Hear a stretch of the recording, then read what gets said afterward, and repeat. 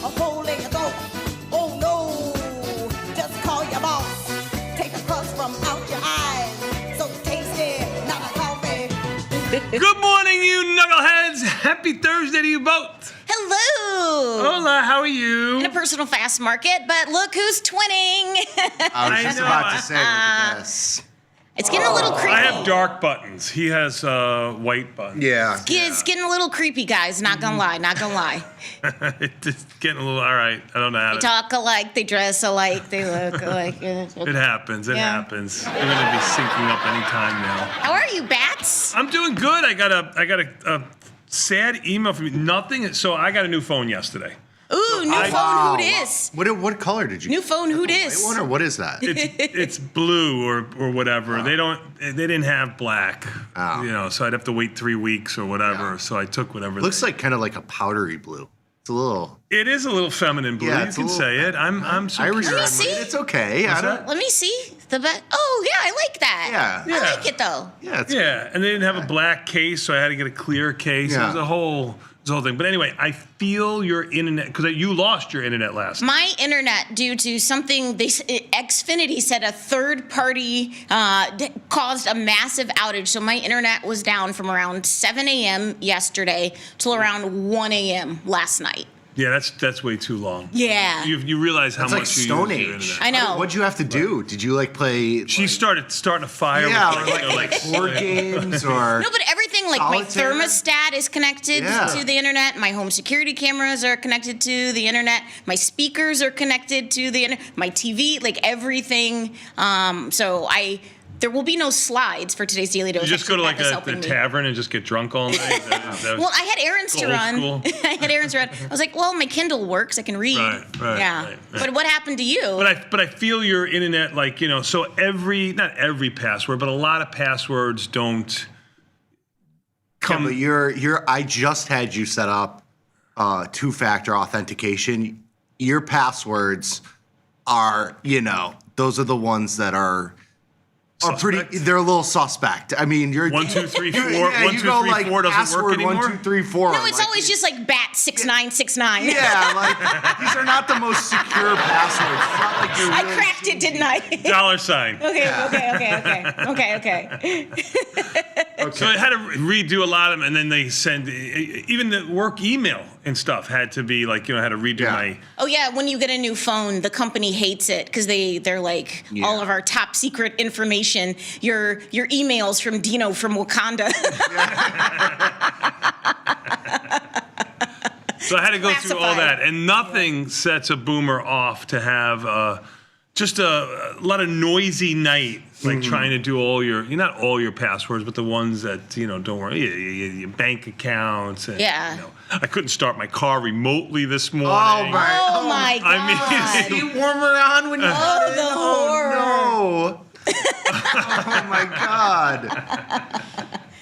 No, that's it was, horrible. funny. Horrible. Full moon, though. Full moon makes up huge. for That that. moon is huge. Yeah. I saw it this morning. I was like, wow, She said, yeah. that's a big moon. Yeah. But do you like the new phone? Did Vinny help you? Did you get the special button, or you don't need it? You just the gonna special raw dog button it? just came over with it, which I Oh. kind of like. Oh, that's nice. If you don't have the floating button and you're over 50 years Why do you old, need I don't understand what it does for you that isn't I accomplished. don't know. On my 11, now I'm a 17. Now I'm like, up to snuff with that. Yeah. But my 11, you used to have that. Remember when you had that little button on the bottom that you would click? That was like 10 years ago. The home Right. Well, that button, was how yeah. old my phone was, Yeah. pretty much. So they took a lot of the apps took away that, so that little button that he gave me kind of was able to use. It's beautiful. Well, What are you doing, playing Angry Birds?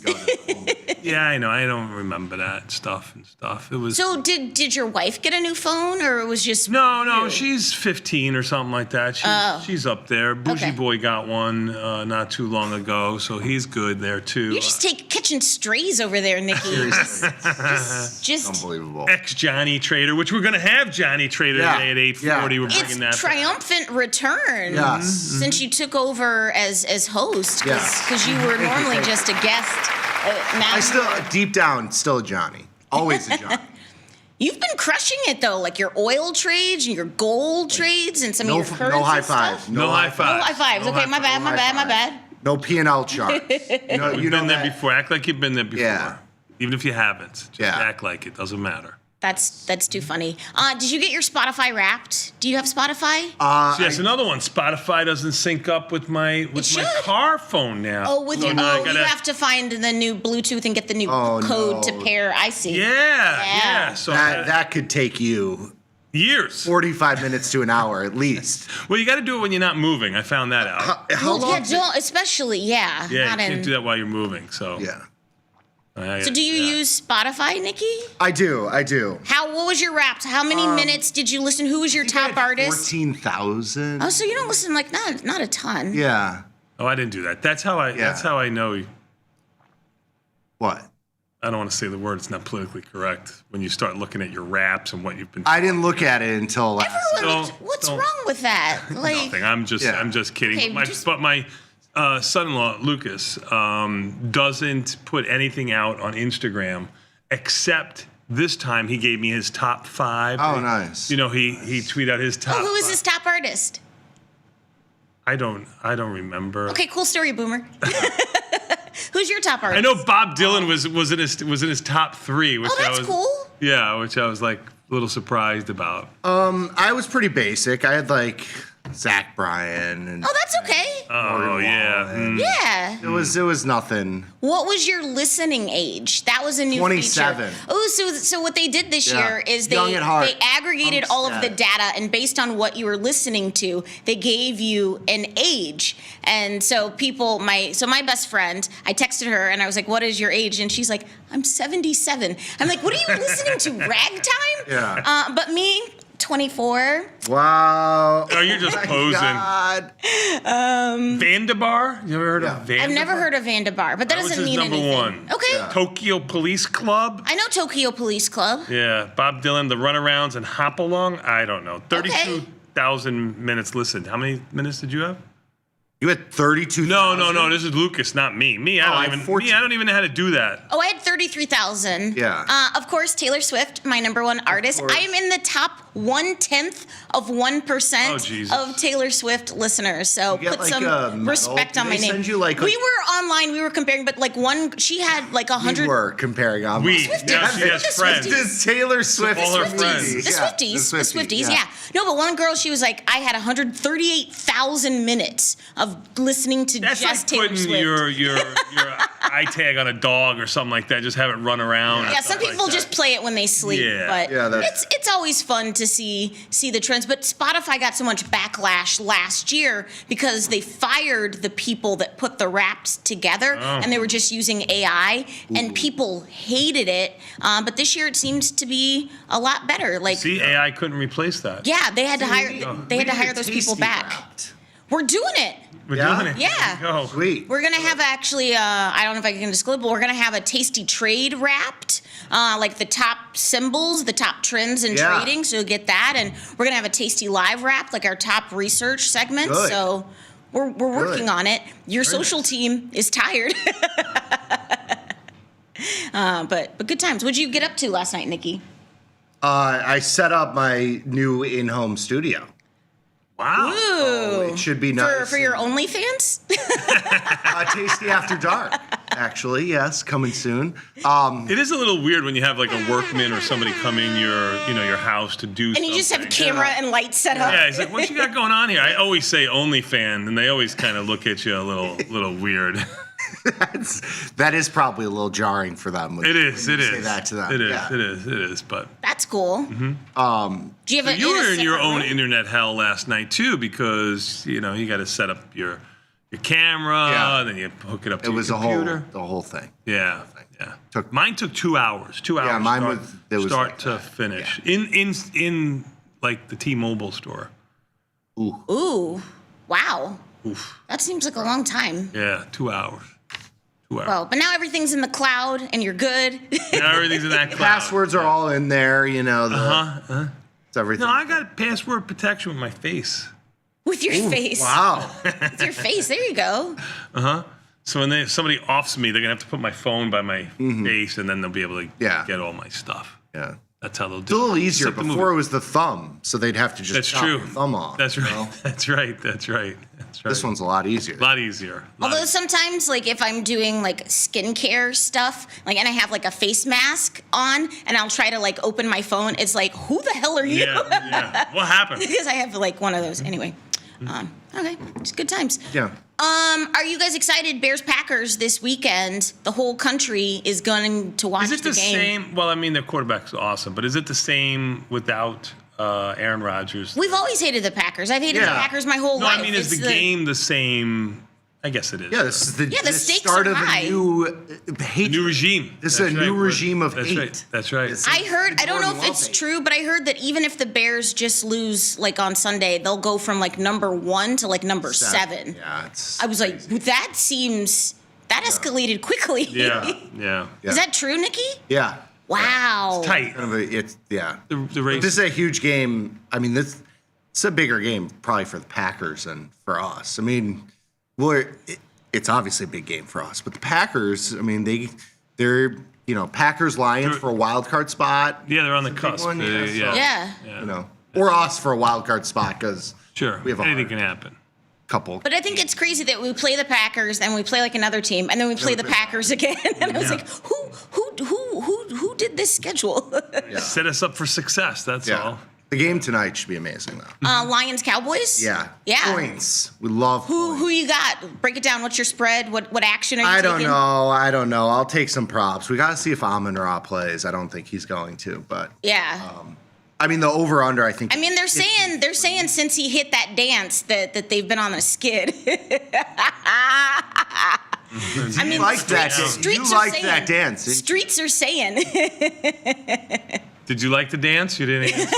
I'm not going to do the dance. Will you demonstrate the dance for us? I will not. I will not. I will do the cowboy cheerleaders thunderstruck dance. Ooh. Very nice. Very nice. All right. Well, we got a great show for you today. A lot of good stuff headed your way. It was great having Craig on the show yesterday from the CME. Yes. If you missed that segment, you could try to find it on our site. But just breaking down the ES and E-minis and stuff like that. But today's show, we have a lot of good content. Whoops. It would help if I were on my right screen. Talk amongst yourselves. At the top of the 8 o'clock hour, Trades from the Research Team, the world's greatest financial think tank, is going to present their trade ideas to the bats today. Nikki, since you're doing like all the segments, are you also going to have a trade idea for the research team for yourself? No. I was just saying you should take over all the segments today. We got the researchers coming. Doing my best. The research team, yeah. Research team's going to do their thing at 8 o'clock. Then at 8:40, all joking aside, Nikki's going to come in and do his thing. Johnny Trades is back. We've got some special technology. Nikki going to try to drop some maybe 5 trades on you today. Yeah. So We'll get as many as we can in 20 minutes. you've been crushing it. So I know, no high fives. Yeah. Yeah. With the Johnny outlook, Yes, we're gonna make 'em minimal small. amount of buying power. We all don't have Sosnoff size accounts. Yeah. so it's relatable, and we love that. 9 o'clock, we got a market measures. The premium question: how much, when, and why, and who, and where, and what? We can do it. We'll be fine. Yeah. Yeah. We'll get it. For the market measure? Yeah. I missed that. The market measures. Premium? How? Yes, this is actually a cool one. So you're looking at the premium relative to the price of SPY. So it's kind of a look at volatility, but more so about sustained volatility and kind of how the last 5 years has kind of been an anomaly of high premium relative to the stock price. When you think back to like pre-COVID, you were really only getting high premium and high volatility 1 or 2 times a year relative to what we're looking at now. Oh, where it's been interesting. a lot higher volatility. So there's been a lot more opportunity, meaning it's been easier to find, tradable opportunities in the last 5 years versus previous days. Okay. I love It's a that. cool one. Our research team always crushes it. And then we have at around 9:30, live from the trade desk, Quentin and Glenn. Quentin counting down the top trending tickers over at tastytrade, and Glenn G Money on the FX side of things. If you are headed to Tampa this weekend to see Dr. Jim, Quentin will be there. So if you'd like a tastytrade demo, tell Quentin. Quentin gets around. He does. He does. And if you have like power lifter or like lifting questions, ask him. He's very knowledgeable. Did you know his name is Quentin? Quentin. Quentin. Quentin. E. Quentin. What am Quentin. Not like Quentin. I say Quentin.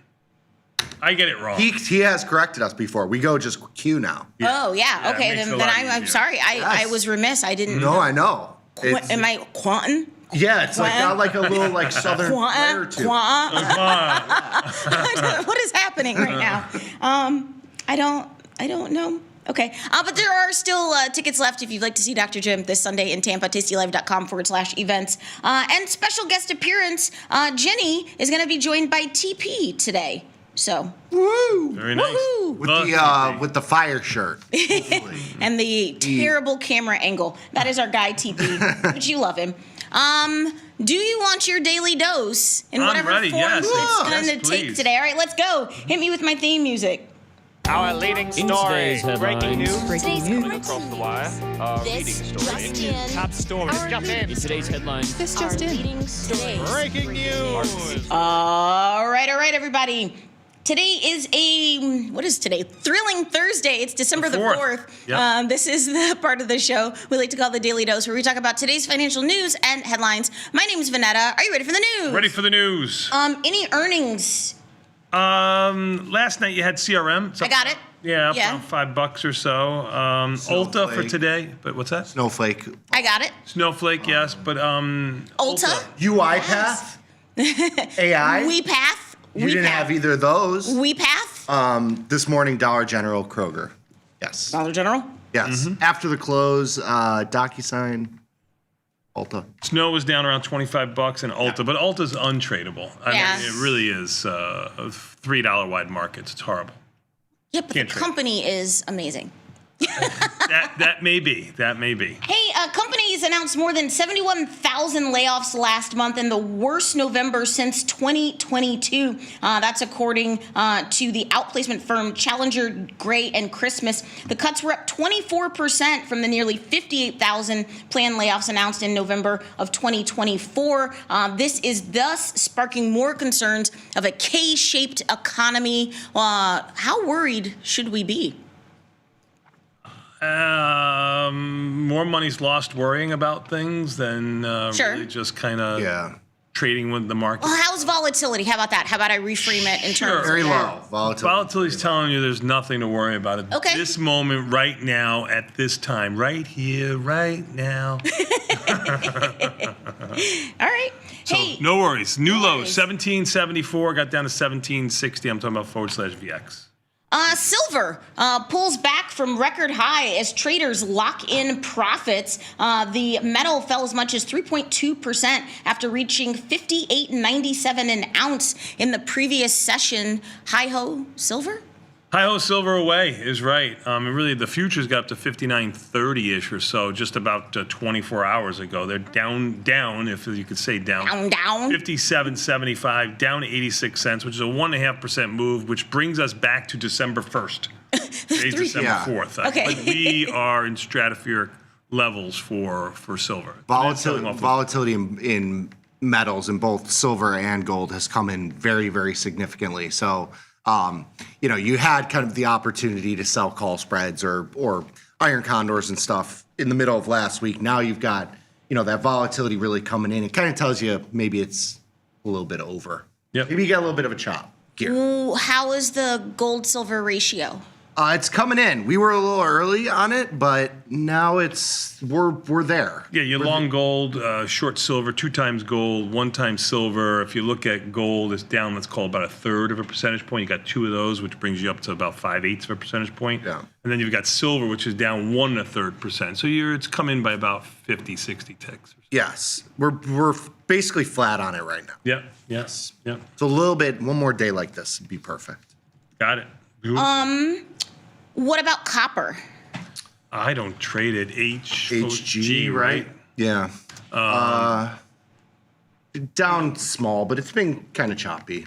Choppy to higher. This one after the craziness of the August tariff on, tariff off, Yep. tariff this, tariff that, where we went lock limit up, lock limit down, and And then I think, popped and locked. yeah, we did it all. We did a little bit of all of that. What happened to pop it and lock it? That was No, so there was good.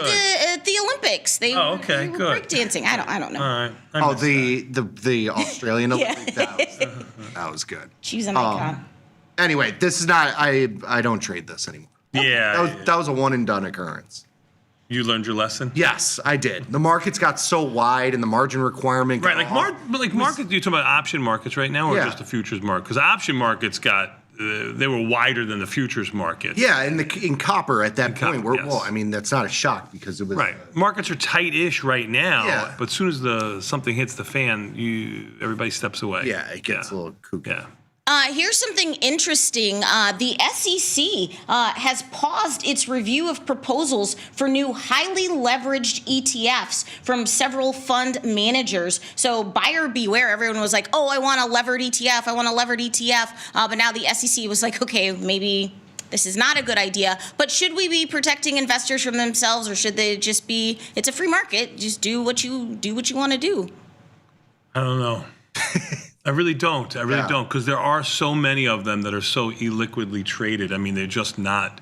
You've got a handful that are traded that kind of eat up the market. It just seems like I think we have like enough, but I don't. But I hate to say that because I think you need new products because you never know what's down the pipeline. Really, what this probably is the J.P. Morgans or whoever owns the Pro Shares or Yeah, this was Direxon, Pro Shares, and Granite Shares. The SEC said some of these funds sought to track as much as 5 times the performance of the underlying. But it really doesn't, which we've discussed at numerous times. It's a percentage basis. It's not necessarily 5 times. It's not misleading. It's not presented properly. I don't know. We go through this every like handful of years. If you remember, during Volmageddon or right before Volmageddon, they had all the vol products that were coming out 3, 4, 5. Oh, XIV took a lot of people down. Yeah, and those all went to zero, and then after that they stopped and limited it. I think the limit is now 3x is the highest you can go. Or on volatility specifically, I think it's 2x because they want to take out the zero aspect of it. But we haven't had much pain recently. So, you get this starting again, and then you have some big pain, and the 5x things. If a stock's down 20%, that goes to zero. Right. I mean, that's fine. No, you're right. Yeah. I mean, I love buyer beware. Do your be- own due diligence. Have some education behind yourself. I mean, I love that, but I think the market is saturated at some point. This seems saturated. I don't know. I'm torn. But like I said, they're just pausing the review. But it is growing in popularity, but it is rising in risk. So the largest levered ETF is the $31.3 billion ProShares Ultra Pro TQQQ. Yes. I didn't know it was the largest. So. Nor did I, to be quite frank with you. It's gained close to 40% so far this year, so I guess we're all idiots. You need sustained stair step. Yeah. Like that's how these things outperform. If you have kind of choppy markets, they're going to very much underperform whatever the asset that they're tracking. They need that kind of...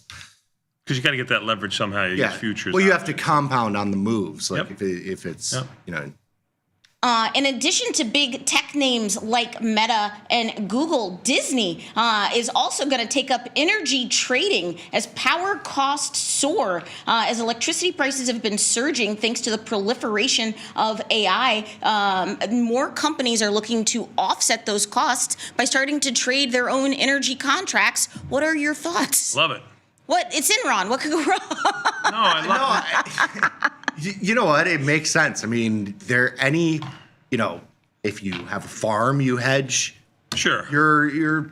your product. I mean, like it makes sense to have. But does this translate to retail? Like, you're like, okay, well now I want to play energy. Now, Enron was an accounting scandal. No, I know. I know, but they those were who don't energy. I know. It wasn't. They weren't trading the energy market, and they went belly up. It was thieves. I mean, Sure. it was an accounting scandal. Here, they should be able to hedge. Why not? Yeah. I mean, and you want the liquidity in the market. Sure. Go right ahead. What are you doing in like a XLU? Ooh, nothing. I haven't traded XLU in probably as long It's as all I could think of. Nikki's been alive. Yeah. We did a segment on XLU We did. on the utility sector. Yeah, volatility is even lower than the S or equal to the S&P in there with a lot less movement. I mean, when you look at this, it's a $3 move for a month, 43 days or so. Yeah. Not very exciting, in my opinion. Fun fact, Illinois has the second highest jump in electricity prices. Electricity prices in Illinois have risen almost 16%. Illinois has 244 data centers, the fourth highest among the 50 states. Thanks. Thanks, Google. Thanks. Yeah. Thanks, Google. Hey, Solana ETFs have seen a record amount of outflow as 21 shares TSOL bleeds $42 million. It marks the third and largest outflow since the funds launched on October 28th. Get it together, girl. What are we talking about in altcoins and these ETFs? I haven't dabbled too much in the altcoins. Have you? I have not seen this one. TSOL? Is this the tick? Is this? All right. Well, I always look at Bitcoin, and Bitcoin's hanging out at around 93,000. And you talked about it yesterday, how quiet a move it was. Trade up to 94,004. Wow. Last night it's 93,001. Just about 10 days ago, in the middle of November, it was down around 83,000. So it's had a nice $10,000 to $12,000 move higher, well off of its highs of 125,000 or thereabouts, which it made back in October. So plenty of room on both sides of the market here for Bitcoin. Volatility's back in Bitcoin. Ethereum. I'm surprised I haven't seen this one. Oh. I didn't know that this was. I thought it was B-Sol. Oh. I could be wrong. Sure. No, I mean I let you kids dabble in this. Nikki, so it this just is came out Bitwise. October 28th. So. Yeah, so there's another one that's a Bitwise product. It's B-Sol. Bitwise is one of the more liquid iBit Sure. alternatives. I think the B-Bit. B-Bit. Anyway, I think it's good. More access to this stuff. Yeah. It's good. I bet up More $5 in that time frame that I just mentioned about Okay. Bitcoin too. So from 47 to about 52. Yes. Off of its highs of near 70. What is Coinbase doing? That's a good question. You always ask me. I never have it ready. 275. I'll round maybe up, down $1.50. Coin down $1, but it too has gone from around 240 to 276 in that time frame that I just mentioned, and so good on them. Good on them. Good on them. Hey, in other news, Snowflake's earnings. Snowflake strikes a $200 million AI deal with Anthropic and posts a narrower third quarter loss. What are you doing in Snowflake? Stock up small? See, this is what I was talking about. Like when everybody keeps talking about AI and if it's too frothy, or that these numbers were at least from the headline itself looked great. I mean, like there was and the stock is lower by $20. But it's just off of highs. You know what I mean? So it's like destined to underperform on earnings. Sure. Don't you think Shares that's around good, though? 8%. I think it's great. Yeah, I mean, think it's that's great. what you want to see is like kind of a buy the Sure. rumor, sell the news event, Sure. and then you Sure. reassess from there. I think the stock is up 70% for the year. Right. Yeah. It's one of the few bright spots. Yeah, but this was a stock that when It's it first, $160 at the beginning of the year. yeah, but when it 200. first IPO'd, it was at 300. What? You know, so this is correct. something where, you know, a lot of these charts, like they look, Yep. you know, like you've had these huge moves. CRM's another one. I will get, Yeah. Well, Snowflake gave a weak profit margin outlook, fueling the fears about how much AI is going to continue to cost companies. But yes, Salesforce stock popped on their revenue guidance and the growth of their AI agent. They did fall short of revenue forecasts. They brought in $10.26 billion versus expectations of $10.28. But again, they had good guidance. What are you doing in CRM? We had a little, you had like a little long. Yeah, we did a call Diagonal, right? spread. I actually put on some, I was kind of neutral delta in Snowflake. I did a 1/3 ratio. So I have no. Your risk was to the upside of a blowout move. blowout high move to the upside. to above 300 was where my Right, risk was. right. So I did it at like, An inside move a little bit lower. Inside might move. even make some money on it. Yeah. Inside move unchanged. Inside move a little bit lower. I did it at $2.33. So if my long option holds, It's worth more than $2.30, Yeah, and you'll be yeah. fine, which it So, probably then- probably should be. CRM CRM yeah. up around $4 or so, $3.50 to $4. You're long the 240 in January with 43 days, and you're short the 255 in December with 1 day. Yeah. So that's probably going to be a nice. that was a what's your assumption trade? Yesterday? Yeah. Because we were looking at poor man's covered calls, a little too Yeah. expensive. Yeah. I want to get married to the position, so we did a little cheaper. And the poor man's covered call would work out nicely too Yeah. for that Yeah. because long delta. Or the short puts. We were looking at short puts too. That'd be a home run too. Good one. Short premium into any of these earnings. They've all been inside. They've all been inside. Yeah. No real outlier moves Yeah. anywhere. Microsoft stock kind of took the market down for a little bit yesterday on a report that AI product sales are missing growth goals. They actually are lowering the quotas for their sales team, their AI software sales team. If you ever worked in sales, you know just how brutal having a quota is and like having to every quarter like perform more and more higher, like because I was in sales and it's just brutal. But for a company to come out and be like, look, we realize everyone hates us and no one wants Microsoft This is AI the only products. sales job you've ever had that everybody loves you because we're absolutely free. It's really just a goodwill model. You know, listen to the program, have fun. Please open up an account at tastytrade. This is the best sales job you've ever. I mean, to be fair, when I was a drug rep, I did bring doctors food. So You did, and drugs, food and drugs. Food and How bad drugs, could that so- be? I mean, the summer of 2010, Grosinger City Autoplex has never seen a salesman as bright and scrappy. Tell him, Nikki. As a young bat, yes. 19 cars. In a month? It was over the summer, so Oh, okay. 2 months. But Wow. yeah, it was quite a Pretty good. quite a Do you feat. get to Quite ring a feat. bell when you sell a car, or like how's that? No, it wasn't like that. Oh. But it was. I got some pats on the back. It's nice. See that? Great job. See that? Are you going to give Microsoft a pat on the back? What's the stock doing this morning? $4.79, up around $1.50, $2. And Micron Technology is doing the opposite. Okay, I will just give me I'm so 2 sorry. seconds. Like I'm so sorry. I'm so sorry. Microsoft. Let me digress. No, I thought it was Micron. That was what. Yeah, I know. Yeah. I know. I have it. It's somewhere. It's in here. Hold on. Just everybody be cool. Everybody be cool. Back up. Back up. Back up.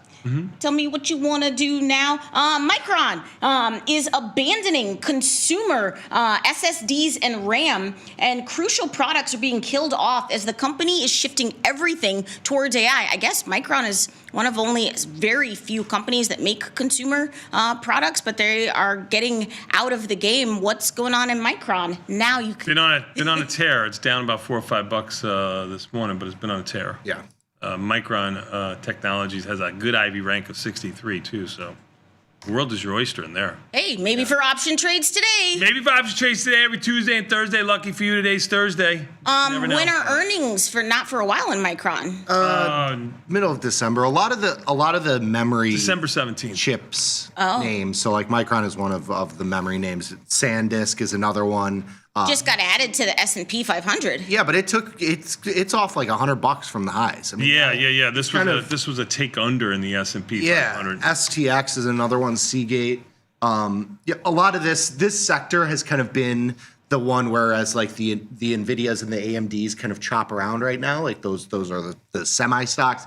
The memory stocks have kind of gone nuts, and so I think it's good to see a little bit of a cool down there. I think someone wrote into this for what's your assumption yesterday, but Intel says they are actually not going to spin off their networking and communications unit. They'd previously explored selling various assets while they weighed options on how to improve their financial position, but they clinched an investment from the U.S. government. So they're like, you know what? Cheeks. They're like, we're Gucci. They clinched their cheeks? Oh, no. What are you doing in Intel? It's stratospheric.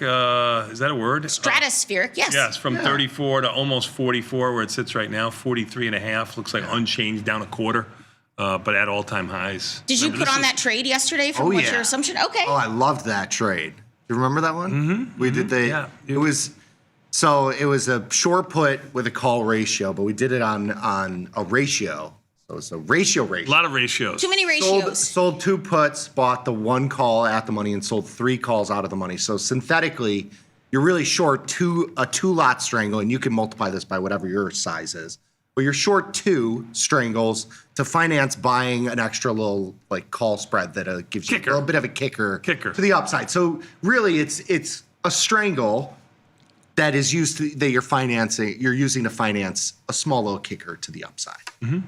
I'm glad you understand it. Still have upside risk.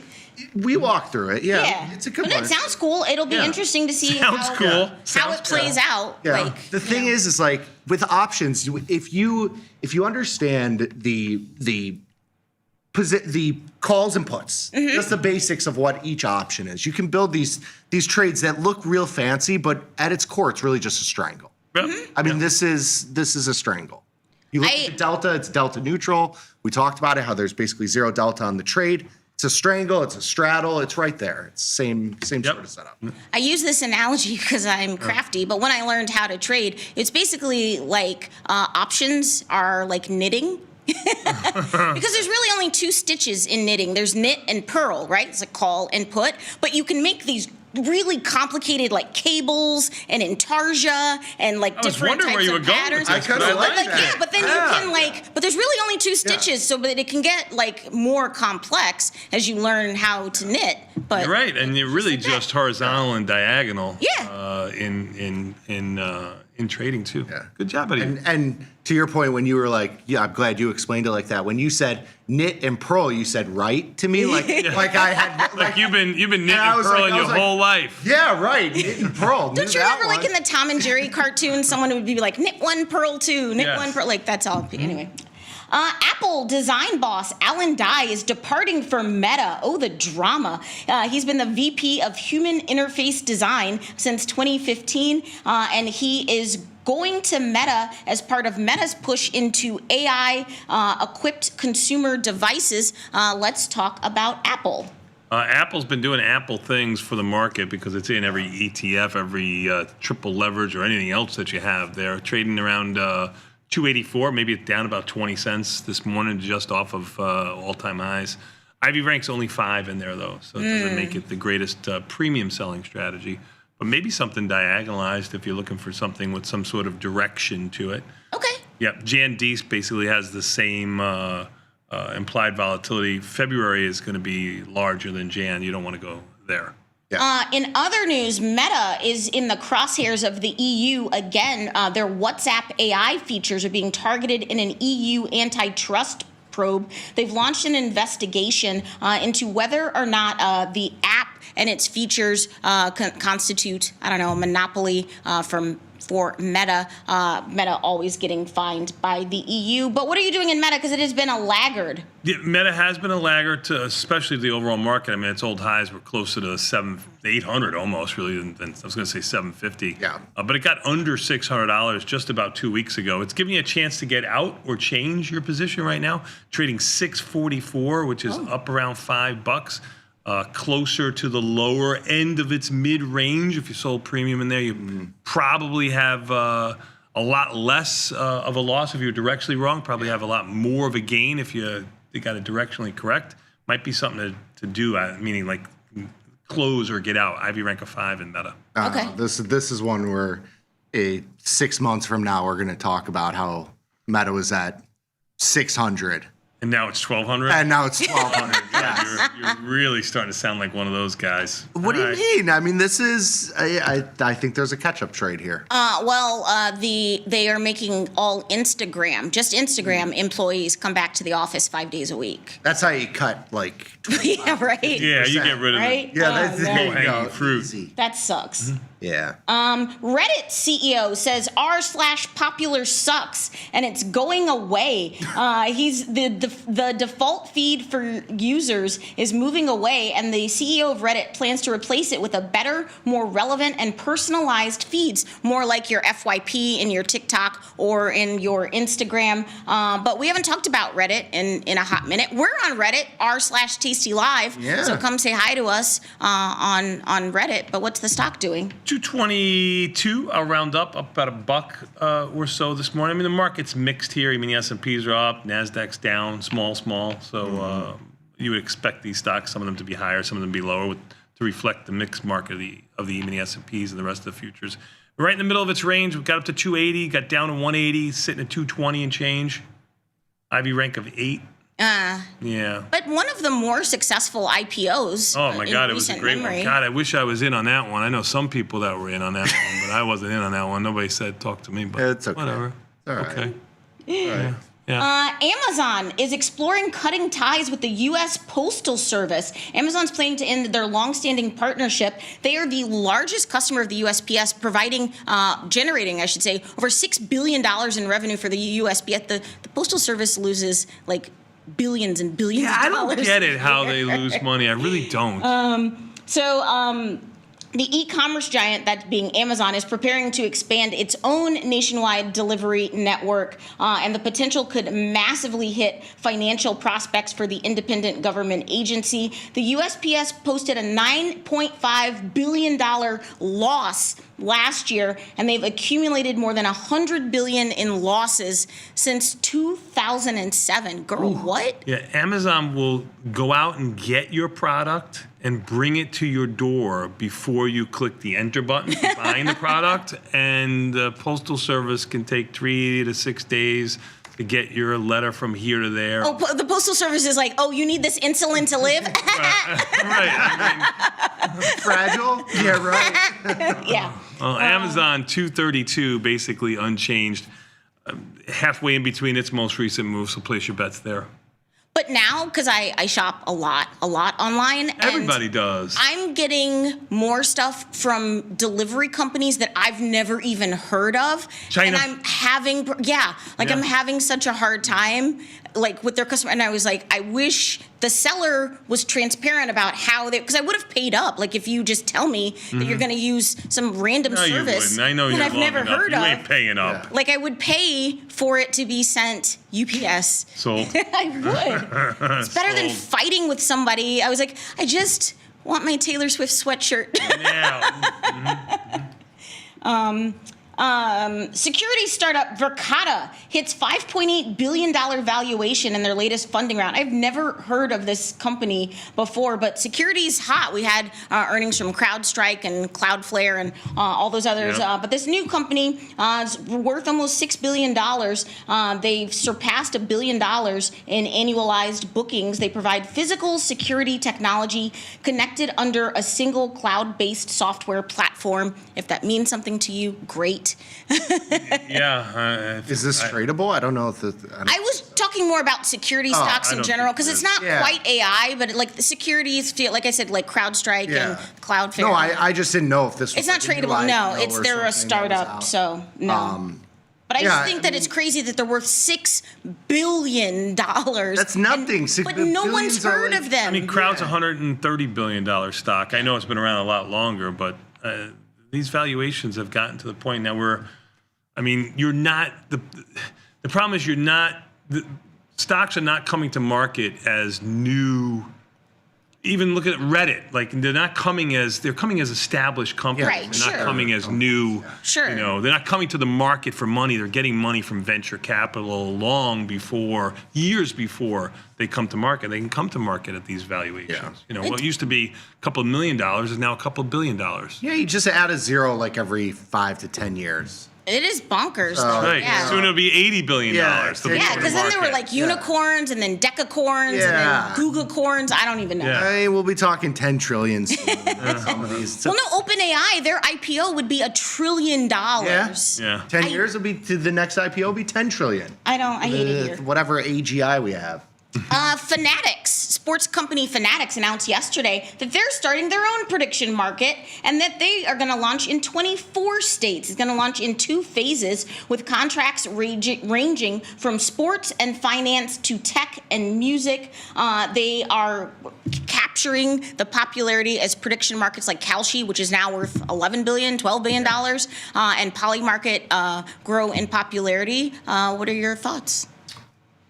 There's got to be an ARB opportunity here because you don't have the market makers in there yet. Oh, you mean Right? between each site? Yeah. I like Fanatics. I mean, Yeah. yeah. I mean, I just know them for their apparel. yeah. But I mean, the markets, all these markets, we need Polymarket, Kalshi, Fanatics, FanDuel. You're gonna have Robinhood even. Robinhood. They're all going to have these markets, and they're not connected. So I mean, like they're a lot of them are independent. Like, Right. They're launching these. Bad Addicts is coming There you next. go. We'll be doing that coming to market. Maybe they'll absorb us or something like that. That's going to be good. We're going to do that. But there's got to be some possible arbing there before there's true market makers and liquidity that's in the system here. Yeah. For my final story today, a couple of standouts here in Chicago. Chicago will always stand 10 toes down on business when it comes to our food scene. Unmatched here in Chicago, just literally. And people are backing us up. Asador Bastion was named I've been. best steakhouse Yeah. in North America, period. Yeah. North America. That includes your Mexican billionaire. That includes I took a Mexican that billionaire. includes some fancy place in Banff. Yeah. Asador Bastion, best steakhouse in North America, and very cool. JP Graziano, best sandwich place. saw that. And it's the only one in the Midwest. The rest are in the East and the West Yeah, Coast. yeah. So Yeah. put some respect JP's on very Chicago's good too. name. Yes, totally agree there too. I mean, But they're both. Asador Bastion, great. It was outstanding. I mean, I'm not the best judge. I mean, I enjoy steak. I like steak. I don't love steak. Okay. But it was. Why do you hate America? No, I'm just kidding. But it was an outstanding experience, and it was great. And bring your credit card and anybody else's in your neighborhood that you can find, because it is. Pay per ounce. You pay per ounce plus. I mean, Yes. you're paying for the bone too. Yeah. I mean, They got you. they got you. They got They got you. Yeah. Yeah, but it's a good experience. Ask for from Santa. He'll help you. Yeah. So. I think that's great. It was cool. Props to Chicago. Hey, finally today, for my viral video of the day, I made. Hopefully, you have the video. Maybe. Yeah, Yes? we got Okay. it. We got it. I made the joke to you because you were talking about setting up your Christmas decorations. I was like, why didn't you do it when we had 60-degree, weather? Yeah, Vinny's a little annoyed. He's really just cares about the inside, not the outside. But he did say last night, everybody has their lights up except us. Yeah. Wow. Yeah, I know. Sad. I know. Why do you? Santa won't be able to find the house then, so Why do suck you- it up, kid. Yeah. That's all. Might not get presents. Might not be But because of the crazy early snowstorms and kind of forceful weather, it's had some hilarious effects on people's inflatables. Yeah. So watch Yeah. this. Yeah. Perfectly synced up. Yeah, this guy, he's grooving. It looks good. Oh, that's good. Drop it to the flow, drop it to the flow, then.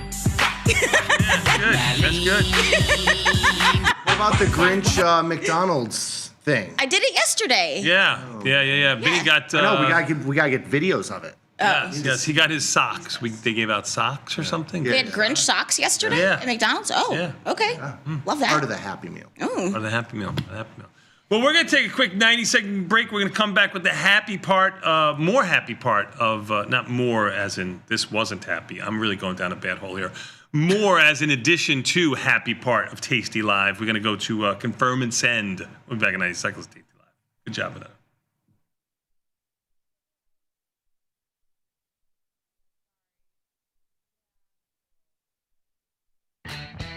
tastytrade's Money Match event. Unlock 30 days commission-free trading. Plus a 1% cash match on all qualifying deposits to jumpstart your trading when you open and fund a new tastytrade account. Level up your trading experience with active trader mode, smart order tracking, risk analysis tools, dynamic watch lists, and more.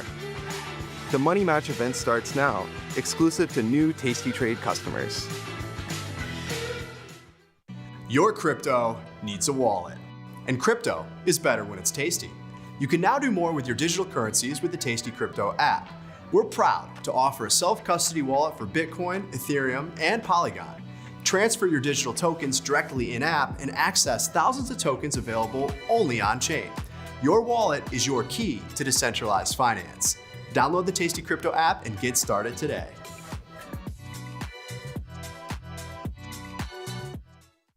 tastytrade's active trader interface makes futures markets your arena. Built for the bold, not the bored. Trade CME futures with a single click. From micro contracts to major ideas. And go even further with futures options. tastytrade lays out multiple ladders and charts for total visibility. Plus, hundreds of built-in indicators for traders who want a broader view. tastytrade, pro-level tools, intuitive design, total control.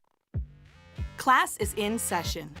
Dr. Jim Schultz is bringing the heat to Options Crash Course Live. This 90-minute show features Dr. Jim in his professional prime. All of the gimmies, none of the gotchas. Come early and grab a drink with Dr. Jim before class and stay for Q&A. The event is free, but space is limited. Register today at tastylive.com/events. It's not a lecture, it's a lifestyle. Global markets never sleep. Explore them with Forex, now available on tastytrade. Get in on over 80 Forex pairs, 24 hours a day, 5 days a week, with the Forex platform that adapts to your style and speed. FX marks the spot. Trade it on tastytrade.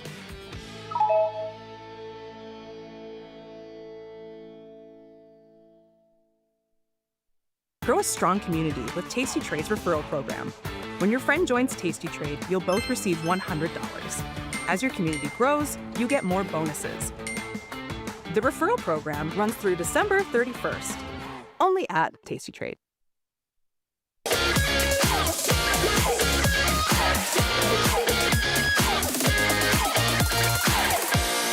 Nikki, we are back, son, and you know what that means. Time for a little bit more Tasty Live with Confirm and Send, where we go to viewer emails and answer some questions. But before we do, let's take a look at the market. Even the S&P is basically unchanged. Equity market's basically unchanged. I guess the Russell down 10, almost a half a percentage point, is the weakest of the group. You can see the Russell over the last couple of days actually been holding up its end of the bargain in the market. But look at even the S&P market from last night, about 15, 16 handle move top to bottom. Last night, one of the tighter moves that we had, reflecting volatility, very low, 1770 on the /VX futures. Those who like to look at VIX, you're going to see it's doing basically the same thing. I'll zoom in here for you, down at 1616, the low end of its range. Bonds down 16 ticks, a little bit of nervousness with the bonds. As bonds go lower, rates go higher. A little counterintuitive to what you would think the market is telling you. Have you looked at the Fed Watch tool as of It was late? 89% yesterday. That we would have a rate cut. Yeah, we've gone cut to no cut to cut within the last 30 to 40 days. I mean, it's a big, in an equity, swing. in a debt market like the bond market. Bond market's the biggest market in the world. That's correct. That's correct. I mean, you usually don't have that kind of flip-flop nervousness. Bonds are reflecting that maybe that rate cut is not there at this moment. Or maybe that future. Yeah. I mean, this one is. Watch the curve is what you really. Yeah, really this one is coming. It seems like, and then. Yep. Maybe a little bit of a bond play there, or maybe even a note play coming in. The notes, as you look here, those are shorter dated. You'll notice the notes are lower by about 9 ticks or so, but nowhere near the lows of under 112.12 or something like that. They're 112.26 right now. Bitcoin was over 94,000, 94.4. Now under 93,000 by just a little bit. 92,900, down 360. That's the Bitcoin futures. That I'm quoting. Ethereum up $35. So Ethereum off of its highs too, recent highs of 32.52 down to 31.80, but up this morning by $35. Oil up 52. You've been trading that nicely.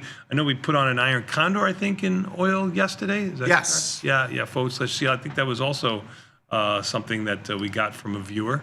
Yeah, that was a fast market trade. Mm-hmm. Yep. Mm-hmm. We trade the puts too. Yes, we did. Gold down $10, got down to 42.03, up to 42.46.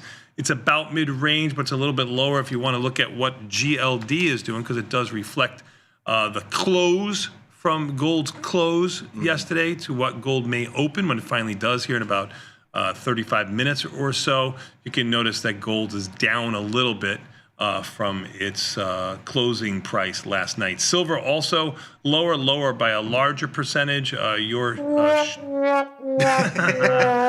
job, James. Silver down 80 cents. You are short silver, which is good, and long gold on a pairs trade. You could still put it on better than we have it on at this point, but it's working in our favor. It would have been better if you put it on last night. Took some heat on that thing.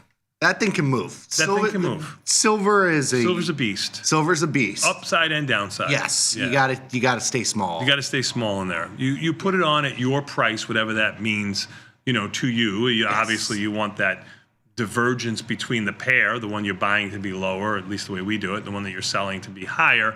But you never catch the top, you never catch the bottom. But getting too big in there can be the death of a good trader. Net gas basically unchanged. I guess a 3 cent move, 3.5 cent move is a big move off of not all-time highs, recent highs in net gas. Corn, wheat, and soybeans basically unchanged. I think some of the movers today, Costco is one of them, believe it or not, 908, well now 909 or so.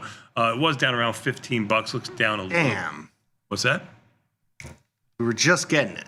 I know. Just getting the move we needed. We were. Snow down around 25, CRM up around 5. That's all I got for you right now. Let's get to I think confirm and send. It's going to be a choppy rest of the week. Yesterday was like after about noon. Mm-hmm. We stayed in like a 7 to 10 point range for pretty much the whole day. And we didn't get, with Vecchio and I on last call, we didn't get a move until like the last 10 minutes and you get all the rebalancing, all that stuff. Yeah. But that was the biggest, and it was like an 8-point sell-off. It was choppy, and with fall where it is, and with next week having, the FOMC and kind of the uncertainty that's baked in around that, it feels like, we've kind of, we're a holding pattern. The week is kind of over, it feels like. Yeah, Tuesday when we came on the show, because I was on the show on Monday, I echoed what you had talked about on Monday, that maybe we're going to have a choppy-ish market, not the big moves that we had from the week before.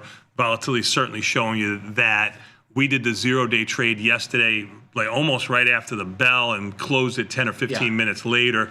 Usually, volatility expands a little bit right at that 8:30 number, going into 9 by 8:30 bell. I mean, expanding at 8:45 till 9. Put it on around 9, and it kind of stays bid-ish for another half an hour or so.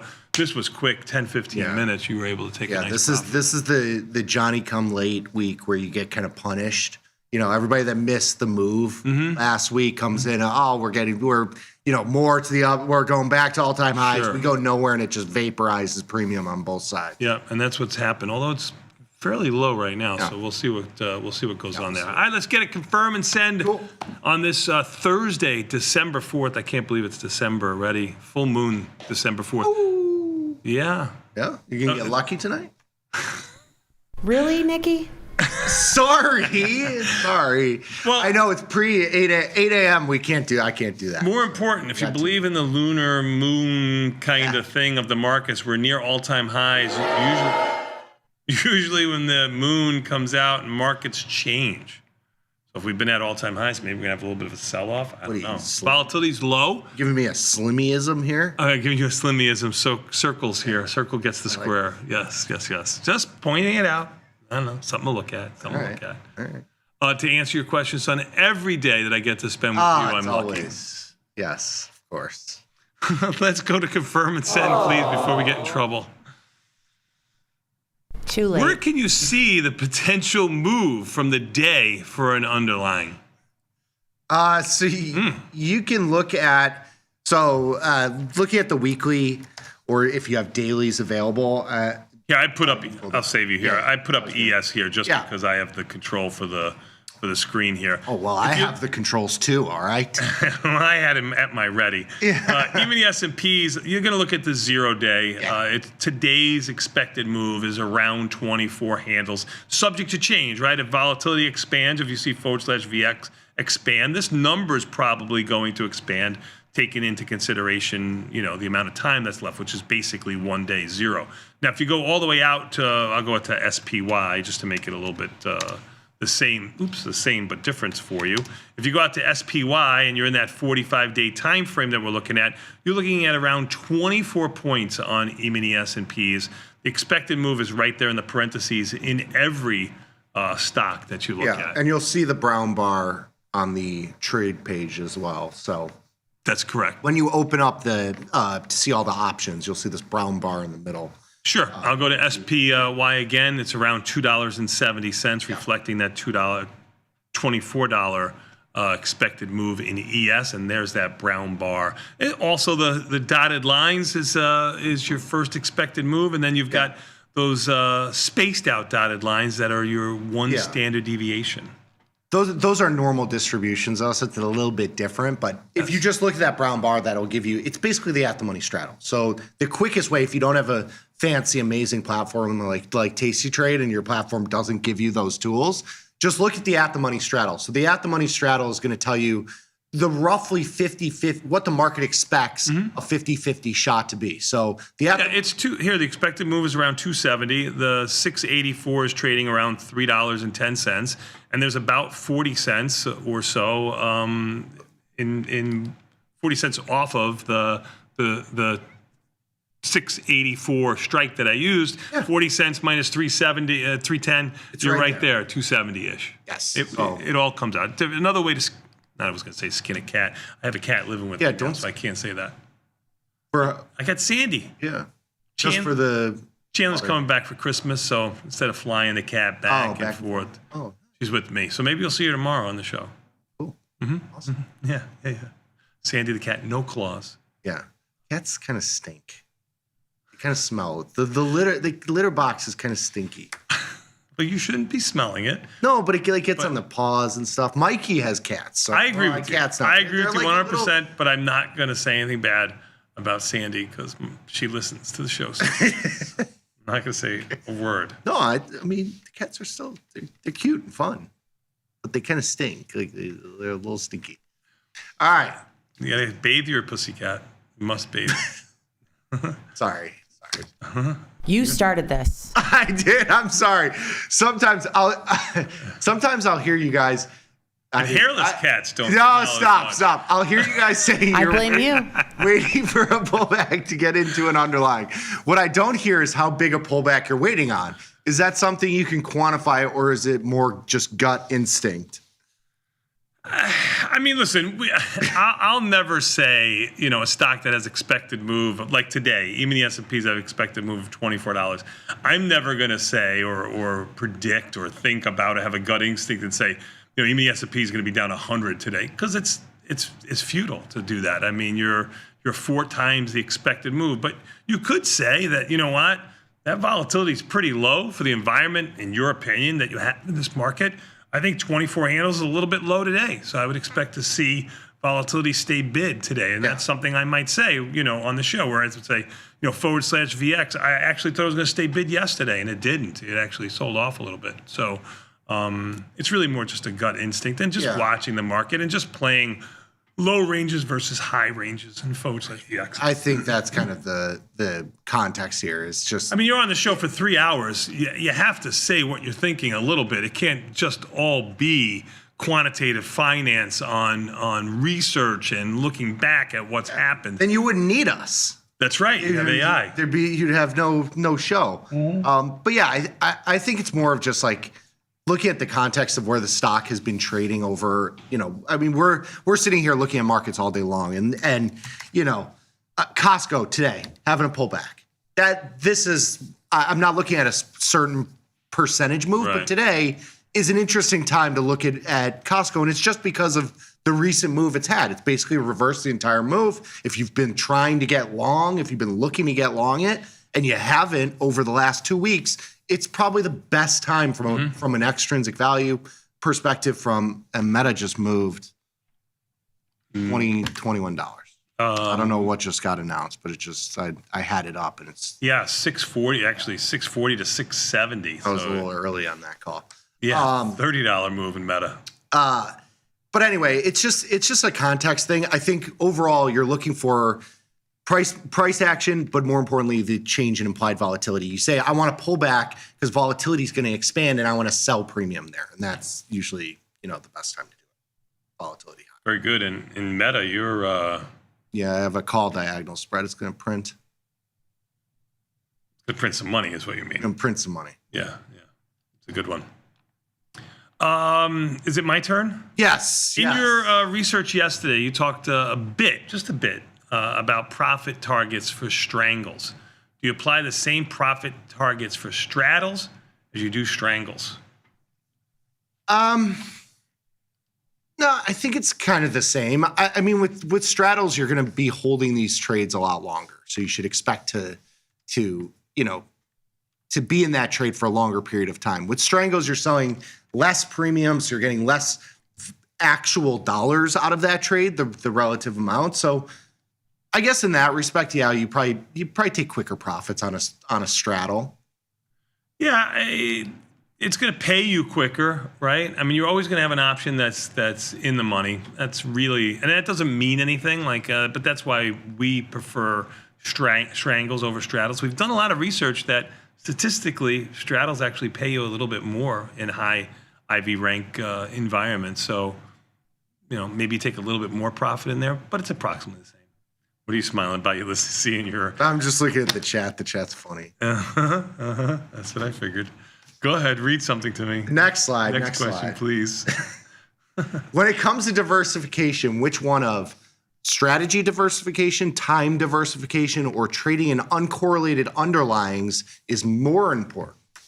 I mean, it's another good and better example. If you could have all three of these and throw in different products, futures, and everything else, I think you have what's considered, a nirvana portfolio. Yeah. I mean, I think it's the holy grail that's not attainable because I think a lot of times, I think this is proven pretty easily, that most stocks go higher when especially the liquid stocks that we trade, when the market goes higher, most go lower when the market goes lower. There are some uncorrelated products, but if you look at like a bonds, used to be a lot more uncorrelated to the market. Now it's more random with the market. Gold is very similar to that too. At all-time highs, that's going to happen with a lot of products. So I think all of them are important. I think one that you're missing here is having the right delta, beta-weighted delta on the top of your portfolio that you want to have for your own assumption. If you want to be delta neutral, be in that range, whatever that means to you. For me, it's a couple hundred deltas. For somebody else, it might be under 100 deltas, but you have your own guidelines for that. I think delta is another one that you got to keep in mind. That's about the only thing I could add. Good to go? Yeah. Awesome. Your meta's now 676. Open. Turn those machines back on. Yeah. Let's go. We got 20 minutes till we turn the machines on. NASDAQ caught a bid. We can take a quick look at that. NASDAQ up 35. Even the S&P's up 12. The Russell's down 7. That's the only one that's red. And even the S&Ps are up 26. We'll take a quick 90-second break and come back. We got more Tasty Live. Really found these messages. We'll be back with trades from the research team. We'll be back in 90 seconds. Tasty Live.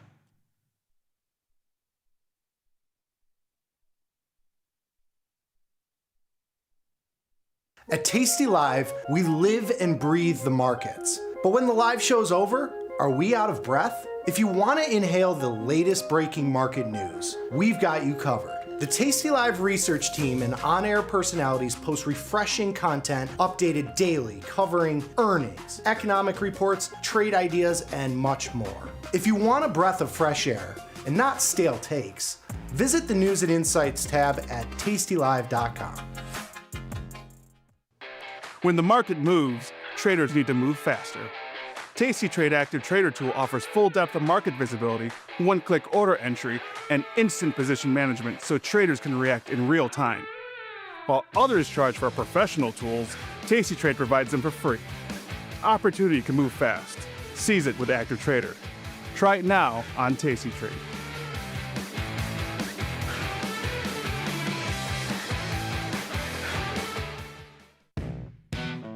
Got trader's block?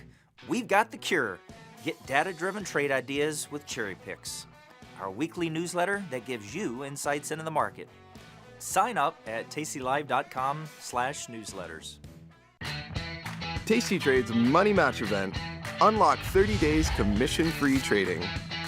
Plus a 1% cash match on all qualifying deposits to jumpstart your trading when you open and fund a new tastytrade account.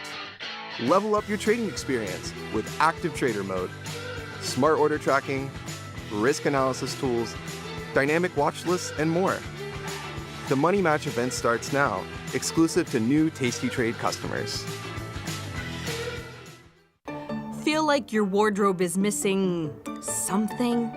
Like style, purpose, and maybe a dancing dog? Can I pet that dog? The new tastytrade and tastylive web store is now live. New merch, bold designs. Did we mention all net proceeds go to one tail at a time? Invest in the real bull market, dogs. Go to tastytrade.threadless.com. Grab some gear and help some pups. You get merch, they get a home. Grow a strong community with tastytrade's referral program. When your friend joins tastytrade, you'll both receive $100. As your community grows, you get more bonuses. The referral program runs through December 31st, only at tastytrade. Step into the futures arena with tastytrade's Active Trader. Multiple ladders, hundreds of indicators, precision control. From micro gold to NASDAQ, all CME one click.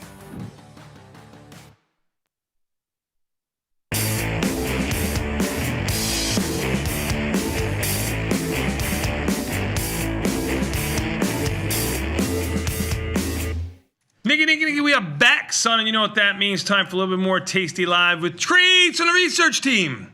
Who is our first researcher?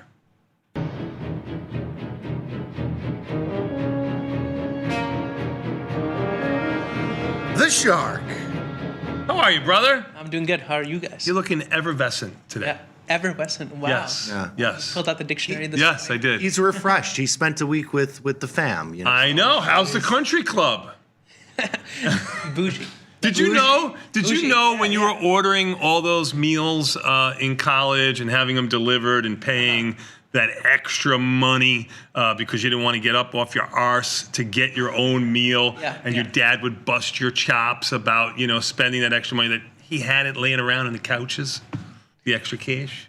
Well, I mean, just because he has it doesn't mean he has to give it to me, right? Oh, you're right. I see him on the follow page. He's having a nice time out there. Oh yeah, Does he sure. like the 112s? Yes, I didn't know and it was, SPX. All this funky stuff. Well, he's got, he got lucky because he has a Quant son. He doesn't have like a That's right. Johnny's Two son loads. Like this. Like, That's right. That's right. I didn't know it He's was a got- country club level that he was at this point, but That still water runs real deep, right? Because he cries a lot, doesn't he?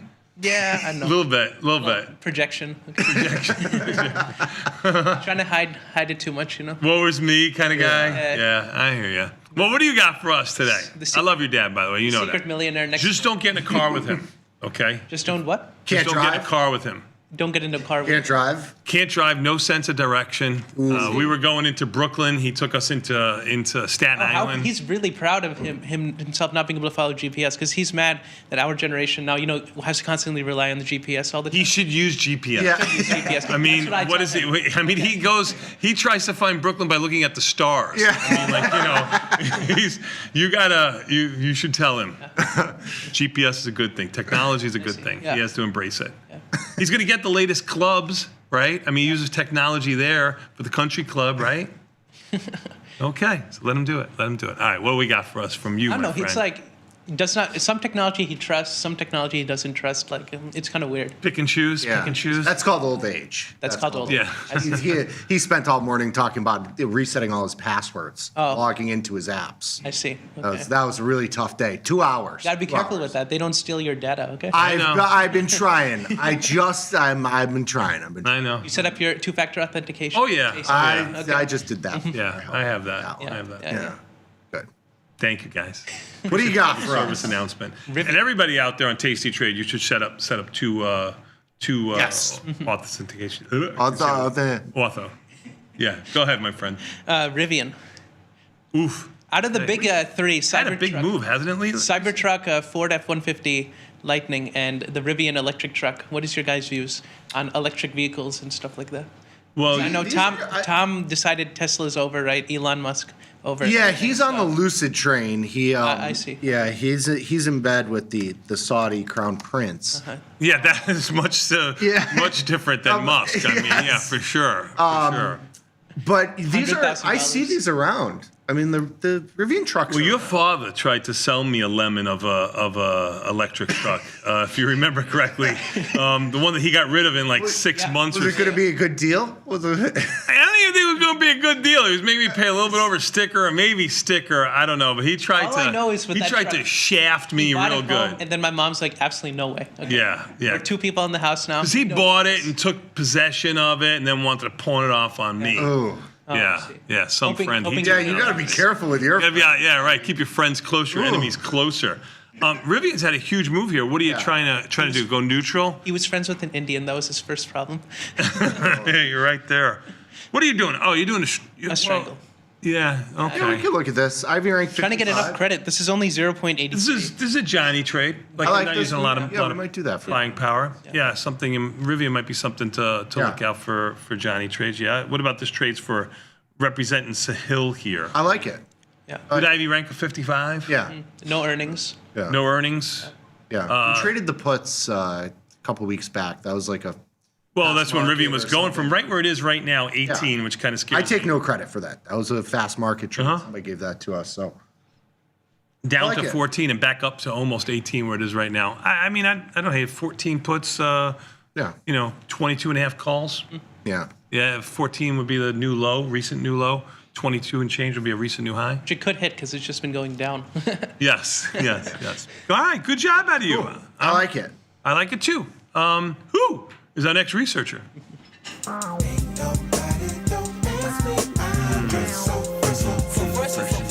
Clean. What's up, Gad? What's up? All good, my friend. All What's up, good. Tony? All good. You're good? All good. You staying warm? Because you're not, I mean, I know you've been here for a couple years now, but this weather is, I mean, it's 11 degrees outside. I've been in Indiana. Indiana was cold as well. Yeah, it's cold out there. Yeah. You all right? I'm all right. I'm good. All Yeah. right, good. I had the best Thanksgiving ever. You had the best Thanksgiving ever. Yeah. With the Sahil family. With Sahil's family. Yes. Yeah, I went to their house. Yes. Yeah. Very nice. Yeah, a lot of food. I've never been invited. I've been close. I've been close to getting an invite. Nah, I'm lying. He invites me all the time, so I can't lie. I mean, I make jokes about things that are truthful. Yeah, great people. You know what I'm talking about over there. About things that are truthful, but I can't. I can say that's very generous. That is my first Thanksgiving celebration. Wow. Really? Yeah, I think so. Oh, awesome. Because other ones I was in school, and other ones was traveling around, but that was the family Thanksgiving. Yeah. Thanksgiving's great when you have a stable family like Sahil does. Like Thanksgiving at our family. Oh, it's like a pack of wolves. It's just like the meal. Like we have turkey, we got Italian food, we got barbecue, we got fights, we got drunkenness. It's, you know. Yeah, and how mom makes. Maybe you should come next year to my house for Thanksgiving so No, you can see both sides. And maybe you would build a family somewhere in the middle. Yeah. You know what I mean? Okay. You'd see the good, the Sahil's family, and the bad, the Bat family, and you could try to get in the middle. Be good. Okay, if you invite me. All right. What do you got for us today, my friend? So I got put spread in AMD. Okay, a little bit of a bullish trade. Small amount of buying power being used here too. Go ahead, relatively. So I'm buying 185 and selling 195. January 16th. Yeah, AMD unchanged. Advanced micro devices we're talking about. Pretty much unchanged. Pretty much in the middle of its most recent range. It had that big pop-up about a month or so ago from 160 to almost 260, and now it's sitting at 217. I don't hate this trade. The pop will be around 70% around there. Yeah, I like it. Pretty mechanical. I mean, $3 credit with those strikes. It's pretty much. I mean, I like it. For those who say you can't find a trade that uses 1/3 the width of the strikes, there you are. Yeah, you got it. So great indication of that. Exactly. Yeah. Beautiful. All right. Perfect. All right. Good. Love it. Good job out of you. Good job out of you. Who's our next researcher?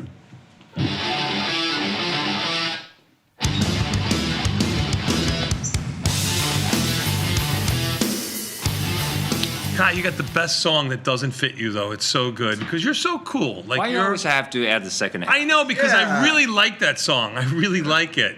And you ruin it for me. Yeah. Oh. No, I'm just kidding. I'm just kidding. I'm just kidding. You don't ruin anything. At least I chose the good song. I'm actually chosen by the James. That's correct. That is not correct. me. Because I was gonna say, are you kind of like a metalhead? That would be a surprise. I enjoy, but not really. Okay. Yeah. Julia is, I think, who comes up next. Yeah. I think she is. You know who's our biggest metalhead? Mikey Butler. Seriously? Metal shows. Really? Yeah. I did not see that coming. Yeah. Metalhead. Wow. Yeah. All right. Yeah. All right. Yeah. All right. Yeah. I learned something today, Kai. A lot of things every day. Every day. That is correct. And you know what you can learn is the Rivian trade. You know who gave you that trade 2 weeks ago? Is that you? Yeah. Oh, wow. Don't hurt yourself, pat on the back. That's our job. Yeah. Okay, don't take our job away. Fast market. I thought I was going to give that to our viewers here, but Yeah, I called the bottom. All right. Ooh, since we just spoke about Thanksgiving. Oh, yeah. Your first Thanksgiving in Chicago was spent with my family. Exactly. You would tell Gad not to come, correct? No, back into those years, that was good. Oh, no. Okay. All right. All right. Everybody was a lot younger. I was in charge. All right. I wasn't there for that one. No. No, you were were in there. School. No, he was there. Was he there? Yeah, he was there. I was? You don't remember? Sorry, Guy. And the two puppies. And the two puppies. 201, You're still there. No, it was two. Two? Okay. They're still there. No, but those are different puppies. That was Mickey and Gigi. Oh, yeah, probably different ones. Yeah. Yeah. So it's been what? Wow, 11 years. I didn't torture you for a second. 11 years. Unbelievable. Yeah, 11 years. 11 Yeah, years. wow. And you're still here. I'm telling you, I sold calls on you, man. So I didn't think you were going to last. But good job out of you. Good you didn't buy the puts, right? No. Sold called. All right, what do you got for us? RBLX. Yeah, RBLX. Trading at the bottom, but I'm not that bullish, so strangle, neutral. They're 23-ish IVR, considering the earnings season. This already had the earnings, so it's fine. Mm-hmm. Yeah, decent credit for 18-ish delta is $3.35-ish. RBLX Ivy rank of 23. All these Ivy ranks are around in those 20s these days. You know, finding 40. 20 is the higher end of their. Yeah, I was going to say finding 40, 50 is almost impossible. Yes. Yeah. 20s is your new 50. Which is something we're going to talk about with the market measure today. Oh, very good. A little premium. Very good. Oh. Yeah. RBLX, as you mentioned, on the lower end of its range. I don't hate your strength. I mean, neutral trades for me and letting the stock beat me when volatility is like this right now is good. I might go to something that had a little bit of a directional bias than RBLX, but J-Lizard? It's maybe. Maybe that'd be my next choice. Yeah, totally agree. Totally agree. I like it. All right, good job, Eddie. Good job, Eddie. Who is our last researcher? There's the young lady we're talking about. I'm going to try to put my earpiece in for the fourth time with my micro ears. I believe in you. There we go. How about now? There we go. I got you now. How are you? Best day ever. How are you? Best day ever. Good job out of you. Good job out of you. What do you got for us today? Today, I'm over here looking at Oklo, which I've actually never traded before. But I was going to say, because you're an ETF girl. I'm an ETF girl, but Yeah. the ETFs are not liking me or anybody today. So, and I'm also not looking to trade gold. Gold hurts me sometimes, and I feel like it's going to be one of those times. So I'm looking at Oklo. It's a nuclear company, IV rank of 35. It's moving a little bit this morning, so now it's pretty flat. It was down a little bit, so this trade might need to be adjusted, but I don't think so. But yeah, its IV index is 104. Its IV rank is 34. And it's had earnings back in November. So I think this could be a really interesting one, given just like the volatility conditions that we kind of have right now. So with this, I kind of went around the 20 delta. Again, those strikes might have moved a little bit since it's been moving this morning. Sure. So I went the 75, 140 short strikes and then $10 wide. Collects 320 in credit for a buying power of 680. Not my favorite, like not the best spreads in the world. Yeah, but you have defined risk. I mean, Exactly. it is what it is. You're collecting 1/3 the width of the strike, so you got a 65-ish probability of success just doing it from the back of the envelope kind of look at it here. I mean, it's the type of trade that we would put on if you were neutral in OKLO. So, yeah, sure. I think you did good. Don't sell yourself short, young lady. You did good. Oh, I'll take it. All right, awesome. Well, good job out of you. Good job out of the team. We're going to take a quick 90-second break. We'll come back. We got a moment everybody's waiting for since last night when we closed at 3:30 Central, 3 o'clock Central Standard Time. Opening bell coming up next. Back in 90 seconds. Ciao.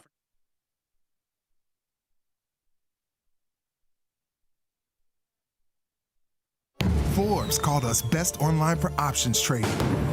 Investopedia, best for options trading, period. With stockbrokers.com, we're #1 for options and futures trading. The Motley Fool really likes us. And so does Business Insider. So what else can we say other than boom? Trade like a trader. Tasty Trade. Make your move. Tasty Trade is now on TradingView. Trade stocks and futures directly on TradingView charts with Tasty Trade's low commissions. Try it out and leave us a review. Global markets never sleep. Explore them with Forex, now available on Tasty Trade.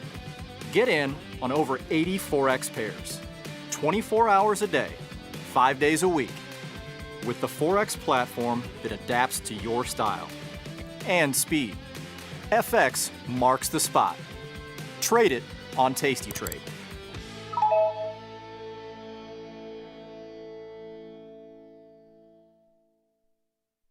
Grow a strong community with Tasty Trade's referral program.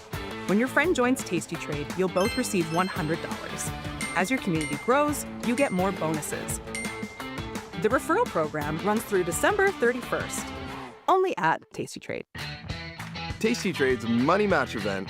Unlock 30 days commission-free trading. Plus a 1% cash match on all qualifying deposits to jumpstart your trading when you open and fund a new Tasty Trade account. Level up your trading experience with active trader mode, smart order tracking, risk analysis tools, dynamic watch lists, and more. The Money Match event starts now, exclusive to new Tasty Trade customers. Tasty Trade's active trader interface makes futures markets your arena.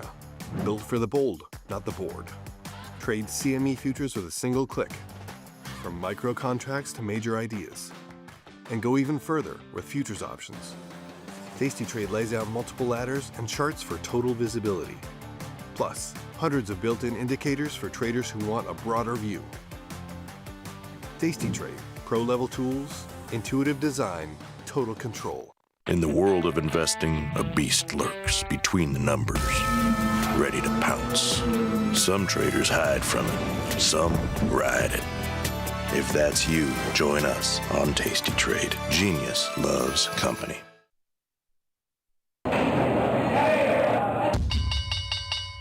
Nikki, we are back, son, and we've got about 2 minutes before the opening bell. Even the S&Ps are up around $14. NASDAQ is up around 47. Meta caught itself a bid, trading up to 677.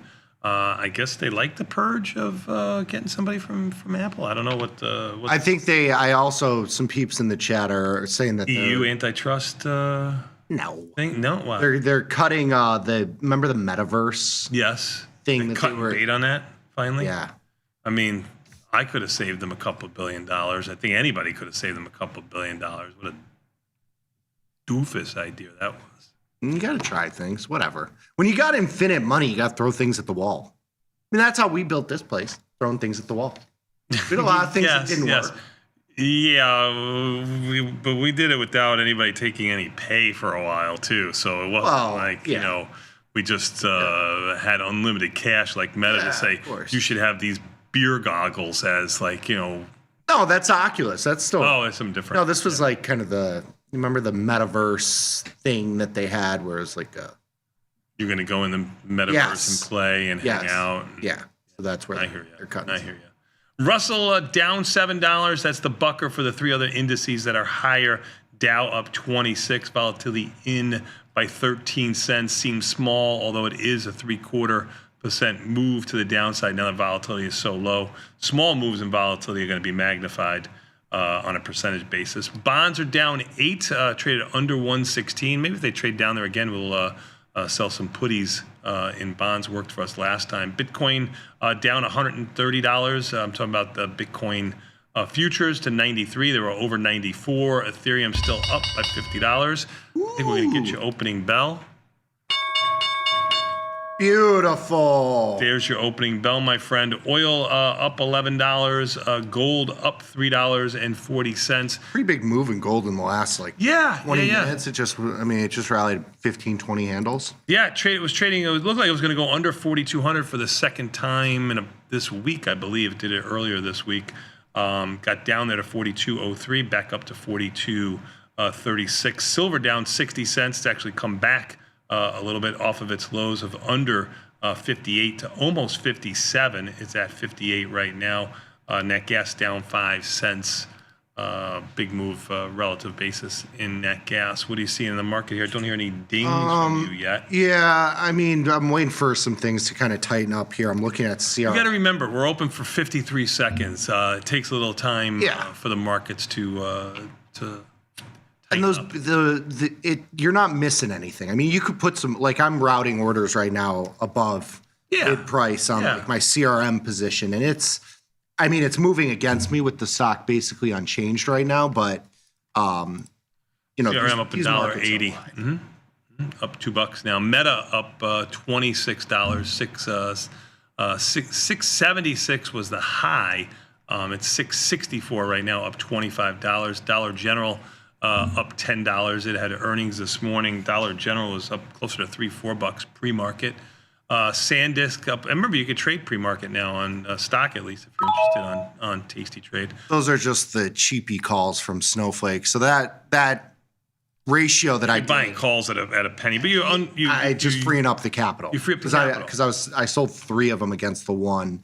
I'm out about $150 on that.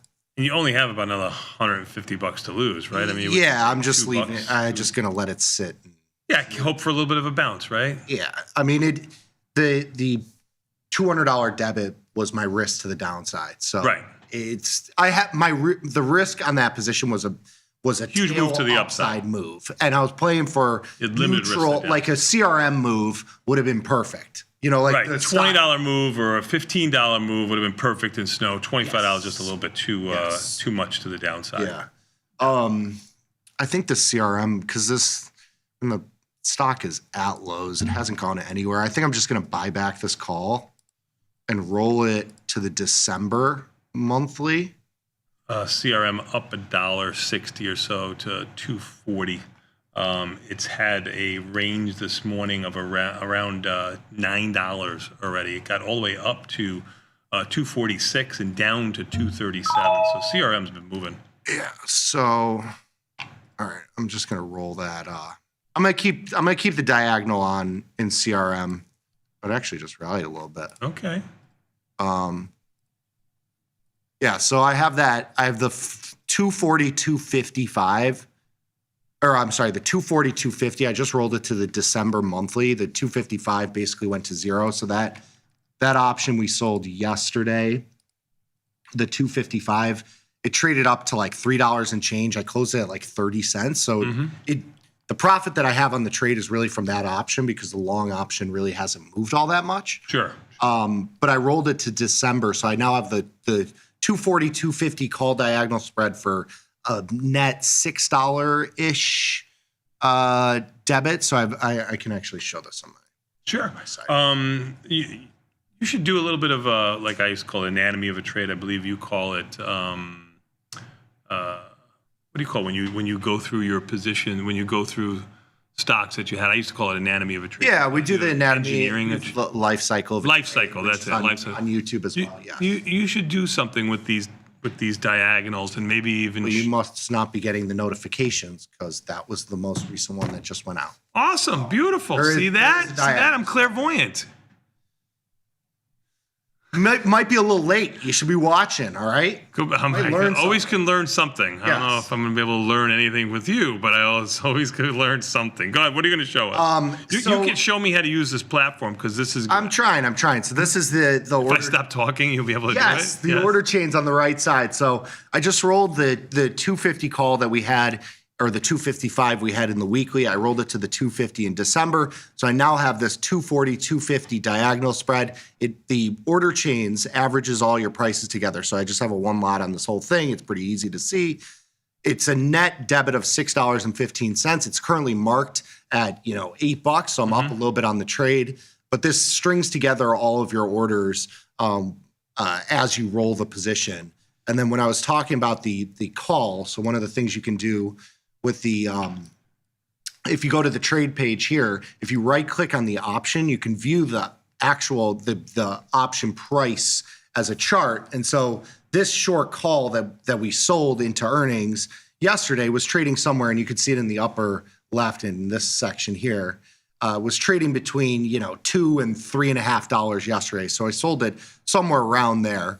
So that has gone to basically worthless, worth 30 cents today. So that's where that value has come in. On the long option, if we look at this option chart, so I still have this on, so it's marked at... So you're just looking at the option chart, not to figure out when to buy or sell the option. No. You're just using it as a demonstration to show you... where the value is coming out of the position. So how it worked or didn't work, yes. This one we bought at $11.69. It's basically marked at that. I mean, it might be a small winner. So just to kind of go through what happened with this diagonal spread, you had your long option because the stock didn't really go anywhere, stayed basically the same price, and all that premium in the short-term option came out of it, and that's where that value comes through. And I just rolled that to December. I could certainly just close the position and move on, but I figure I lean a little bit long here, stock kind of at lows. Very good. Good job. Probably look at that Meta trade too. You could look at the Meta trade. Meta is up $28. So now this is the trader's dilemma. Do you close this trade? I'm long the 660 in January, short the 680 against it in December. 680 is now marked at $11, $500 winner. Yeah, December only has 15 days to go. Expected move is about $33. So even though you probably you have no risk to the upside, really, right? So no. your upside is pretty capped. It's a great question. You got a nice profit, and you're right where you want to be. You're right where you want to be. That's a $1 million question. I think you'll hold it. You got 11 days, or what's January vol at 31. Dece vol at 31. You got 15 days. $11. What do you do? Are you bullish on Meta? Yeah, I told you. All right, well, if you're bullish on Meta, then you sit. I think you got to sit. You got to see what happens. That's your answer. The P&L change on a $10 down move is probably... Well, look at the delta of the trade.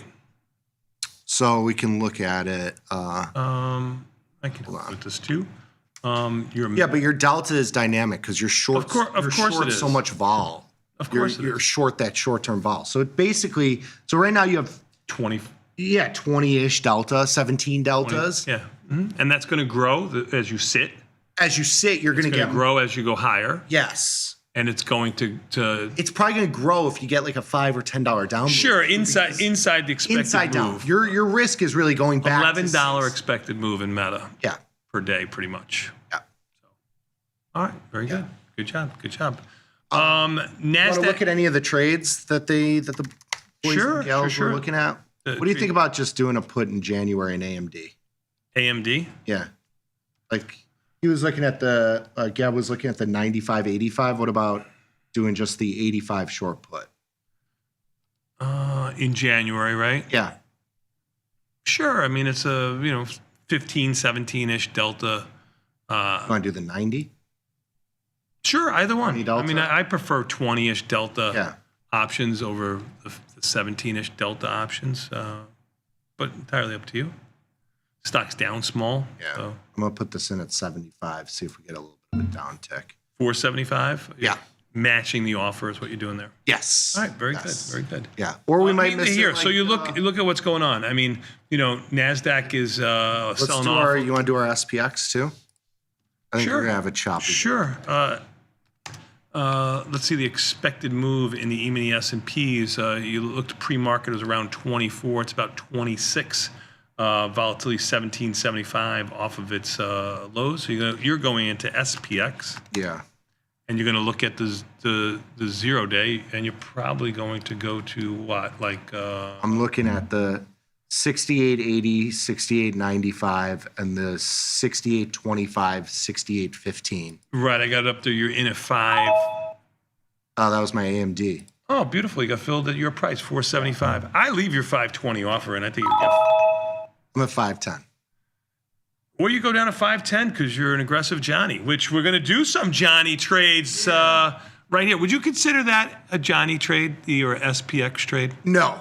Right. I would not consider that. I think for a Johnny trade account, even though your buying power effect is under $1,000, which is something that on a Johnny trade you would do. I totally agree with you, but I want to do that $5 wide just so you avoid. I would even say that 0 day is not a Johnny trader place to go. You don't want that wide P&L distribution. Right. You need to be a little bit more conservative with those positions, and you have to dull the expectations. If you're trading with a smaller sized account, you're not looking for $500 home runs. That's right. I mean, it's just not part of the game. That's right. Good job out of you. E-mini S&P's up 9, NASDAQ down 28. We've had just a little choppy inside the expected move here. Market that's pretty much mixed. Volatility down 8 cents, bonds down 10. We'll take a quick 90-second break. We're going to come back. We got a little Johnny trade for you. Nick and I put in that SPX to close at a 70 cent. And it's marking at 520 right now, like Pat said. Let's make it 75 cents. We're going to take a quick 90-second break and come back. We got more Tasty Live after this quick little message. We're going to do Johnny Trades live for you, ladies and gentlemen. A couple of trades for you live. We'll be back in 90 seconds. Tasty Live.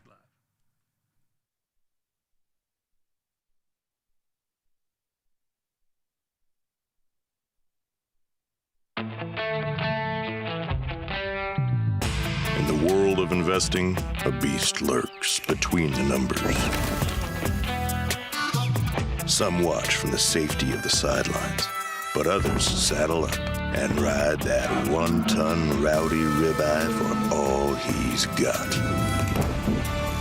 If that's you, join us on Tasty Trade, named best online broker for options trading. Genius loves company.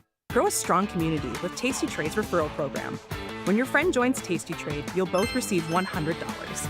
As your community grows, you get more bonuses. The referral program runs through December 31st, only at Tasty Trade. When the market moves, traders need to move faster. Tasty Trade Active Trader Tool offers full depth of market visibility, one-click order entry, and instant position management so traders can react in real time.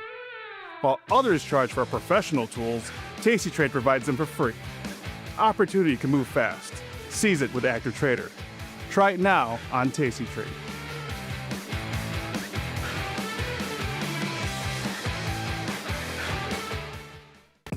Ready to take your trading skills to the next level? Dive into the world of stocks, options, and futures with Tasty Trade courses. Whether you're a beginner or more advanced trader, our courses can empower you with the knowledge to succeed. Watch as our team in Chicago shows you how to use the Tasty Trade platform and go over the basics of trading. Perhaps you'll learn about a new strategy or a potential product for your portfolio. To find our courses, go to the Manage section of our web platform or head to courses.tastytrade.com. Start taking control of your financial future. Visit our courses today.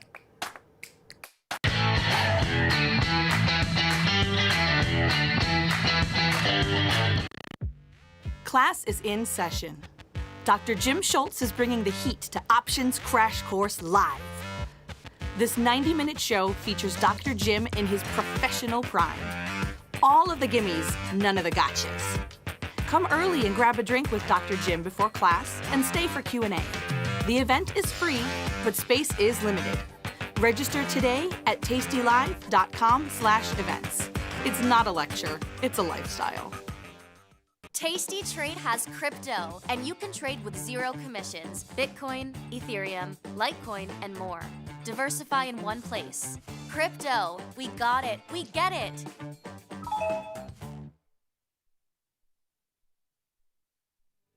Beside you, all I ever want to. Can't get a better view. Only spring and summer right through. All the way I told you. Can't get a better view. Can't get a better view. Can't get a better view. Can't get a better view.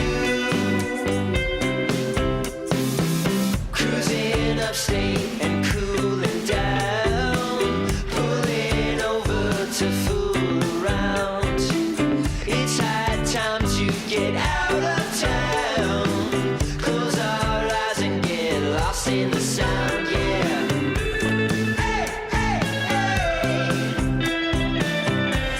Hey, hey, hey. I'll be right beside you, all I ever want to. Can't get a better view, honey, spring and summer right through. All the way I told you. Can't get a better view, can't get a better view, can't get a better view.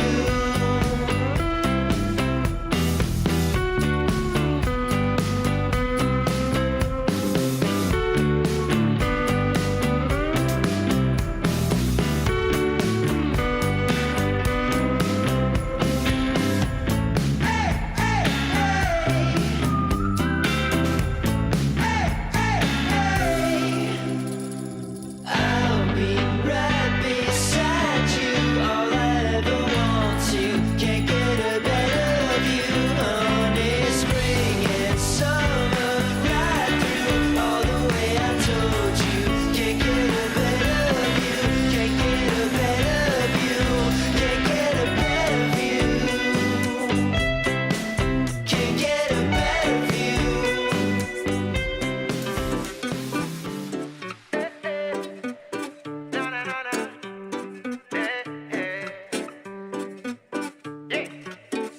Te estoy esperando en la fila. Yo que tengo tanta paciencia. Contigo quiero una indecencia.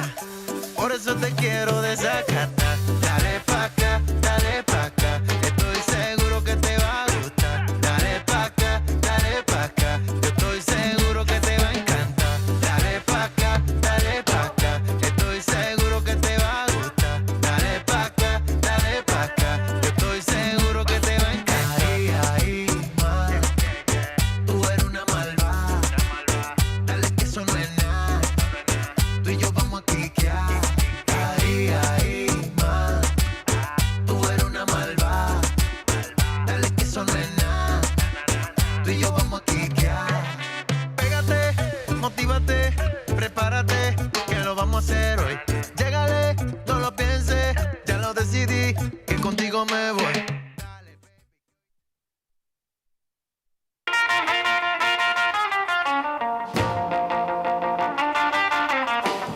Nikki, we are back, son, and you know what that means. Time for a little bit of Johnny trades here live between the two of us because we haven't found a Johnny to replace you yet now that you're a big dog. Oh, we're full of Johnnies here. Come on. We are full of The whole Johnny. Yeah, there's office full of plenty. Johnny. I've always been a Johnny. Yes. Yeah. Beth's a Johnny. Yeah, of course. Yeah. Hey, now. Yeah, everybody's a Johnny. You should always be a Johnny. Yeah. Be humble. Yeah. Better that way. Take me, for example. I'm a humble guy. Oh, yeah. Humble. Even the S&Ps are humbly down $2.75. NASDAQ is down 66. Russell down 6. And the Dow down 11. Volatility up 2 cents. Bonds down 11. Big sea of red, but really going nowhere so far. You actually, you got out of your AI trade around 15:10, which was a covered call, I believe, from one of our viewers, correct, right? Yes, that was in earnings trades. Earnings trade worked out nicely. Stock up. We closed the gold-silver pair. That was a big one. It just moved about 2%. Gold basically unchanged. Silver down a little over 2% right now. So that has just totally flipped in our direction. It was a big losing trade, or it took some heat on it, and then relatively speaking, on something that moves. You expect it to be kind of not moving that much. Yeah, $100, $200 one way. The other was moving, $600-$700 at a crack. So yeah, totally agree. Cool. All right, let's get to it.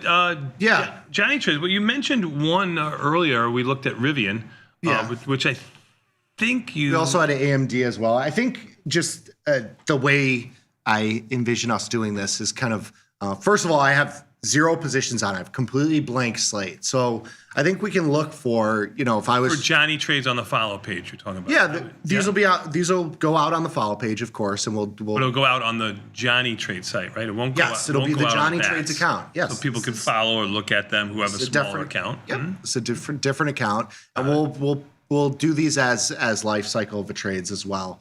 But I figure this is a good day where we could set up, a couple bullish positions, maybe a couple bearish positions, couple neutral positions. We'll see if we can get naked positions as well as spread positions. But maybe this will be like an exercise in like how you could kind of set up 4 or 5 trades using a couple $1,000s in buying power.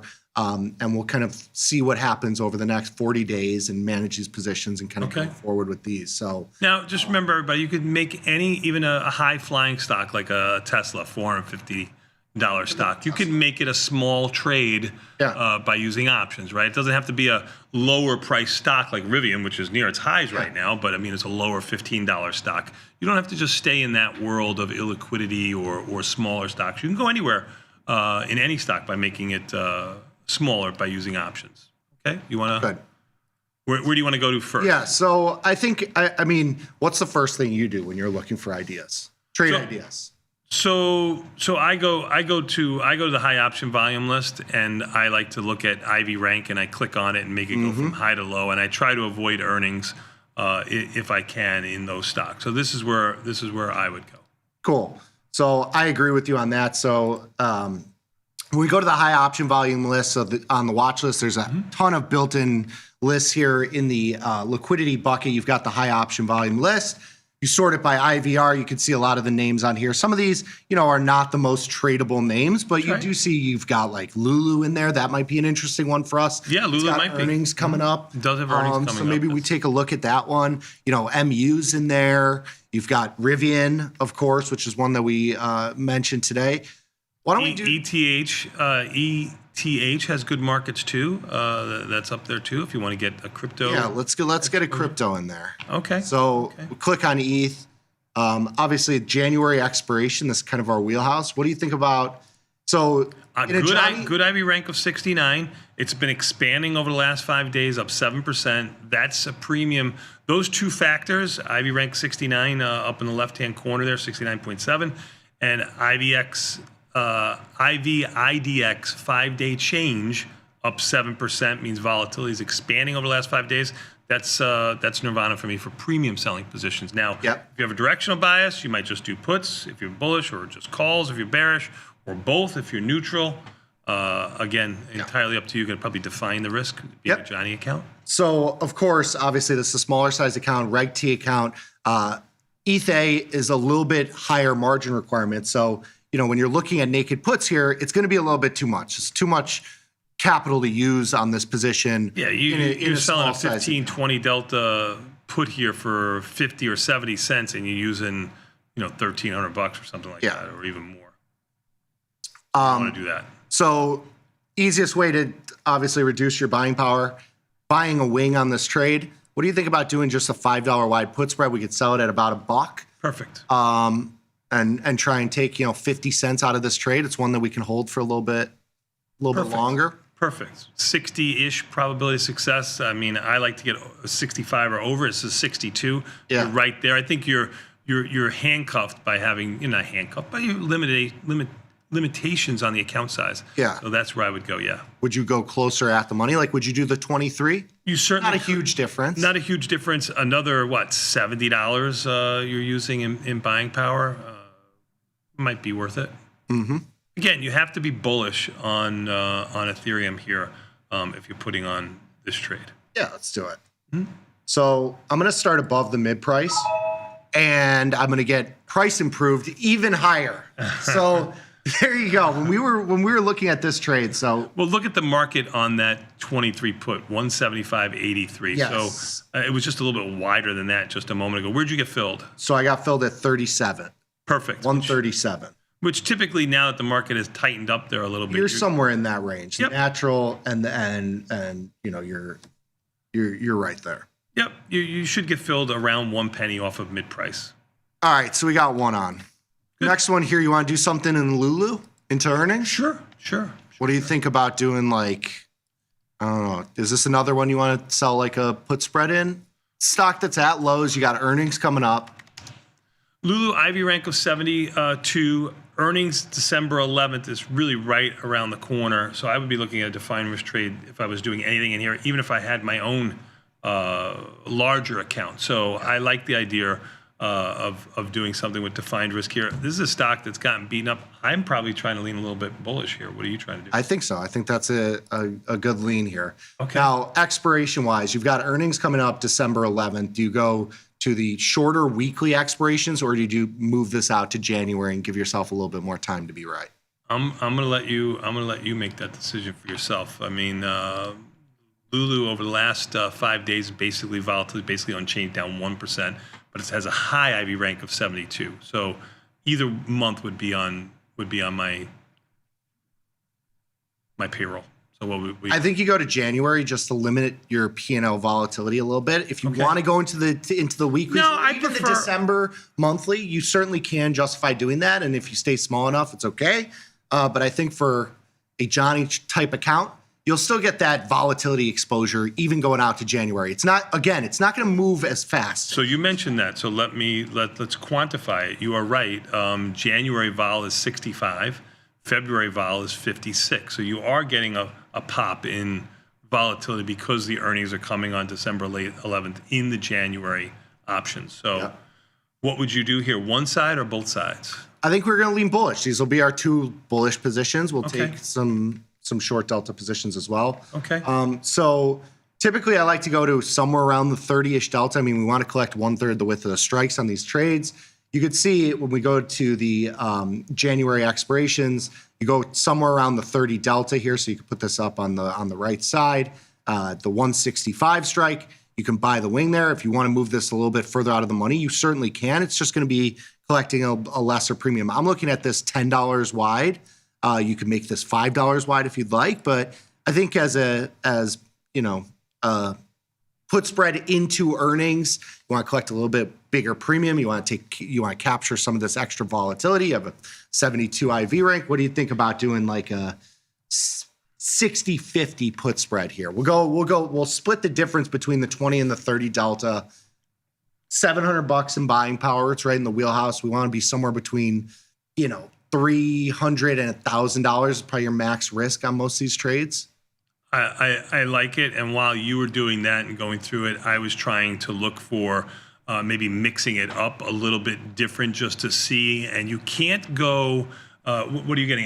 These bid-ask spreads are not the greatest. They're not the greatest. That's why you couldn't go further out of the money like by doing like a wide broken wing butterfly, because those out of the money puts are trading like, 30, 40, and 50 cents wide on dollar options. So you don't want to be out there in a Johnny size account trying to buy that wing, to reduce your buying power. Yeah. So I think you're kind of handcuffed on a $10 wide spread like you have, or you got to do a $5 wide broken wing butterfly, like, the 165, 160, 150, which would be using, a small amount of buying power, $140, and you'd be collecting, only around, 80, 90 cents in credit. I like your higher credit, but that's just me. I'm going to try and get filled on this. We'll see if we can get filled around. Markets are a little wide in here. Yeah, I got filled. So I put this in at $3. And usually when you trade around the 30 delta, the 30 delta, $5 or $10 wide, you're going to get filled around 1/3 the width. If you right click on that platform, I might be able to push those trades. Oh yeah, I'll get in real time I'll push them for people so that they can see them. All you have to do is right click. I can go to do everything. I got them. Yep, got it. So we got that in. So that's into earnings here. That's two of them. That's two bullish trades. Do you want to do something in like SPY or QQQ, dynamic iron condor, or maybe like a 10 or 15 point wide iron condor is kind of like our core position over the next 40 days? Sure. Even though volatility is quite low. Well, you're going to define. We can't choose the day. No, we can't choose the day, but you're also going to have defined risk. So maybe you'd be able, if volatility was higher, much lesser. Yeah, maybe you'd be able to go a little further out if volatility was higher. So you're going to go a little bit closer in, but volatility is not going to affect an iron condor, especially a tight one in SPY, because you're selling some vol, buying other vol, very close to it. It's de minimis at that point. Yeah. Okay. What do you think? Would you rather go to the Qs, SPY, or IWM? Like, what's your lean thinking about it as a new trader, first time, couple trade ideas? Sure.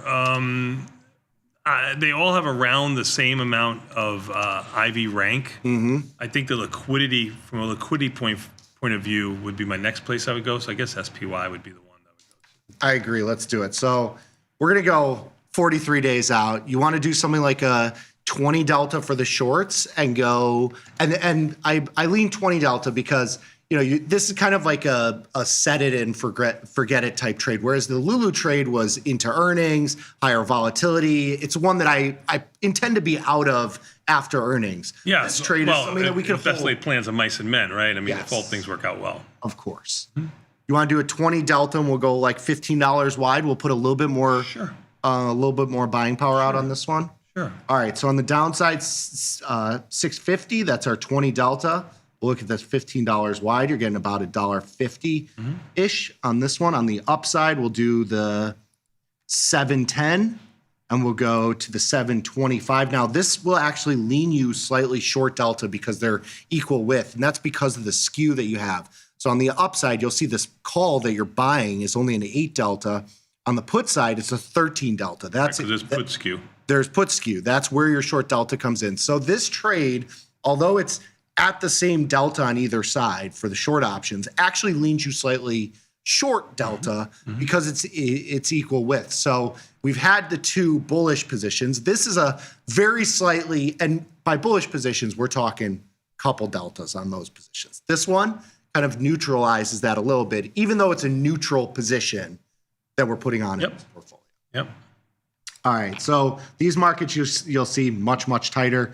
4 options here. They're all penny or 2 wide, so you'll get filled somewhere around the mid price. We'll try 370, and we'll work our order from here just because it costs you nothing to do so. You do have market selling off a little bit, which is kind of going against the delta of this iron condor that you have. Yes. Yeah. So we'll probably get filled here. And you can leave it into volatility 1788. Oh, we got to get filled for the Johnny trades. Okie dokie. Come on. You can do it. Well, you got the market down. E-minis are down 10 now. We're at the low of the session. Yeah, we are at the low of the session. You are. All right, 366. So we got an iron condor. We have 2 bullish positions. What do you want to get short on? You got anything that you've been looking at that you're like, this thing can't possibly go any higher? I hate to fade the Musk, but the stock is up to 450. Its IV rank is only 8, which makes it relatively low. Maybe a diagonal spread in here. When you're looking at Jan, Feb, you're looking at about 3 vol point differential. I like 2 or lower. So you're like right-ish there. I mean, maybe you want to do something there. Maybe it goes counter against some positions that you have on in your overall account. I'm just going low implied volatility, expect to move. Goldman Sachs has earnings coming on the 21st, so I would probably avoid that. I mean, IBM has been stratospheric-ish. It's got horrible markets in IBM. What else could you look at? I know you're a fan of the product HIMS, and it's down on its butt, so that wouldn't be a long... You're the HIMS guy. It wouldn't be a longish play there. Pick any stock you want. Hood is one that has a lot of play to it. Stock back up. Ivy rank a little bit higher. Ivy rank of 18. Play it's mid-range from around 150 to about 107. Let's do your Tesla. Okay. I think that's a good one. I think, unfortunately, the diagonal spread is going to be a little bit too costly for the general trader. But I think there's because it's a $450 stock. Yes. I think this is a good one that we could put like a $10 wide call spread on the upside. Well, you're gonna have call skew in here. So call spreads are going to trade relatively cheap. Naked options are going to trade relatively expensive. So maybe you do an upside broken wing butterfly. Okay. And be a little bit more omnidirectional. Yeah, like you want to do like a 10 by 20 or 5 by 10 if you want. It depends on how small you want to get with the account. Yeah, because 5 by 10 in a $500 kind of a small one. Well, okay. Well, let's do the call spread. I want to do it. We're gonna keep it simple with just call spread. Okay. Sure. You want to go to somewhere around like the 30-ish delta? We'll split the difference, kind of like we did in Lulu. We'll go to like these call spreads are going to trade cheap. Well, you'll see when you get up there. Yeah, they're going to be like $2-ish. I don't even know if you're going to get $2. You're going to have to go pretty close to get $2. Yeah, you'll have to go to the. Right. You want to do the iron condor here then? Let's do another. Sure, you could do an iron condor that leans you a little bit short if that's what you want to do. Yeah, let's do round. Better use of capital in a Johnny account, right? Yeah, let's do like a $10 wide around the 20-ish delta. So on the upside, I'm looking at like the 525, 535. On the downside, we'll do 400. Okay. 390. This is going to be basically exactly flat. You trade this at, and we can move this. Let's get the $3 exactly. So we're going to lean slightly short from a price perspective because the deltas. Before you route it, can I give you one more example of something? Just going back to the broken wing butterfly, going $10 wide. 15.25 is $10 wide.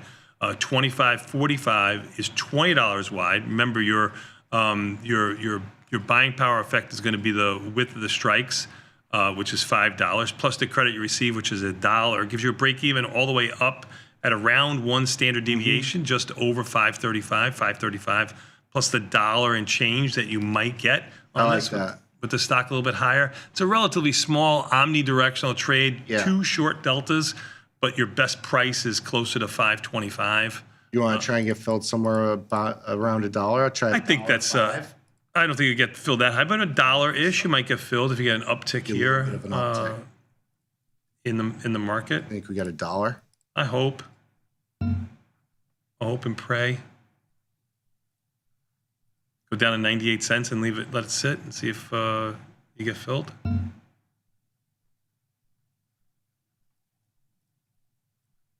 I like to get at least $1 on this. Yeah, I mean, we're gonna manage it. And what are you gonna manage? There you go. 96. Okay, perfect. Okay, so perfect. we're Maybe in there. those at home, if you're following along, you can work that trade a little bit, more. We're running out of time, and we just want to get it. One more quick. So let's do. So we can go to because I want to get a tiny bit extra short delta because we have 2 long delta, 1 neutral. This one's kind of like neutral-ish / slight short delta. I'm going over to the 52-week high list. So this list is on the Tasty list, 52-week near highs. Okay. We'll sort this by IVR. Just take a look at this. You want to get like a little bit of short delta in GDXJ, like a gold play? Sure, gold is down. GDX is down $1.50, but certainly can. Yeah, sure. You want to do like, or you could do GDX. I think GDXJ, you get a little bit higher volatility. Okay. On the junior miners. Okay. It has had a nice run up. I mean, these markets stink.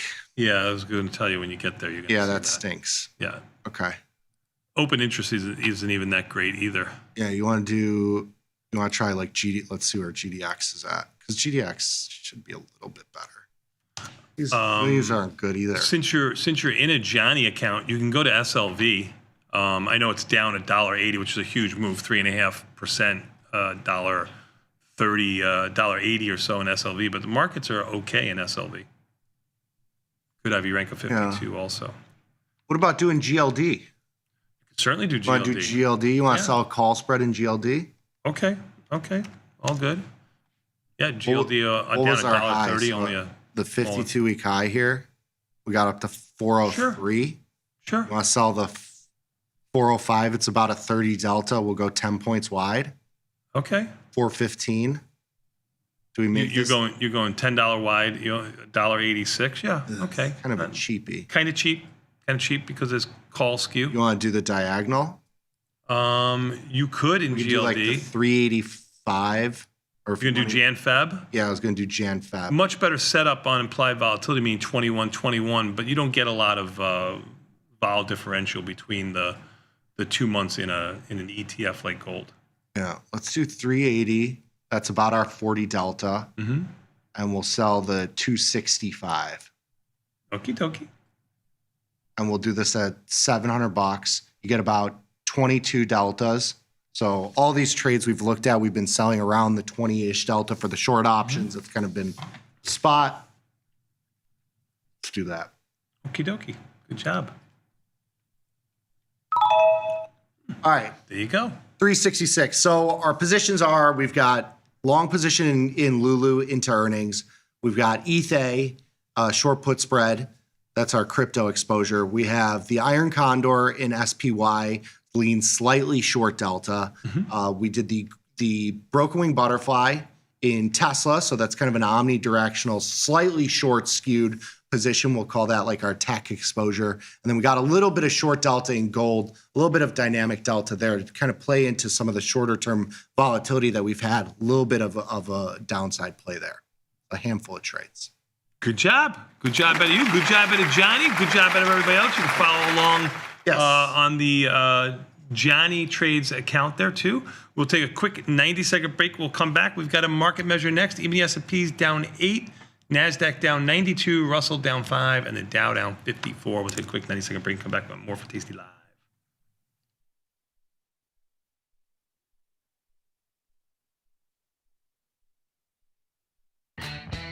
Tasty Trade's Money Match event. Unlock 30 days commission-free trading. Plus a 1% cash match on all qualifying deposits to jumpstart your trading when you open and fund a new Tasty Trade account. Level up your trading experience with active trader mode, smart order tracking, risk analysis tools, dynamic watch lists, and more. The Money Match event starts now, exclusive to new Tasty Trade customers. Tasty Trade is now on TradingView. Trade stocks and futures directly on TradingView charts with Tasty Trade's low commissions. Try it out and leave us a review. Tasty Trade has crypto, and you can trade with zero commissions. Bitcoin, Ethereum, Litecoin, and more. Diversify in one place. Crypto, we got it, we get it.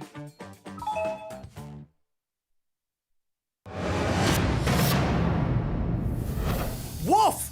The first half of this year's market has been giving the good guys the business. It's certainly been back and forth for sure, Pete, and I'm getting whiplash over here. With good mechanics, we can see Team Tasty stay strong in the second half. Absolutely. Let's check out our starting lineup. Nicky Bat, University of Kansas. Number 20 because that's how many underlyings are in my portfolio. Rick Welch, Illinois Institute of Technology. Number 23 because I'm trading 23 hours a day. Dr. Data, Louisiana State University.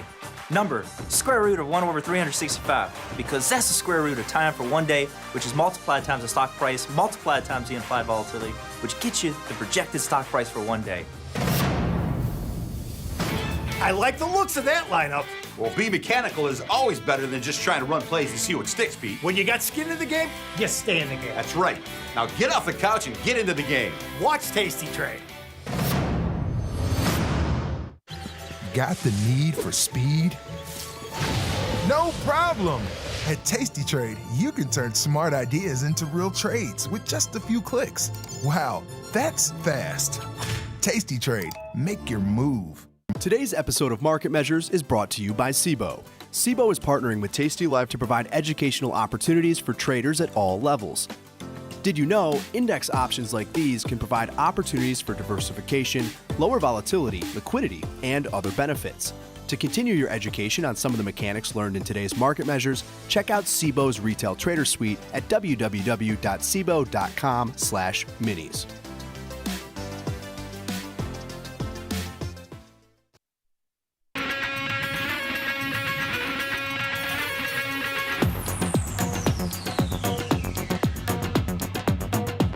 Nicky, we are back, son, and you know what that means. Time for a little bit more Tasty Live at a market measure. Let's take a quick look at the market. Even the S&Ps kind of going nowhere, doing nothing, down 9. NASDAQ. Our SPX. Your SPX trade is close, but not there yet. You're looking at around 460-ish. You have a bid in, I think, of 425-ish. Okay. Getting close. Yep. You're talking about your SPX trade that you put on earlier this A morning. little bit of vol expansion. That's why I would have expected, because when we looked at this yesterday where vol kind of contracted and we had this kind of 30-minute chop, we were out of our trade for 60 cents. In 15 minutes. In 15 minutes. We've had the kind of chop where markets are, 6 points. Right, but you've had the trade on for like a half an hour or more right now. Yeah, because of that expansion in vol. We would, we did it for the same time going by, but you're not getting that extra kicker of volatility contracting. Yeah. Right. Go on. Sorry. Bonds are down 16 ticks, 116.07. Notes are down 10 ticks. Bitcoin down $290. Everything pretty much complacent here. I mean, silver's your big mover to the downside, down 2% or $1.27. And gold actually catch a small little bit here, completely unchanged. On you want to sell out those bond puts again? I think you might get. Yeah, I mean, you here. I know volatility is so low; it's a zero. Yeah. So then maybe we it makes it. You're talking about the IV rank here. It makes it a tough trade, and I agree with you. So I would I'd abstain here, and maybe you get a little bit of a larger move down. Like when volatility is so cheap like this. I mean, you can go to the bond futures if you want to go to the. Yeah, that's what I was looking at. ZB. Yeah. But it's still like it's like big product, but you could. It's a tough one. Mm-hmm. Yeah. I think I'm going to take off the zebra that I have in silver too. Oh, you had a zebra to the downside. Yes. Good job out of you. Yeah, silver down. What, 2.25%? It's a big move. Big move. What'd you do that in SLV, right? SLV. So I'm long the 56s, short the 52. And you did that for like a $7-ish debit. Yeah. I think you did it for $7.09. It's I'm gonna leave it in for now. Markets are a little bit wide. Well, you put it in at your price. I mean, if you're looking to make a buck, and obviously it's above the market, you go in at $8.09. Yeah, that's what I'm gonna do. And you do the show, and hopefully you get a little ding on the way out. I want to see what else we have on. Even the S&P is down 5.75. Russell up $1. Got a lot of positions on. And how does that make you feel? Great. I love it. Some might call it an addiction, but I do love it. Awesome. Cool. Let's do a market measure sponsored by the SIBO. Very nice. Premium questions here. How much, when, why, if, who? Oh, you know what? Speaking of, we could take this HIMS position off. Let's hold it. You're a big HIMS guy. We got a Super Bowl there. I think I'm Are you like a gold? Blue chew. Oh, you're a blue chew guy. I'm a blue chew guy. I'm really sorry. I'm a blue chew guy. I am. Daily vitamin. Yeah, I can't. It's just a daily vitamin. Premium question. How much, when, and why? Hopefully we are able to answer this for you, give you a little bit of context to premium. So let's do it. Sponsored by the CBOE. SIBO. It was a CBOE when I was there umpteenth years ago. It's the CBOE. CBOE. No, you see the C with the little asterisk? CBOE. Thank you, Nikki. Your dad's right. It used to be all capital letters. Yes, CBOE. Yeah. Now it's CBOE. Premium question. Let's do it. So when looking at SPY strangles. Whoa! All right, go ahead. You okay? Yeah, sure. Go ahead. Go ahead. Here. But there's a cool little charts here. So we're looking at the SPY 16 delta strangles from 2020 to present. We've sorted it by IV rank, so giving you a range of implied volatility, giving you the success rate of all of these, the average P&L. You can see, across the board, they're all. It's what you would expect here. All the metrics there, but in general, no matter the strategy, the core rule is the same. Selling during periods of high implied volatility is kind of what we look for. Higher IV means richer premiums, greater profit potential, and stronger returns, all while maintaining a similar range of success. Like your pop kind of remains the same, but you're getting paid more when volatility is high. It's the core kind of thesis of all of our trading is just, looking for high implied volatility, because all else being equal, you're getting paid more to take that risk than when volatility is lower. The probabilities are the same relative to the market that you're looking at. It's just the amount that you're actually getting paid, and the amount of risk that you're taking. When you're selling premium in high volatility, your risk on the curve and of the expectation of price movement is going to be further out of the money relative to when volatility is lower. Okie dokie. So far, so good. There was a lot on that graph that absorbed, so hopefully you'll go back and take a look at it too. Yes. But this leads us to ask, how much premium do we receive on average? And how can we really determine that? And how much additional premium do we receive when we sell in periods of high volatility? And how often does that occur? We're looking at markets right now with the VIX, at a 16 handle, and premium is relatively low based on what we've been used to over the last couple of years. For sure. So how many times can you expect volatility to be high? And kind of spinning this to look at, how many times you actually get that opportunity. So you got to kind of have a range of volatility is really what we're going to look at here. So the next slide here, looking at the study. So the study, we're looking at 2020 to present. So we're looking at the 16 delta and the 30 delta, 16 delta strangle, the 30 delta puts. We're managing these 45 days for the opening, 21 days for the managing.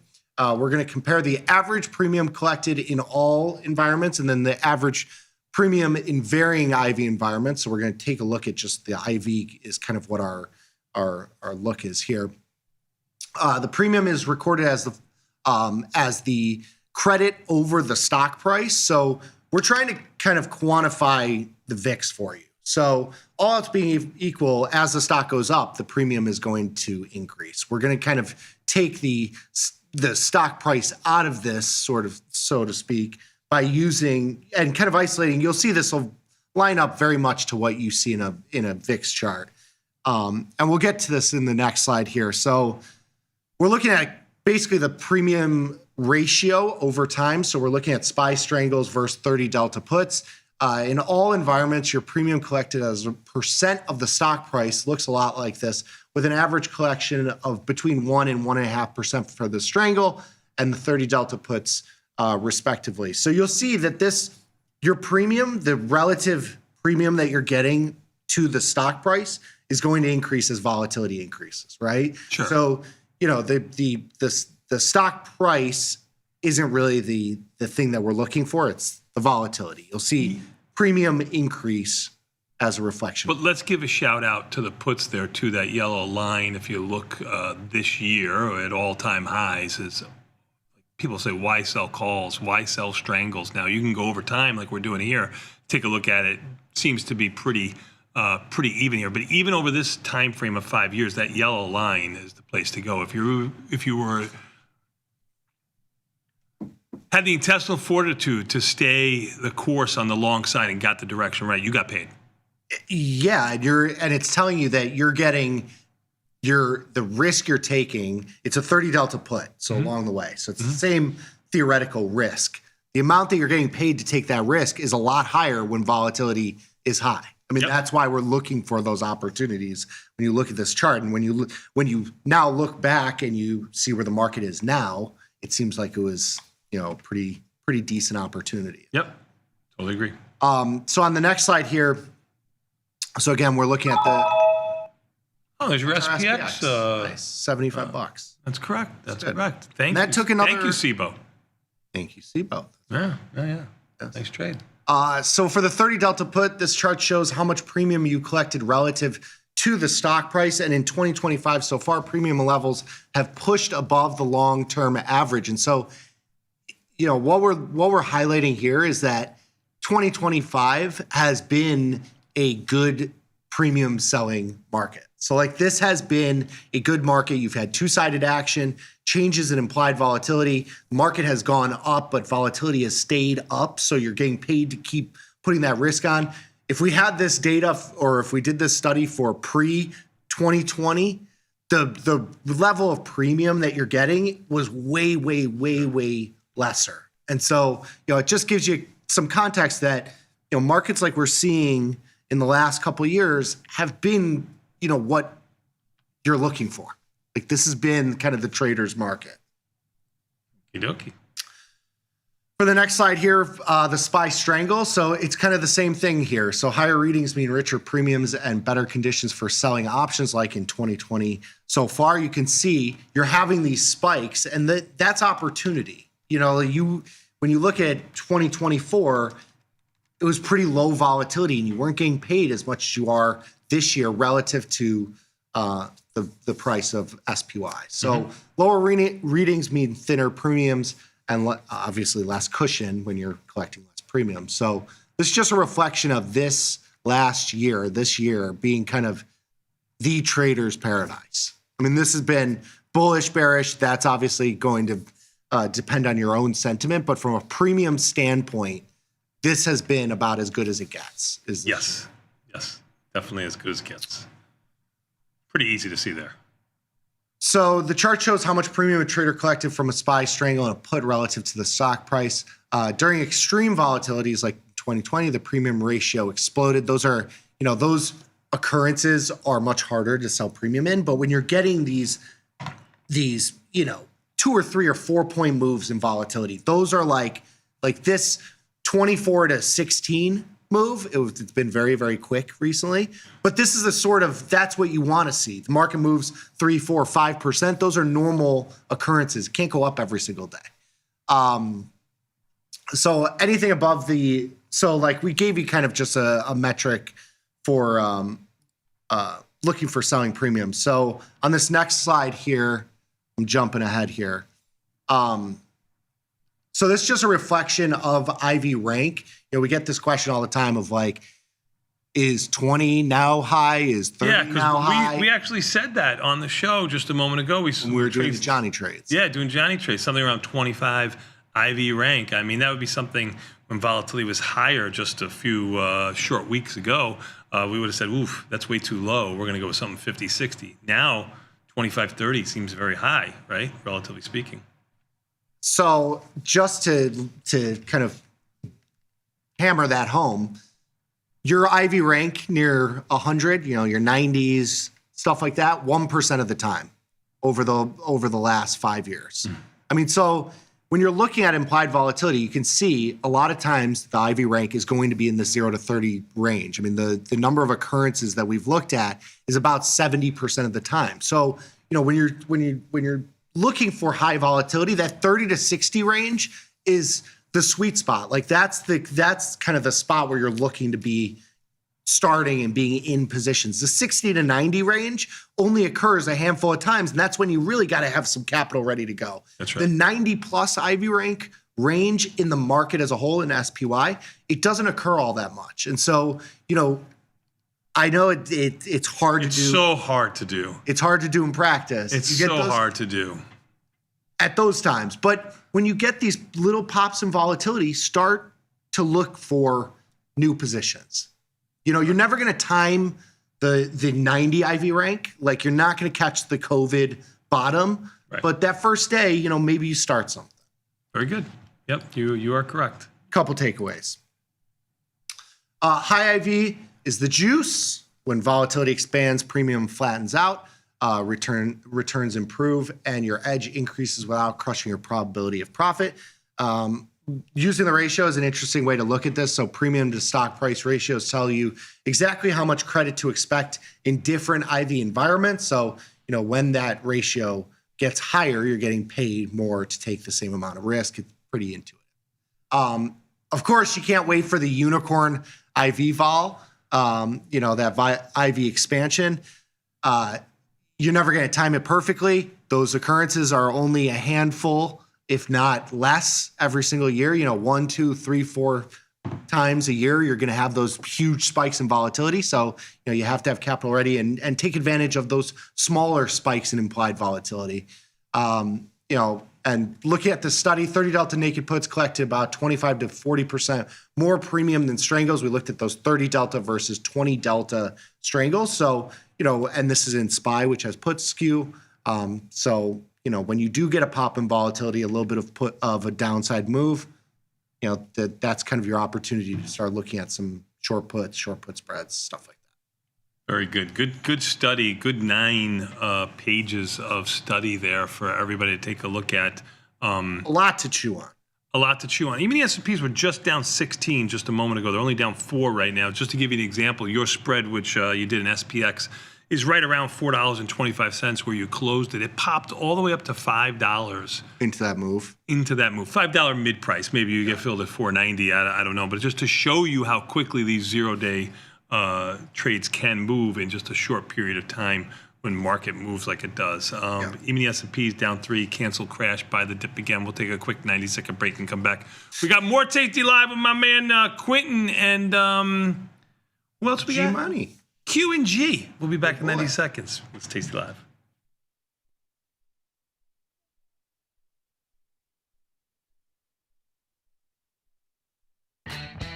Tasty Trade's Money Match event. Unlock 30 days commission-free trading. Plus a 1% cash match on all qualifying deposits to jumpstart your trading when you open and fund a new Tasty Trade account. Level up your trading experience with active trader mode, smart order tracking, risk analysis tools, dynamic watch lists, and more. The Money Match event starts now, exclusive to new Tasty Trade customers. Your crypto needs a wallet. And crypto is better when it's tasty.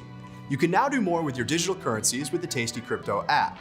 We're proud to offer a self-custody wallet for Bitcoin, Ethereum, and Polygon.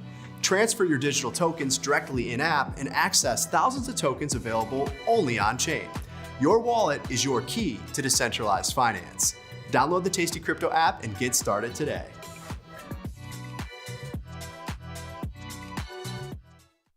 So I see you're taking an interest in open interest. Open interest, open trades. It's right there. Imagine all the trades are in XYZ at the same strike and expiration. Day 1, Brittany buys 4 options to open a trade. Dean also opens, but he only buys 2 options. And then, closing bell. Day 2, open interest is 6 because of yesterday's trades. Now, Jessica gets in on XYZ, and she buys 2 options. Day 3, since no one has closed any trades yet, open interest is at 8. Watch this. Brittany closes her trades, Dean closes his, and Jessica keeps her eyes open. On day 4, open interest is now down to 2. That's because Brittany and Dean closed their positions and there are only 2 still left open. That's how open interest is different from volume, and both of them are parts of liquidity, which is something we look for before we enter into any trade. Pretty simple.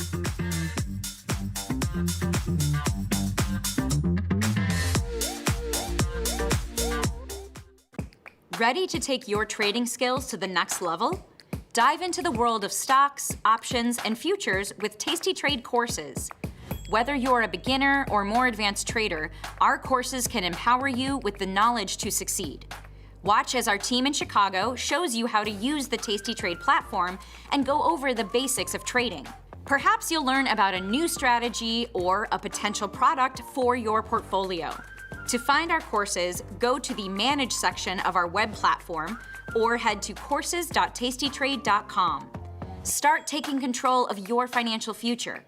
Visit our courses today. Look who's back testing. tastytrade now has options back testing for free. Test your trades with over 10 years of data for the most popular symbols. See how your trades would have performed in the past. Look back at profit and loss and take the guess out of guesswork. Oh, did we mention that it's free? Get back testing at tastytrade. Step into the futures arena with tastytrade's active trader. Multiple ladders, hundreds of indicators, precision control. From micro gold to NASDAQ, all CME one click.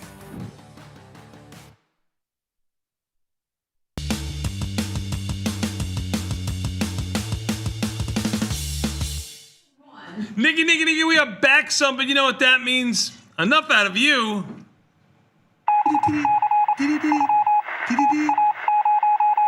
Tasty Trade World Headquarters. From the Trade Desk, Q, what's up, my man? Fellas, how's it going? Doing good. Q, you have like public service announcements to make right away. Yes, I do. You came in hot.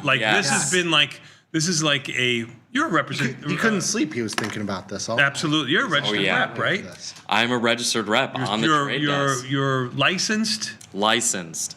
Ready to go? Ready to go. So your public service announcements are not like other public service that. announcements that I might make on Twitter, which, might be true, might not be true. You, contractually obligated, cannot lie. For sure. Or at least I try my best to give the correct information. Okay. Right? Okay. And so... Right, listen. Yeah, you're just setting them up here. You're allowed... He's like, yeah, right. You're allowed to make mistakes, but when it comes to numbers and facts and figures, I know you're spot on. You never make a mistake. All right, so here's what I got for you guys today. The 2026 IRA contribution limits. So the regular contribution limit is $7,500 for individuals under age 50, and then $8,600 for individuals age 50 and above. They've increased. Inflation, things are getting tough out here. So the IRS will allow you to contribute a little bit more to your IRAs. I remember that's how far they've come. When it was around $3,000 for IRA. Yeah, sure. Yeah. Now it's going from $7,000 to $7,500.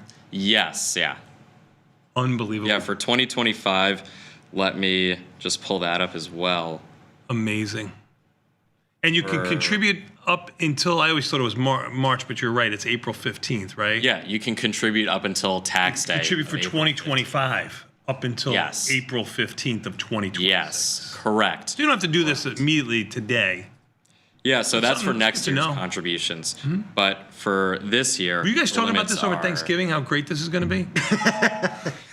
You're never going to let that go. You're going to torture the kid. All right, let me just go over this year's contribution limits. Sure. So this year it's 7,000 age 50 and under, and then 8,000 age 50 and above. And so you can contribute for 2025 all the way up until April 15th, up until tax day. Mm-hmm. For 2026, those contributions will start at January 1st or whatever, at the start of 2026. Awesome. And, you are so valuable with these wonderful little tidbits that you give us that I believe they actually...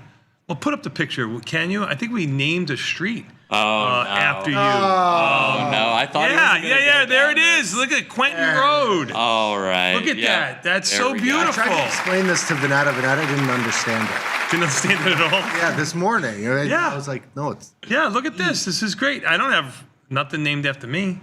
Yeah, well, maybe someday. Maybe someday if I play my cards right. I got a road named after me. I got a good job out of you from Big Tex this morning. Everything. Big Tex is really 5'6". He's maybe like 5'9". He's not a bit. Well, he used to be big. Oh, I'm sorry. I forgot who I was talking to. Another vertically challenged individual there. God. No. 5'6" is the new 5'9". I'm shrinking like too. I just said it yesterday. I'd say I'm like average height, like 5'8", something like that. When you can bench 315, you can come talk to me, all right? Yeah, probably. I'm Tony. lucky I can get into a bent position. I mean, at my age, for crying out loud. I don't mean to be this guy, but when you can bench 315, you can come talk to me, okay? There you go. 315. 315. That's That's serious. surprising for That's you. You got. serious, So yeah. there are those individuals. I think my highest I ever did was 305. Okay, there we go. 3 times. 305 3 times was the most I was ever do. I don't know. You get 315, then you can make fun of my height. There you go. Wait. When you're 63 years old, and I don't ever mean to be that guy. You know, no, it was good. It was good. 305 was my highest at my peak. So great Gotcha. job. But there are those people. My friend Billy Stritzel had that, and you seem to have it. That unhuman strength. He was a bigger guy, but not guys that were like pumped up. Couldn't do what he could. Yeah, do. like I mean, I'm not those like the most massive guy. Yeah, no. You know, we train hard. We practice our technique, and we're good. Good for you. Good for you. Yeah. Good for you. All right, let's get to some other business here. Top 20 symbols going through the system. And you know what? I'm actually proud of you, little man. Yeah. I really am. I really am. Hey, someone's got to do it. Good job. You know, someone's got to do it. Good All job, right, Eddie. top 20 symbols going. Well, you got that good stock. Your dad is built like a brick ass house. Yeah. I chose the right parents. Yeah. You know? Yeah. I got some okay genetics when it comes to strength. Good job. Good job out of you. Good job out of him. Yeah. Mark the trainer, right? Mark the trainer. All he It's gave a true you was nickname. freaking gray hair. Yes, I did give you the great, and the other thing too. But I mean, we're not going to talk about that right now. What do you got for us All right, now on top this 20 list? symbols going through the system and their IVRs. At number 1, we've got Tesla 7, Meta 7, CRM 17, Nvidia 10, SLV 55, Snowflake 19, Amazon 14, Apple 5, Palantir 4, Google 19, Path 34, Netflix 25, AMD 24, DG 12, SoFi 16, Robinhood 17, Micron 61, Microsoft 15, iBit 49, and GLD 41. Nice, and those are the top 20 symbols that are being traded. Top 20 symbols going through the system and their IVRs. That's correct. That's There we go. Good jobs. And we put those out there in case you're looking for something to do. Maybe you want to see where the crowd has been going for Tasty Trade. That's where the crowd has been. Yeah, and then we've got a watch list as well. If you go into the watch list section, it says like Tasty, then Tasty hourly top equities. Yep. I think is the title. And this updates. Yeah, Tasty hourly top equities right there. And it updates every hour, right? That's why they call it the hourly one. I know, Otherwise, but they would this call is it for the the first 20-minute 45 minutes. Yes. This one is a little bit early, but this will update each hour for you, which is cool. If you want to see where the volume is, where all the action is from our customers, no broad-based indices and ETFs. The leverage ETFs will be there. But no broad-based indices nor futures. Yeah. And this is not like by bullish, bearish, anything like that. It's just where's the number action? of transactions. Where's the volume? Where the crowd is, not no directional bias. Yeah, it's not necessarily like an indication, but if you want to see where the volume, especially for the highly liquid underlyings, that's on that list. Yep.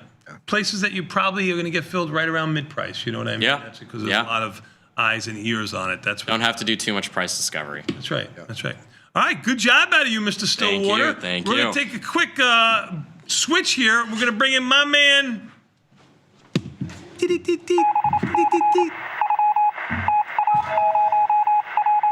G, you got a street named after you? A lot of neighborhoods are called, like Lakeside Glen, things like that. I live off of. You're right. I live near a place called The Glen. Yep, there you go. So you're right. You probably live in the, Hoity Glencoe. You up there in Glencoe? Glencoe, first part of it. where I grew First part of it. That's right. Yeah. Very fortunate you are. That's right. What do you bench? 410? No, that was kind of. I mean, you're a little bit bigger than Q. So if you can do 315, you can do 410. It's all about like the mechanics, like his levers, are. Yeah, the levers are smart. It's very impressive. He could beat me up. He struck a nerve with you a little bit. You got a little. Oh man, he pushed back. I'm proud of him. I'm proud of him. They'd call him Little Man. Yeah, you did. Yeah, that was just me being an personally, asshole. I wouldn't have it. So that was just me being, that kind of guy. You know what I mean? It's still got to be, even though I can't get to the top of the mountain anymore. Yeah. In a day or two, it takes like a week or two. I got to make believe. If ever. You're never getting up to If ever. What can I tell you? How are you today? Pretty good. What's moving on in the FX market? Man, dollar weakening yet again. Led again by British pound early this morning. That's trading up near 134 now. That's Closed my pound euro trade a little early. Yeah, but you caught a nice move. Well, you missed yesterday's move because yesterday was a bigger move, I think, in the British pound. Right now, it's on top of, right? Exactly. So this one's starting to run away. Now we're firmly back at mid-October prices there. Euro dollar consolidating a little bit, but took a leg higher overnight. That's sitting above 116.5. Dollar Canadian dollar, U.S. dollar Canadian dollar is falling pretty dramatically. Don't know what's happened in the past 2 hours there. Could be just greater risk on sentiment because I'm seeing a similar move here in the Australian dollar, US dollar to the upside. That's breaking out. This one's been on my radar all week for hovering around that 66 cent level. Now that's trading through 66.20. Not a huge move by any means, but trading through some of that chop to the upside. So that one's pretty interesting to me. Nick, did you have a short euro yen? I have that. That is a painful trade. It's coming back a little bit. That's one of I've had a fantastic time trading the Forex products here. Yep. That one is one that has. Well, there always has to be one, right? Yeah. I mean, you're on your way. It's coming back for you today. Just to give you an idea, I've been holding one lot of this since October. That might be one of the longest holds at Tasty FX because I know the real FX traders in and out, ding ding ding ding ding ding. Not like little Johnnies like me. I just hold this just to hold it. Come on, that's right. Give it back. Still pretty underwater there, but reassuring that it's not running away even further against you there. But yeah, while you speak of active trading, we're waiting a little bit for next week's Fed event. Yes. Going to cut rates, most likely. Non-farm payroll data not happening tomorrow. That'll happen on December 16th. So because of the shutdown, is it? Yeah, really. Just, they got to get those numbers right. Yeah, cook those books under increased scrutiny lately. Yes. So yeah, nothing on the agenda of note for the rest of the week here. So I wanted to get into. You mentioned you don't trade as actively, but there are other people out there that trade, more position trades on a longer term horizon. Exactly. Non-Johnnies. Yeah. And for those traders, something like the overnight carry is more and more of a factor in selecting your trade. So just wanted to call out what we're looking at right now in terms of the carry dynamic, carry trade, of course, speaking to when you are financing this position with one currency and going long the other currency. If there is an interest rate differential, there's the opportunity for that overnight financing charge to be a credit to your account if you are financing at a lower rate and holding a currency that yields a higher rate. That's been very popular recently in headlines with the dollar, Japanese yen. As you know, those rates in Japan staying low, U.S. staying rose all the way up to 5%, coming down now, but coming down pretty slowly, a lot slower than people would have expected. And so that's the one that gets a lot of headlines. But I crunched the numbers early this morning, and due to the regulatory environment and what these pairs are margined at, we get an interesting dynamic that actually presents among major pairs the dollar Swiss franc as a larger overnight carry. If you were to go long U.S. dollar against the Swiss franc, that'll yield you. It's a combination of things. One being to hold that position, you're only margined at 3%, and so your leverage is 33-1. Whereas the dollar yen, because of its increased volatility, that one's held at 5%, so only a leverage of 20-1. And that's one thing. And then another factor is the actual exchange rate itself. So with both of those pairs, the base currency is U.S. dollar, and it's quoted in the other currency. Dollar Swiss franc right now is very cheap. We're looking at one U.S. dollar is 80 or 0.8 Swiss francs, and that's historically very low for this currency pair. Yeah, would have never been able to give that answer. Even if I was given the answer. It was pretty good. And so the combination of those two things, even though if you're looking on the platform we have on the watch list, we have those indicative swap bid and swap offer. Yeah. You'll look at that and say, oh, dollar yen, that has 1 point something pips overnight, and the Swiss franc is only 0.7 or what is it? Yeah, 0.75. Yeah, so the difference here is what your rate is that you're making. So you're making a little over, what is it, 32 basis points-ish? No, so you're getting, those are on the swap ask and swap bid. So whichever button you're hitting, that's the rate you're getting. So you're getting those full If you're 75. if you're long US dollar, you're getting 75 basis. Correct. If you're short the US dollar in this pair, you are paying a base. Exactly. 100 basis points. So crunch the numbers. If you're comparing just those two pairs and you have $5,000 in those two positions, that would be a one lot in dollar yen, and it would be more than one lot in dollar Swiss franc because of that margin. You're getting indicatively $19.50 overnight for that long US dollar Swiss franc, and only $8 in that dollar yen. So dollar yen steals the headlines on all of that, but in terms of actual dollar amount for retail traders, dollar Swiss franc takes the cake on that one. I'm in with you. Now to the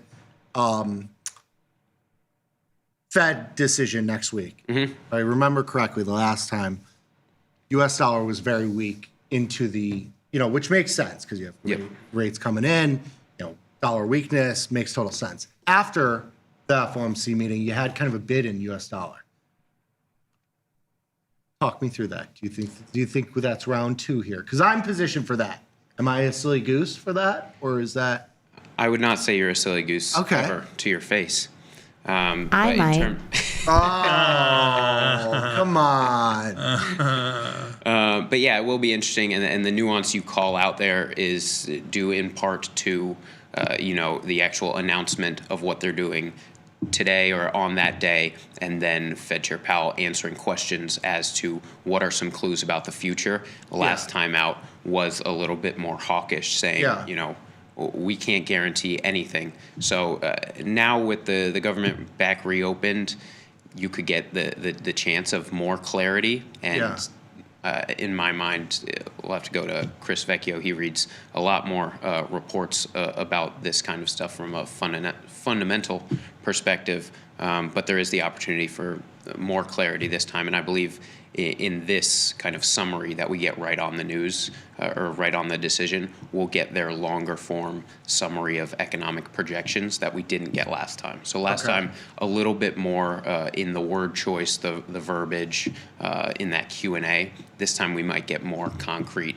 in the actual report. So hasn't done anything pretty much to these pairs trade. They've all been moving in the same direction that they've been going in for the last week or two, right? Yep. Ever since we cleared some of those hurdles in the rate cut odds that we track via that CME FedWatch tool, since we cleared 66, 70% and shot all the way up near 90 now in terms of a rate cut, we've seen that dollar slide.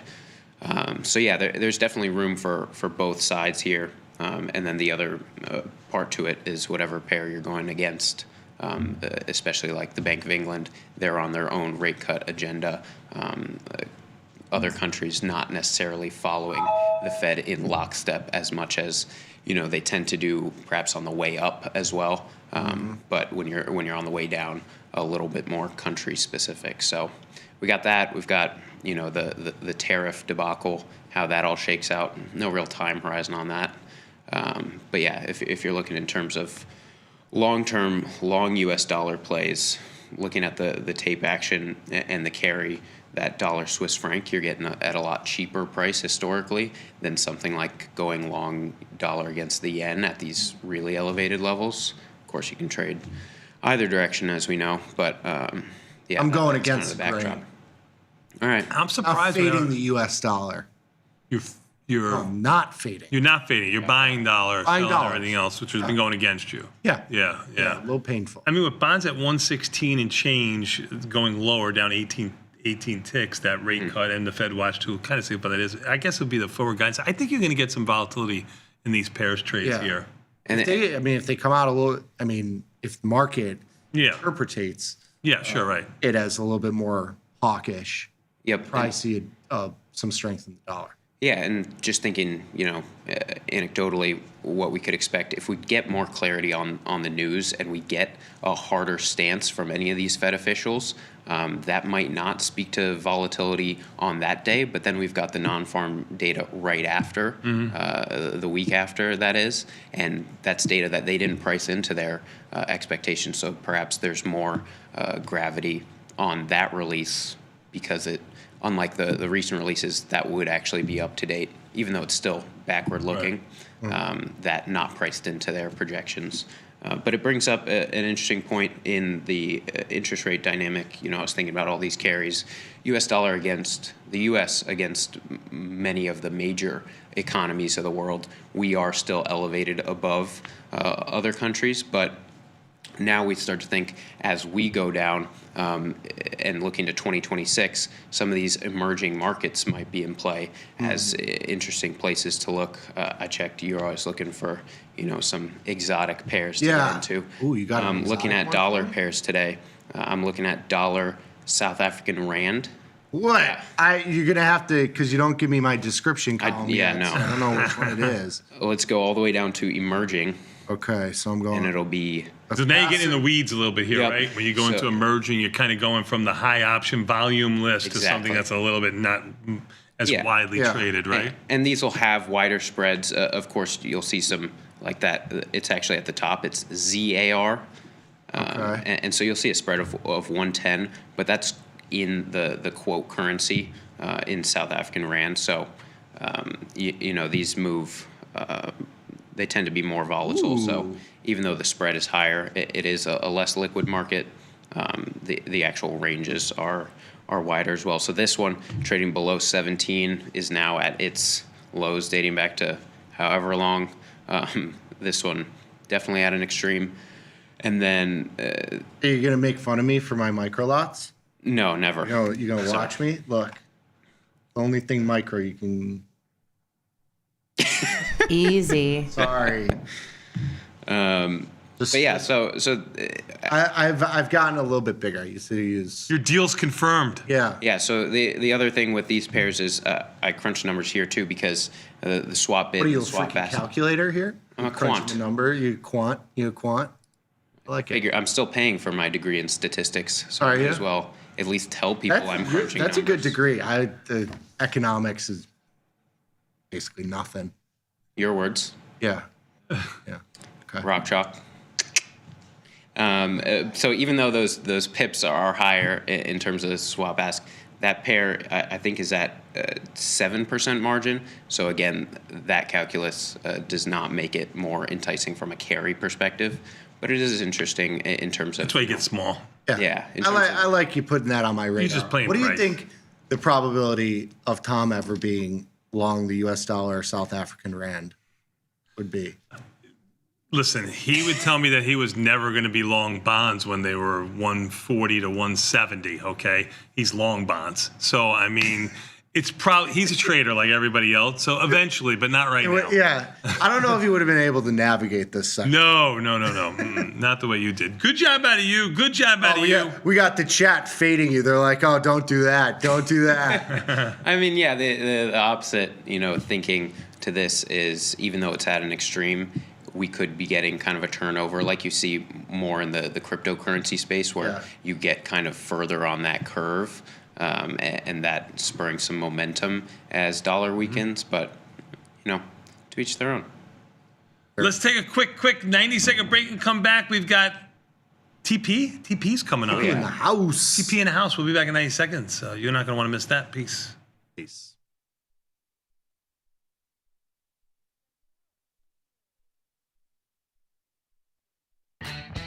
Tasty Trade's Money Match event. Unlock 30 days commission-free trading.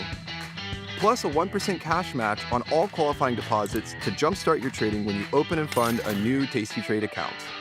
Level up your trading experience with active trader mode, smart order tracking, risk analysis tools, dynamic watch lists, and more. The Money Match event starts now, exclusive to new Tasty Trade customers. Got trader's block? We've got the cure. Get data-driven trade ideas with Cherry Picks, our weekly newsletter that gives you insights into the market. Sign up at tastylive.com/newsletters. All right, so the X date on a stock, what does that mean? The X date for a stock refers to the X dividend date, which refers to the dividend of that stock. So if you have a short in the money call and the extrinsic value is less than the implied dividend, then you would be at heightened assignment risk. So the X dividend date is something you want to make sure that you are aware of so that you can either roll or close that position to avoid that extra assignment risk. What does it mean when you hear the term pin risk? So pin risk refers to options that are usually on a round number and the risk of a pin at the end of the day or the end of the expiration for that underlying. So this typically is applied to SPX or very liquid underlyings that have monthly or weekly expirations where the stock price or the ETF price or the index price is right at an even number where a lot of volume and open interest is.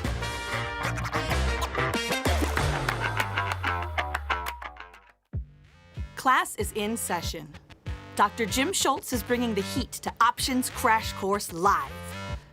This 90-minute show features Dr. Jim in his professional prime. All of the gimmies, none of the gotchas. Come early and grab a drink with Dr. Jim before class and stay for Q&A. The event is free, but space is limited. Register today at tastylive.com/events. It's not a lecture, it's a lifestyle.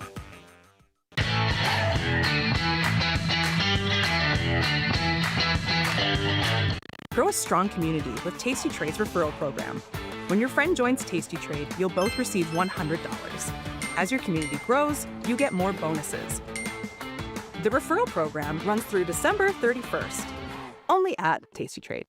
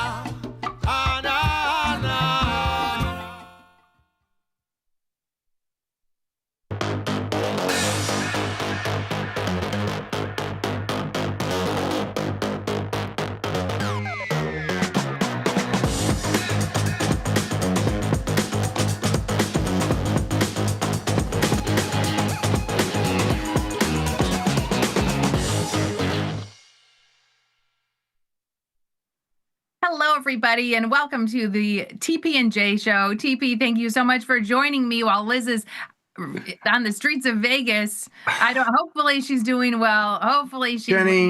Jenny, seriously, if it weren't for you working every single day, the place would fall apart, okay? Liz is off on another vacation, hanging out. She's probably partying. So, hey, is Liz a buffet woman? Is she does she hit the buffets out there? She probably is. I would guess that Liz is a buffet person. I don't know that I've ever been to a buffet with her. We were talking about Vegas, and most of the time when we're in Vegas, it has been with Tom or with a money show. And Tom is not a buffet person. So the last time we went to Vegas, we ate at Momofuku and Nobu and, the fanciest restaurants. Yes, because we have usually been there with Tom on the road for shows. So I don't think she said she hasn't been there, not for work, in over 20 years. Wow. See, I go with my old pals once every couple of years, and we just go to gamble. And what happens is we don't spend a lot of time eating just because, but the lines for the buffets, when we look at them, it's just too long. We don't want to waste, we don't want to spend time standing and waiting for a buffet. It's crazy. Are the lines that long because they're giving the buffets away for free? No, I don't think so. Unless you get comped. We could probably get comped for a buffet, maybe, because we hand in our little gambling card, casino cards, whatever. So we do get some little things for free. Maybe if we gambled enough, we would get a buffet, maybe. But I think people just go there because the pictures are so pretty. They have all the stuff laid out, and it's it's they look beautiful. But I don't know. It's I don't know if Liz is a buffet person. She would eat at a buffet. We're not I don't know what the word is for it, but like we're very easygoing. We'll eat wherever someone takes us. Like wherever, if the group says we're gonna go, we'll go. You're an easy date, Jenny. You're an easy date. Yesterday when we were filming at the SIBO, they told us we were the easiest people that they have ever worked with. I would second that. I would second that because Jen, I don't get along with everybody. It's like, TP is a little, whatever. But you guys, you and Liz, you're the best. Well, I love working with you guys. I appreciate that. So she'll eat anywhere. But I don't know if you've ever heard the story. The last time, so we were in Vegas with Tasty for a show, and I think it was Liz and me and Tom and Nikki, Baby Bat, and Tom wanted to go to the Momofuku. And he ordered so much food, but there's one thing he ordered was like this super expensive cut of meat. I don't know, hundreds of dollars, cut of meat on a platter. Literally, the server puts it down by me. Tom says, "Jenny, will you pass that?" And I pick up this dish to pass it. TP, it was so heavy. Literally, my wrist, my wrist just snapped, and the whole plate and the meat fell on the floor. No way. Yeah. No way. Did you just pick it up and pick it up again, throw it on the table here, Tom? Eat the food. He'd probably eat it, knowing Tom. Yeah. Yeah. So that was the last time Liz and I were eating in Vegas. Hey, Jen, I have a question for you. So one of the things, one of the reasons I like to do the show with you is we've both been doing this for a while, and we don't need to talk about exact number of years, but we've been doing this for a long time. And this morning, I do the SPX trades, butterflies, iron condors, that sort of thing. I didn't get filled this morning, and maybe I was a little aggressive with my price, but one of the things that a question I have for you, and I can talk about my thoughts on it, is if I don't get filled at my price for, let's say, an SPX butterfly, selling it for $9 or something like that, do you chase it? Do you take your limit price down? So I don't chase those 0 day because you've got a price in your mind. Like Liz and I have been sticking more with just put spreads lately, and I've got a price in my mind. I know if I'm doing a $10 wide put spread near at the money, I want 360 to 380. And if I'm not getting that, I'm not going to move my strikes or chase the spread. Like I know in my mind what I want to get or what I've been getting, and I don't chase it. Today was tough. This will make you feel better, TP. I'm going to go into Twitter right here. And Eric, one of our viewers who does the 0 day SPX, he says, done for the day. He has his lunch money. But man, I hate Thursdays for SPX iron condors. I don't know why I even got in. Regrets. Only 364 green after fees and the iron condor. I think Thursdays, we have seen studies that say if you're going to skip a day, it's Thursday's the day to skip. Skip Thursday. Yeah, I guess I don't like to curve fit, as they say, always Thursdays, that sort of thing. Because sometimes it can just statistically work out kind of randomly like that. But I think the 0 DTEs, and yes, I do them and they pay well, I get that. But they're just a part of my whole portfolio. I have probably about 45, 50 symbols on right now. and they're just a part of it. SPX, along with everything else. So I don't need that trade on that SPX trade. Yeah, I would like it. I would like to make money. They are reliable winners.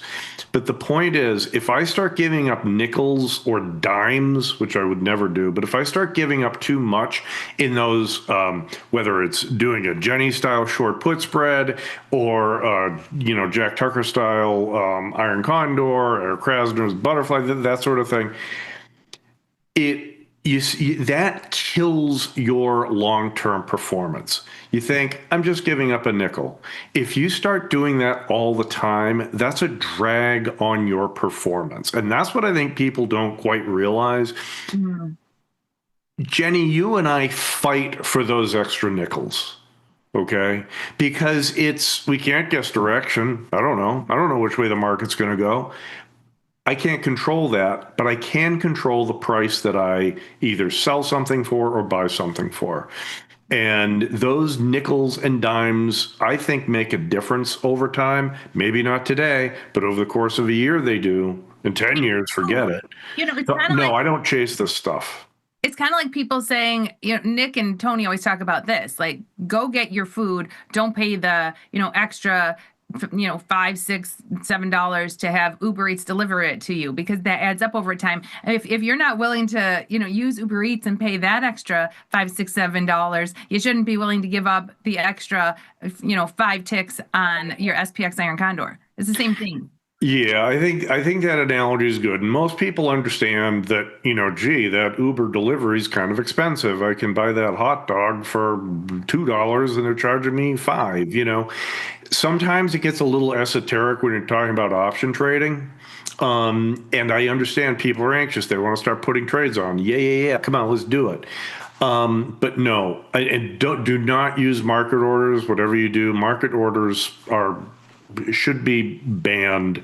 But don't chase limit orders. If they don't want to play, if they don't want to fill you, take your ball, go play somewhere else. So someone asked us yesterday, because we were trading Liz and I went and we did a segment on Benzinga and we put in an SPX trade. And we're looking at a few trades, and they asked us if we put in stop orders. And we said, no, lots of people do. Do you ever put in stop orders? No.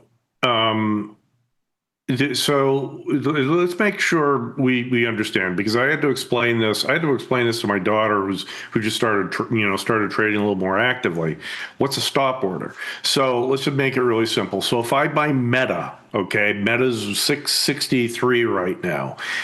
If I buy Meta at 663, I put a limit order to sell it above the market, but a stop order to sell it below the market. Okay, so a limit order, I might put an order in to sell it at 665 above where I bought it, but a stop order would be like at 662. Okay, so let's be clear about what these are.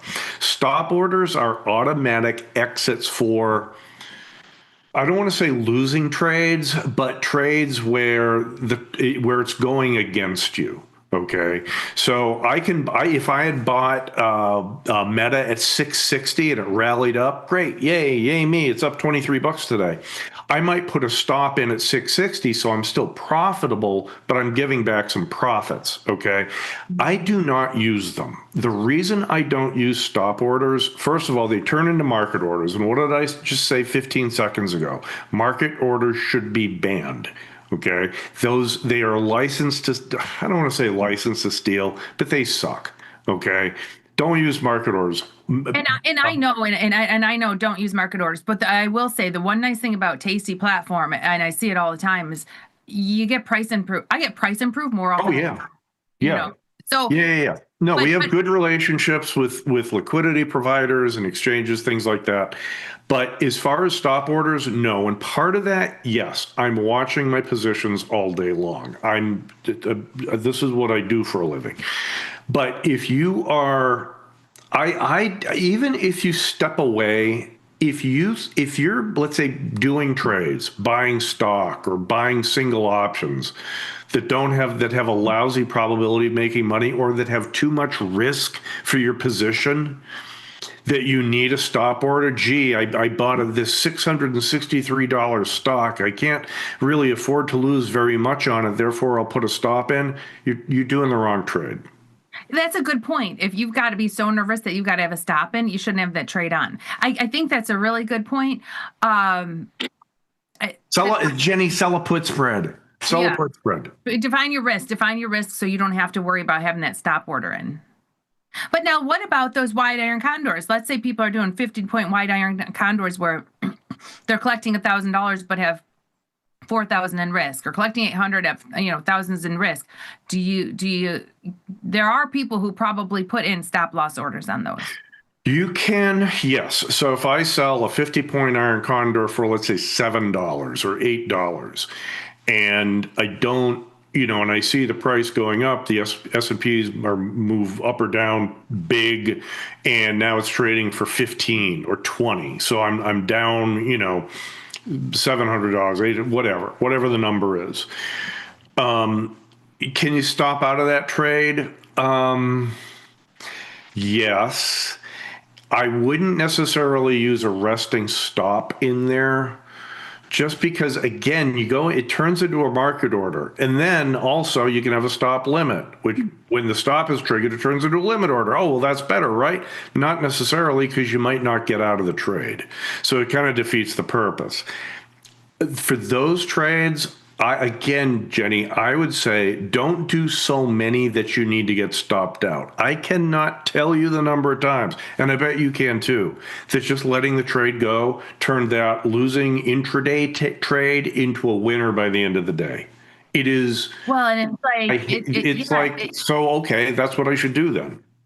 Right. And if you're getting to the point where you're going to get stepped out, that means there's a little bit of crazy action in the market, which means markets are getting wider and you're going to be giving up a lot more on that fill. That's exactly right. The SPX and those big expensive products, and by expensive, I'm not talking about implied volatility. I'm just talking about, $6,700 or whatever the SPX is right now. The option prices are relatively wide in those sorts of things. They're harder to trade. They are. I think they are a beginner product. Okay, I think it's great if new traders start trying this stuff and learn. You learn in dog years in those trades. Okay. I'm glad you said they're a beginner product, because this is a question. I know I sent you some viewer questions, and we'll get to those today. But I am next week going to, so this kids school stock market club called me and asked, will you come speak to our stock market club? And I said, I won't play your stock market game. I won't have them go on their stock market, online program and pick stocks, but I will, give me a whiteboard and a marker, and I will teach them I'll teach them some things, or give me I'll pull up our platform and I'll teach them how to learn to read a platform, and so I want to teach them one thing. Am I better off teaching them how to sell a put, or am I better off teaching them an SPX iron 0 DTE iron condor? I think probably just a short put. I'm going back and forth. Do I teach them the 0 DTE, or do I teach them a short put? I would do, only because it's, how old are these kids? 15? 17. Oh my God, Jenny. They're less than a year away from opening an account. They have the attention span of gnats, okay?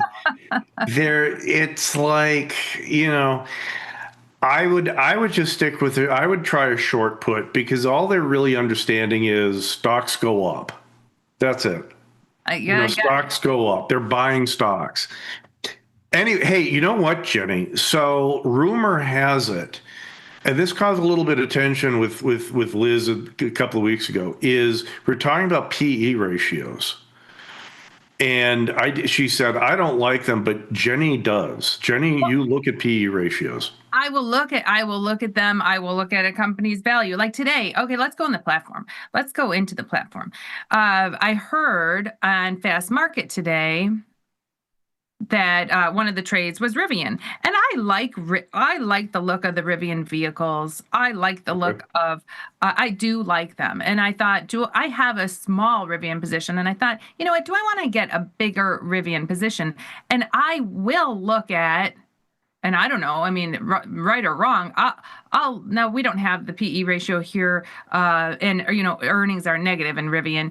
That's but one. I definitely looked at the market cap in Rivian and I compared it to the market cap in GM and Ford and all the other automakers. Yep. And thought, you know what, at $20 billion, I'll just keep my small position.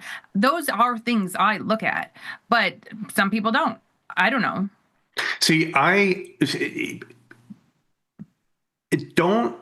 what people should, the reason I ask, it's because it's fun to talk. It's fun for me to ask you questions like that to get a different perspective.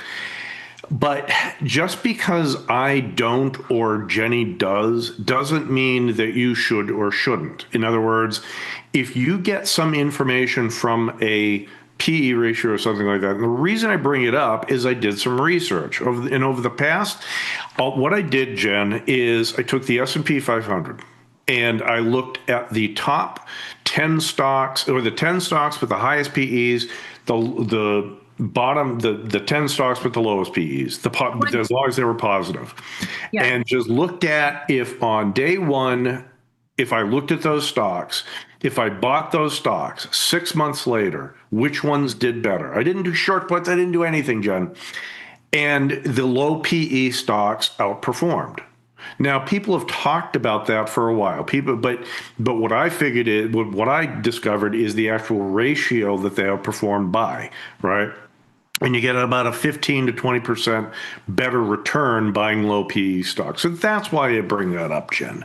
And if that's something those kids are learning about, if they're learning about companies and things like that, that's something you can certainly talk about. I was not going to teach them PE ratios and market cap and that. I was just going to jump right into how often Liz and I'll say, like, I don't care how the sausage is made, just give me the trade. And I feel Thank you, Jenny. Right. But if I am getting it, if there's a lot of premium, high vol, whatever, I don't care. I'm just selling options. I'm just trading. I'm just selling puts or jade lizards or whatever. But if it's something that I'm kind of adding to my bullish portfolio of products I like, then I will look into that. Yeah. And you got to keep in mind, is somebody who hasn't been doing this for 20, 30 years, coming onto a platform, any platform, and it's a bewildering array of numbers. This number, that stock price, option, blah, blah, blah, blah, blah, all this stuff. How do I make sense of it? And some people make sense of it with charts. They look at charts. That's great. If a chart makes sense to you, if it puts some context around a trade, awesome. Use the chart. If fundamentals like PE ratios or whatever, if those give some context to the stock, use them, okay? But to Jenny's point, use a high probability positive theta strategy to express that speculation. That's what I get at. So you want to use PEs, but sell puts in those stocks, right? If you think they're going to go up. That's all I'm saying. Of your list. So did you say you used the watch list to get your list of low? So sometimes, here, what I do is I fire up a watch list and I sort by IV rank. So pick any list. Pick any list. Like, it doesn't really matter. Tasty default. Let's say Tasty default. And I go in the middle there and see where it says IVR, and I just click that, and again, and I see now that it's ranked high to low. So what I see is GDXJ has a 67% IV rank. GDX has a 55%. Those are obviously gold ETFs. EWW. Holy smokes, look at that, 50%. EWZ, Brazil, 42%. So that's how I will begin to look for trades. When I write my cherry bombs, it's a little bit different. I'll do this for cherry bombs, but a lot of times it's the same symbols. So it's okay. Can't do a GDX trade every day. So I'll look at other sorts of things and other stories and stocks that have made big price changes. Like I looked at a bullish trade in Netflix yesterday for the cherry bomb. It had a big down move and it's down again today. So I bought a call spread in Netflix. Okay. But so I'll use the watch lists. That's what I use to make sense of the market. I'll go in there and say, show me high IV ranks. That helps me put a context around a symbol. How did you do your search for the low PE ratios? I'm sorry?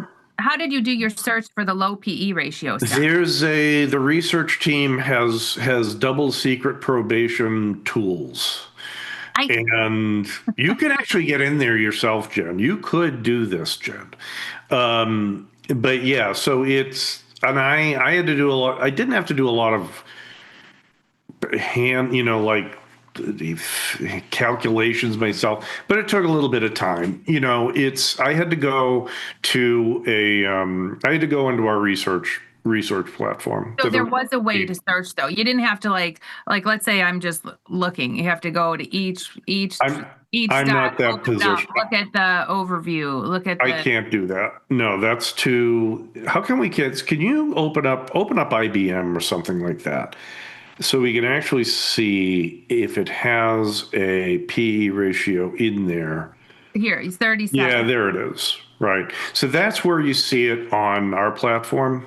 And no, I did not go down 500 stocks and look at their PEs. I pressed a button and they sorted it out for me. Okay. Oh, okay. On some of our top secret technology. So speaking of top secret technology, I want to know. Okay, inquiring minds want to know. Yes, ma'am. Are you mostly using the desktop version or are you using the web version? So I'm using both. And I know the development team has been adding some more things to the web-based version. Like they put in on the charts now, you can have the implied volatility over time. They added that in there. They just released an AI query tool on the web-based platform. Things like that. So that they're putting a little bit more things into the web-based platform because it's easier to support. It's not as dense a piece of code, right? Okay. But I use the desktop most of the time because it has what I want. Jen, I'm old. Okay. I've distilled what I want to see down into some pretty basic things, and I have my desktop set up the way I want it to. But I could use the web-based. The web-based is basically the same thing. So, okay, so because we go back and forth, and maybe I'll start using the other one on the show. I don't, start adding more and more to the web-based version. And hey, if you're looking for that, it's my.tastytrade.com. And you could just go to tastytrade.com and log in from that. You can, but or you can go directly to the web-based and my.tastytrade.com. My.tastytrade.com. Okay, so yes, I'll remember that. Another question that we've had, and I'm sorry, I'm throwing new questions at you. That's okay. This back testing feature here, where is it? The back testing feature here. Yep. Are you familiar with our back testing feature on the platform? Yes, I am. So when we try to test things, and if viewers try to test things in SPX, it will only let you put 1 DTE. It won't allow 0 DTE. Right. So this is part of the back testing tool is dependent on some other pieces of technology, one of which is a different quote feed. So what we don't want to do, the most important thing in a trading platform is quotes and orders. Those have to be instantaneous. They can't get hung up, right? They can't sit there and the wheel's spinning, right? So the back testing tool, what we didn't want to do is have people putting in hundreds of queries in the back testing tool every day because there's a lot of data to it. So if I go back, let's say I want to sell a put in IBM and, every week, and how did that work over the past 10 years? That's a fair amount of data. So it points to a different data source. This is my understanding. points to a different data source. And so that data source, you've got to pay for licenses with this stuff. I'm not sure if that data source has those 0 DTE SPX options. I think that could be the reason. But you can't, doesn't have them in there. So yesterday I ran this test on the show. So in SPX, a newer trade I've been doing is the 0 day, 1 day at the money calendar. 0 day money calendar, and I wanted to test it, but I couldn't get the 0 DT, so we tested the 1 day, 2 day at the money calendar. You see sell, put 50 delta, 1 DTE, buy, put 50 delta, 2 DTE, and I put take profit at 10%. So, because if you're buying a calendar, let's say, I think these are about $600 or so. Let's say they're $600 and you're taking 10%. And maybe should I try 20%? Let's see what the results are if I take 20%. 20%. And these run quick. So put it on every day, take profit at 20%, run this back test. And you see how I like how it builds. Yeah. How quickly you get your results. So I'm curious. Now, these are different because you're doing 1 day, 2 day. And so you've got that overnight movement risk. But for a trade that's probably only $600 over the course of 2 years, you're making about $10,000 on it. Yeah, that's pretty good. And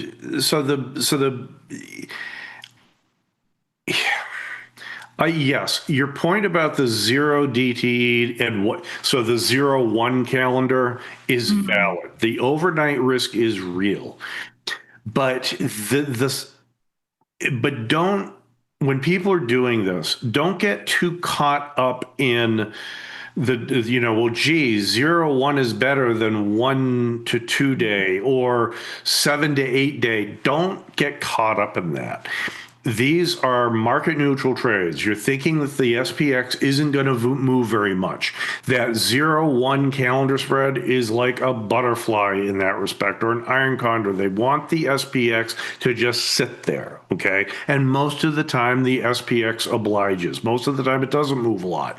That's why any at the money calendar like you just did, Jen, is probably going to work, whether it's 0-1 or 1-2. And 0-1 might work better for the reasons you're talking about. But for backtesting, a backtesting showing that the 1 day, 2 day works is going to apply to the 0 day, 1 day. Okay. All right. So I ran it a couple times, and I tried this trade a few times, and I've been kind of liking it because I feel, and I know I ran, take 20% or 10%. I feel like there's a little more profit potential in these. Let's say you risk $1,000 on an iron condor. What's your profit potential? $200, $180, something. If I take $900 in risk on this 0-1 day calendar, I've seen these make, $300, $400 because there's so much decay coming. If we don't move, there's so much decay coming out of this 0 day. Yeah. And they have relatively wide, and we can look at the, if you go to the, do you have it on here? If you go not the table mode, but the curve mode, right there, you can see this calendar spread has a relatively wide profit area. So it doesn't have to nail, let's say 68.40, right, for it to make money. That's the point. I've seen it at the end of the day, SPOO's 20 points higher or lower than the strike, and it's still not a loss. Yeah, right. And that's partly because 20 points on a $6,800 product isn't a large percentage. In percentage terms, it's a tiny percentage, so the calendar can still make money. I may try one of these when the show ends, just to put it on.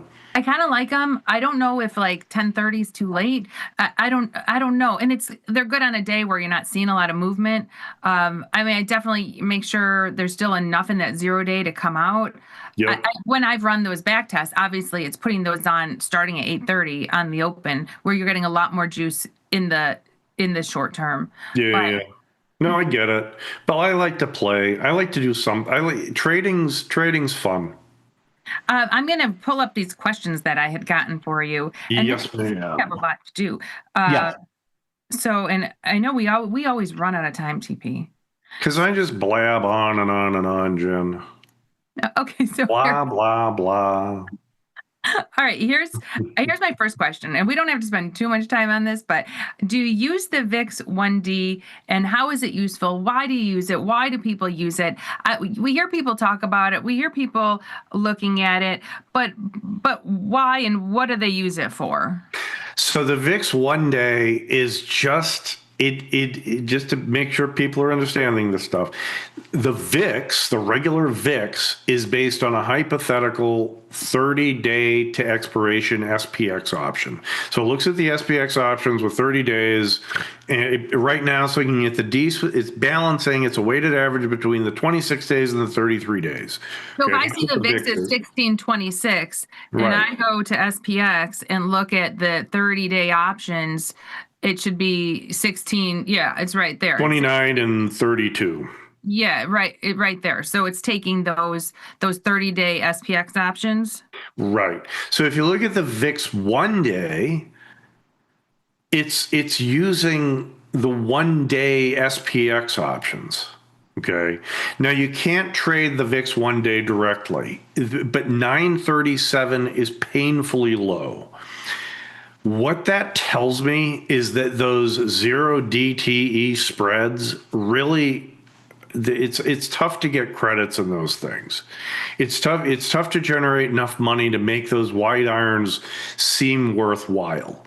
Okay. So a few weeks ago when the VIX was higher, like when the VIX 1 day was over 25, yeah, I could get $4, $4.50, $4.60, $4.75 for a 25-point iron condor, right? Nice. Okay, I'll take that. Today, I was struggling to get, $3.40. I didn't get filled.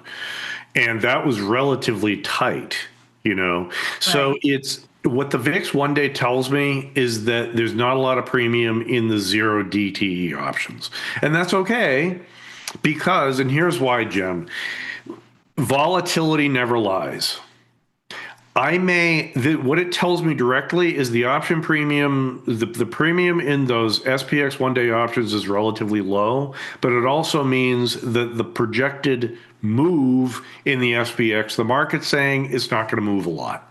That's what that 9.5% tells me. And you know what's weird, TP? I mean, you say volatility never lies, and we had those days. We had those days where we didn't see much action, but the VIX was staying bid. And it was like, gee, why is the VIX still high? Why is the VIX staying bid? Why is the VIX up a little when we're not doing anything? And then, boom, we had some movement. It's like, it's crazy how that happens.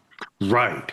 So I'm not saying people don't know, right? It's not like the market may, it's going to happen at 11:30 and we're going to surprise everybody. No, that's not the way it works. There are two things. All it means is VIX 1 day at 9.5% means there's not a lot of credit for those short option strategies in the SPX 0 DTEs. But it's 1 day TP. It's not 0 DTE. It's the same thing. Okay. So then is there people always want some kind of decision tree. If this, then I do that. If that, then I do this. Like, so if the VIX 1D is under 10, then maybe I don't sell the iron condor. Maybe I buy that calendar or some kind Maybe you could certainly do that. And the calendar spreads might be the better choice in that respect.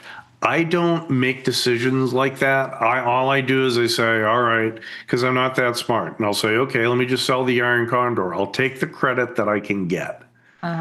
Because the SPX probably isn't going to move very much with a 9.5% VIX 1 day. Maybe, yeah, and I'll start looking at these calendar spreads, Jen. I don't know. Jenny, this is the point. This is what I want people to understand. I've been doing this for over 30 years. You've been doing this maybe 30 years. Since the 90s. That's 30 years, okay? So the point is, you have to keep learning. Just like everybody, hey, TP, take a look at these calendar spreads. Okay. Why not? I don't care. I'll steal Jenny's ideas. If it can make me some money, I'll do it. That's all that matters. And you have to keep learning. You have to keep trying. So yeah, if the calendar spreads are a better choice when the VIX one day is this low, that's what I'll be doing. No, you're absolutely right. It's crazy because we have been doing this for 30 years, and we are still learning, and we are still coming up with new things, and we are still questioning what we've been doing. Should we change this, or how do we? And I every year I'm looking at what worked, what didn't work, what do I want to do next year, what am I going to change? The only thing that makes me feel better about that, Jenny, is that I know that 30 years is a larger percentage of your age. Hey, TP, my next birthday, I'll be 50. You look like a mature 27. Okay? I remember at work when like Tony turned 50. Yeah. Yeah, no, you've been with us for a while. Yeah, I mean anyway. So the point is that's the VIX one day. Don't put too much into it. It's, it is what it is. And look at what it means. It means that there's not a lot of premium in those 0 DTE and 1 DTE SPX options. Okay, so good. So that was good. And now I'm going to, as I'm looking for the next question, TP, how would you handle this? As I'm looking for the next question, I see a text pop up from my son. Now, my son and his roommates have a cat. They took in a cat. They took in a cat off the streets. They took it to the vet, had it, had it, get its shots, get it cleaned, whatever. Here's the text that just comes in. And my husband's allergic to cats. It says, Mom, I don't know what to do. Neither of my roommates can take our cat over Christmas break. Can I bring the cat home? I have 2 dogs, TP, that would probably kill this cat. Jenny, I respect you. Jenny, I hold you in the highest regard, but you failed as a parent. Okay. This like I tell my kids who are maybe a little bit younger than your son, you're not allowed to have pets in your 20s. No, don't do it. Don't have pets. I don't care how much fun they are, cute they are. Just because we have a pile of animals here, I'm old. Okay, I don't go anywhere. I don't do anything. I sit and trade and I feed the dogs. Okay. How old is your son? 25? 22. He said he'll be 22 in January. 22. He should be out enjoying life. He doesn't. My wife and I were out doing something last weekend. And then it turned on. My wife looked at her watch. Oh, it's 5 o'clock. We got to get home and feed the dogs. We could have stayed out another couple of hours, but we would have stayed out another couple of hours, but we couldn't because we had to go home and feed the dogs. It's one thing when you're 60. It's another thing when you're 22. Go have fun. That's what I try to tell You don't need the responsibility. TP, he's graduating in May, and he is like insistent on getting his own apartment and living on his own because he wants to have this damn cat. And I said, how are you going to go visit your friends on the weekend? Go see, like, go travel, go do stuff when you have this cat in your house, in your apartment. Then you're paying rent instead of living at home and saving money. No, I would say bring the cat home and let the dogs take care of it. Jenny, problem solved. Now we have cats too. The dogs like the cats, but the cats live mostly outside, except when it's really cold and my wife lets them inside. I don't like the cats inside. It's 20 degrees here. Oh my gosh. My husband is going to die. Yeah, anyway. So you can't do that to your husband. That's terrible. All right, what's the next question? Okay, next question. With the December pissed off all the cat owners. All right, I'm sorry. With the December rate announcement coming, what are you doing in interest rate products, and which products are you using? All right. So, and like what, with the interest rate announcement coming, like what's going to be affected most? And are you doing anything, TP? Yeah, I mean, I'm not necessarily putting any trades on based on that yet. Maybe I will next week. It's coming out, I think, next Thursday or Friday, something like that. So like in 8 or 9 days, is the next FOMC meeting, and the probability of a rate cut is going up. So here's what I want people to understand. So when the Fed cuts rates, what does that mean? They're cutting the overnight Fed funds rate that banks, in other words, people with Jenny-sized accounts, go and make overnight loans with to meet capital requirements. So when Jenny needs to borrow $5 billion, okay, to hedge her SPX, to capitalize her SPX trading, she goes to a bank, to the Fed window, right? And that's the kind of size. That's the interest rate that you're borrowing overnight. Okay, when these banks need to shore up their capital requirements, and it's not nefarious. It's not like, oh my God, they're borrowing money to. No, that's what banks do. They have capital, and then they lend out the money. Okay. So that's that rate. It's an overnight rate. Okay. But we still see things move. Like, okay, so here I've got ZB. So when the I feel like when it went from, okay, it was a 37% chance that there's going to be a rate cut to an 87% chance there's going to be a rate cut, we saw a ZB run up, right? Yes. But now it's right back down, and the percent chance of a rate cut really hasn't changed. Here's why. Okay. So that rate cut overnight trickles down the yield curve, goes from, overnight to, 1 month T-bills to 3 month T-bills to 6 month T-bills to 7-year notes to 10-year notes to 30-year bonds. Okay. And how that yield curve is going to fluctuate is anybody's guess. To your point, Jenny, the probability of a rate cut, and so to make it clear, interest rates and bond prices or treasury prices, doesn't matter, expiration, they move inversely. So if interest rates go down, bond prices go up, right? Whether it's a 30-year, a 10-year, 7-year, 3 month, they go up.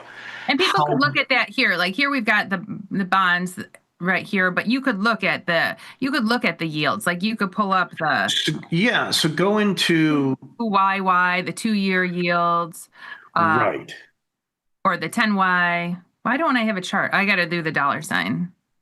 Yeah. So the point is, it's not just do these bonds respond, it's how much they respond. And that has to do with a concept called duration or modified duration. It's like Vega. It's like the Vega of an option. So you and I, Jen, know that Vega means if an option's a Vega with more days to expiration, like a leap, has very high Vega. So when volatility changes 1%, that leap option with a lot of days to expiration and its higher Vega is going to change in price more than a 1 month option. Okay, simply because the option with a year to expiration has higher Vega than the 1 month option. Same thing in treasuries. Okay, or in any bonds. Longer term bonds like the 30 years or the 10 years have higher duration or modified duration. Their prices are more sensitive to a change in interest rates. The problem though, Jen, is that the 10-year rates don't necessarily move that much. Yes, they can move. Okay, yes, they move a lot, but they don't necessarily move in response to the Fed, to the FOMC meeting. Right. Okay. So here, here's the 10-year yield, right? So 10-year yield's up. The 10-year yield is green. Therefore, the ZN is down. So the 10-year yield is up. It's 4.108. That's the actual 10-year yield, 4.108. And if you look at ZN. Or just plain ZN. You don't need the zero. No, it was still. The 10-year Should be down. And there it is, down 12 ticks. So that's the relationship. So what am I trading? One of the problems with these products is they don't necessarily have great options. Okay. Yes, you can go into the futures.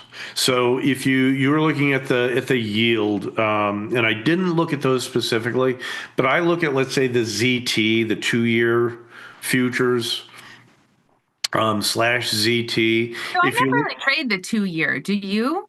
No, I don't. But this is one thing you can look at. If you pop the options open and go up to 22 days, if you thought that a rate cut would push the 2-year note up more, you could sell a put spread in here.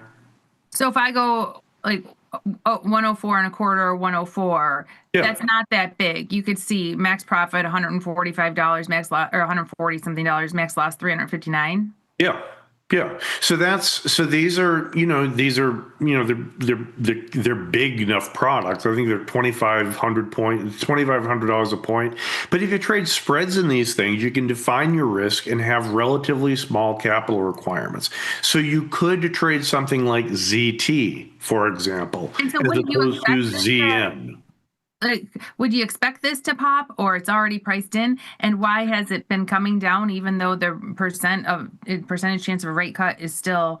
Because they don't think that the market's betting that FOMC meeting cut isn't going to trickle down to the 2-year yields. That's what that's saying. And that's how I understand it. I'm not necessarily, look, I understand bonds. I trade bonds a lot, but I'm not necessarily a cash bond or a treasury bond yield curve expert. I don't have access to all the buying and selling and, all the data that's out there for this stuff. But that's what it means. That's all it means, is that the yield is going up at the 2-year, where the overnight's probably going to go down. So you can also, Jen, and here's things that I look at. I load them up on a watch list just to be aware of things. Look at SGOV. Now, most of these things you're not going to trade, but SGOV is a 0 to 3 month ETF. Okay. And that's just one of those that is just like, if you buy it, you're just buying it, kind of like putting your money into a bond. Like, you're just getting right. There's nothing necessarily. So if you go change from 1 day 20 years, go to, let's say, year to date or something like that. And so it's going to be, it's a short-term trade. The options stink in SGOV. Okay. I didn't even know there were really trades in here, because like, it's kind of like, what's the difference between that and like T-bill? They're different expirations. They're different maturities for the products. So you have very, very short term with SGOV. You can go into SHY, and there's all sorts of ETFs and the reason I point these out is that you can trade in an equity account. If you want to trade the futures, you have to be permission for futures, which I would strongly encourage everybody to do. Get permission for futures. But if you go into SHY, again, open up the options there, Jen, and I'll tell you why I don't trade these things. Would you go 15-day or 43 days? Let's just look at 15-day. There's nothing in there. There's nothing in there. The volatility is 4%. The only thing really that I would trade in here is TLT, which is the old standby, which is a longer term product. But again, as you pointed out, Jen, it may not respond to a cut in the overnight rates. The other alternative is to trade something like the euro dollar. Okay. And and I know if I go into 6E, we've got options, but are you ever with these rate cuts in here thinking, oh yeah, I'm just going to trade FX. Like, here's Euro USD. Sure. Let's see I'm going to just use FX instead of, look at this. It's just kind of been sitting here for a while. Yeah. I mean, I certainly trade FX. And I look at the interest rates, the interest rate roll and stuff like that, the overnight roll rates and stuff, whether it's a credit or whatever. But I prefer to use options when I can. And because I can't trade cash options necessarily, or options on cash currencies, I'll go into the currency futures. So like 6E or whatever. Yeah, because you've got the options. I do like having, especially if we've got a higher rank. And I don't know what the rank is in 60 right now, but oh yeah, you've got a 34 rank. I mean, it's not bad. And so if I go into 36 days and it's trading that future's trading at 117, I could go in and maybe sell I don't know, the 55, 60, I'd sell the 1.16 and buy the maybe 1.15, something like that. What do I get? What is that? $230, something like that. Yeah, $230. So that's something you could also trade. The markets on 6Y or 6E, excuse me, are pretty liquid. You can get filled in these things. I was short the yen, so I sold call spreads in the yen. I lost money on that trade because the yen bounced up. Well, but you know what? You were on with me not that long ago, a few weeks ago. We had a short put spread in yen. You said you were bearish. We sold a call spread, and then that call spread came off for almost a full win. So you were right. I didn't know.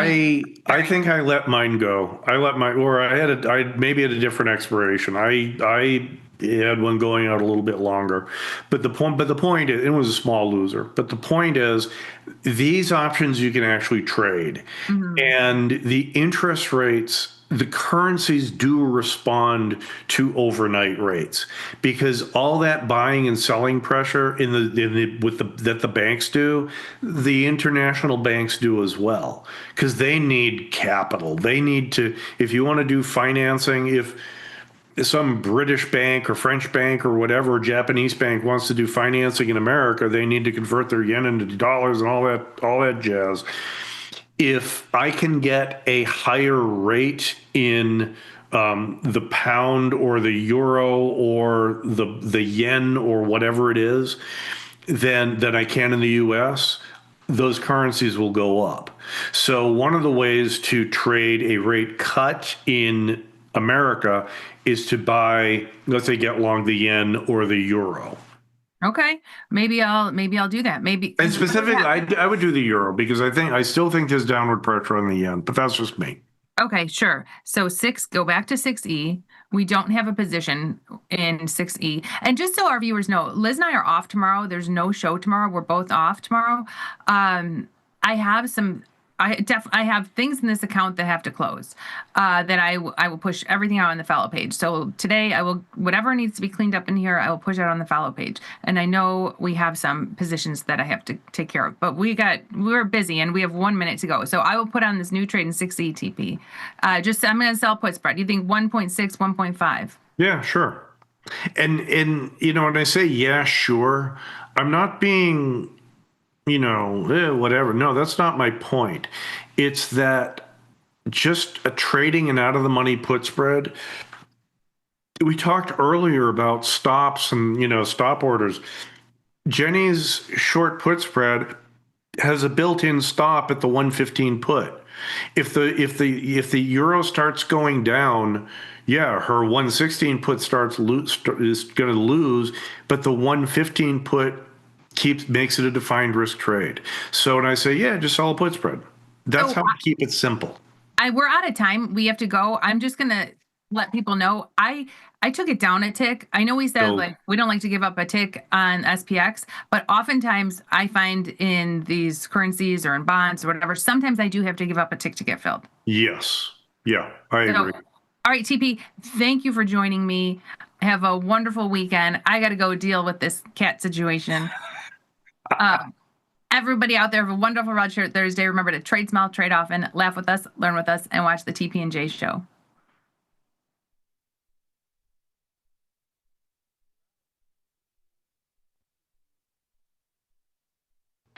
When the market moves, traders need to move faster.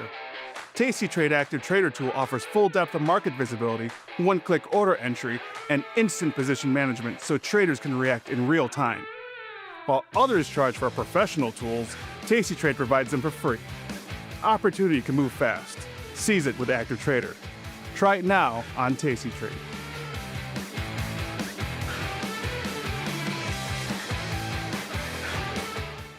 Grow a strong community with tastytrade's referral program. When your friend joins tastytrade, you'll both receive $100. As your community grows, you get more bonuses. The referral program runs through December 31st, only at tastytrade. Look who's back testing. tastytrade now has options back testing for free. Test your trades with over 10 years of data for the most popular symbols. See how your trades would have performed in the past. Look back at profit and loss and take the guess out of guesswork. Oh, did we mention that it's free? Get back testing at tastytrade. tastytrade is now on TradingView. Trade stocks and futures directly on TradingView charts with tastytrade's low commissions. Try it out and leave us a review. tastytrade's active trader interface makes futures markets your arena. Built for the bold, not the bored. Trade CME futures with a single click. From micro contracts to major ideas. And go even further with futures options. tastytrade lays out multiple ladders and charts for total visibility. Plus, hundreds of built-in indicators for traders who want a broader view. tastytrade, pro-level tools, intuitive design, total control.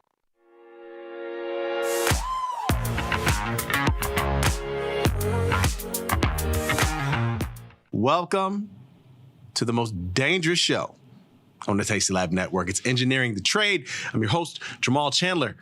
I was a chemist and engineer for over 10 years and conducted experiments and research of all kinds. However, for the past 15 years, I've been an options trader, and I've traded strategies of all kinds. While the concepts may be different, there are certain similarities between these disciplines. My favorite strategy really has become selling put spreads. Now that works in a market where we're continually going up, of course, but I love trading everything, and that's sort of a result of trading at a prop firm. We looked at the entire universe, as we say. So, no, I love to trade it all.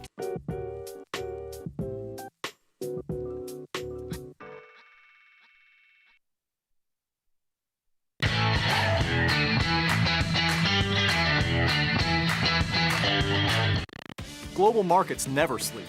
Explore them with Forex, now available on tastytrade. Get in on over 80 Forex pairs, 24 hours a day, 5 days a week, with the Forex platform that adapts to your style and speed. FX marks the spot. Trade it on tastytrade.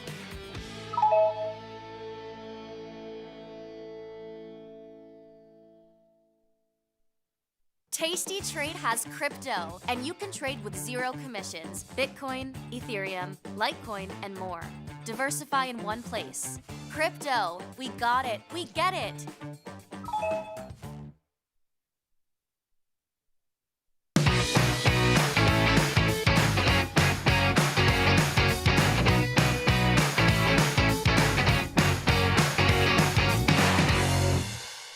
Hey, what's going on, everybody? Welcome to Option Trading Concepts Live. I'm your host, Jamal Chandler. That's right. It's just me. It's only me. It's only me. Trader Mikey B has been out of the office for the past week, and I can't remember if he comes back Monday or Tuesday next week, but he's been in Japan. I don't blame him, honestly. I look, if you are somebody like him who is not married, you don't have kids, what the hell are you doing around here? Go see some stuff, man. Go see some stuff in other places and parts of the world. Step away. Well, you're not going to step away from the trading desk. I know that that's not going to happen. I promise you, Mikey's probably still been trading. Actually, I haven't even looked. Maybe we'll look in a little bit when we eventually pull up the platform and take a look. But yeah, he's been traveling. I can't wait to hear all the stories when he comes back. He's got to have some good stories. I've never been to Japan. It makes me think I need to make that trip at some point. But see, the difference is I have these anchors, and these anchors are called children. and they weighed me down over the last 20 plus years. But no, not too much longer.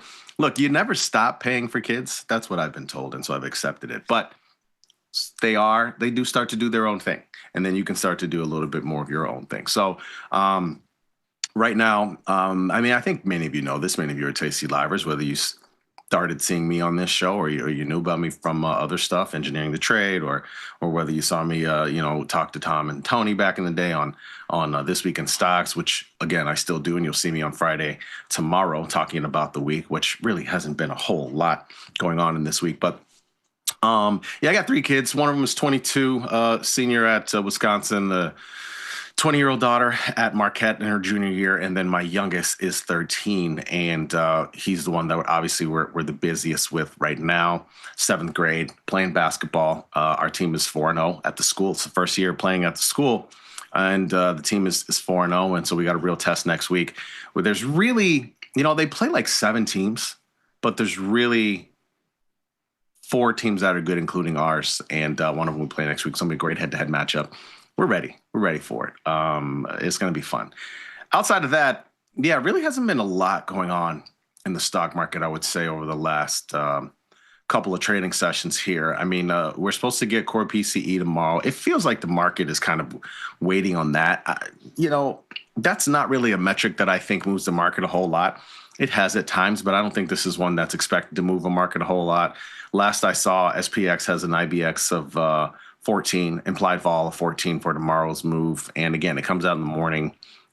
We'll see what ends up happening. But it's been kind of quiet this week, low volume.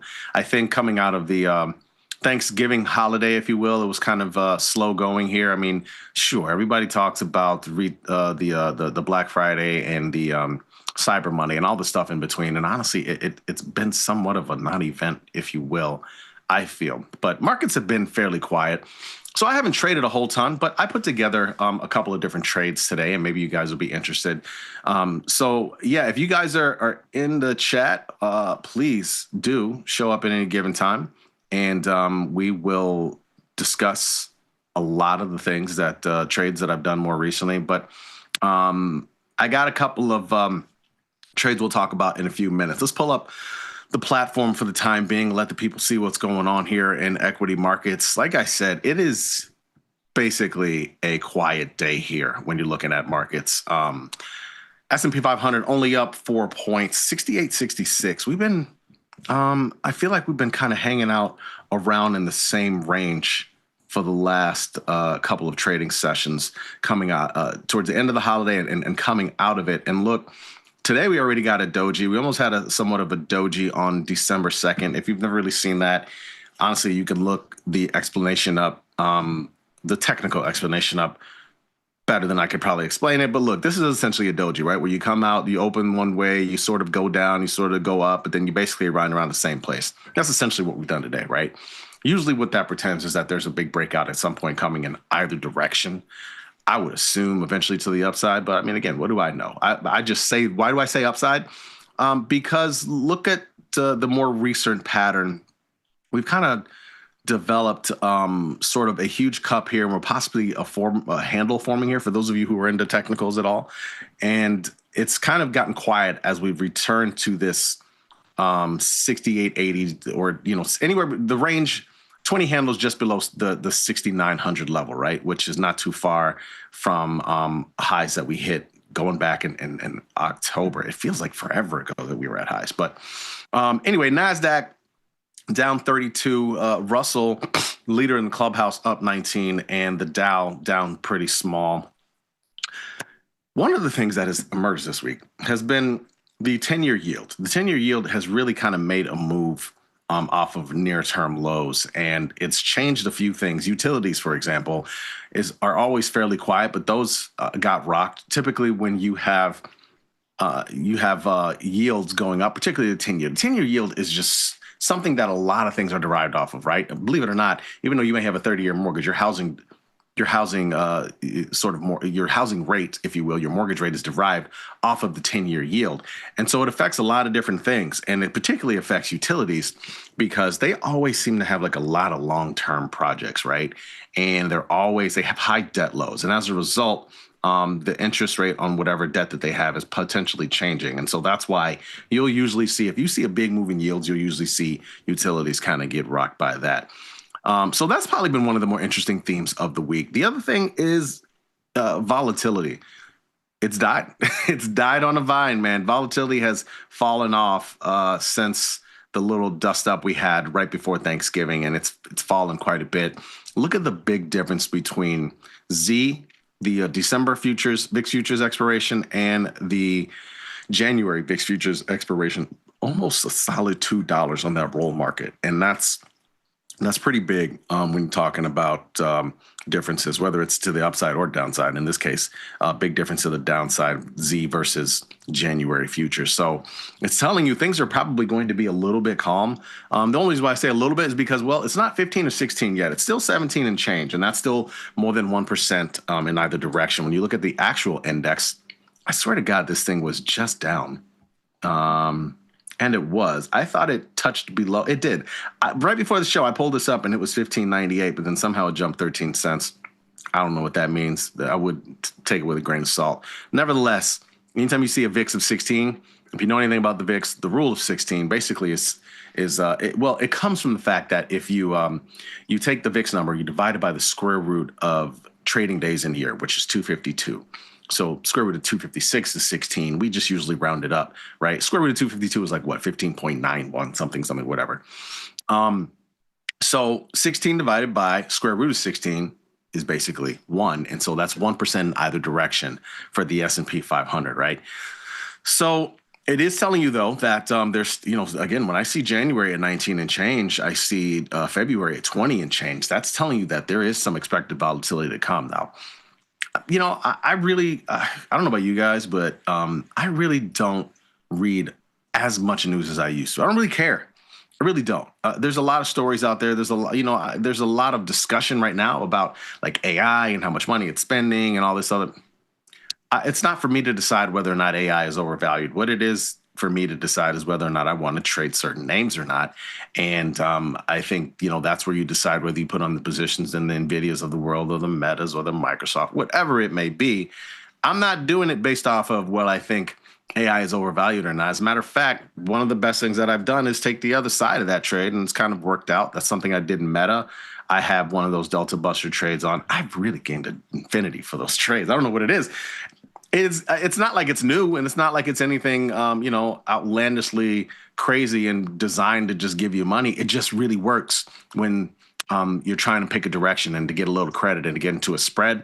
I think it helps out. It's better. It's almost better than just doing a straight up call spread, right? You're financing it, and so it's a nice trade to do. Now you need obviously the stock to act right, and this one has, and so. I'm looking really good now. I did this one during those days where the market was down big. One of those days that we were on the trading floor. Probably the last time we were on trading floors, I think, is when I put this trade on around that day. And it's been working so far. We'll see if it returns to 700. I gave it a lot of time here of February. That's 78 days out, so we got quite a bit to go. But anyway, to round out here the rest of the thing that's going on in the market, we see bonds down once again. Of course, we talked about the 10-year being up, so obviously you're going to. I'm sure the 30-year is up as well, and therefore that's why you're seeing ZN and ZB down. Gold has been hanging around that 42.50 level. It really hasn't quite broken out again, which I think makes it an interesting story. Obviously, to start the week, we saw the silver move. It was glorious. Not glorious for me per se. I don't have a silver position, but still, when you see metals move like that, it's always fascinating. And then oil continuing to do the same thing, drop down to 58, 57.50, jump back up to 58, 50, 59. And if you've had an iron condor on, I'm sure that's worked for you, although vol's a little bit lower now. The other big story, we'll skip natural gas, but the other big story obviously has been Bitcoin. It seems to be trying to find a bottom and trying to find its footing. That's another bet that I've made more recently because, again, the sentiment has been so negative when you talk about AI and you talk about Bitcoin. Those have been the hardest probably trades, I think, for people more recently. But I think you just got to kind of ignore the noise a little bit and put on risk-defined trades, right? Again, when I talk about the Delta Buster and Meta because of all the negative stuff about AI, that was just a risk-defined trade, and I'm willing to take the loss, but to a point, right? So I've done the same thing with Bitcoin and using the similar type trade that I did with Meta, but did it in micro strategies. Obviously, that's clearly one of the most hated names on Wall Street right now. Remember when Tesla was the same way? I keep bringing this up. Remember that? It was not too long ago. That's kind of what we've seen in micro strategies too, and so that's kind of been the play. But anyway. Let's get to, I see you guys in the chat. We're going to get to that in a little bit. I do want to bring up these slides real quick and show you some of the trades that I'm doing today. We're talking about 3 trade ideas for December 4th. It's Jay-Z's birthday, I think. That's one of my favorite songs. For those of you who listen to hip hop, if you know Jay-Z, you know the Black Album. And December 4th is one of my favorite songs, not gonna lie. Let's move to the first slide here. Yes, you guys are ready. All right. Of course, it starts with the SPX trade. And I actually have put all these trades on already. I will post them to the follow page in a little bit. I don't want to do it ahead of time because I'll ruin the suspense. So, of course, it's just the classic iron condor trade. I haven't done as many of these really more recently, and I actually already have another trade on in SPX. I actually have a downside Delta Buster where basically I sold a call spread to finance buying a put spread because I have all of those positive Delta Busters. I have one in Tesla, I have one in Meta, I have one in SPYs and Qs. I did them all when markets were near those lows about 2 weeks ago, and I'm still holding on to those because a lot of them are January, February. And I'm kind of looking forward to seeing if there's a possible Santa Claus rally here. I'm not going to lie. So I'm holding on to those. But anyway, Iron Condor, pretty straightforward. Basically using that downside of around 6,800. So I went 6,795 actually to see if we break that. And I think the only way we break that is if we get some negative news regarding, this PCE tomorrow, which again, I don't expect a big move, but who knows how things are going to really shake out. And then to the upside, I went to 6,900. So essentially, this is about $100 wide, right? It's all about the strangle in these iron condors. And basically, it's about $100 wide, as you can see, right? So pretty straightforward. I was able to collect $315. Obviously, that means my max loss is $685, 63% pop. I mean, again, I'm living on the numbers with that one, and we'll see how it plays out. Let's move to the next one. Probably more interesting. 6J. Now, this is one where this is a low pop, okay? I mean, this really is.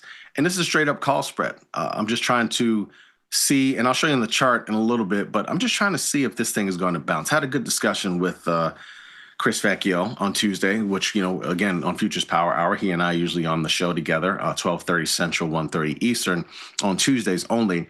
And we were talking about this trade while we were on the show. I didn't get a chance to get it off, but and again, I there's one possible chance for this to bounce is the intervention of the yen. We've seen that happen a couple of times. We saw it happen a year ago around this same time, actually, and that's part of this trade. The other part is just the yen has taken a beating more recently, and I'm just trying to play contrarian. I am using the 69 level to see if it at least gets above 67. That would be going back to, and again, I'll show you this a little bit later, but I chose it for a reason. I'm trying to remember. That would be, if it were returned to literally the beginning of October levels, then I could, win on this trade here. So obviously low risk, potential high reward, but also very low pop, right? Good chance this just expires. But I did it far enough out, right, where this is not going to bleed out too bad every single day, meaning I'm not killing too much data by doing this. So went pretty far out on this, and we'll see if it plays out. But we're looking forward to at least a little bit of intervention to get this started, and then we'll see what happens from there. Let's move to the next slide. Finally, last trade, Intel.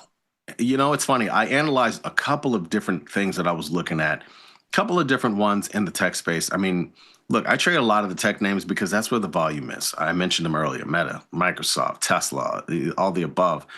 I've pulled back on trading a lot of the other ones, though. I used to have some Micron going on in a little bit. I actually do have an AMD position now. I just remembered that. But I can't stay away from them. There's so much volume in those names, and they move a whole lot. Look at Meta today. Surprise move, worked out in my favor.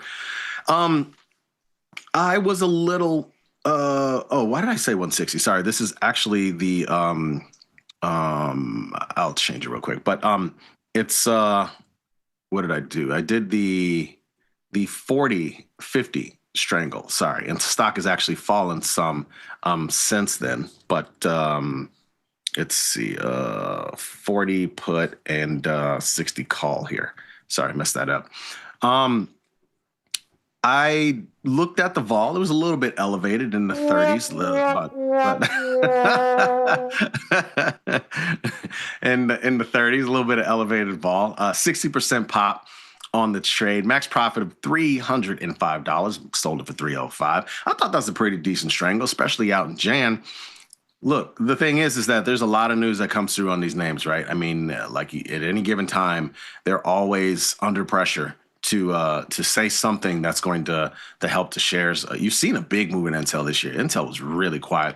Matter of fact, not too long ago, you couldn't even get implied vol in Intel like you can now. And so I figured I'd try to take a little bit of advantage of that. We're in that 45-day window strongly, right? When we talk about for research, we talk about how well that works for selling volatility.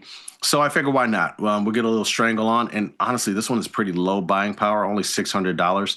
Max loss, of course, is potentially infinity, right? That's one of the things that we always learn when we're learning about trading options.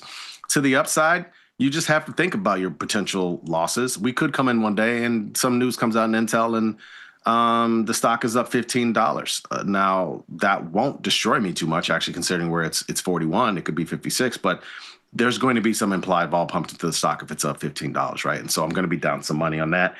But that's the great thing about strangles, right? I mean, they're really high pop trades.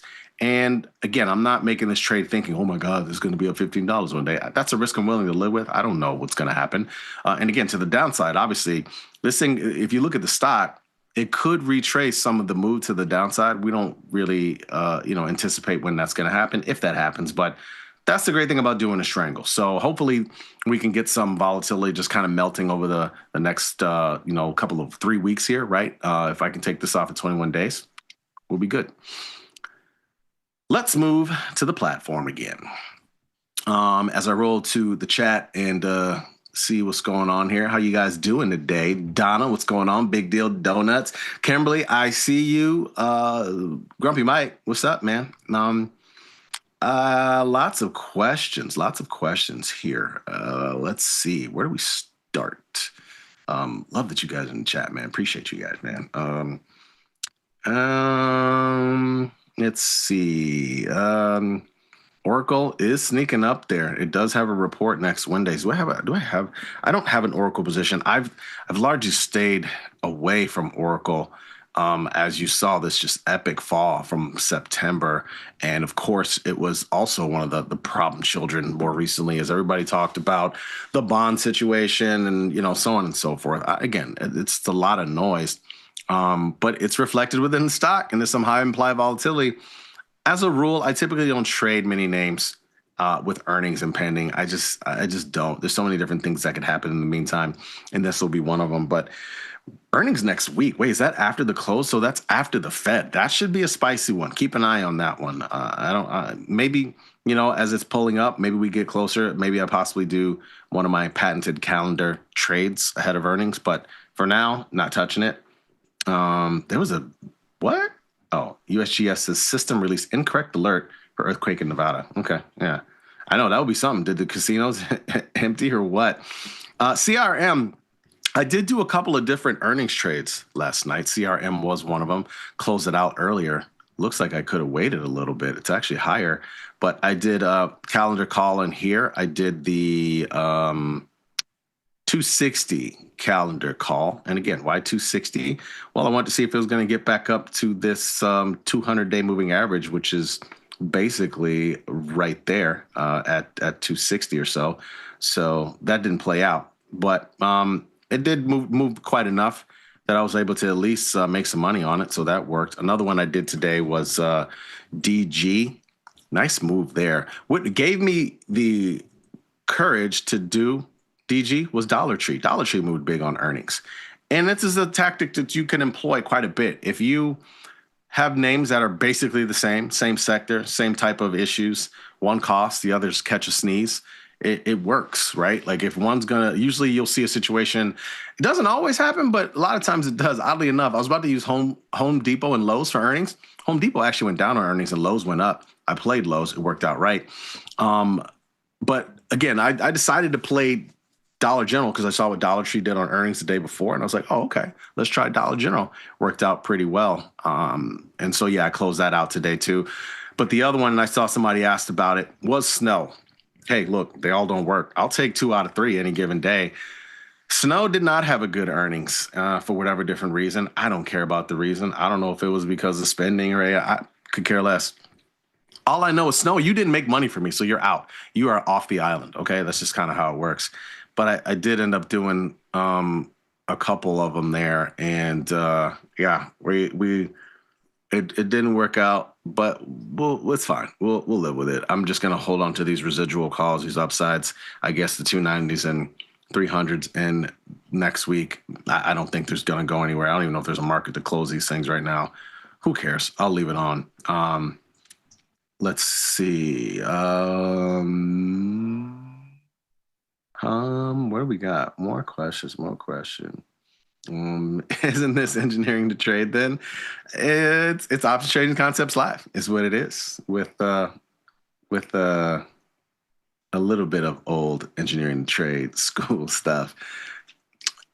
So yeah, Salter Wizard, Snow takes a sled ride on decent earnings, maybe buy or sell the dip.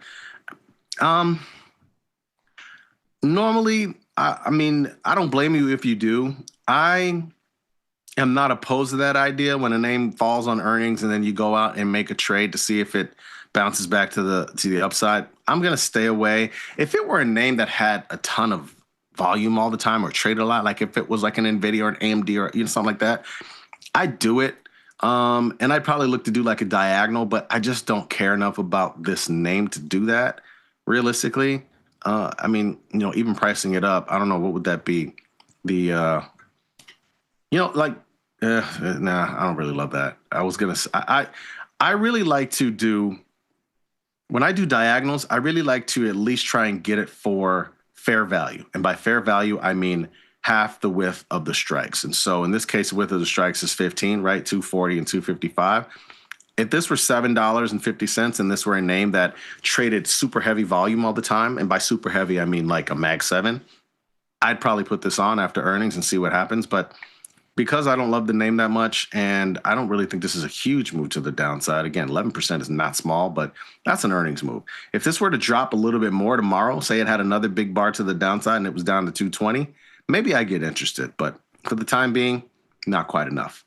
Smack Lovin', what's going on? Hey, Jamal, looking at selling a Snow 210, 270 Strangle to finance the purchase of a March 240, 250 call.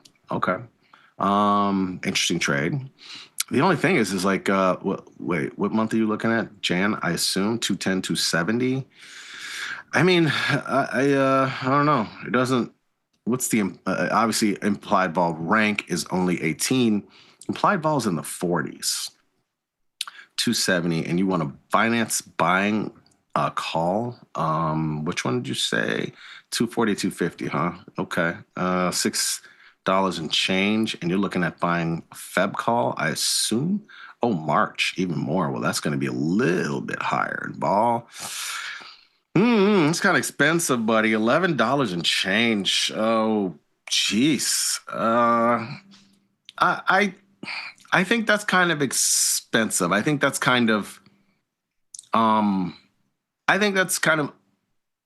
unnecessary risk personally for me if I was doing the trade.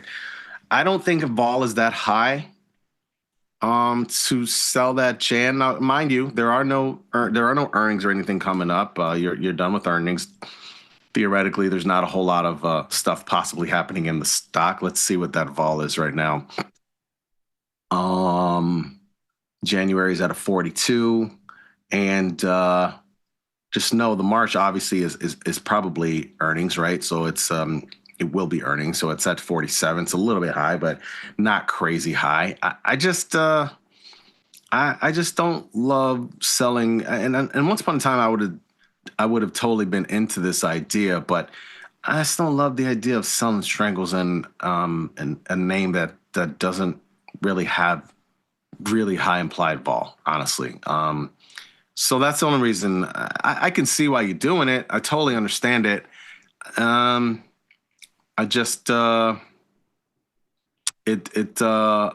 would pass personally, just because of, again, the January is just not that high. It really isn't, and you're exposing yourself to any possible other news or move that could come out in snow. That's the only thing. I would just be careful with that. James Bond, what's going on? Who do you like tonight? Dallas versus Detroit. Detroit's favored by 3. Where is the game? Is it in Detroit? I assume. Oh God, this is a tough one because I don't like neither one of them. I mean, obviously Detroit is a divisional foe, and Dallas, well, I mean, who really likes Dallas, really? Jeez. I mean, I tell you what, they both need the game. I can't believe I almost said what I said, but I guess I would rather I would rather see Dallas win, just for divisional stuff. I just God, that hurts. MCL. Somebody's asking about MCL and trading that.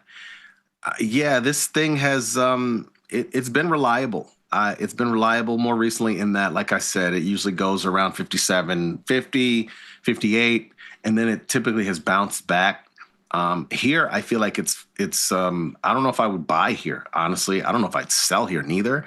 I mean, selling oil at 59 seems kind of low. So personally, what I would do is I would just wait a day or two or so, and it's probably going to be right around 58.20 or 58.30, and then you can probably buy and see how it goes. As far as neutral, look, this is one where it was just like 26 or 27 IVR a couple of days ago.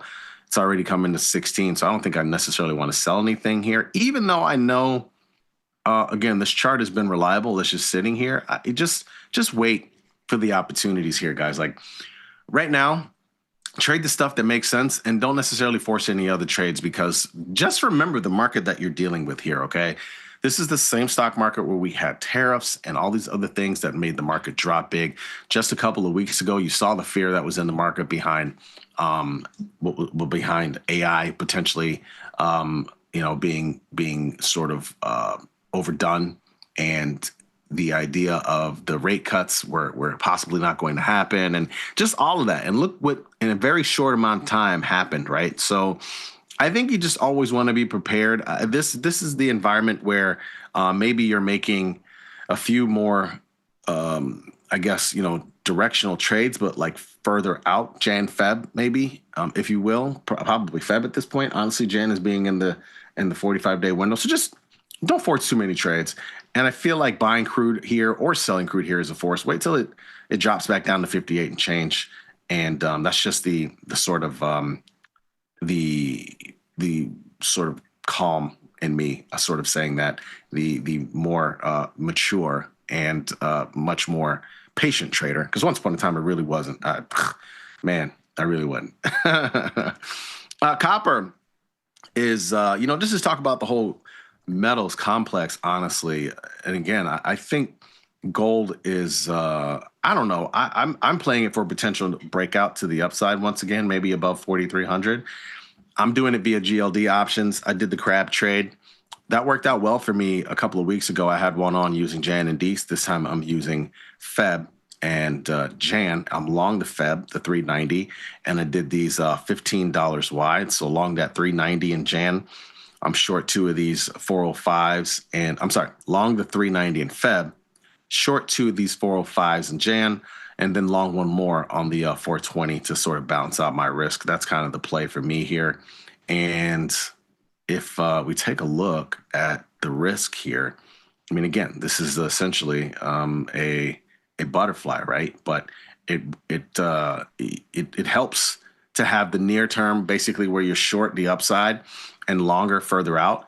And so that's kind of my play on it. And it we'll see how it ends up working out. But again, looking at the chart right now, it doesn't matter whether you look at GLD or actual GC. Looks like gold is on a path to possibly break out again. Now, it's weird because usually silver and gold have very similar charts, but obviously after the big move on silver going back about a couple of days ago, heading into, obviously, coming out of the Thanksgiving break and heading into this week, I don't know if I can play for more upside in silver right now. I'm just curious to see how this usually when you get up here, this is potential flagging, right? It's either I don't know. This kind of looks like a little bit of a start of a flag, which usually is not good for prices. So I'm a little nervous about paying any silver to the upside. I just kind of want to see how it moves from here. So, but then finally copper, which was the original question here. Copper is possibly breaking out higher. We did have a calendar spread in this for a little bit. We have the 6 calendar spread. I don't know. Maybe I should put it on again. Let's see. How much is it? So I closed it out earlier this week or late last week. $900. We don't like that. I think maybe we'll see if there is another day of pullback for copper. But copper's been fairly strong more recently, and also coming out of the break. Look, metals overall coming out of the break have really been strong here, and so it's almost like they're setting up for another big move to the upside. We'll see. I have a bunch of buying power and low on cash, looking for selling opportunities, considering selling a GE put spread. Feb 300 to 90. Well, first is the vol high enough. 239. Man, see, that's the other thing. Wait, you want to sell this put spread? Oh, well, it depends. Are you looking to, GE is kind of down here. Kind of interesting. I can see why you want to do it. You want to see if GE is going to bounce back. Strong stock, obviously, historically, and you want to see if there's a move. You just want to, and you clearly want to know right away, obviously, since you're doing pretty much at the money. I don't blame you for doing it. Again, vol is low. This is really not a vol situation. You're not selling for vol. You're just basically selling for directional. That's why I say I don't blame you, because if you want to just do it for directional, that's fine. But let's not pretend like you're selling volatility here, because you're not. This is not out of the money options. This is basically at the money. If you're doing it for that reason, I support you. Go right ahead. I don't blame you. And you clearly have some sort of conviction in GE. So go right ahead. Go do it. How would you trade the interest rate futures if IVR is so low? Thoughts? Well, honestly, the only way to really, the biggest way to trade, again, you can buy these interest rate futures. You can buy 10Y if you want. I prefer, if I'm going to make trades around bonds, I would just rather do ZN and ZB. Just straight up and down. I just rather do ZN and ZB. And I would, you pick a direction essentially, right? But I just haven't, this is another one where I'm trying to be patient. As much as I want to pick a direction, I'm curious to see if it's going to break below 112. I'd probably be a lot more interested there, right? Let's look at a continuous chart actually, /ZN.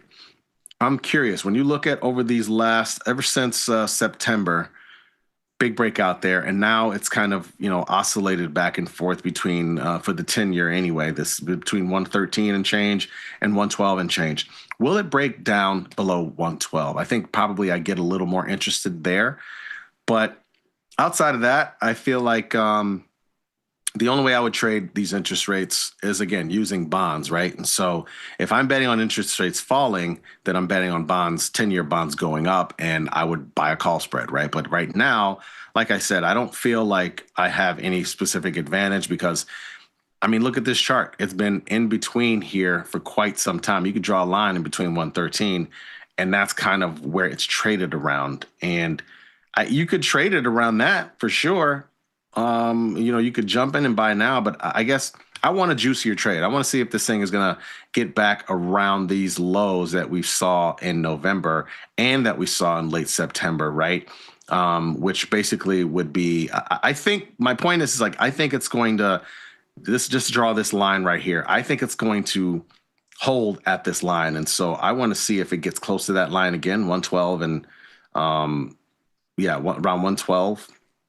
I would say closer to 112. Then I get interested. Then I possibly get long because maybe you can take it for a ride to 113. Other than that, there's such slow trades as it is with bonds. It's hard to really kind of make a decision in something that's going to really actually happen fast, because it just doesn't. Palantir. Somebody's asked about my Palantir trade. What's my holding time? What's the holding time for your Palantir trade? Palantir is another one where I have the Delta Buster. I know I got them all over. It's like I just went mad and just like put a bunch of them on. I tell you. What's the holding time for it? Honestly, I don't see any need to even, I guess, take it off right now. I feel like this is still one of the more interesting and higher volume played stocks in the stock market. I feel like right now the stock has been strong. So I just don't want to give up on the trade too soon. And it's February. I got some time. Maybe once we get to sort of the 45-day window, it bears for me to start thinking about it. As a matter of fact, as we're in this window now, I have, Qs. I also have one of those trades. SPYs. I also have one of those trades.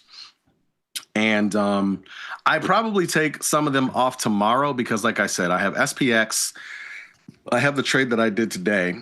But if you can ignore that for a second, this is the main trade that I had on prior to this was, and I'll show you an analysis. It was this trade, 6,800,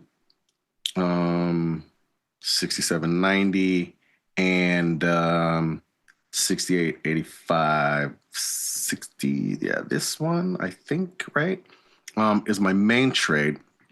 And again, just playing for some, just having a downside play on in case the market were to fall. I put that on late last week for this Friday, just with the idea that if we were going to get some number, which eventually we did, we got a PCE number coming out. If the market were to pull back some, that gives me a little something to feel good about on a day where my long delta stuff was not doing well. And I'm just holding that to expiration. But honestly, after tomorrow, there's a good chance I possibly close a lot of my January Delta Buster trades, which is basically Tesla, SPYs, and Qs. You can see those have played out well. And I just close those and possibly move on. Maybe some of the other longs that I have. So tomorrow you'll probably see a flurry of trades from me, or maybe around this, around the 10 o'clock hour. I usually like to do a lot of my trades there between 10 and 11 Central Time. You'll probably see that with a lot of these longer Delta trades. I'll probably look to get out of those, just depending on how the market is doing, right? I'll have, it's probably, so again, this is the January time period. I've sort of, they're closer to the, no, this one is actually closer to the downside than it is the upside, but I might close those. Just depends on if the market is down, then I'm not going to close them. I'm going to leave them on. But the market ends up going up tomorrow for some reason, behind inflation or something, then maybe I take them off. Going back to the expected move, about a 34-point expected move. Maybe that's low, maybe not. I mean, I don't think we've moved a whole lot this week overall, so it's not out of the realm. But yeah, the Palantir trade. I mean, essentially, I'm just. It's in February. I basically forget about it most days. I don't really have to think about it much. It's doing exactly what I want it to. It's in between these strikes right now with possibly more room to go. And when you look at the chart, it could eventually retake 180 and then possibly hit upwards of 190. We'll take that. My upside, again, is the 200, 220 spread.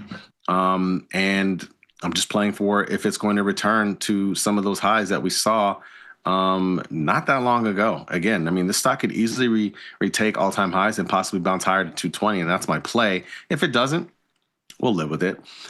So yeah, I mean, outside of that, it's been slow sledding. I mean, it really has, because again, the market's been kind of quiet. You could tell things have calmed down. You've seen what's happened with volatility, 17 and change in the front month for the futures. I mean, and look at the steep drop. I mean, it's easy to forget that we were literally at 22, 23 and change. The actual VIX was probably like closer to 25.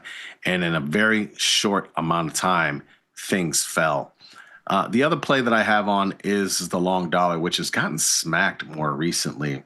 I have I just rolled it out a couple of days ago, but I have a long put spread in 6E, the 116, 113 put spread, and it hasn't worked out well. But you know what has worked out well is my Tasty FX positions. So my plan was to always be long the dollar in the regular account, and then in the Tasty FX account, I have been short the dollar. And I was getting beat up on a lot of these positions more recently, but they've started to work out some. And these are fairly easy to trade, I got to tell you. So I, put a bunch of them on. The biggest one that was beating me up, though, was this Euro JPY. Oh, my God. This thing was, did you see the chart on this thing? This thing was just running higher because obviously the yen was getting smoked, right? I mean, it's just simple mathematics when you talk about these currency pairs. Yen getting smoked means this thing is going higher, and so that's essentially what was happening here. But it seems to have plateaued out to some degree. I haven't done any other trades since then. I'm holding on to my positions, short 2 micro lots, and it's coming off some of those highs. So we'll just let it ride. We're not going to do anything different. It's kind of how it goes. Yeah.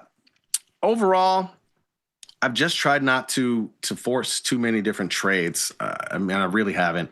Again, I looked around earlier today. When you look at the market, you can see like outside of Meta and Oracle and Nvidia and like the CRM, things are kind of quiet overall. And so when you see that type of environment, it doesn't necessarily make you interested in putting on too many different things. Even earnings. I mean, there's 2 of them that come out tonight. DocuSign is one of them. This is a name that, for lack of a better word, has struggled this year. And Adobe, kind of the same thing, right? Same space, same deal. This stock looks pretty ugly when you think about this. This thing was like 500 and change, right, to start the year, and just look where it's gone. So I'm not really sure what that means. I don't know if I think the thought process. I don't know. I think people have been saying like AI is causing struggles in their business. I'm not sure. So this is one where normally I'd be interested in playing contrarian, but I'm not sure if it's worth it. And when I did look to see if it was worth it, I'll tell you the other thing, the markets are a little too wide for me. So I would have played this to the upside, looking at the expected move, about $7. I would have played it for an even bigger move of it. I really, beat performances and the 80 strike, but I just couldn't find good option markets and strikes that I liked. It really did not look that great. I could buy this for 72 cents, but I just decided to pass on it. I don't really need this extra play here. And then the other one, what's the other name? There's another name. Oh, Alta. Now, I was actually really interested in Alta. I really am. This is a name that I've seen, like going back here, did really well on earnings on that date. I was really fascinated. And when I look at this chart, just to kind of give you guys an idea of why I choose some of the things that I choose. First of all, this is a near-term double bottom, right? Little W, boom, coming out of double bottom. If they say something positive on earnings, this thing could go straight to 600. And so that's what I was eyeing up. Only problem is these markets suck. Even if I just want to start at the 480 strike, that's a $1.60. That's crazy. That market, $1.60 wide, and even here, $1.40 wide. So I just don't like the idea of doing this play. Why is it saying that's crazy? Buying power, edit order. Sorry, yeah, because I did a diagonal. Excuse me. Let's see. Even if I did here, again, $1.20. Like this, just so wide. $3.80 is a little expensive for. And again, I know it's a $500 name, but $3.80, little bit on the expensive side for doing a call calendar. So Again, that's another name I'm going to pass on. I'm not going to do anything in here right now, but those are the real only earnings, and we're basically scraping the bottom of the barrel when it comes to earnings at this point. It's just not worth doing. I mean, it really isn't. And that's just the time of year where we are. The other trade I still have in the back of my head that I keep thinking about, and again, credit to Mikey B on this one, is the all year long strangle. That is one that I'm looking forward to putting on. I want to see if the market is going to pull back a little bit. Maybe we get, again, I want things to go higher, but as a trader, I mean, I think about reasons to put something on. And so I think that's kind of how you got to think sometimes. Again, I got all these plays that I want to win to the upside, but if the market were to pull back, I still have some capital, and then I'm ready to make something happen. And one of those would be the all year trade. Mike has talked about this a lot, and credit to him. I think it's kind of a genius idea to be able to take advantage of market skew, market direction, and having sort of, it's like a base, it's like a core position within your portfolio that you're monitoring and trading throughout the year. I mean, I think it's going to be awesome. I look forward to doing it. And again, the idea of not, you can choose however you want to do it. I think, again, he's looking at the idea of being always bullish in it. And honestly, I could understand that. I don't really blame him, just because the way how strong our markets have been, that's always subject to change in a new year. But if you can pull this off, I think it's a great trade. And so, yeah, I'm going to try it on for size. I think the other one I'm going to keep doing it in as well is IBIT. This has been one that has, of course, taken a lot of heat more recently with Bitcoin. But I think as a result, it always is going to have a little bit of implied volatility to it because it's Bitcoin. Bitcoin obviously has a little bit more higher implied volatility than the SPX or any other sort of equity name. So I'm going to, right now I have this straddle on 45-day window. We're going to keep it on. We're going to let that rock for a while, but eventually I'm just going to keep rolling this at times. And maybe sometimes I'll roll into lower volatility, sometimes maybe higher.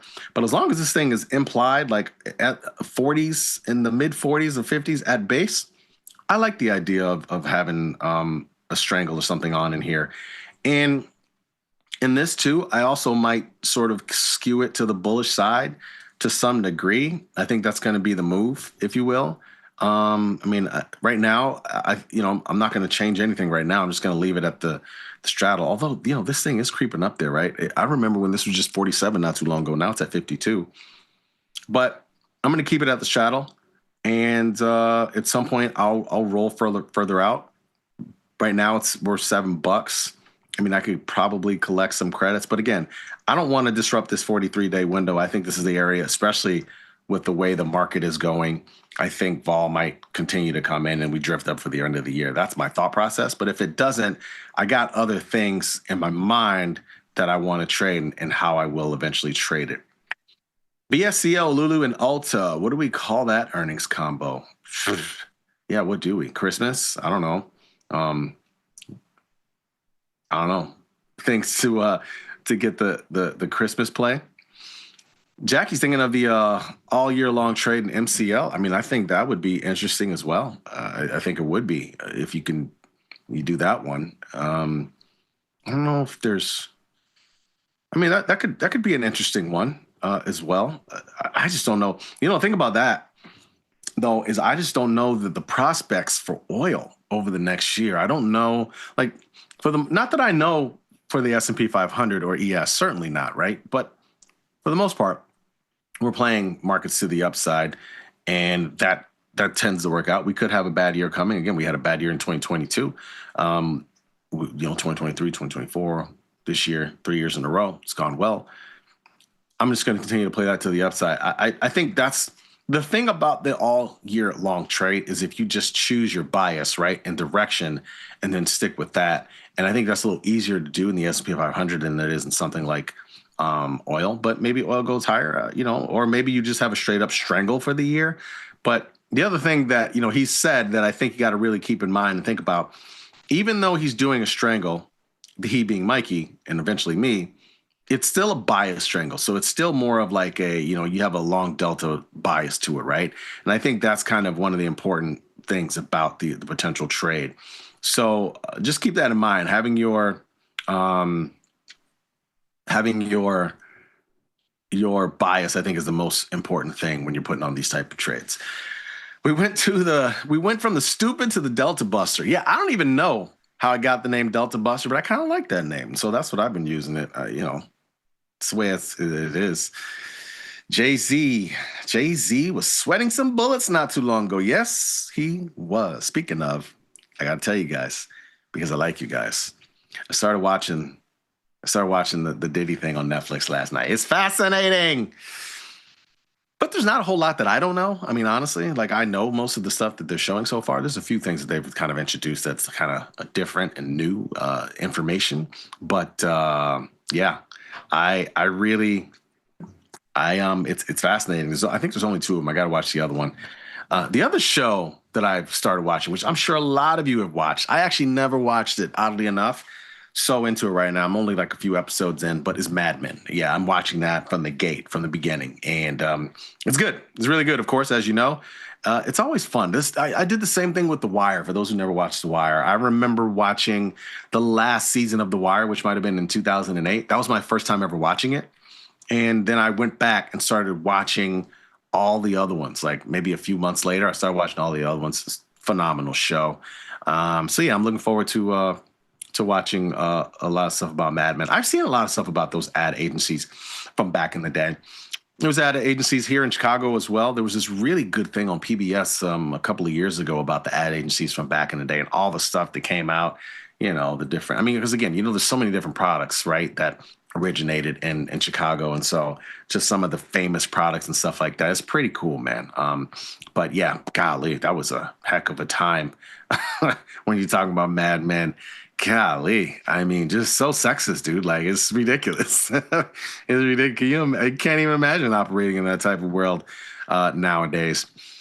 Anyway, yeah, so winding down the show here, guys. Look, as you can see, I put on those 3 trade ideas today, and I will post those as soon as the show ends. Outside of that, not a whole lot going on in portfolio. Risk manage some of those earnings that I put on last night, close those trades out. We have a potential event tomorrow with PCE in the morning. Actually, let me see what times that come out. I don't feel like that comes out the normal time. PCE is at, drum roll, please. Well, you guys can do drum roll if you want to. Core PCE is at 10 a.m. Yeah. Look at that. 10 a.m. Ta-da! I don't know how much of an event it's going to be. I really don't. I think we're hyping this thing up. But who knows? I don't know. I don't expect it to be much. And I honestly don't expect markets to move a whole lot. But, we'll see. We'll see what happens. In the meantime, I'm just not doing a whole lot of trades, treading water, and we'll see how it plays out.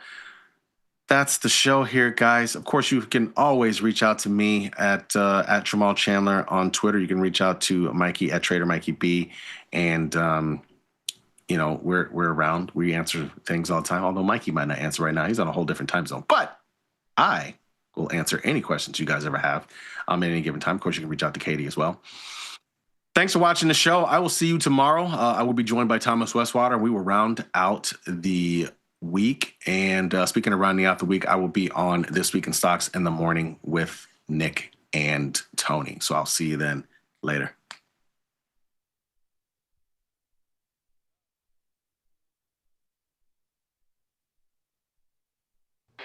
When the market moves, traders need to move faster. tastytrade Active Trader Tool offers full depth of market visibility, one-click order entry, and instant position management so traders can react in real time. While others charge for professional tools, tastytrade provides them for free. Opportunity can move fast. Seize it with Active Trader. Try it now on tastytrade.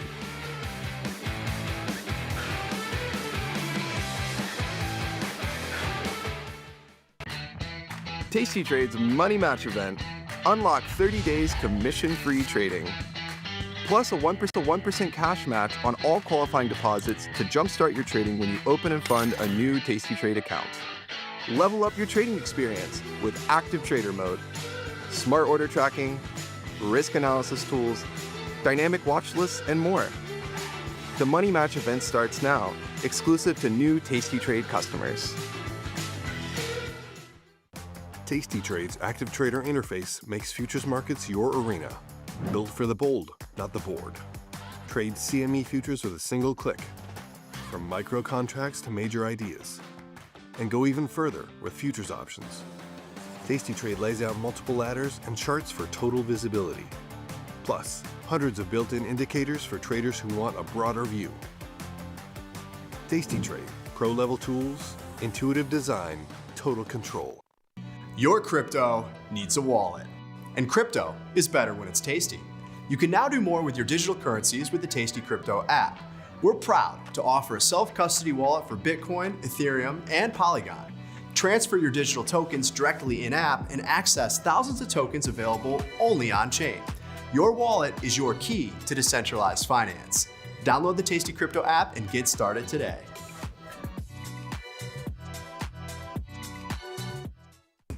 Ready to take your trading skills to the next level? Dive into the world of stocks, options, and futures with tastytrade courses. Whether you're a beginner or more advanced trader, our courses can empower you with the knowledge to succeed. Watch as our team in Chicago shows you how to use the tastytrade platform and go over the basics of trading. Perhaps you'll learn about a new strategy or a potential product for your portfolio. To find our courses, go to the Manage section of our web platform or head to courses.tastytrade.com.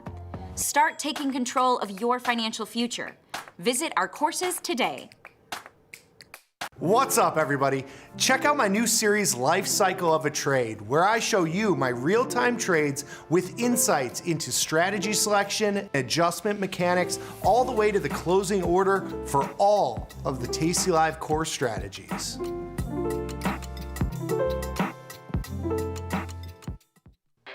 When the market moves, traders need to move faster. tastytrade Active Trader Tool offers full depth of market visibility, one-click order entry, and instant position management so traders can react in real time. While others charge for professional tools, tastytrade provides them for free. Opportunity can move fast. Seize it with Active Trader. Try it now on tastytrade.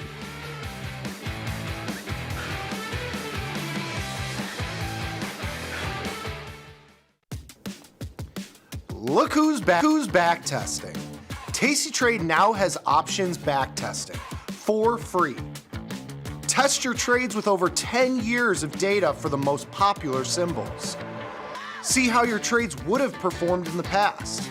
Look back at profit and loss and take the guess out of guesswork. Oh, did we mention that it's free? Get back testing at tastytrade. tastytrade's Money Match event. Unlock 30 days commission-free trading. Plus a 1% cash match on all qualifying deposits to jumpstart your trading when you open and fund a new tastytrade account. Level up your trading experience with active trader mode, smart order tracking, risk analysis tools, dynamic watch lists, and more. The Money Match event starts now, exclusive to new tastytrade customers. tastytrade's active trader interface makes futures markets your arena. Built for the bold, not the board. Trade CME futures with a single click. From micro contracts to major ideas.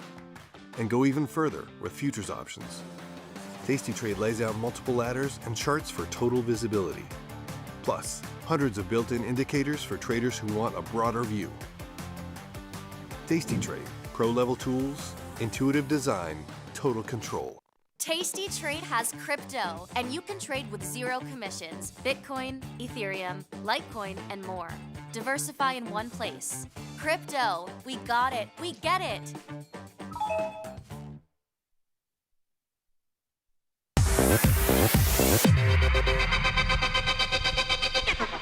What is going on, everybody, and welcome back to Risk and Reward. Today's Thursday. It's been a little bit of a slower market. We got a little bit of a sell-off, now a little bit of a bounce, but we'll talk about the metals today, some NASDAQ, some volatility index.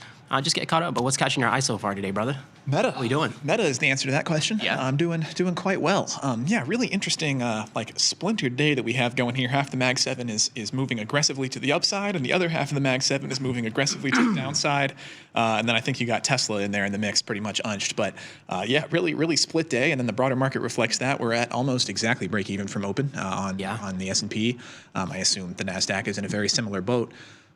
So yeah, it's been an interesting market, but I'm happy to have caught this move on Meta. This Meta catching this sort of move was not in my thesis at all, and in fact goes directly against my thesis. Do you know why Meta is running today? No, I heard you talking about it earlier today, but I stayed locked in. Let us know. Keep us updated. Meta. So you know how I was like, oh, I got this Meta quest. I love Meta. I'm buying this thesis. I see the vision that Zuckerberg had with this metaverse thing. I still think it's 5 years off, but I think it could happen.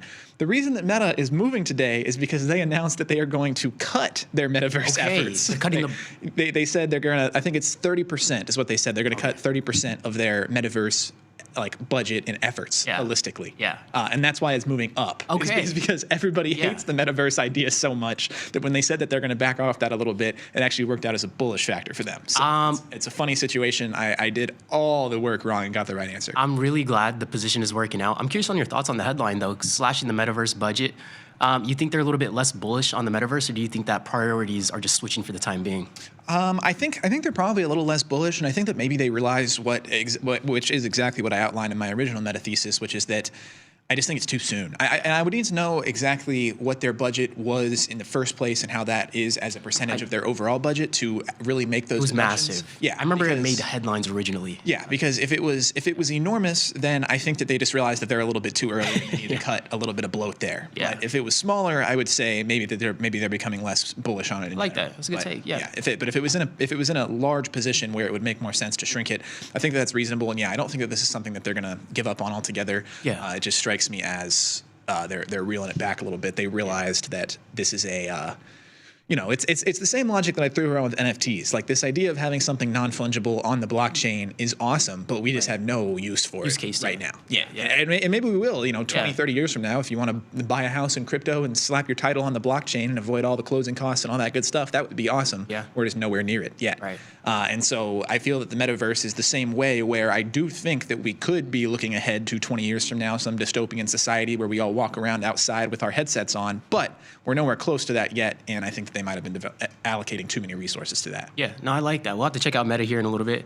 I know with Meta in the metaverse, I think it was just 2022, I think they started to pour in all that capital into the metaverse. It wasn't even that long ago, so they're pivoting kind of quick. It might have been for such a big company. That's a pretty big pivot. Yeah, it might have been a little longer ago than that. I don't remember. All this stuff has just transpired so freaking fast, but.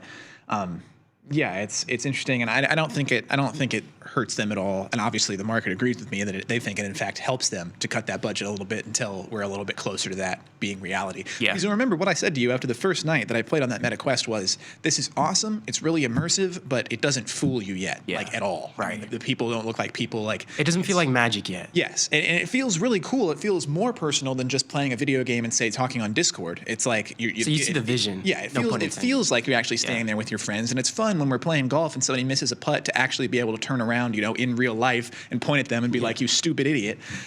But it's just really cartoon people. You guys have seen the metaverse people without the legs. Some games are better, some games are worse. Everybody has legs now, for the record, but it's just not quite there yet. It's a big update. That's a big sell. Everybody got legs. Yeah, everybody got full connected bodies. We don't got the me situation going on anymore. So no, 100%. With that being said, we can jump into the Tasty platform, check out what's been going on, maybe even check out Meta a little bit, and then we'll dive into some of these futures products. But just to start, nothing too much on my end. We got Oklo playing out, nothing too much for today, but 2 weeks left till expiration on that. We're gonna let that one cook for a little bit longer. Beyond Meat, it's been extremely boring in here. Really not much to say about that. We did buy a put yesterday on QQQ, so it's kind of like break even right now. We're down about $15-16 on there. 8 days left to expiration. That'll expire by the end of next week. So. I think this 25,000 kind of 680 area we've been trading around on NASDAQ is going to be a pretty pivotal area for me in terms of managing this position. So we'll see how long we keep this one on. But with that being said, let's check out the guy Meta, see what he's been up to. Yeah, this Oklo move is insane. I think, literally yesterday you were worried about that missing to the downside? It was testing the puts to the downside. Yes, it was testing the puts to the downside, and now we're all of a sudden going to be testing the calls to the upside. It's insanity. Right in the breadbasket. I love it. And honestly, this was one of those get out of jail free cards kind of moves. I could even be scoop this trade off the table, redeploy that capital elsewhere, and just be like, you know what? I'm glad this one got me out of the ringer. Yeah, if you guys look at the Oklo daily chart, you will respect the stones that Errol had to take a month-long inverse iron condor on this thing. Look at this. Does this scream neutral to anybody? But it might work out. How long has it been? Let's see. Looks like it's going to work out. Yeah, it's been about 11/13. Today's what? Today's the 4th. Yeah, about almost 4 weeks now. With that being said, we got Meta up on the day, gapping up, but it's looking like it's not holding too many of its gains so far just by looking at the daily. Yeah, it has been creeping back down, and I think that's justified. Honestly, I mean, we opened up something like 5%, and that's a bit much. As bullish on Meta as I am, we're going to say that a company should move up 5% because they cut efforts in this one thing that might be a waste of money. That's only a little fraction. I heard a lot of might. Yeah. Are we? Yeah, because it's if they're cutting it by 30%, and you say that justifies the stock moving up 5%, then it's almost like you're saying that the metaverse is 15% of Meta's business, which it is not at all. They are not going to save 5% of their money. So. Zuck was swinging that bat pretty hard. Oh, yeah. So he struck out a little bit there. Yes. He was just a little bit early. Yeah. But anyway, he'll time the next pitch. Hey, if it ever works out, he'll seem like a genius visionary. No, exactly. That's how it always goes. But with that being said, anything else let's check out the volatility index before we look at these futures. I know the market's kind of ripping to the upside right now, so vol's been a little bit quiet. But the opportunity is there, no doubt. It's been really quiet. So we're hoping for this pullback in the market. Maybe we get a little bit more premium pumping into these contracts. Yeah. And VIX is so funny. The volatility index is so funny. Some things that I would perceive as relative volatility, VIX does not at all. I consider the Mag 7 having 3 stocks that are up over 1% and then another 3 stocks that are down 1%. Right. That's a little volatile. That makes me confused. Yeah. But VIX don't care. Don't care. VIX care if we go down. Care less. VIX care if we go down and if the down is unexpected. Oh, yeah. That's what VIX cares about. We're pulling back a little bit here. So it is 1 o'clock Eastern time here now. Sometimes we get a boost in volatility during our time slot. So hopefully we get a little bit more action this time around, but we can we can go ahead and transition to the Trading View platform. I almost said the Tasty View. There I go. To the Trading View platform, and we'll check out what we've been doing in NASDAQ for today. Funny enough, though, we've been trading within the same range all week. They've been kind of just making it easy on us so far. So earlier today, we took a long down at our value area low. We sold at this midpoint. We put the volume profile on from the high up here all the way down to this low. So we just sold at the point of control. Wasn't as bullish to hold all the way to the value area high. Sorry. Let me just... You're good. Collect. It's live TV. It happens. Sometimes you get a frog in your throat. That's a nice entry and exit there. You caught it on the second swing of the consolidation. That's nice. Smack the back of my throat. My eyes are gonna start watering. You just choking? Yeah. With that being said, getting a little bit more consolidation now, but that's the one opportunity on the day, and trading within the same range. It was a pretty easy trade for the day, at least. Yeah, it's a nice winner. It's really nice when you don't have to get stopped out one time before that happens. Just goes right the first time. No, and I mean, it was this, same kind of range we're trading in from yesterday, trading within balance. So just looking for those range-bound opportunities in the market, and slow ever since. So most volume taking place here, but not much direction. So just trading those mean reversion type moves at the edges of value there. Yeah. I mean, especially today and yesterday have been incredibly range-bound days. We're doing nothing. Yeah. Now the market's picking up a little bit now. So if we get back down to this 519 level, I think that's where we're going to make a little bit more decisions on. Do we want to get a little bit more directional to the downside, or do we want to put on more mean reversion strategies to the value area low? So just going to be patient until then. But almost kind of kicked myself for selling this one a little bit too early. But since we're coming around lunchtime too, market tends to chop around a little bit more there too with the lack of volume. So see if we get more volume kicking in here. Yeah, if this market action holds through today, I'm very interested to see what happens tomorrow. That would become the more interesting thing to me because I mean it's been a good holistically bullish week, but we're we seem to be stagnating a little bit, especially, I mean, looking at the daily chart, it's the green candles have been getting smaller and smaller since we came out of that little mini dip that we took. And it seems like we're getting some consolidation now. So I don't know that I would be particularly surprised to see a sell-off tomorrow, but also we're so close to all-time highs. Yeah. So it's always a nuance. It is. It's kind of like a tweener. That's what we'll call it. It's a tweener right there, especially with all-time highs, because something that I'm kind of keeping an eye on, and I'm just going to go ahead and remove these executions just because fogs up the chart a little bit. So let's get a little bit of a clearer view of what we got going on over here. But if we do get that downside move, what's going to be really attractive, especially for some profit targets or just for some areas to target if we get the directional move to the downside, it's definitely going to be these swing lows.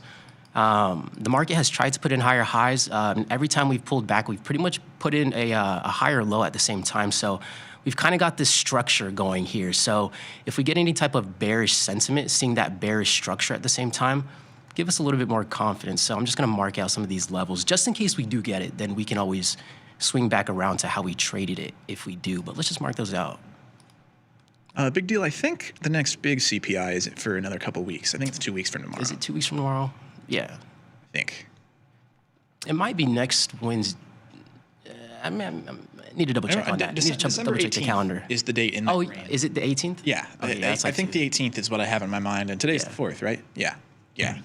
14 days, 2 weeks. That was the mental math that went down there. Yeah. So I'm just going to mark these off as the swing low, just so we have in mind what we're looking at over here. If inflation shows no movement, isn't that a cert for a rate cut, meaning upwards for equities? I would say so. I mean, I'm still, despite Powell's comments last time, and despite, I actually don't know where the prediction markets are even at right now in this next meeting. I'm still expecting a cut. I would be surprised. I would still be a little bit surprised to see us go no change. Way less surprised than I would have been, had Powell not made those comments. But I don't. I'm buying that we get a cut. Damn, I'm way off. Said Big Deal. Big Deal. Fact check me on that. I'm not entirely certain. It's sometime. It's coming. They'll give us the day sometime. You'll see it on your chart. When it hits, it hits. But no, just gonna be a little bit more patient here. Just really stalking NASDAQ because 25,508, pretty much same level all week. Just gonna be keeping an eye on that. So don't want to sound like a broken record. I was looking at silver a little bit more today. It's a tough one. Silver's a really large product. I was talking about it with Kai a little bit today, and I was trading the micros, and I recognized the market barely moved, and I was up $300-something, and I was like, holy, if I'm trading the micros, like if this thing comes back against me any moment and I'm not watching it, like I could quickly be down $500, $1,000. So got out of that position, but I wanted to mention that today. These the silver contracts is one of the larger futures positions that you could even get in and trade. Let's go to it over here. Micro silver, where are we at? SI. Let's go to the micro. There we go. So I took a couple of trade entries today to the downside on the micros, but decided to get out of this one just to get a little bit more of a feel for the volatility, right? It's like whenever you trade ES and then you go to NASDAQ, you recognize how much more volatile NASDAQ is in ES, and then you definitely see the difference in the point multiplier. But again, I think it stands out the most in a product like silver. So something to keep in mind. Yeah, I was going to say, you can those marks on there. There you go. Yeah, and I just wanted to show this again because this also just shows, certain trades with no conviction, certain trades, whenever you don't really have some type of game plan there, whatever the case might be. So you can really see that with the entries and exits here.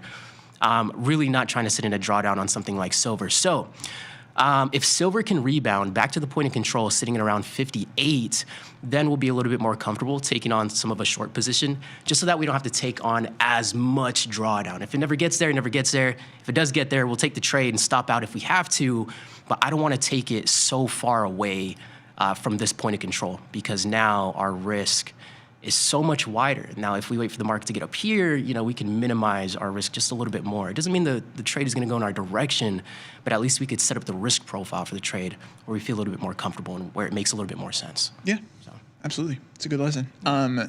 Big Deal said, how's copper looking? Heard it can be used. Copper. I actually meant to bring up this chart. Is that India copper futures? Is it? I know. I seen the flag. Yeah, it is. It's the Mumbai exchange. Anyway, holistically, copper's been looking good ever since the beginning of August. I actually, oh no, never mind. I was about to ask a stupid question. But yeah, since the beginning of August, copper's been on a steady incline. I thought perhaps the penny discontinuation news would put a little bit of a dent in copper, but it didn't happen. No. We haven't been putting that much copper in our pennies forever. It's less than 1 cent of copper. Yeah. Those pre-1984 pennies. I'd seen some pretty wild videos about fishing out copper and a lot of the metals and bringing them to those huge sites and getting payouts for them. Random rabbit hole, but there's a huge industry over there. Super interesting. Copper, and stripping and abandoned buildings is like a big thing. It's everything. Go in there and get them. Yeah. If you guys ever want a nice get-rich-quick scheme, you can just go to any neighborhood that's like under development but doesn't have people living in it yet, and there's just a bunch of free copper in the walls of the houses. There's just free houses. Yeah, the doors are unlocked, and there's a bunch of free copper in the walls. They're just giving it to you. I don't know. Pretty much. My main side hustle. Pretty much. Long silver with a short put spread. Hey, we're getting some gains on the silver today, then, Rancher. I know we had a little bit of a pullback, but we've been rallying ever since the pullback. So. When world economic activity slows, miners for copper reduce outputs. I see. Apparently, almost all copper is refined in China. Interesting. You got all kinds of interesting comments today, Nick. Appreciate the input. Gus, you're right. The CPI, December 18th, confirmed. Thank you, big deal. Thank you for the kind words, Gapper. Gapper, have I asked you this before? Is that in reference to the Cincinnati Reds mascot, Gapper? Let me know. If so, elite name. Good pull. Don't share my secrets. So, big deal. Is that your side hustle also? My bad. I'm putting everybody on game. It's my job. How far is all time? It's actually how I trade copper. What's that again? I go get it out of walls. Yeah, absolutely. We just have like random patches in the walls over here. What's going on? Yeah, whenever we have technical difficulties, you might want to look my way. Yeah. No, but with that being said, again, a higher move on QQQ and NASDAQ would be really interesting. So now just marking off some more levels where if we do get the breakout, it would be a key inflection level to at least pay attention to. And something that's really interesting, I know we talked a little bit about this yesterday, how we could look to buy this breakout, but we do risk pulling back down to the value area low, then retesting the value area high, and then breaking out.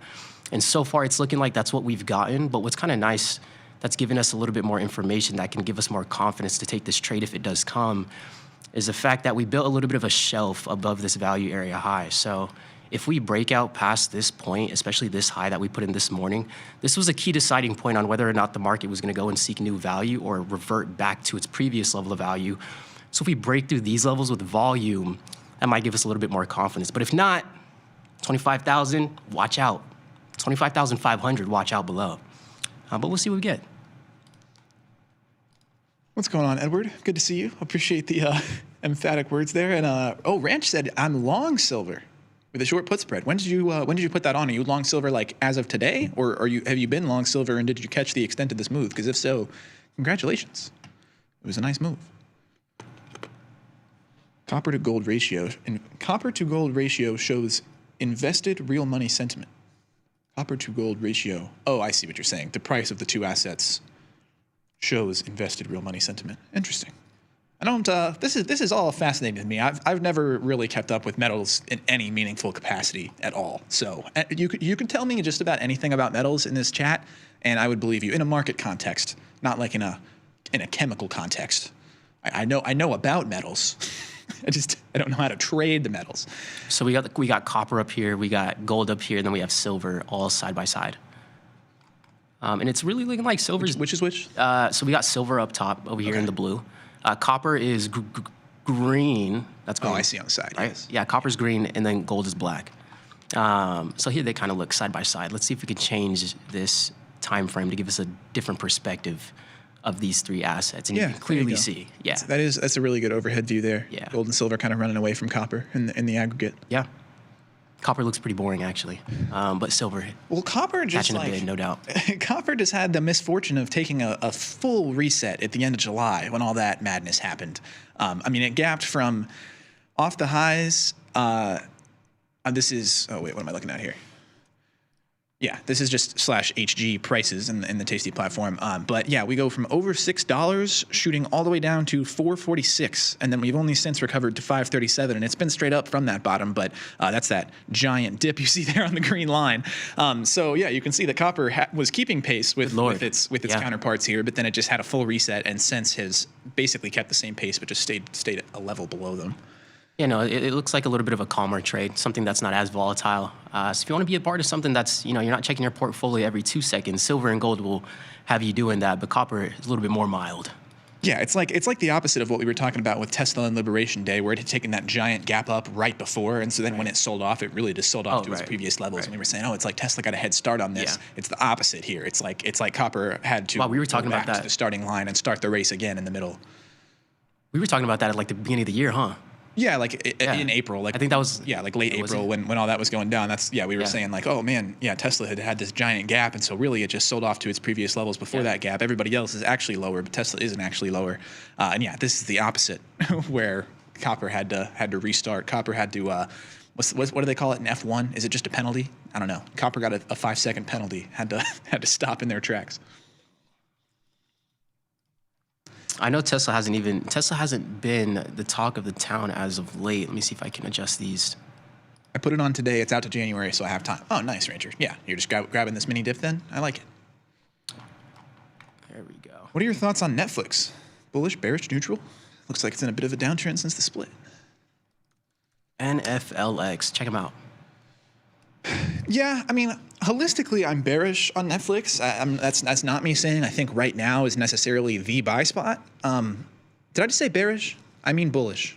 I like Netflix. Netflix good. We like the stock. If I said bearish, I apologize. I'm holistically bullish on Netflix, although I don't know that I would say that this is like the buy spot specifically. I'm not exactly sure where this thing will settle in at the bottom, although there is some pretty good resistance in a technical context from like 98 to 106, kind of right in this range it's sitting in the middle of here. But holistically, I like what they're doing. I really like this push they're making in their expansion into sports. They've been doing all that they can to land more and more live sports. And Netflix is always a funny one, too, because, and this happens with other companies that are just very prominent in culture, but Netflix, like a show, can swing this. Like, is Stranger Things Season 5 going to do super well and be enough to put a plug in this and give it a little boost? Perhaps. That's entirely possible. But yeah, I love the Netflix expansions into sports. I'm still a strong believer in this company. I don't think that they're going anywhere anytime soon.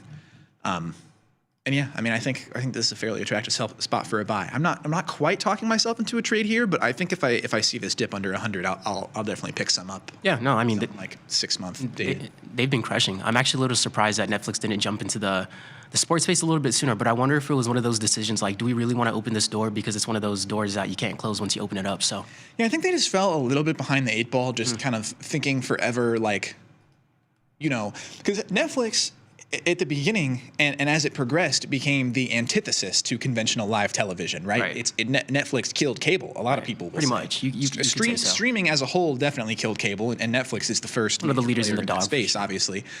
And so I think initially their mindset was like, we are not live TV. We really do not want to be live TV. We are the antithesis to live TV. We're the resistance here.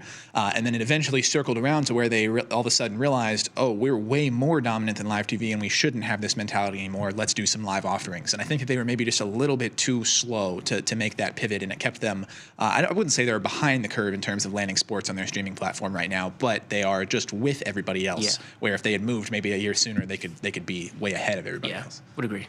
Agreed there. Also, are they just not willing to shell out money or something? I don't understand still how Prime Video has. I mean, they have Thursday Night Football every single week, and Netflix has nothing. Netflix has the NFL Christmas games this year. That's it. And I think that's strange that Netflix wasn't able to land a bigger contract. Not only that, I mean, obviously Amazon's a bigger company with more money to throw around, but Netflix is not a small company. No, and they have a lot more experience in the space. They have industry insight over a lot of people, and that's one of their competitive advantages. But also, what's interesting is Amazon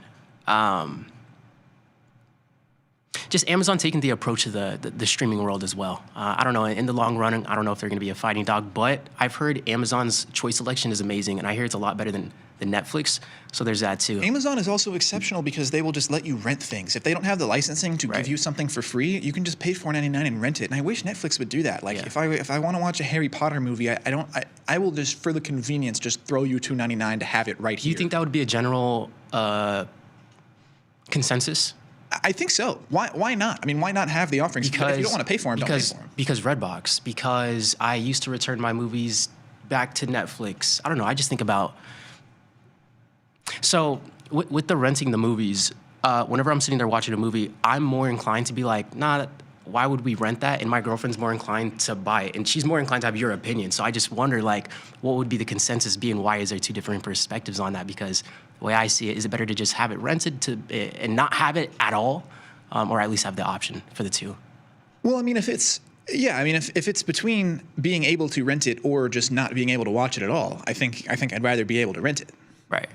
But like, yeah, and my take is just that if people don't want to rent it, they won't rent it. I mean, it's not like you're not forcing anybody to spend any money. You're not increasing your subscription price, which, by the way, Netflix has shown they have no problem doing with frequency, increasing their subscription price.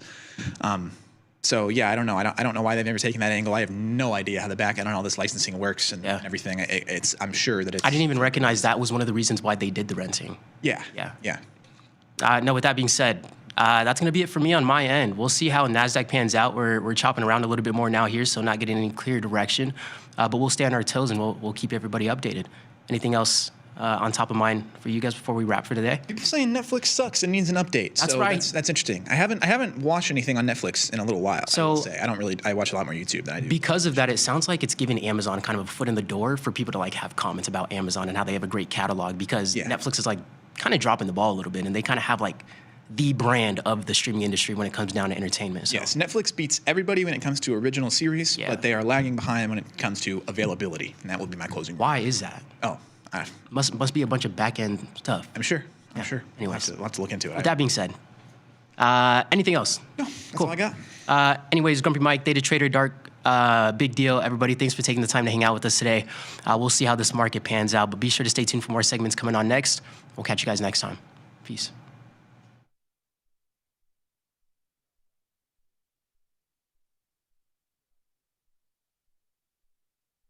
tastytrade's active trader interface makes futures markets your arena. Built for the bold, not the bored. Trade CME futures with a single click. From micro contracts to major ideas. And go even further with futures options. tastytrade lays out multiple ladders and charts for total visibility. Plus, hundreds of built-in indicators for traders who want a broader view. tastytrade, pro-level tools, intuitive design, total control. tastytrade's Money Match event.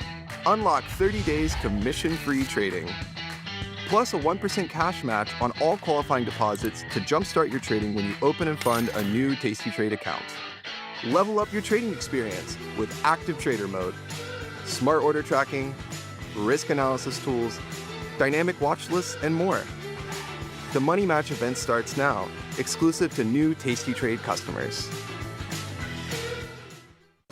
Step into the futures arena with tastytrade's active trader. Multiple ladders, hundreds of indicators, precision control. From micro gold to NASDAQ, all CME one click. Class is in session. Dr. Jim Schultz is bringing the heat to Options Crash Course Live. This 90-minute show features Dr. Jim in his professional prime. All of the gimmies, none of the gotchas. Come early and grab a drink with Dr. Jim before class and stay for Q&A. The event is free, but space is limited. Register today at tastylive.com/events. It's not a lecture, it's a lifestyle.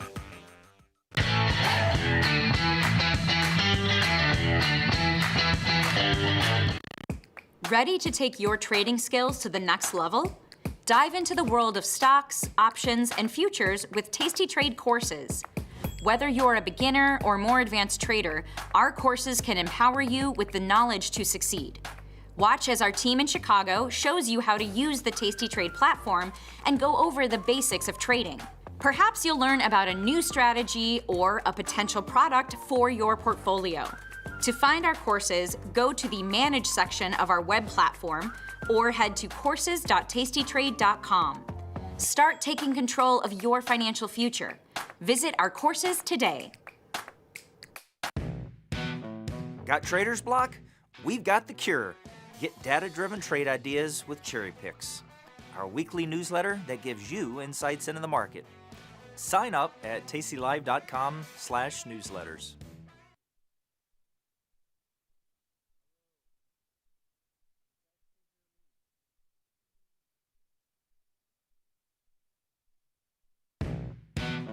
Got trader's block? We've got the cure. Get data-driven trade ideas with Cherry Picks, our weekly newsletter that gives you insights into the market. Sign up at tastylive.com/newsletters.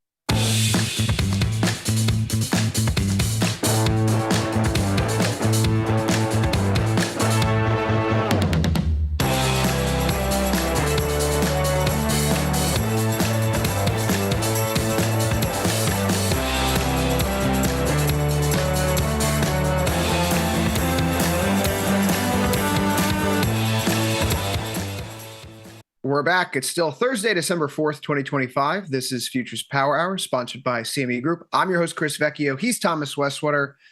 Thomas, it's a slow day here in the stock market. Yeah, I mean, it is a slow day. There's really not much left this week. We do have a little bit of data coming out tomorrow, but, we're waiting for this Fed meeting, and even then it's a well choreographed decision that I think, it leaves us in a spot where we just kind of have to focus maybe on year-end flows. Year-end flows is a great thing to focus on. You mentioned uncertainty heading into next week's Fed meeting. We're going to talk about one of the sticking points because we do have new growth and inflation projections coming out next week as well. I frequently complain that I'm a bad scalper, Thomas, and I don't do anything well when it comes to earnings. And I decided to take my real true first earnings trade of the year yesterday, and it didn't work out. So it's the biggest problem I have. Snow. And now I'm reminded my annual, here's my little chance to do something when I get arrogant and I lose money doing it. So we won't be doing that again. But we talk about a potential run into next week's Fed meeting, Thomas, and what will the Federal Reserve be telling us about the state of the economy. I take a look at the Cleveland Fed's inflation dashboard, which paying attention to the month-over-month readings, because quite frankly, the year-over-year can be disturbed by seasonality or base effects, what have you. The month-over-month readings have warmed up as we've moved into November and December, marginally, not significantly, but we're straying further away from 0.2%, which even at 0.2%, you're talking about, annualized inflation that's north of 2. So now that you're getting into the 0.25, 0.27s, you're looking at headline inflation that's starting to peak up closer towards 3% year over year. So if we get a Fed rate cut next week, I'm just curious, as we game this out, a market that currently has 3 cuts priced in for next year, is this one of these sources of potential concern where even though if a cut is delivered, there might not be full clarity on what happens next? Yeah, I think that's the biggest risk. We get a cut. I think the cut is pretty much essentially 100% for next week. Where there's uncertainty is, what you said, the forecast and how the labor market's going to progress, how inflation is going to progress. And, are we going to get more cuts? Are they going to be done for the right reasons? And, perhaps as we get more data, if inflation keeps rising, the labor market, I mean, it looks okay. We got initial jobless claims numbers this morning. There was some skew perhaps in the data from Thanksgiving, but nonetheless, they're at the lowest they've been at in 3-4 years, something like that. But it's going to be a lot more focused going forward on that path for 2026. And I think that's where the risk to the market can come in. We just have to take it, it's going to be hard to kind of forecast what's going to happen. But for now, we're baked in with this cut next week. We're going to have to really see what Powell says and kind of what they're thinking inside of the Federal Reserve Board. There was some conversation I was listening to today on Bloomberg Radio where they're saying Powell may be signaling to some people that even when he steps down from Fed chair, it's technically not the end of his term as Fed governor. So maybe he doesn't resign as Fed governor, which if Hassett's serving as the shadow Fed chair, or at least the next Trump nominee to be Fed chair will serve as a shadow Fed chair until May. If Powell sticks around on the Fed board, which that doesn't really happen, but if he were to do so, it definitely adds another wrinkle, and I would think even more uncertainty to what would be a divided Fed and increasingly a market that I don't know if it's looking to the Fed with total trust and faith right now, but it certainly wants the rate cut next week. It needs the rate cut next week. It's priced in. This rally is predicated on that. Thomas, typically on Futures Power Hour, we would go over into market action right now, but this is, of course, a CME-sponsored show here on tastylive. And so we're going to take a new segment live today called 5-Minute Futures, where we delve into a specific product, explain the specifications, why traders use it, and ultimately how we could place trades in it ourselves. So today we're focusing on the big one, the first one that everyone thinks of. It's ES and MES, which when people here on network talk about the center of gravity and global risk, they're really talking about the S&P 500. So we're going to spend a few minutes today covering everything that you as a new trader may need to know about the futures that track it, ES and MES. The goal here is going to be simple on 5-minute futures. Know what the product is, how it moves, what the margin really means, and how professionals use this contract every single day. So the ES E-mini distills the entire S&P 500 into one clean standardized contract, $50 per point, quarter point ticks, and nearly 24-hour liquidity. The micro MES is the same thing at 1/10 the size, $5 per point, which gives traders precision sizing without stepping down in quality. These are cash settled quarterly expirations, no dividends, no corporate action noise. It's just pure index exposure. Now, liquidity is the reason why these products sit at the top of the pyramid. ES is the deepest equity index futures market on earth, tight spreads, thick book, institutional flows around the clock. MES mirrors that structure. It is thinner, but it's still efficient enough for tactical execution and systematic strategies that need smaller sizing. So briefly, Thomas, let's just talk some margin math here. Assume the S&P 500 is trading at 5,000, which hopefully for the positions that I'm holding right now, that's not the case anytime soon. But a 1% move at 5,000 would be 50 points. On ES, that's a $200 or $2,500 per contract against typical margins of 12 to 15,000. So you're looking at a 7 to 21% swing on a routine 1% move in the index. The micro scales perfectly, $250 per contract against a size roughly $1,200 to $1,500 in margin. So it's the same leverage, smaller footprint. The takeaway is that you have to find the product that works for you. You size to your volatility budget, not to your ego. The options on ES and MES expand the toolkit dramatically. These settle into futures, not the cash index. Weekly and quarterly expirations let you trade event risk. Vol term structure, gamma defined risk structures, all of it. ES options remain the professional arena, but MES options have become fully viable for retail and smaller systematic traders. So risk-wise, the mistakes are always going to be the same. Leverage, overnight gaps, volatility regime shifts, options that settle into futures, margin expanding when markets get stressed. These products are clean, but like all other futures, they demand discipline. So the bottom line here, if you are trading and you're getting into futures trading, ES and MES are foundational tools. When you understand their structure, liquidity, margin, and options ecosystem, you can unlock a global around-the-clock way to manage equity exposure like a true trading professional. So with that said, Thomas, I think it's time that we actually take a look at the stock market here and see what ES is doing on a day like today, which is not a ton. And quite frankly, not a lot has changed from the last time that we were on air here with Futures Power Hour 23 hours ago, Thomas. 68.63, trying to punch through the top side of the highs that we had at the end of November. We are thus far moving sideways. What's your take on this market here as we have another day where the Russell is curiously stretching its legs and outperforming? Yeah, the ES, it continues to kind of muddle sideways. Yet we are maintaining above, these key EMAs that you have outlined on the chart. This is a good place for a bullish shot for me. So, talking about the MES, I actually just went long a vertical call spread at 7150, 7200, 43 days out. The buying power effective for that, it's 57, max profit 200, max loss of 50. My POP is only 30%, but, speaking of the differences in margin, this is a trade that for my account size, I wouldn't have been able to really do in an efficient way in the ES. So I went ahead in the MES. And one great thing about the MES, there's tons of volume there. Even in the options, I put the order in, I got filled fast, perhaps too fast. And, it's just a really, really great product if you want to, get exposure to the S&P 500 futures. But if you have an account size or even if you have a larger account, but you just want to keep it smaller, this is, a really great product. There's tons of liquidity in it. I actually should be trading it more than I have been. But, I'm taking a long stab here. I think, there's not too much risk in terms of headlines that I see. And I think that, we're kind of coiling a little bit here.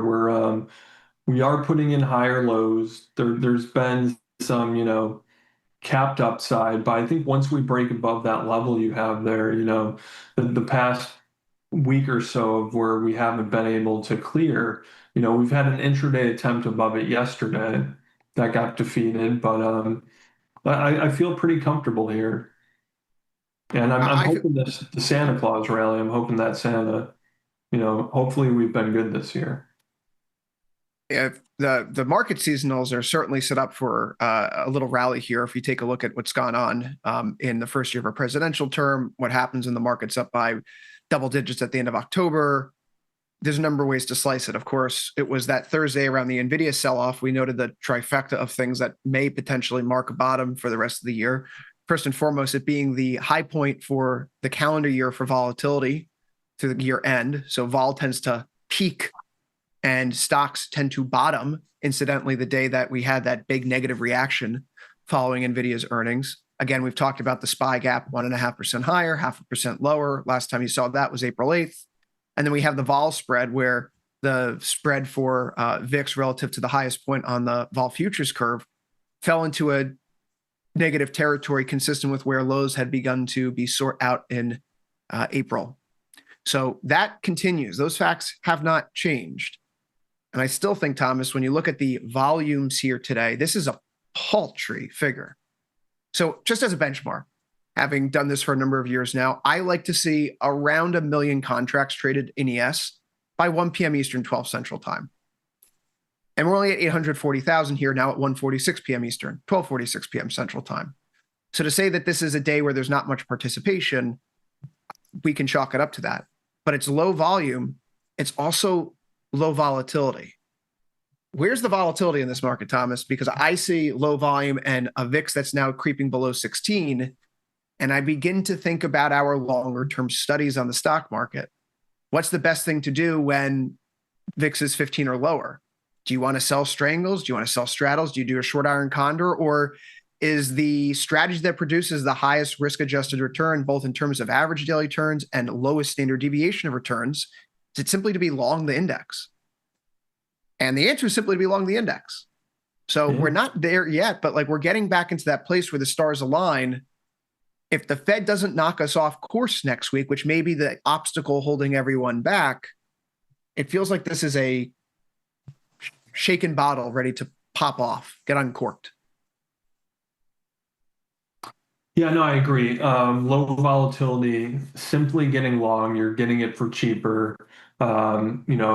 If you do something like a long call spread, volatility expands, that helps your position. So, you're not only positioned to benefit from direction, you're positioned to benefit from volatility too.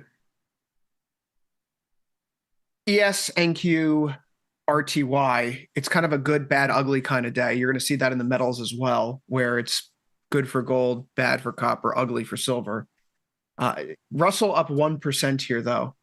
This is extending what appears to be a very meaningful breakout that has transpired here in recent weeks, where just a few days ago, when we ran back up into this area around 2475, the market found resistance there back in November on several occasions. It turned and flipped into support. And having treated that former resistance zone now as support, we're now rocketing into what would be the, yearly highs here, Thomas. The Russell leading probably shouldn't be dismissed. And we've seen in a number of recent years how the Russell has surprised everyone in November, December to produce more or less a catch-up trade right now. How do you feel about this index as it's clearly exhibiting strength despite having nothing to do with the AI story at all whatsoever? Yeah, I think with the AI, there's some rotation here into small caps. And, if you're thinking that you lose faith in the AI a bit and you want to reallocate some of your portfolio, and you want to do it in something that perhaps has been not participating as much, the Russell is one natural place to move some money to. And again, and we talked about this earlier this week, regional banks continuing to perform very well. That helps the Russell because there are regional banks concentrated within it, and it makes sense. I haven't gotten long the Russell yet because, like I've said, I don't really trade it too much. I look at it, but I don't trade it. But I think now might be the time to start trading it for people that haven't been. And if we break this, this October swing high levels, um, I think it makes sense that we continue to get more upside there. You mentioned the regional banks. Regional banks to me look like they are ready to rip. KRE here, if it's a triangle that's been taking place for basically the last year, the high starts in November of 24, and we go to the lows that we had in April, you can more or less draw a fairly clean triangle bracketing that time horizon, Thomas, even including the most recent swing low we had here. Not perfect, but technical analysis is more art than science, if you will. But to that point, I could see how one is carving out this a little bit of a right shoulder here. If you're through 66, 67 in the regional banks, there's nothing really stopping the Russell then from exceeding its yearly high. And then if the small caps are going like that, sure, maybe it's rotation, which is a good thing. It's a healthy sign. We like to see it here. But does that mean that people are going to step away from the NASDAQ and all the AI names, or will we ultimately see another bounce and rip in them? The Russell goes first, everyone gets their, tax loss selling in order. You talk about year-end flows, and then we put our chips all back in on the tech guys. The technical drift in the semis, for example, really positive. Today's a little bit of a lighter day, but you're not losing your uptrend. And then you think about your NASDAQ, yeah, it's off by 0.19%, but here you go again. We hit that 1 week moving average on the way down and we immediately bounce from it. So the momentum profile here is still fairly tight and still pointing to a market that has the bona fides of wanting to reach higher. Yeah, I don't think, the AI trade is dead. It's just kind of, there's a lull in the sentiment. I actually got long some NVIDIA, or actually, yeah, I did. That order filled. So I'm long NVIDIA via call spread, 43 days out. And I did that because Trump and Jensen met yesterday, and it seemed like they're buddies still. And I think that, Trump wants to throw more bones to the AI, just the overall AI investing and everything. So, they talked about chip export controls, and it just seems like a good time to buy NVIDIA for me. So I got a little bit long there. NVIDIA is something I've traded a lot because it's just a great trading vehicle. There's tons of, the options are just so incredibly liquid that you can always get in and out of almost any strategy you try to do in there. Yeah, NVIDIA to me looks like it may be maybe bottoming out here as well. And you think about a market, Thomas, that has been so instrumental to the broader rally that we've seen here in stocks. I mean, just that right there, starting to turn a little bit of a corner within its channel, and you get through 185, all of a sudden one of the big names that's helped carry the market higher is back on firmer footing. Meta today is one of the names that's obviously helping perk things up because it's decided to abandon a significant portion of its metaverse efforts, which they've spent billions and billions of dollars on in recent years. To what profit end? So Zuckerberg, he sounded so incredibly bullish about everything is going to be metaverse, everything, just a couple of years ago. And, it's kind of, you think this is the result of one person being overly optimistic on something and kind of driving that narrative with this company a little too much, maybe. And maybe that's one weakness of a founder-led company, and as it matures. But I think Meta, it's going to get back into the race. I like long here in Meta. Just funny how Zuckerberg's cost the company billions of dollars, and because he's still one of the major shareholders today, this 3.92% rally puts billions back in his pocket by getting rid of the metaverse. So Interesting market signal there, Thomas. But yeah, people want to interact in person, right? You don't want to just sit. It's not, what is that movie, Wall-E? Everyone's sitting in those chairs. Everyone's overweight. No one's actually talking to one another. It's all simulation. Yeah, there's a Black Mirror episode about it too. I do think we eventually will get there. I think that's decades away when it's much more immersive and you can actually feel, as you feel in real life being in the metaverse. But we're quite a ways away from that. That goes back to some stuff Elon Musk is doing, putting a chip in your head and you can insert yourself into some virtual reality. That's what I can't wait for. I'll be playing Call of Duty Nazi Zombies, and I'll be able to feel when I'm getting bit by the zombies. That's going to be wonderful. Yeah. I'm really looking forward to that. Okay, so tough day for stocks insofar as it's neither a bull's day nor a bear's day. If you were playing for an inside day, you were looking for contraction and volatility, you think the market's going to chop around before the Fed, this day's for you.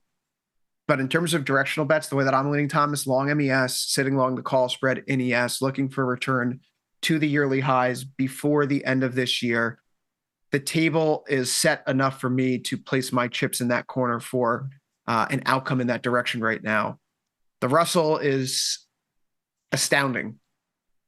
Deep regrets of buying that. This is why we do define risk. Deep regrets in buying that put spread in the Russell, basically near the lows as we broke down. But it was a flash crash out.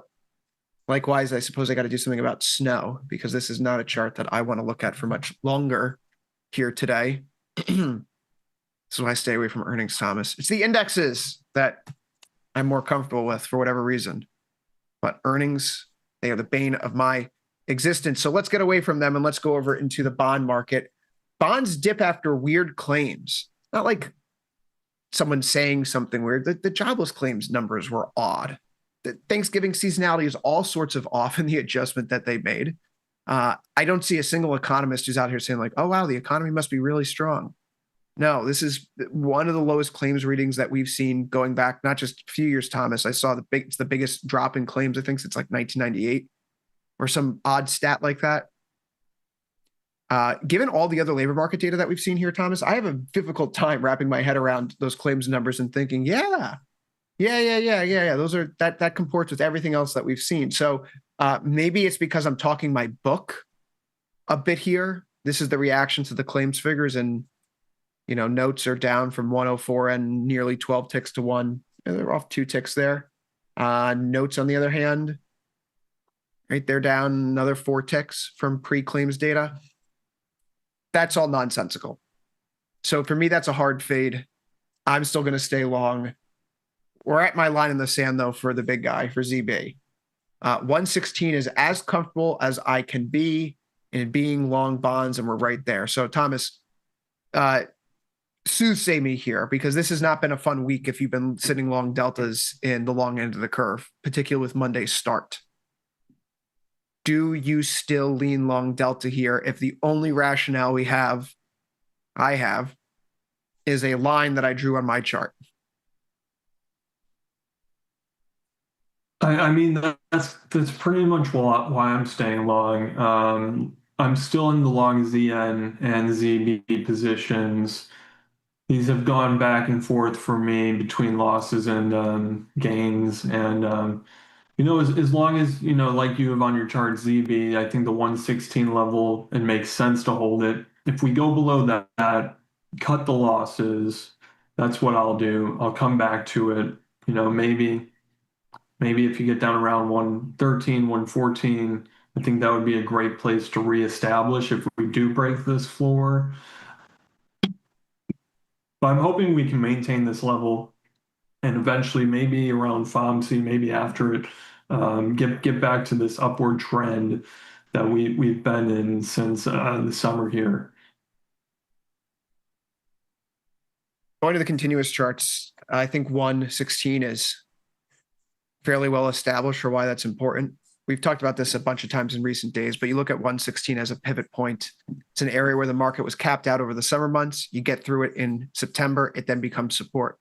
Concurrently, if you take a trend line off the lows that you have back in May and you go to the July lows and again those September lows, this is the part of the trend line where support would be found if this was indeed a market that's still in an uptrend, which is why I have a little note there on the screen, Thomas Danger Will Robinson. If we find ourselves below 116, if we're in anywhere on this chart, we can just put a circle. Where's my oval indicator? Okay. Just make this real. Here we go. If we are finding ourselves anywhere down here in this area, this is bad. That means get out. That means don't be long. And then you could then say, hold on a second, 119 and a half, 116, 3.5 points. Okay, what does a move down to 112 and a half look like? You know, as a measured move, Thomas, the September low comes in at 113 and 2 ticks. 113 and 1 tick. That's kind of in the ballpark of where our head and shoulders measured move would be.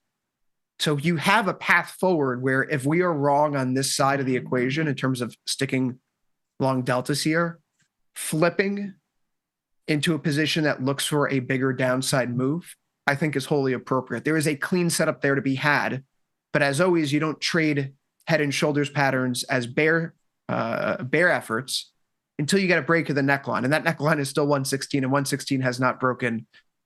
So we wait and we're patient and we kind of grin and bear it, even if it means it's a little uncomfortable. Yeah, Chris, I want to get your thoughts on, do you think what's happening with Japanese yields is affecting the U.S. Treasury market in any ways? The yield premium for the 30-year U.S. is now trading only 135 basis points of premium versus the Japanese counterpart. That is the lowest since March 2022. And we've come down, all the way since the start of 2025. The US 30-year premium versus Japan was 267 basis points. So we've gone down about, over 100 basis points on that premium in the past 12 months. It's a really important question. I know that we joke about what happened last August. Was it the yen carry trade unwinding? Given the information that we have, I think that could have been a precipitating factor. I don't think it was the only factor. But this has been people have been using the yen as a carry trade currency, as their funding currency. The fact that you have the yen weakening while Japanese yields have been going up is a sign that there's fiscal concern. So on one hand, people feel comfortable shorting the yen and using it as a funding vehicle as long as Japan's fiscal situation remains a mess. I think your question is alluding to, when do we cross the Rubicon, right? Like, when is the differential between the government yields narrow enough where it's no longer worth picking this up in the US. I should just keep my money at home. I should just stay in Japan. I should no longer finance trades with the yen. Maybe that's coming. Is it impacting the treasury market though? I'm hard pressed to see that as an answer that's yes, but we do know that global bond yields tend to move in tandem. And if rates are rising in the US, they're probably being pushed ahead a little bit in Europe. They're probably rising a bit in Asia. And Japan is top 3 most liquid bond markets in the world. So who's to say no? It's worth watching. But if things are really getting that bad in Japan, wouldn't it behoove one to then buy treasuries and lock in the rates before there's a big market wipeout? So I'm not looking to that as a driving factor here in the treasury market. It's certainly more interesting for the yen itself when it comes to spot FX trades. Yeah, I mean, a lot of interesting things happening in Japan, signaling efforts by policymakers over there seemingly not working. There's only one thing you can do if those fail for long enough. They do go to more direct intervention measures. I'm not sure how close we are there. I haven't been really keeping my ear to the ground on Japanese market news, but that does cause some vibrations across the global market when interventions like those do occur. CB, ZN, both sitting on those lines right now. ZN, similar setup, Thomas. Uptrend off the lows that you have in January, here at the end of May, in July, and then again at the end of November. That's probably closer to 112.5. But if you want to look for that horizontal line instead, call it 112. Resistance through the summer, going to the fall becomes support. If you break the 112, left shoulder, head, right shoulder, 2 points. 112 less 2 points is 110. 110 brings us down to lows that we have in July. So it's a very clean setup either way. We either hold the uptrend and we bounce from here, or we break down and we start a new bear market and we flip on everything, Mr. Westwater. But then that begs the question, if yields are going up, what's going to happen to the metals, which are so near and dear to our hearts? What happens to the dollar? Because the dollar's been falling this week despite higher US yields. Not exactly the most encouraging thing.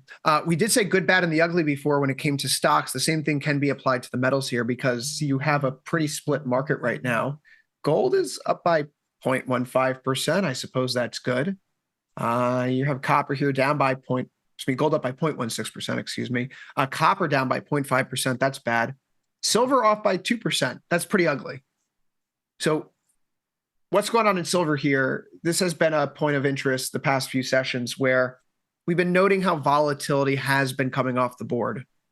And you've been seeing this decline, this contraction in volatility. IVRs were up in the 80s, all of a sudden in the 70s, 60s. Here they are today at 50.4. And during this process, gold has dropped about, well, almost $2 full here from 59.20, 59.63. We're now at 57.32.5. Fairly typical. Happens often. Saw this in October, saw this here in November. When the rally stops, volatility tends to start falling ahead of time. Does this mean it's game over? Given how thin this market is, Thomas, and we're in price discovery mode, I think you and I are both of the mindset that adding new longs in silver is a little bit more desirable, closer to $54 or $55 here. This still seems like it's thin liquidity price discovery mode. And sure enough, on an intraday basis, we're looking at a 4-hour time frame. We did dip below the lows that we carved out at the start of the week on Monday at $57.07. So those traders who started to pile into the market this week, right? Those traders who started to come to this market looking for a bounce. Now it's Thursday. Now you're not really getting it. Okay, maybe it's time to throw in the towel and the momentum fades off in the short term. Give me 54 or 55. I have more money to spend on silver. Until then, I'm way content holding on to the current position that I have. Having taken some profit recently.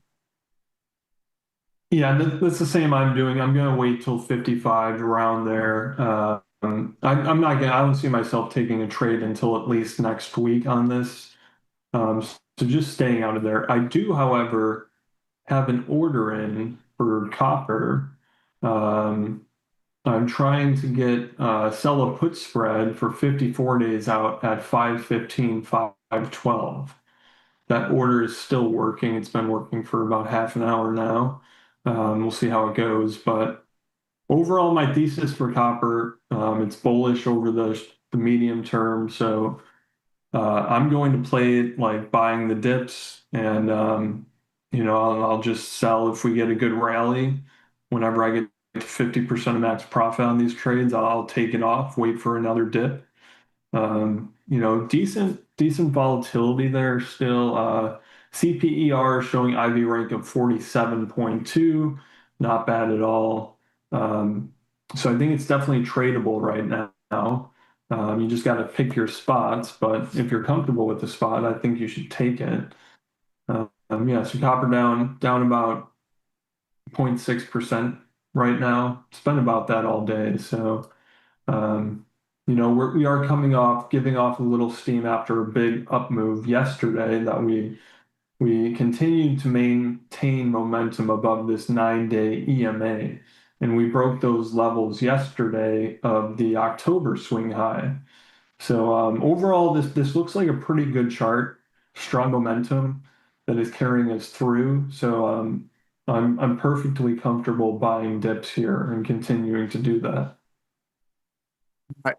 Thomas, you mentioned something yesterday, I believe. Correct me if I'm wrong. I think it was you who said that if you take a look at copper, you're getting into a pretty illiquid part of the market, but there hasn't been a lot of trading interest here. So just pulling up the volume profile indicator on the platform, you can see that if you just make a little bit more progress from here, right? You get through like 545. There is not a lot of, there's kind of like a liquidity gap. And you could see how this thing could shoot up another 20 cents or so. Whereas on the way down, there is a lot of interest here. And sure enough, where does the consolidation take place? Right around $5 to $5.10, you have your volume coming into the market there. You could make an argument that if this thing sells off and you get back down to $5 or $5.10, it's a place where there's going to be some significant support. A lot of people have vested interest right there. But up here, not a lot of people are trading this market up right now. So I thought that was a fascinating observation. I wanted to pull that up and discuss that ever so briefly. So copper, if we do start to break out, we're more or less in uncharted territory. We didn't spend that long trading above 550 in July, Thomas, before the tariff talk all screwed up the market temporarily. I'm leaning long deltas right now myself. I look at that 8-hour chart just as a quick example. The swing high that we have on October 9th that comes in here, that's up near 532. You could see here October 29th resistance. Here we have just last week, November 30th, resistance today. Oh, look at that long lower wick. Former resistance becoming support, perhaps. That's not to say that we can't keep fading and retest it, but if we hold 530, this looks like a breakout. We have a measured move to the upside. It's about 40 cents, looking for a move up to about 575. And that's why for where I stand, I'm looking at the 5758 call spread because I want to see a move to 575. This would capture that very neatly. So that's the bad, right? Silver's the ugly. The good part of today, I guess, is gold, although it's now flat on the day. It's not really making any progress. It was trading about $20 higher earlier, only up about 0.5% on its max. I still feel constructive on this market, Thomas. I know that we've talked a bit about the gold-silver ratio in recent sessions, and that is near a multi-year low right now in the low 70s. So preferentially, given what we've seen, if silver is going to go through a period of giving some back, I'm more comfortable. And the way that I'm structured, I'm more long gold and copper than I am silver at this time. So I'm trying to at least be consistent there, but I'd like to be long all the metals still as we go through the Fed meeting. If we weaken around the Fed meeting, I'll buy the dips. Nothing's changed. Yeah, I'm long gold right now. So once I'm in copper, I'll be long gold and copper and out of silver for now. So kind of similar way of doing things that you're doing. Gold, if you're taking a long in gold or silver, I think undoubtedly, you look at the charts, you look at the gold silver ratio, and you have to pick one to be long. I think it's a strong, you have to be gold.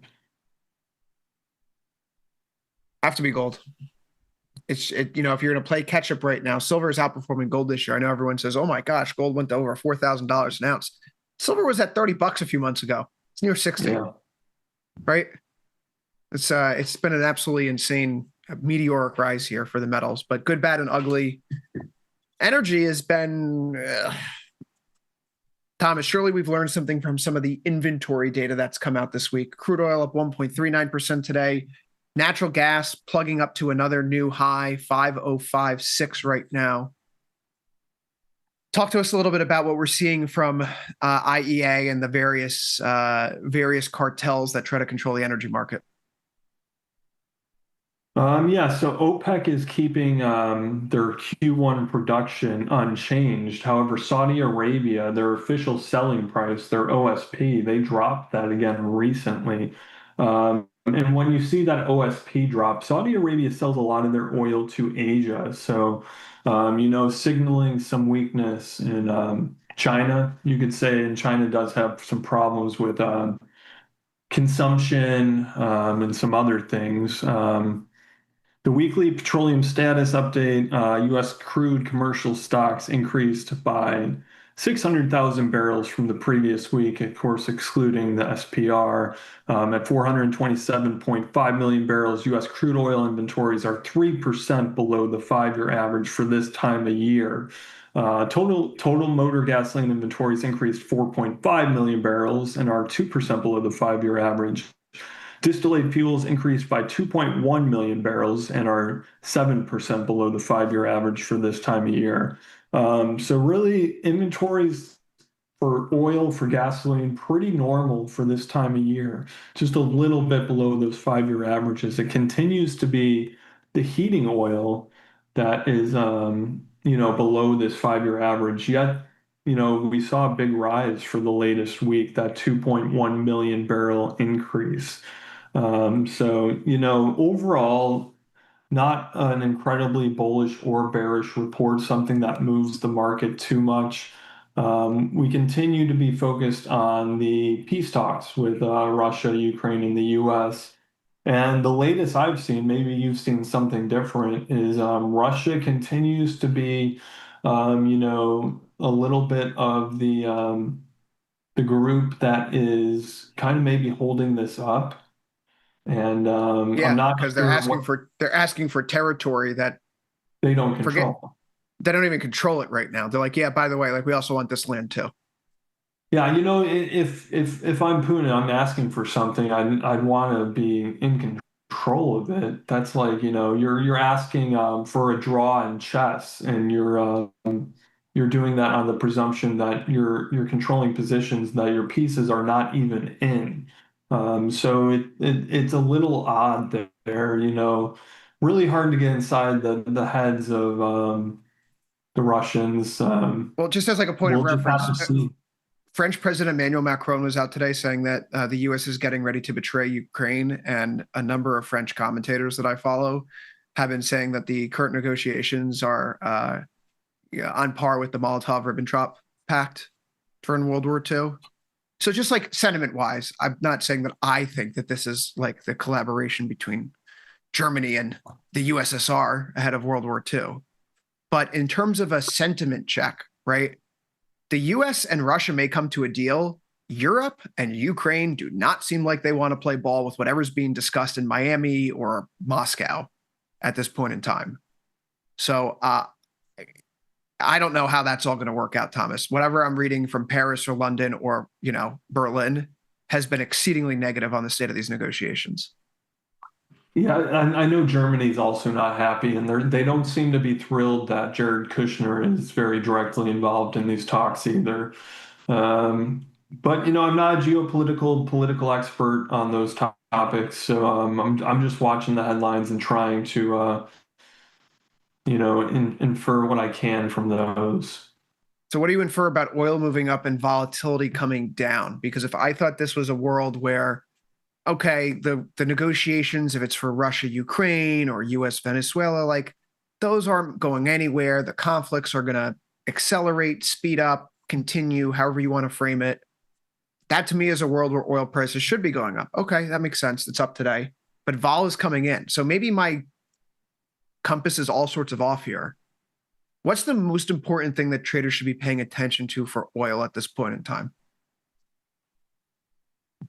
So I think the reason volatility is coming down as prices move up. Obviously, if these talks degrade, that puts a little bit of upward pressure on oil.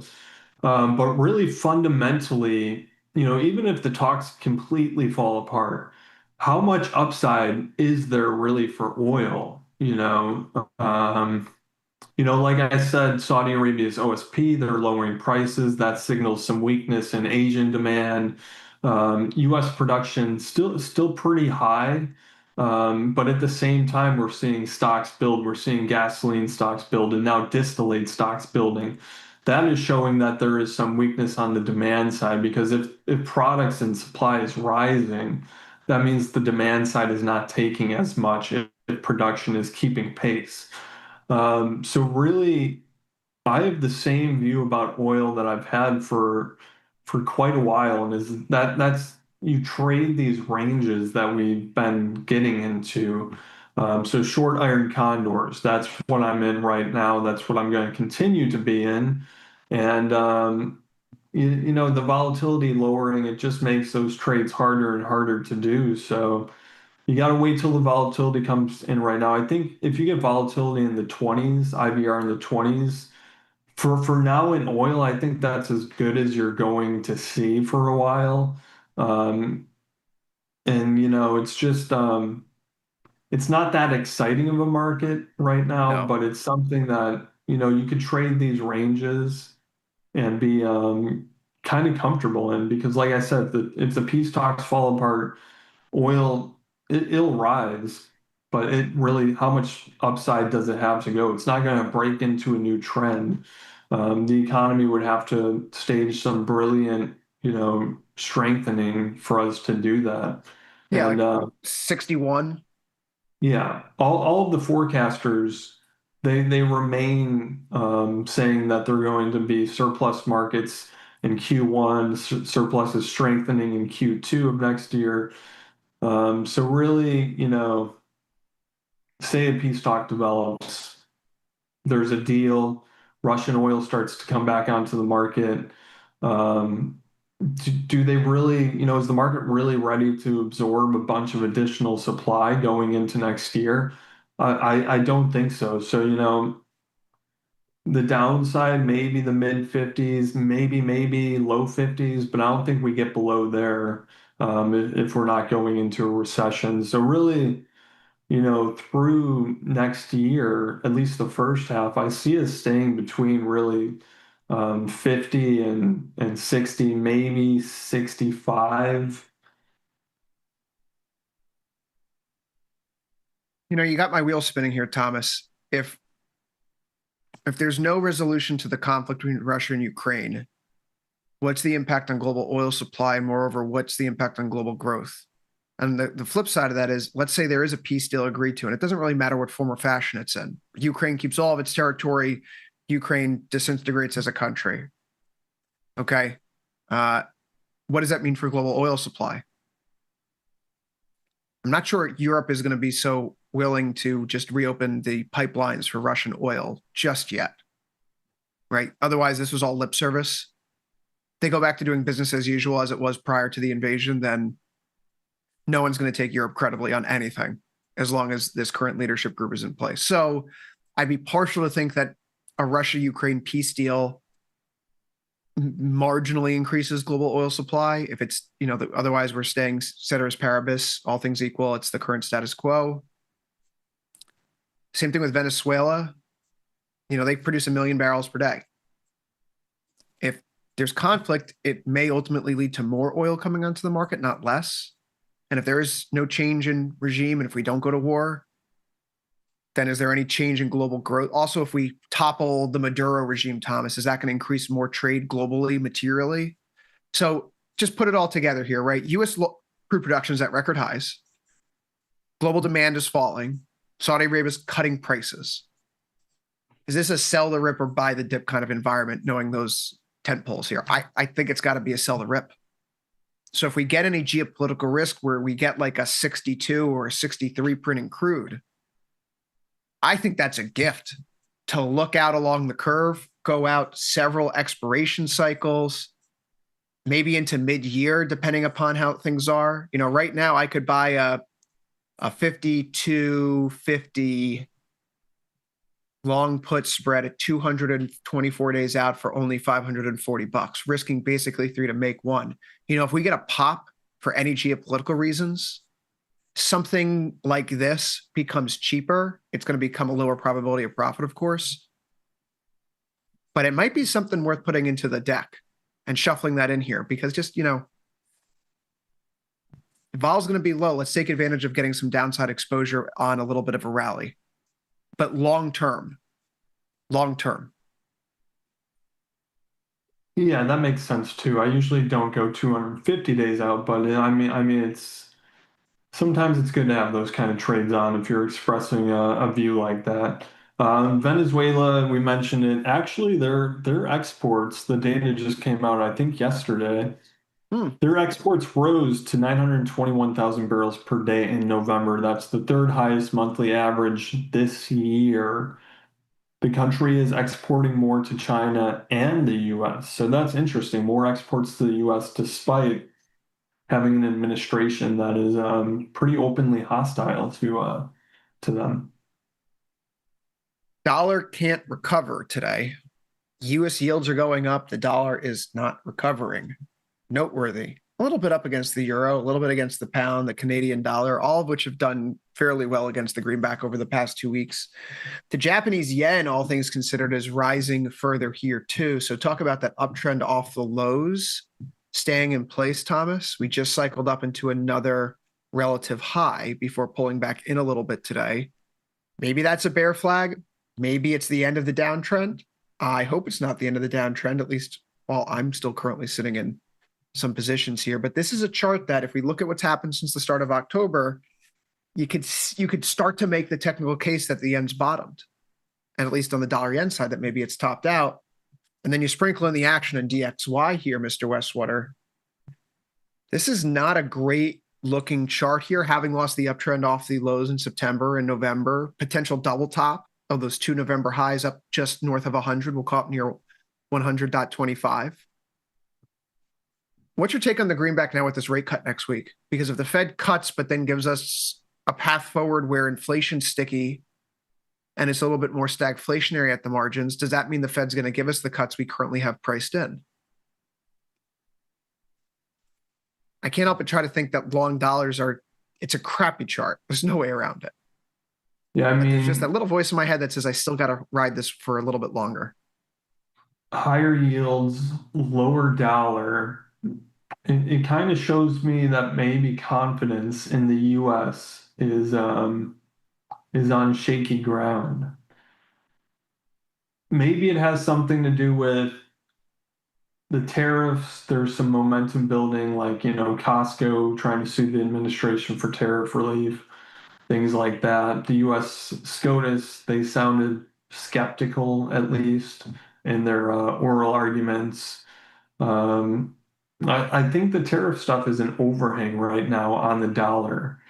And I think we probably need some clarity on that, probably need some clarity on the rate cuts for next year before we really get some confidence back. But you're right, this chart is not, if you were trying to buy right here, technically this would be a really risky place to do it. I'd feel a lot more comfortable trying to take a long stab, but that wouldn't be until like 97 to 96, really. So we're still kind of far away from there. So, it's just not a good chart. I don't think the fundamentals are really screaming buy right now. I'm going to stick outside of it. Maybe dip my toes back in getting long the yen or the pound or something, just because this chart does look like it has more room to the downside. Thomas, we talked about those cut odds, 87% chance for December. The path forward after that, we would get another cut in March. We'd get a cut, in July.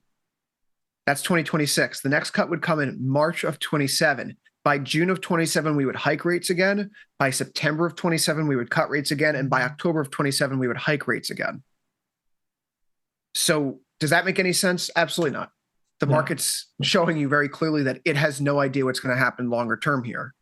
So we get our December cut. Maybe we get 2 more next year. It's not like we're thinking that the new Fed chair is going to give us 5 cuts. And so the Fed comes out next week and says, hey, we're only going to do maybe 2. It's going to be a huge source of disappointment. The market's already there. Thomas, tomorrow, it should be a jobs day in the United States. Alas, it is not. Instead, it's a Canadian jobs day. So if you like jobs data and you can't get your fix here in America, just look north. 8:30 a.m. Eastern, 7:30 Central Time. So keep an eye if you're trading 6C. Also, if you're looking at any of the U.S. pairs tomorrow, we do have core PCE data coming out. That's the Fed's preferred gauge of inflation. One of the few data releases that we have ahead of the Fed next week. So, Thomas, we'll be back in about an hour's time. For myself today, no, I'm not on last call today. I'll be back tomorrow with Jamal, actually, to close out the week. But you've had a busy day here. We still have more trading to go ahead of us, and there's more Tasty Live coming at the good folks.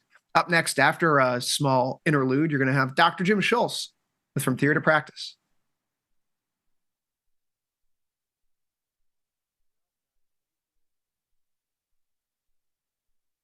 Your crypto needs a wallet, and crypto is better when it's tasty. You can now do more with your digital currencies with the Tasty Crypto app. We're proud to offer a self-custody wallet for Bitcoin, Ethereum, and Polygon. Transfer your digital tokens directly in-app and access thousands of tokens available only on-chain. Your wallet is your key to decentralized finance. Download the Tasty Crypto app and get started today.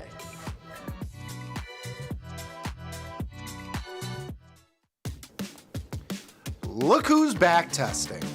tastytrade now has options back testing for free. Test your trades with over 10 years of data for the most popular symbols. See how your trades would have performed in the past. Look back at profit and loss and take the guess out of guesswork. Oh, did we mention that it's free? Get back testing at tastytrade.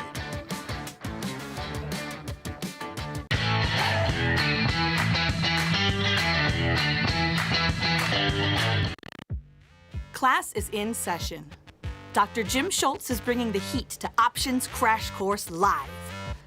This 90-minute show features Dr. Jim in his professional prime. All of the gimmies, none of the gotchas. Come early and grab a drink with Dr. Jim before class and stay for Q&A. The event is free, but space is limited. Register today at tastylive.com/events. It's not a lecture, it's a lifestyle. Feel like your wardrobe is missing something? Like style, purpose, and maybe a dancing dog? Can I pet that dog? The new tastytrade and tastylive web store is now live. New merch, bold designs. Did we mention all net proceeds go to one tail at a time? Invest in the real bull market, dogs. Go to tastytrade.threadless.com. Grab some gear and help some pups. You get merch, they get a home. This is Chicago. We invented the skyscraper, the Italian beef, and the standardized options market. SIBO is not only the birthplace of options, it's also in research-backed market studies live from the SIBO's SPX pit. Watch Liz and Jenny live from the SIBO, only on Tasty Live.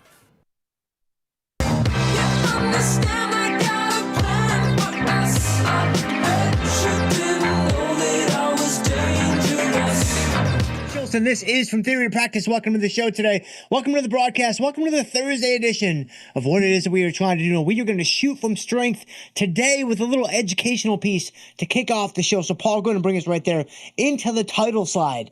So why do we manage at 21 days to go? So if you've been inside the Tasty universe for any length of time, pretty much only takes you about maybe 11, maybe 16 minutes, and you can quickly realize that we like to get into our trades at 45 days and then get out of our trades at 21 days. Why is that the case? Like, what is the underlying reason that's driving those timing mechanisms? Well, put very simply, we want to put a greater emphasis on time and volatility and a lower or less of an emphasis on direction. Because when you think about making money as an options trader, you're only going to make it one of three ways. You're going to make it through direction, you're going to make it through time, or you're going to make it through volatility. We want to place a greater emphasis on those non-directional elements, time and volatility, if we possibly can. So managing our especially undefined risk positions at 21 days to go or before allows us to do that. So Paul, go ahead and bring us into the information here today.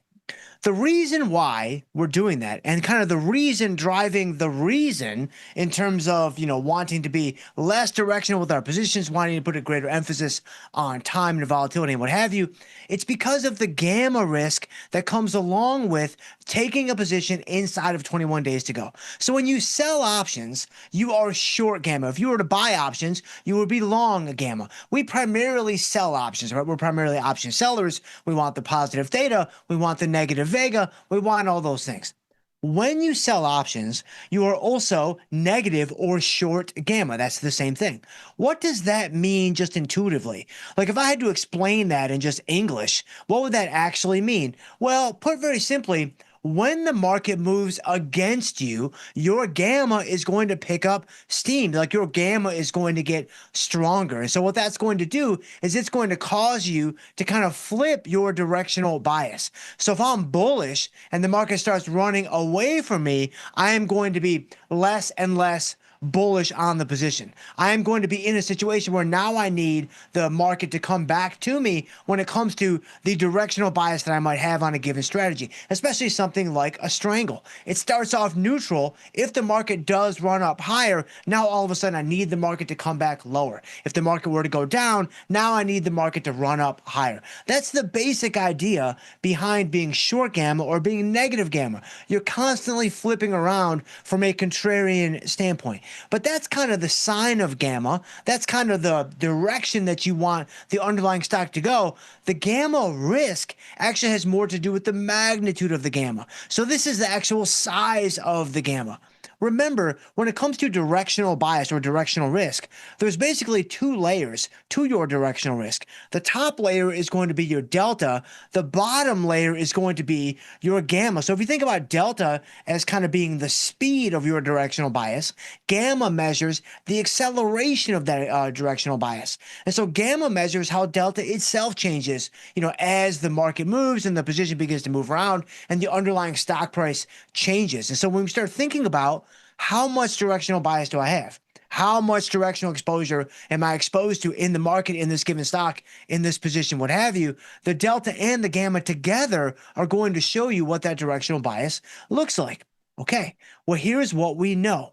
Just by looking at or studying the time left in the expiration cycle, how many DTE are we carrying in that position, that is going to have a direct effect on how much gamma we are naturally exposed to. Now, this is not the only thing that's driving gamma. This is not the only thing that's impacting gamma, but it is something that is more or less completely under our control. Because the reality is, if you're outside of 21 days to go, so if I'm at 45, 44, 40, 37, what have you, I'm going to be in a situation where gamma is just naturally on the lower end. Gamma is much, much lower than it will be later if I hold the position closer to expiration. So this allows me to put a greater emphasis on these non-directional elements like time, like volatility. This is one of the reasons why when you look at the Tasty research, you're watching a market measures, you're watching an options jive, you're watching a Tasty Bites segment, whatever it might be, you're going to see that the results are pretty much consistently more impressive in the earlier part of the cycle. Like 45 to 21 just continues to be more impressive, more reliable than 21 to expiration when it comes to the DTE on the position. Well, one of the reasons why is exactly what we're explaining right here. There's a greater emphasis on time and volatility in the earlier part of the cycle, less of an emphasis on time and volatility in the later part of the cycle, because inside of 21 days to go, this is where that gamma begins to naturally tick up. This is where now all of a sudden direction becomes a bigger driver of the results on the trade or on the results of the position. And this is namely because that gamma begins to tick up higher. Now, if I'm at 21 days or 18 days or 17 days, is it a huge difference? Not really. The gamma begins to really start to grow teeth right around maybe 14 days to go or 10 days to go. But just inside of 21, that's right when the tide is beginning to turn. That's right when kind of the leaves are beginning to change. That's what I meant to say. That's right when the gamma kind of dynamics of the position are beginning to kind of change colors a little bit. So that's why we like to manage at 21 days to go, because again, we want to put a greater emphasis on time and volatility, less of an emphasis on direction if we can do so. And this is completely avoidable when it comes to the natural tendency of gamma to rise as you get closer to expiration. Now, one final point. This is a much bigger deal and has a much bigger impact on undefined risk positions relative to defined risk positions. So short puts, short strangles, ratio spreads, these are far more impacted by the gamma changes in the position than a defined risk strategy. So vertical spread, iron condor, what have you, on the defined risk standpoint, those aren't really exposed to gamma risk. Because remember, if I have defined risk, what have I done by definition? I have bought an option for every short option that I have in the trade. So I'm not exposed to any any unlimited negative gamma. I'm not exposed to any uncovered gamma exposure. So I don't really have any gamma risk going into the end of a trade's life as it gets closer and closer to expiration, because the long option is covering all the short options. And so when it comes to managing at 21 days to go, if you have something that's defined risk, vertical, iron condor, things of that nature, take them off if you can. Like if you have a profit, go ahead and take it off. Like if you've hit your objectives or you're close to your objectives, by all means, take it off. But if you're not there yet, the onus, the urgency is not quite there like it is with undefined risk because the gamma is already kept by those long options. And so there's, 4 or 5, I don't know, maybe 9 minutes on why we manage at 21 days to go. So Paul, go ahead and bring us into the market. Did you guys keep it above zero? Man, I don't know. You guys, man, you guys. All right, let's see. Where are you guys at? Where's this market at? Oh, look at this. The market came back. Well, okay. Even the S&P is down 3 on the day. You've got the risk-free instrument, also known as the NASDAQ futures, extremely high-risk product, down 65 on the day. It was a lot worse when I started doing my little educational piece, which is always so funny for me because, we're doing that for the new people. We're doing that for, you guys are the YouTube audience. You guys are also the Tasty Live audience, right? Of course, you guys have kind of blended together into a bit of a jambalaya mix for the viewership of the network, of course. But those are intended to be clipped out and put on YouTube as like a standalone piece. And so it's always funny when I'm doing those. I kind of feel like I'm on company behavior. Like I kind of feel like, all right, we got to be buttoned up. We got to be this. We got to be that. We got to at least, look like we might know what we're talking about. Then when it gets done, you guys know, man, he doesn't have a clue what he's talking about. And so that's where we are now in terms of the sequence of the show. But NASDAQ down 67. You got the boomers down 58. You got the Russell 2000 up 24. And you've got the the bonds like the Facebook back in the day. You got bonds down 20 ticks. You got notes down 12.5 ticks. You got oil up 70 cents. You got UB40. Man, look at the shifties. Got gold up 7 points. Where my Hunt Brothers at? Ooh, man, Hunt Brothers down $1.27. Yowzers, man. I really hope that hot and ready demand is still there for the Hunt Brothers because today is not looking good for them on a silver standpoint. You got the Bitcoin bros down 1,000, and then it looks like volatility. Okay, so volatility is actually down today. The market is so weak that volatility is even down. Volatility futures down 11 cents. And then you've got spot volatility. Spot volatility is also down 10 cents. And so, all right, so you got the VIX under 16 on a down market. Interesting. Now, again, it's not as far down as it was a few seconds ago, but it's still in the red, if I'm not mistaken. Let's go to the chart of EMA S&Ps. Let me look at this. Is that oh no, brutal. All right, well, hold on, Paul. I got to bring my thing back up. And so, thank you there, Paul. We lost the thing. I'm telling you guys, man. Autumn, I gotta. She needs another talking to. She 100% needs another something. So let me do this while I'm doing this. I see you guys in the chat, by the way, and I appreciate you guys. There's iPod Touch in the house, Ash Finn in the house. Man, we got John Cummington in the house, Ordenu's in the house, Wolf in the house. Man, look at this, Tanata. Look, iPod Touch in the house. iPod Touch said it's gonna be December 7th. Right, he said this just yesterday, if I'm not mistaken, and so we'll have to wait and see if that is indeed correct. But all right, Paul, give me one more second here to get my platform up and running, and then we should be good to go. So all right, so we got that. Let's see here. We get the platform up and running, and boom, there you go. Sorry, I'll give Paul a second to kind of size that up correctly, and then we'll get back into the market because obviously, guys, has it happened? We've been talking about this.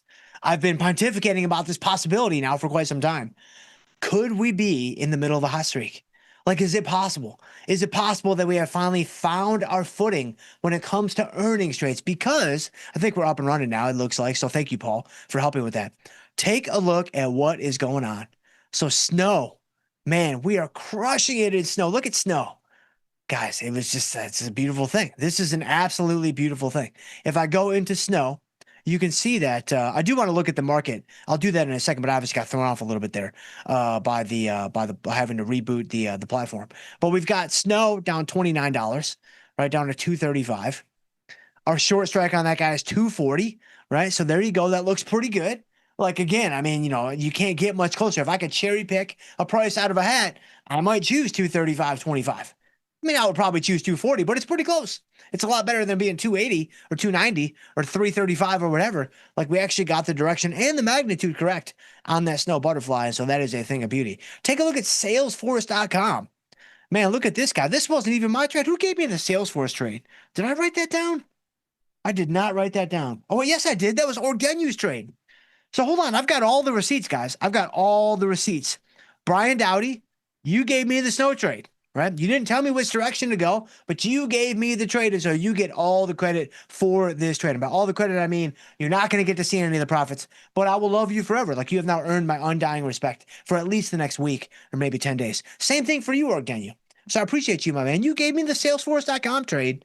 I mean, look at how beautiful this is. So Salesforce.com up $9 on the day. We are long a call spread, and even I can't mess this one up. I mean, if I keep yammering, we may very well find ourselves in a little bit of hot water, but this is looking pretty nice. This is looking pretty nice indeed. And so, man, look at this. P&L day, P&L open. Like, it's all there, man. Like, look at that. P&L day, Salesforce.com. Beautiful. P&L open, Salesforce.com. Beautiful. Now we've got snow, right? P&L day, beautiful. P&L open, even more beautiful. That doesn't usually happen. And so this is pretty amazing. Pretty amazing indeed. So let's go into, Salesforce.com, obviously we take it off. Snow, do we kind of push it? Do we roll the dice? I don't know. You got to watch for the next 5 to 17 minutes to find out. But let's go into Salesforce.com first, because this one's a bit simpler to decide, simply because, if you look at the spread. So if you're brand new to the show, welcome aboard. I hope that the educational piece to kick off the show was helpful for you, because if you are new, you will see us do this over and over and over again. You'll see us in a 45 an hour at 21, and you might be wondering why we're doing that. It's almost entirely driven by the gamma risk exposure that is much more heightened near the end of the position's life. But if we look at Salesforce.com here, you can see that it's a $10 wide spread, right? So $10 wide on the spread, 235, 245. So that means, right, if I go one step further in the logic chain, that means my maximum mark price. So that's going to be right here. What is in the magenta? Let me grab magenta here. What is in the magenta circle? The maximum value of that mark price is $10. Whenever you have a vertical spread, doesn't matter if it's long or short, makes no difference. The maximum value of that spread will be the width of the spread. Every single time, 100% probability. That's the way that the strategy is structured. That is a defining characteristic of a vertical spread. And so when you understand that, all right, the most that this could possibly be valued at is the width of the spread. Okay, in this case, that's $10. Well, look at my mark price right now. It's $8.90. Now, this strategy is set to expire tomorrow. This is going to be done and over with at the end of the day tomorrow, no matter what I do with the trade. So irregardless of if you want to play it that way, because again, it's your world, man. You got to blaze your own trail. Vocabulary, dictionary stuff, syntax. It's 2025, almost 2026. You can do whatever you want. Doesn't matter to me, not one iota. But if you look at the mark price here of Salesforce.com, you can see we're pretty close to the maximum value. We can only make another $1.10, $1.12 on the trade. And so what if everything just turns around and it completely reverses course on us, which certainly can happen. And if you trade long enough, it will happen to you. The risk-return trade-off and the risk-return dynamic just doesn't make a lot of sense to hold this trade any longer. And so we are going to close the Salesforce.com trade, and we give Orgdenu our undying love and respect. So thank you so much, my friend. Let's go ahead and notice how I'm doing well on the trades that other people are giving me, right? And so what do I do in return? I take you all down on the trades that I give you. Like that is the unofficial agreement that we have here on this program. And so maybe that'll change at some point in the future, but I wouldn't necessarily hold my breath. And so let's go ahead. Let's go 890. Yeah, sure. Let's give it a shot. We'll see if we can get filled. All right, so no takers at 890. Let's try to get, all right, so now the mid price is 877. Man, that's quite a drop. Let's try 877. All right, so we got filled at 877. All right, perfect. Okay, so Salesforce.com is over and done with. Now, let's go ahead and do snow. Now, this one, it's not as simple in my opinion, right? And I know you guys are going to be screaming at the screen. I know you guys are going to be like, take it off, take it off, take it off. Leave it on, leave it on, leave it on. Like you guys might be in different camps on this one. Let's just work it out. And we've got plenty of time, right? We've got, 22 minutes. I do want to get to you guys, of course, but give me a couple of seconds here. I mean, would it be a true victory lap if I didn't take as much time as I possibly could? This never happens on the show. And so, we gotta take what we can get while we have it. So you've got snow down $30 today. We are up about $7.50 on the trade, right? And that's $750 for the total trade, of course. So in this situation, you can see that our butterfly is $20 wide. So again, it's the same principle.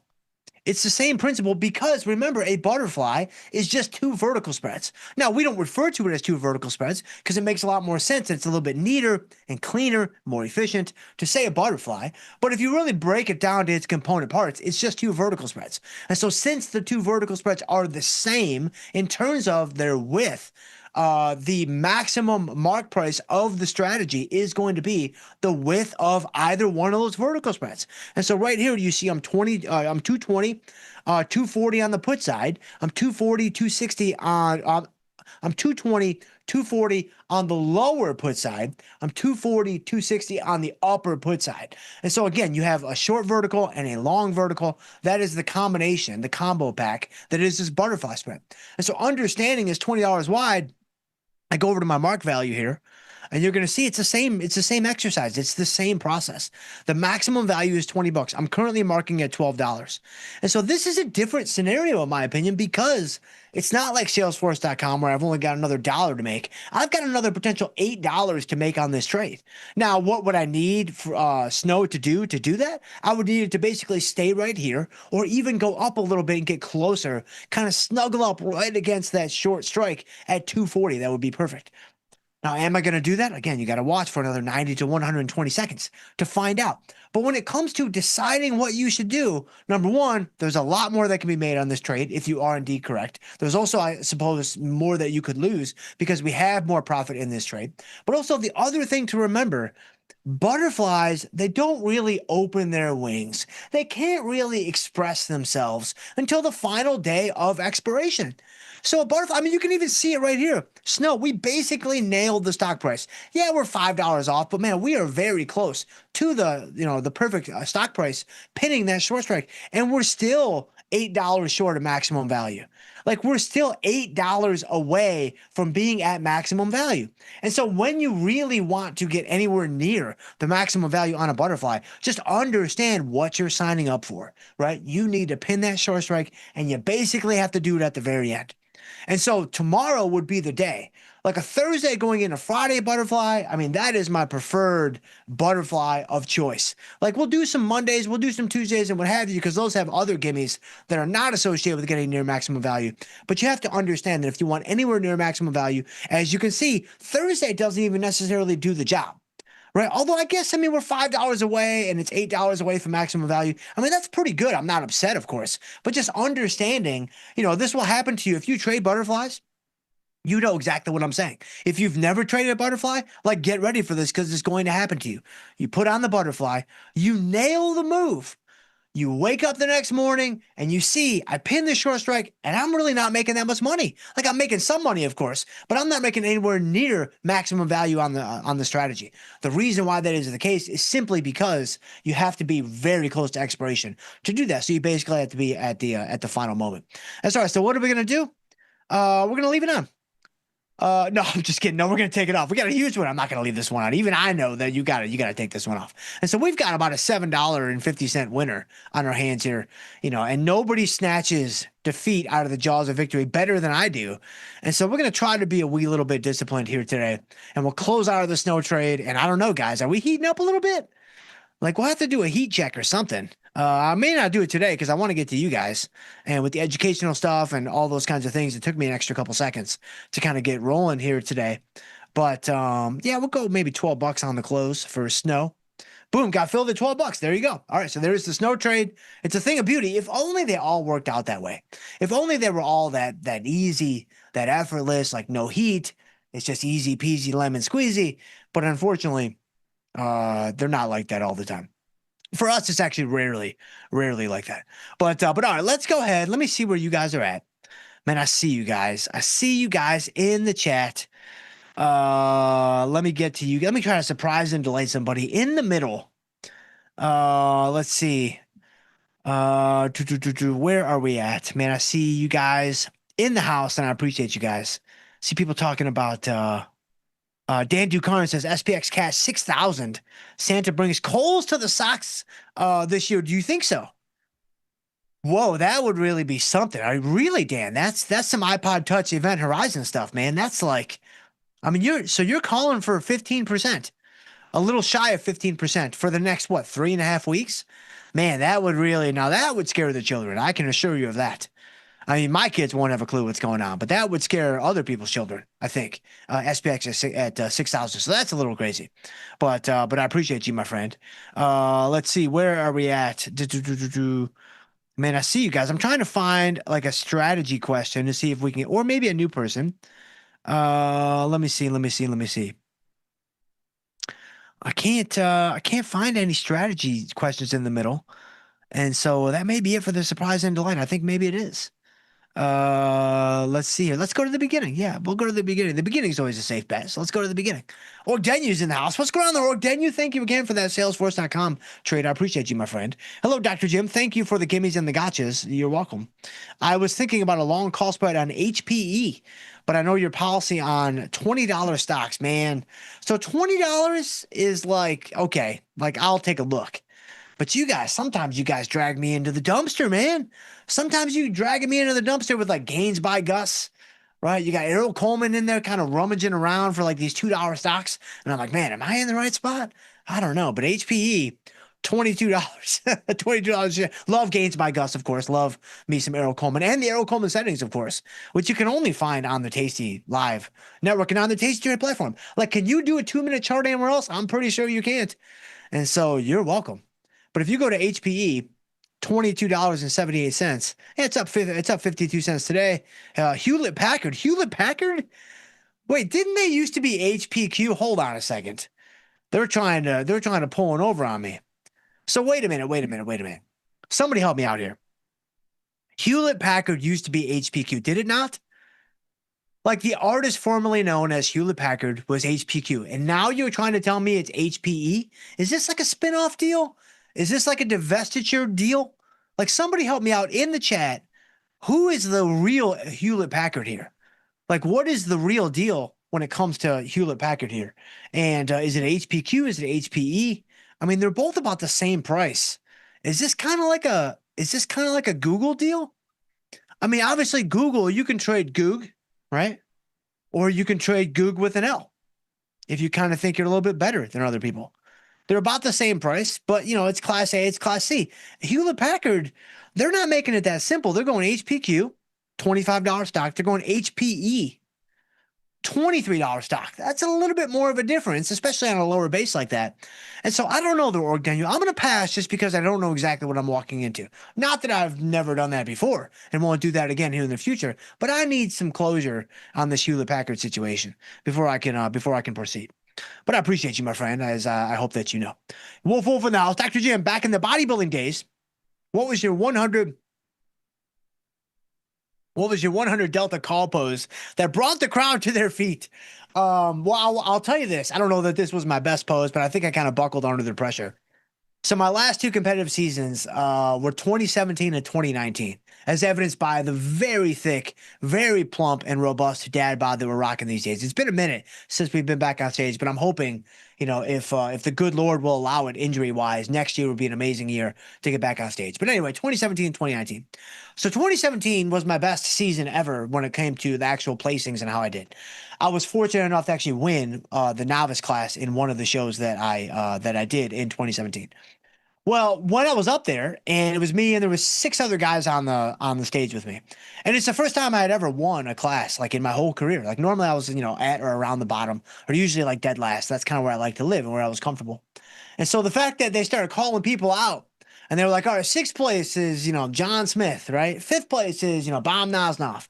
4th place is, Pony Babista, like blah, blah, blah, blah. And I'm still standing there. I'm like, this is crazy, right? And then they go, 3rd place is, Scramble Everything or whatever, right? And then they get down just me and the other dude. And I'm like, am I going to win this? And I remember when Autumn, she was there, of course. She told me backstage, she's like, I think you might win. I'm like, really? Like she went through all the judging and all the pre-judging and whatever. And I'm like, when you're that close to like getting on stage, your mind plays tricks on you. And you're like, man, I don't look that good. I'm too small. I'm too whatever. Like it does some crazy things to you. Right. But anyway, I'm standing up there. It's me and the other guy. And his name is Mike. He was a great guy. Really enjoyed getting to know him backstage and whatnot. It was really, really fun. Whatever.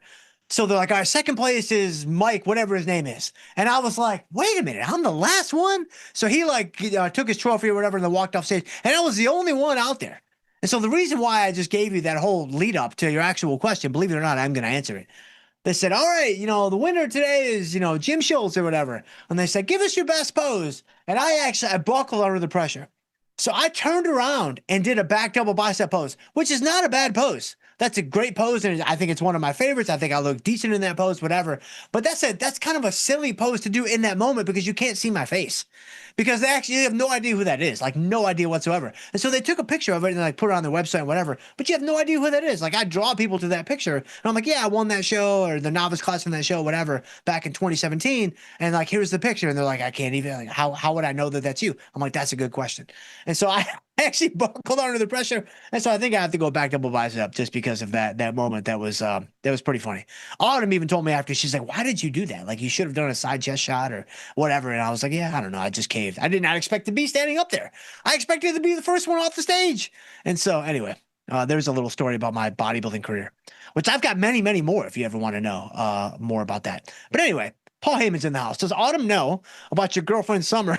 Or could this be a cold winter? I think I've told her that story before, the Summer Joy Snow thing from my friend in middle school. And yeah, I think she knows.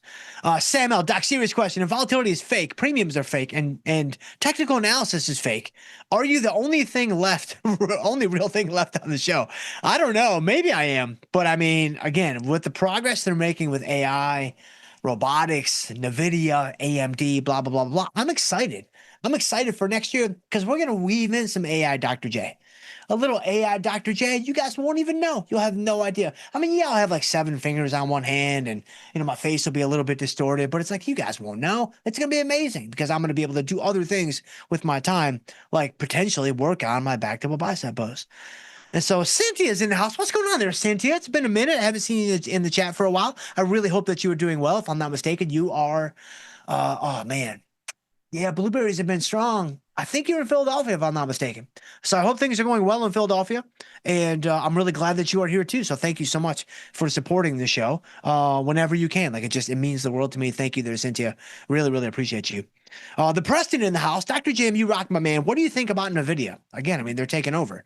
Like, it's only a matter of time now. But if we go into a little NVIDIA, NVDA, they're up $3 today. So they're bucking the trend on the rest of the tech sector and the tech space.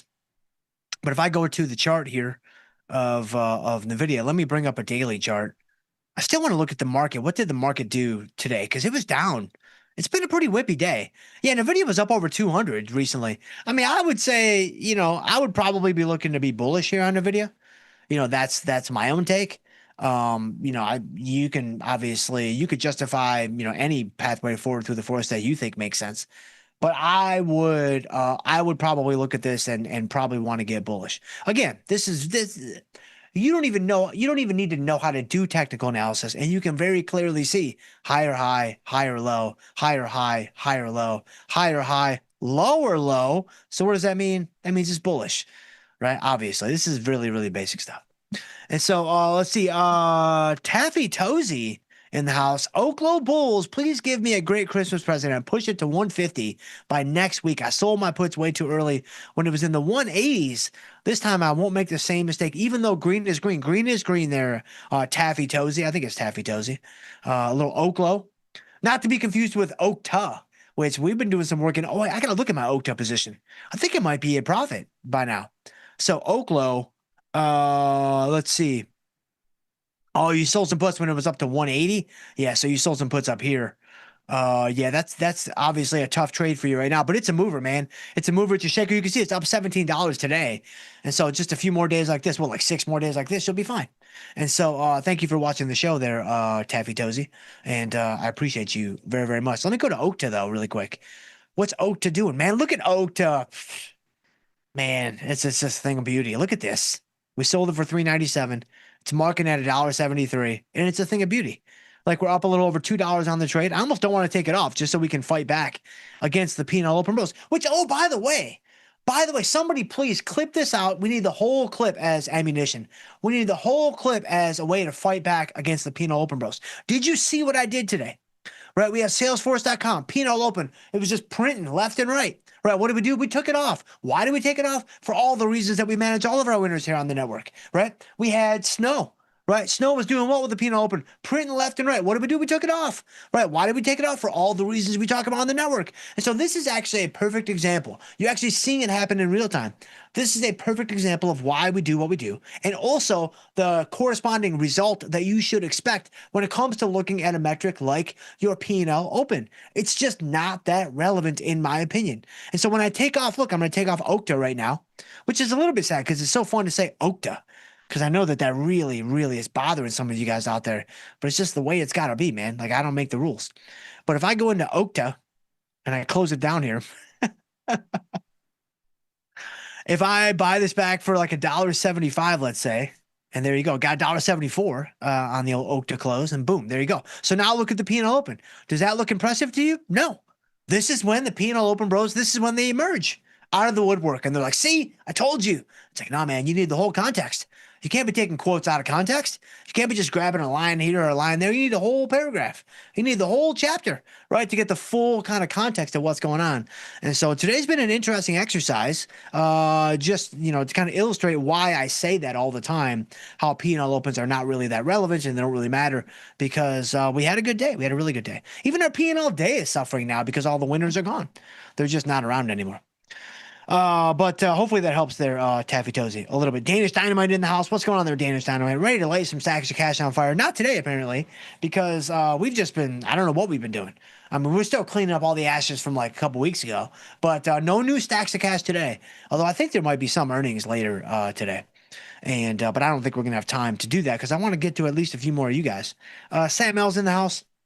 Doc, don't mind me. I'm just here to see if your algorithmic twin will answer instead of you. The AI doc has been suspiciously active lately. Yes, it was super fun for me, by the way, a couple weeks ago when I was gone on. It was for NVIDIA earnings. I was gone, and we did that pre-recorded piece, but we slid it right into the live slot. And so that was Laura's idea, Laura in production. So thank you, Laura. That was an amazing idea. I think it went over pretty well, and it was really, really fun to do. But what was more fun for me was I slid into the chat. So I slid into the chat, but you guys were watching me. And in the beginning, it looked like it was live and you guys weren't really sure. But then you saw me in the chat, and I think many of you were convinced it was a fake imposter Dr. J, but it was actually me. And that was super fun. Like that was a lot of fun for me. And so that we're going to do the same thing next year. Like when the actual fake imposter Dr. J is here on the set as the AI version of me, it's going to be super fun because I'm going to be in the chat, and that's going to be awesome. Let's see. Edward Lond is in the house. What's going on there, Edward Lond? Tananta in the house. The volatility is real, just orchestrated by the criminals who own the casino. Ooh, man, yikes. I don't even know if I disagree with you. That's what makes it kind of like a double yikes. And so, man, I don't know. Trade small, trade often. Dr. Jim time. Let's light up the stacks of cash. Man, you guys know I'm ready. You guys know I'm always ready. Plus, it's like the Christmas season. Everybody's putting up lights left and right. And so, like, this is how we kind of, illuminate our little situation here. We light stacks of cash on fire. Keeps you warm. Although for us, I mean, it's 81, 82 degrees outside. I'm actually looking to take up the AC another notch or two. But for you guys that are, north of the Mason-Dixon line, you're in a different situation than me, and I can respect that. I understand that. But I appreciate you there, small trades often. Anderson Homestead, hit that thumbs up. Yes, please hit the thumbs up. Hit the thumbs up. Hit the subscribe button if you haven't done it already. Obviously for the love of the algo, right, in the chat would be amazing to kind of pump this guy out to more people. I appreciate you guys. BDH in the house. Dr. J, you're missing some sweet Chicago December weather. Oh, I remember, man. I remember. I feel sorry for you there in that t-shirt. Probably sweating when you step outside. It's just sad. It is a little sad. It's like I step outside and it's a little bit sticky. I'm like, I don't know, man. I've got to get to some cooler weather quickly because it's a little muggy outside. And so I agree with you, my friend. I 100% agree with you. You know what's funny, though? All kidding aside, because I've lived in extreme cold and I've lived in extreme heat. I grew up in Detroit, on the suburbs of Detroit, which the climate there is very similar to Chicago. It is colder in Chicago without question. It's not a competition, but it's similar, of course. Went down to Memphis for grad school, the hottest place on earth. I don't care what anyone says, because you got nothing. You got nothing, right? You got the Mississippi, but it doesn't really help you at all, actually. It just makes things worse, I think. And so you've got no ocean breeze. You've got no relief. You're just trapped, like 130-degree days, like, 8 months out of the year or whatever. It was brutal, brutal, brutal. Then we went to Charlotte, North Carolina, which was also pretty hot, but not nearly like Memphis because you got the ocean breeze. Then we go back to Chicago, obviously, which was significantly colder, coming off the lake, whatever. Now we're down in St. Pete. I would actually choose extreme cold if I could choose. I actually like the extreme cold. It's fun. It's exciting. It's exhilarating because you're just complaining about it all day. And I think like when you're constantly complaining like that, it keeps you on your toes. Like it kind of keeps the adrenaline pumping. And so I miss it in some ways. But my wife doesn't miss it at all. So that's why we're here. So if you ever needed to know how marriage works, boom, there you go. If I go to Edward Lon, let the mob didn't bid Vegas. I'm not sure what that means. I think I'm on the outside of that one. Theta Trader, Dr. Jim, that's why they call you. Dr. Jim, that's what they call you. C plus humor, I know, out traveling on important street dentist business at the moment. I know that you are, my friend. And so Theta Trader, he does back alley dentistry. So black market, back alley dentistry. Like that's how he makes his living. It's all cash, like no cards, no names even. Like you just show up, right? And it's like if you need some work done, and it's like I don't have dental insurance, I don't want to pay all this. Like he's your guy, man. He's your guy, and it's very negotiable. Like you can go in and you're like, hey, I need this crown. He's like $800. You're like, man, I've got $17. He's like, done, sold. Let's get it done right now. And so if you guys need some work done, you guys should look him up. Let's see. Sam L says we don't manage at 21 because of the math. We manage at 21 because Dr. Jim said so, and we're too caffeinated to question it. That's really, really funny. Let's see. Tananta, the key to success is to dodge all the landmines laid out by the criminal casino owners. I don't know if I disagree with you again, Tananta. I mean, you're out there spreading some conspiracy stuff, but I think I like it, man. Like, I think I like it a lot. And so Joel James in the house. What's going on? I got to go here in a second. John Covington in the house. Dr. Jim, +1 for the algo. Today's a good day. Was getting my face ripped off on an inverted Intel INTL strangle. Sat on my hands and did nothing. We're back. We are so back, man. This is exactly right. INTL Main International. Never heard of it, but I like it. I like it a whole lot. And so, yes, again, never forget, guys, doing nothing is a strategic choice. Now, sometimes you don't do anything because you don't know what to do. If you're just learning, we've all been there. We all go through that pathway. We've all been there on the learning curve. So you're not alone. But when you get to a certain point, you start to realize, man, doing nothing is a strategic move. And oftentimes it's a very good strategic move. So nice job out of you, John Covington. Man, excellent to hear. And again, chalk another one up for the do nothing strategy. But I got to roll, guys. I got to run. I'm out of time. I appreciate you guys. I appreciate you guys so much. If I can ever help you guys in any way, please shoot me an email. I'm jschultz@tastylive.com. Or we can connect on Twitter. I'm at jschultzf3. I would love to hear from you guys on there as well. But stay tuned. We do have Tim Knight coming up next with Trading the Charts. In the meantime, guys, trade them small, trade them heavy, and stay grateful. We'll see you guys tomorrow.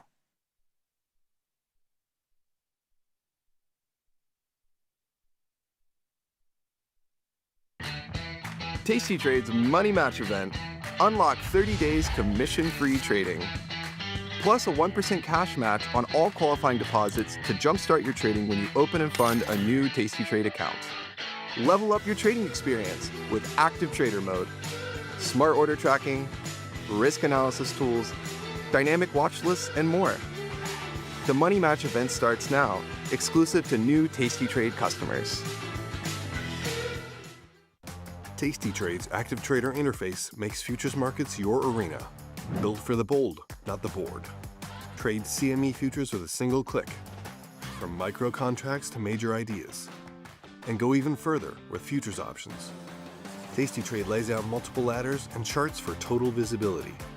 Plus, hundreds of built-in indicators for traders who want a broader view. Tasty Trade, pro-level tools, intuitive design, total control. In the world of investing, a beast lurks between the numbers, ready to pounce. Some traders hide from it, some ride it. If that's you, join us on Tasty Trade. Genius loves company.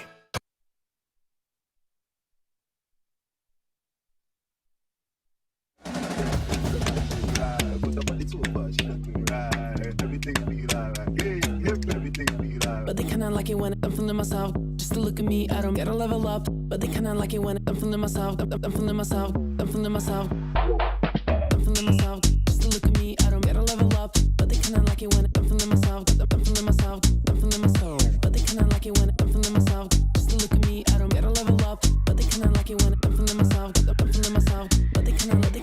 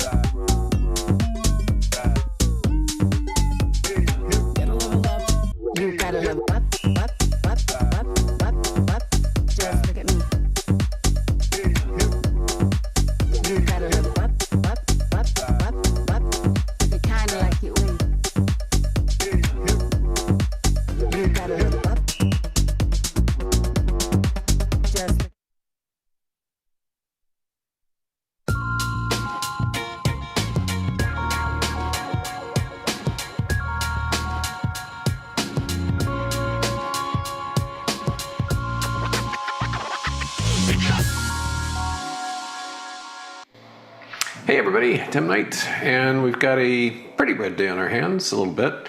The market doesn't know quite what to do with itself. I guess it's waiting for the FOMC next Wednesday. I can only suppose. There's really nothing guiding it. Every, couple times a day, it's just like lurched down out of the blue for no reason anybody can figure out. Seems a little shaky. But at the moment, the ES is down a whopping 1/10 of a single percentage point. The NQ is down about 1/3 of a percent, and the small caps are strong. They're up almost 1%. So it's quite a jumble out there. I've got 28 different short positions, most of them down. There's a couple of bad boys that are up a little bit, but that's okay. On a day like this, you can expect it. My drawn objects seem to have disappeared all of a sudden, so I might add some here and there along the way. So my chart's going to look kind of nude, I suspect, as we go through them. So why don't we just do that? Why don't we just jump in, and here and there I might add a line or two. We begin with a spider. We have sneaked on an intraday basis above this lower high here, so that's gone. So really the last meaningful resistance is the lifetime high, which was set back here on the 29th of October, and we're getting in the neighborhood of that. And as I said, just out of the blue, my drawn objects decided to take a hike. So we're just going to add some lines here and there, as the case may be. And we'll put another one, if we can manage, in the same anchor spot down there, like so. That's not too bad. So we can see the failures that have taken place. And I would say that where we are now, it's kind of similar to what we were doing here, which is that we broke the trend line and we have pushed our way back to its underbelly, but it's very prone to a sell-off. Any little news seems to do the trick, either up or down, because there's precious little to inspire the market.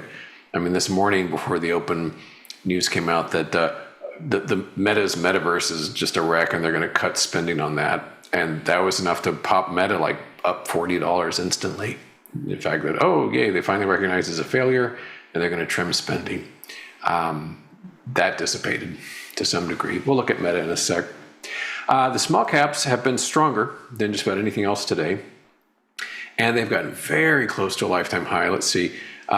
Here's the October 15 high. And we might be a penny or two or that below that, but very ambitious push here. And so one more even modest update tomorrow would do the trick. So we're close to a lifetime high on the small caps. And just so it's a little less naked, let's throw down a ray like so to show that break as well. In the cubes, they're a little on the weak side, 0.34% negative.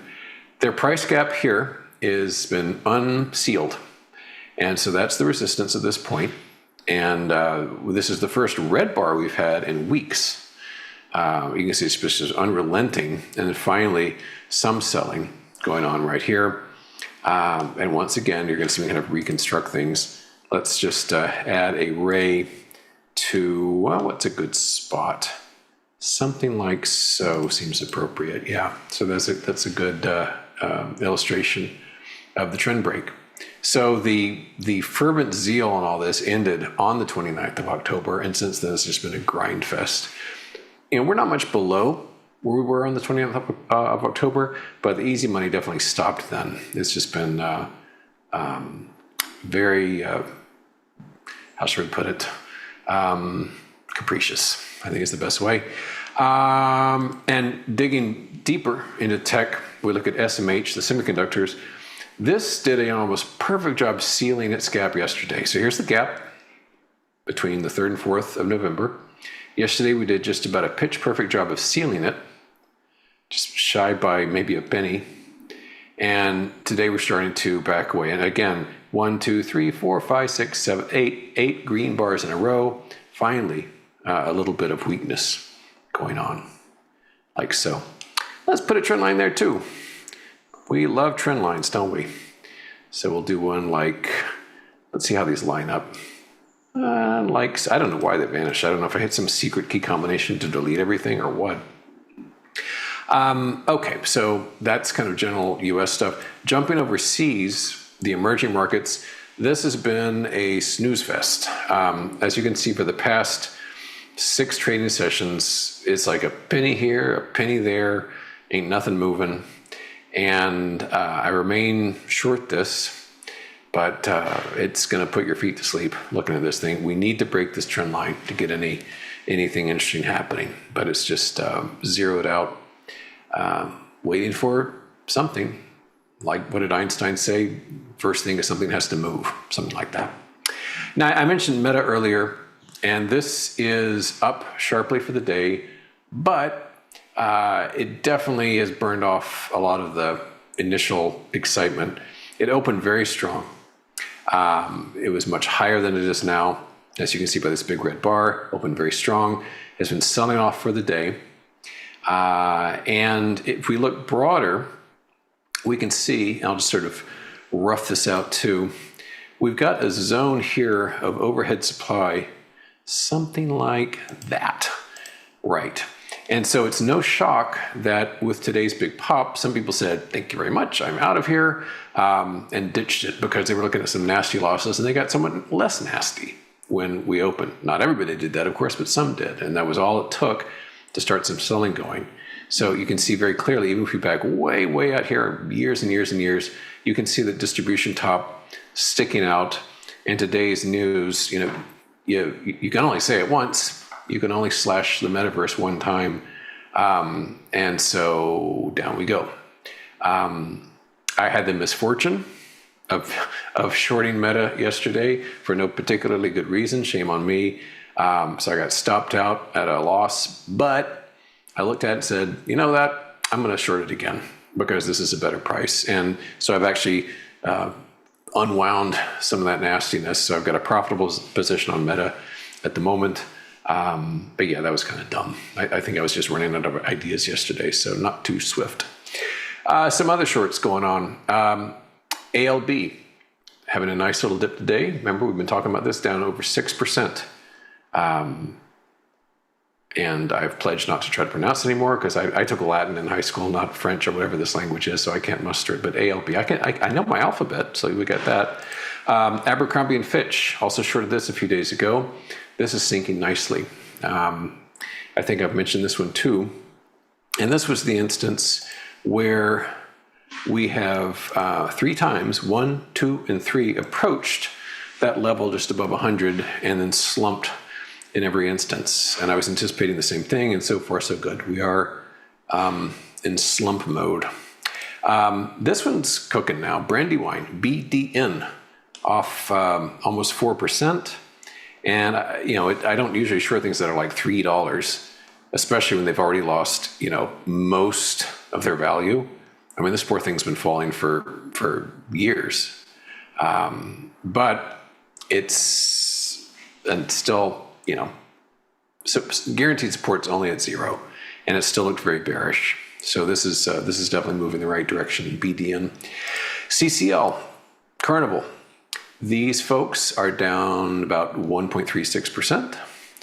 And this also, just to rough out real quickly, some overhead supply. This is a nice barrier to further positive price action, something like so. So that wall of owners is the bear's ally, because as prices try to push into it, the sellers show up. So it's kind of therapeutic to like redo these drawn objects, actually. I've done this for a long time, so if I got bored with it, we'd all be in trouble. Its competitor, Royal Caribbean, RCL, also down about 2.25%. And it too has a nice blob of overhead supply and some big old gaps. So I think there's plenty of opportunity there to the downside. Because keep in mind, these are individual stocks. The market as a whole is very, very, very close to lifetime highs. I mean, look at the small caps today. It's like, pennies away yesterday. So it's not like we've been like collapsing for the past 3 years. Things are still exceptionally expensive. I also took a look at what I felt were the best long-term, like measured in months, or dare we even say years, but certainly months, long-term bearish setups I'm in. And so these next 5, I'm short them all. But unlike some of these others where I hope, they'll survive a few days or maybe a week, these I could easily envision a long, long time for these. And once again, I will swiftly just sploosh out the what I perceive as the reversal pattern. So the first is ACN, Accenture. And just to emphasize, so these 5 are my favorite long-term short positions. The next one's Arthur J. Gallagher, AJG. And something like that. Like so. Sort of peach is a strange color to choose, but that's the default and I haven't changed it, so we'll live with it. So there's AJG. You can see, you move back a long, long way. You can see this thing's been a perma riser for years and years and years, decades even, but it's really starting to break down. These aren't all the letter A. This is the third one though, but we'll get off this in a sec. Arista, ANET, and this one is something like so. And this is a younger stock, co-founded by Andy Bechtelsheim. And this one, I think, at a minimum, should execute some kind of easing similar to what it executed roundabout there, like so. A couple more. This is a real favorite. This is Progressive, PGR. Not a very exciting company. This is no NVIDIA, but its shape, its pattern is so well formed and so large that I think it's a very interesting opportunity. Like so. So PGR Progressive, and you can see here that it's already down a lot. So it peaked over here. It was approaching 300. So we're down about, it just, as you can see, just down, and it got down into the, even below 200 for a moment or two, and it has gone raging back. So it's up about, about 14% or so since it bottomed. But look where it's at, and look at all that overhead, look at that distribution top. So I think we're gonna weaken from here. And one last one of this chunk, Unum, UNM, which I mentioned yesterday. I love for its consistency. We're getting another day at it here. But here again, this is a nice long-term pattern. As far as Bitcoin goes, as I mentioned, the highest I think it could clamber back is around 98,000. Whether it will or not remains to be seen, but something along those lines. It's been trying. It got as high as it gotten for a few weeks today, but it's weakening somewhat from that level. So again, 98,000-ish is the highest I think it could recover. And as far as gold goes, unchanged almost. Look at this, just a little doji right there doing absolutely nothing. I covered that for a small profit today. Silver SLV is selling off finally. We've got a negative 2.71% on this. And as far as palladium goes, it remains very range bound. Let's draw that range real quick with this rectangle. Something like, I'll adjust this. This isn't very good. Something like that. So as you can see, for many, many weeks here, we've been banging between roughly 123 and 135. And so we got as high as we got yesterday, and we're starting to ease away from that. I did cover also my GDX short, small profit on that. I'm keeping my silver miner short, SIL. That's down not quite 1% today. That's my only precious metals exposure at all anymore. And just to wrap up with the final moments of the show here, I've got another couple of shorts that I think are promising. XLB, which is the materials select sector, the XLB, and also XLP, which is the consumer discretionary, I think it's called. And this is down about 0.2% today. One final thought. Everyone's expecting rate cut after rate cut after rate cut after rate cut. Don't be so sure. If you look at ZB, if you look at TLT, what they say to me, gosh, this is all rhyming. It's like Dr. Timothy Seuss here, is that that rates are not going to be plummeting. On the contrary, we might have a performative cut next Wednesday, but this is looking very vulnerable to sinking. And if TLT is going down, ZB is going down, you know what interest rates are doing. So, okay, that's it. Bottom of the hour. We'll wrap up the week tomorrow and prepare ourselves for Jerome's final show. I'll see you tomorrow then. Bye-bye.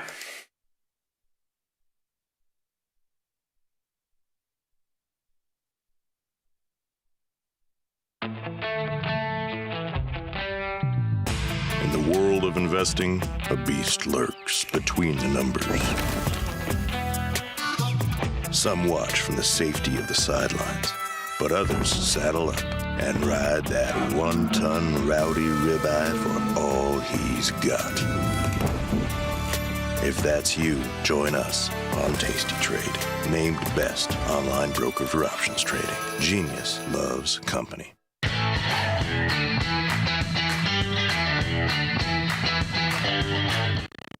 tastytrade's active trader interface makes futures markets your arena. Built for the bold, not the bored. Trade CME futures with a single click. From micro contracts to major ideas. And go even further with futures options. tastytrade lays out multiple ladders and charts for total visibility. Plus, hundreds of built-in indicators for traders who want a broader view. tastytrade, pro-level tools, intuitive design, total control. Your crypto needs a wallet. And crypto is better when it's tasty. You can now do more with your digital currencies with the Tasty Crypto app. We're proud to offer a self-custody wallet for Bitcoin, Ethereum, and Polygon. Transfer your digital tokens directly in-app and access thousands of tokens available only on-chain. Your wallet is your key to decentralized finance. Download the Tasty Crypto app and get started today.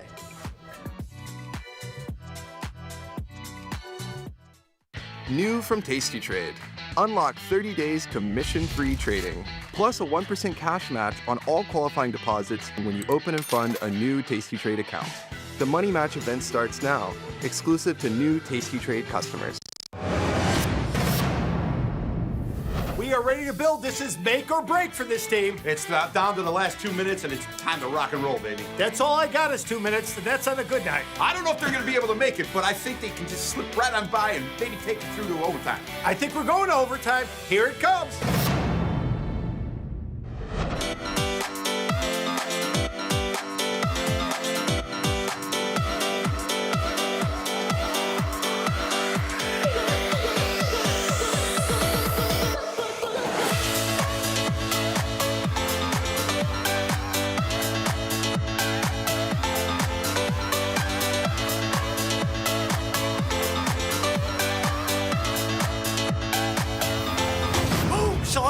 Man, he hit the boards hard on that. Wait, this is football, right? Woof! Whoa! Take one. Hey, baby. I like the looks.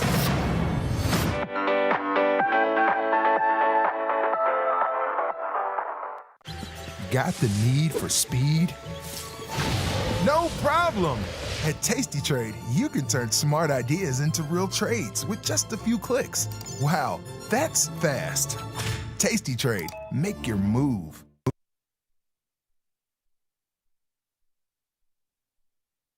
Ring the alarm. Hey, ring the alarm. Boys, turn up the charm. Listen up, y'all. Get out the damn stall. It's the last call. Hey, the last call. The last call. The last call. Nikki, we are back, my son, and you know what that means. Time for a little bit more Tasty Live with the closing bell. How are you this afternoon? I'm good. It's been a great day. I mean, a little bit of chop fest, as we talked about a little earlier today. And market's been oscillating back and forth around unchanged for most of the morning. Caught a little bit of a lower move here in the afternoon than it did higher. Only 1.1 million E-mini S&Ps have traded, light-ish, not bad, but light-ish. NASDAQ down 77. The Russell's been the strongest of the group all day. That's a 1% move for the Russell. Might even be a closing high if we can get it in a day when the rest of the three other indices are all lower and only slightly lower, as the Dow is down 97. You can see here less than a quarter of a point pretty much across the board. Something that I thought was a little bit more interesting and kind of what I thought the day would be like, chop fest with volatility a little bit lower to unchanged. I didn't think it would go higher. Volatility was a little bit higher earlier this morning. It has sold off even with the market going lower.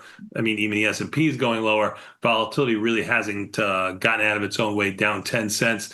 I don't know if you put on a bond trade. Might be time to do something in the bonds, maybe in the smaller bond futures or even notes if you wanted to go there. Although the notes are not anywhere near the lows that the 30-year bond is. You'll notice the notes here gotten almost under 112. And when you look at the bonds here, they're closer to their lows for the session and for the last, I don't know, since maybe September or so. What do you think?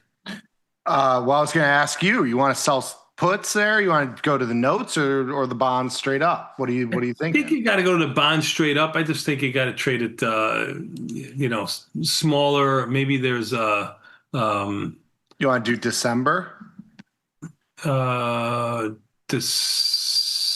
do you mean by December? H series you talking about? Yeah, the H. Yeah, of course. Yeah. So December 26th. Oh, you're doing the options. Yeah, and the options. Okay. Yeah, you can do Or you want to do TLT?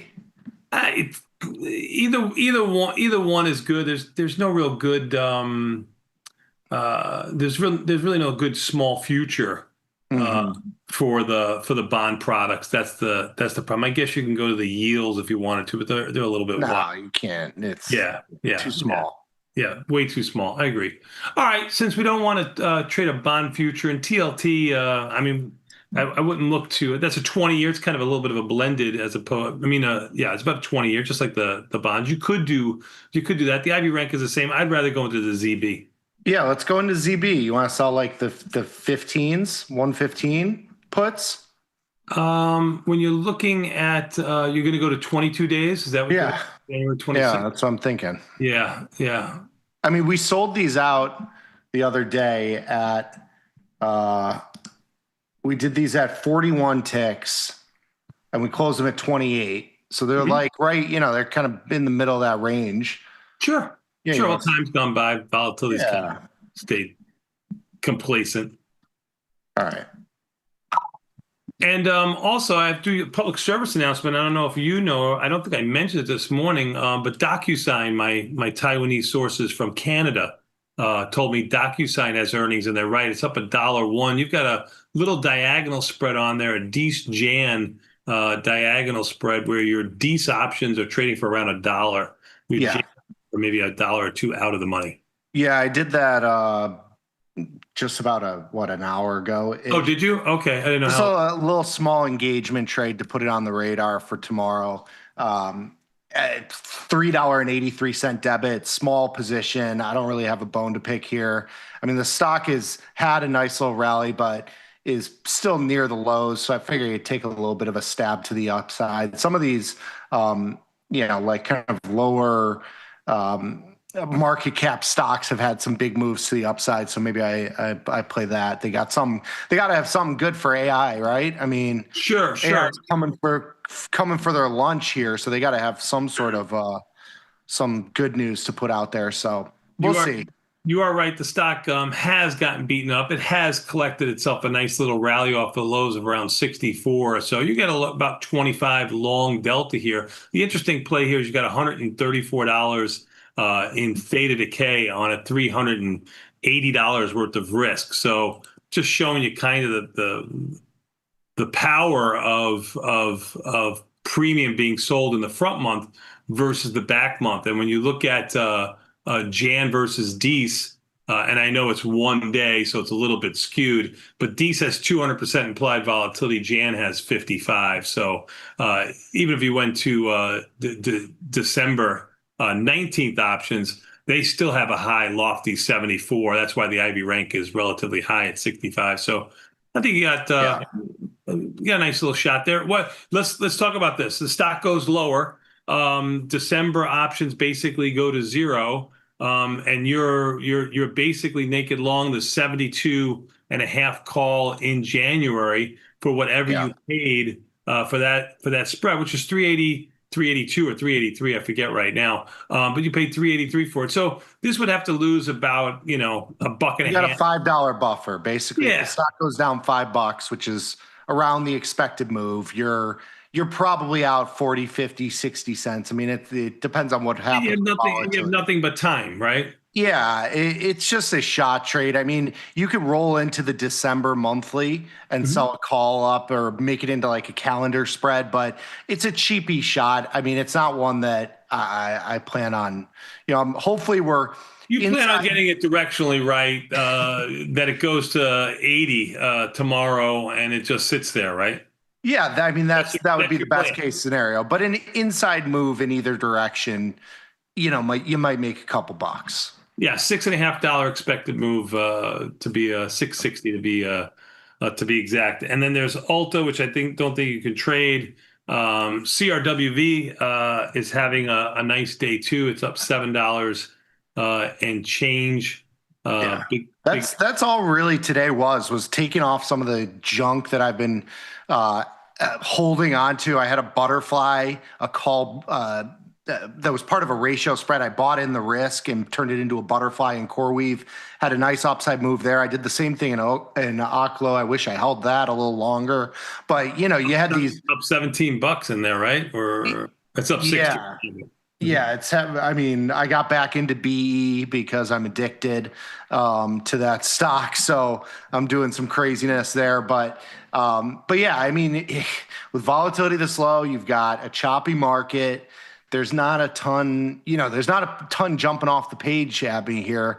I tried to take off some of my line items in my portfolio, which is at minimum 2 pages long here. It might be even a 3-page portfolio here. I closed out of like that stock position I had in Beyond Meat. I think I took like a couple $100, $200 loser on that thing. I mean, you were buying stock around $3 without my authorization. I remember. We were scalping around the short squeeze. It was a fun time. Yes. I took off the butterflies in CoreWeave. Like I legged out of some calls that I had in like Amazon, and I took off the CRM position that we did into earnings. You did almost 30 trades today. You were quite active. It was mostly closing though. That's kind of the point I was making. Is most of the trades today. Closing trades, vol's low, market is, near highs, choppy, hasn't gone anywhere, not a ton of opportunities. It was just kind of a close and move on day. Yeah, although if I give you this quote, just to let you know, Snow down 30, Costco down 28, Crowd down 10, MU down 9, UNH down 6, Home Depot down 5, Apple down $4, Amazon down almost $4, Google down almost $3, MSTR and Coin down almost 2.5. You would think that the market wasn't behaving down 10 on the E-mini S&Ps, right? Basically unchanged today. And your upward stocks that we're looking at, Meta up $20. You usually don't hear that, as Meta's been kind of closer to its lows than its highs.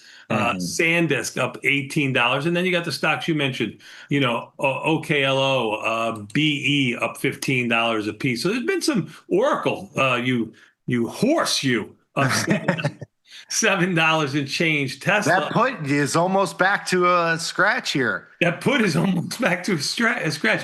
The interesting thing, it's funny because when you do a trade, like I did option trades today in OKLO, I think I'm out $1 already on it. I did it when the stock was up $14. Stock's up $16. I got a little bit of, I've got a very wide $15 wide 1x2 call ratio spread. So it's got a little bit of short delta for the short term. Then it'll turn a little bit longer as time goes on or volatility contracts. But I just like that kind of options trade expensive when there's that kind of skew up there. But Oracle, I've been looking at it because I don't like to stay into earnings typically. I have a December 200 put, and I've been talking about it.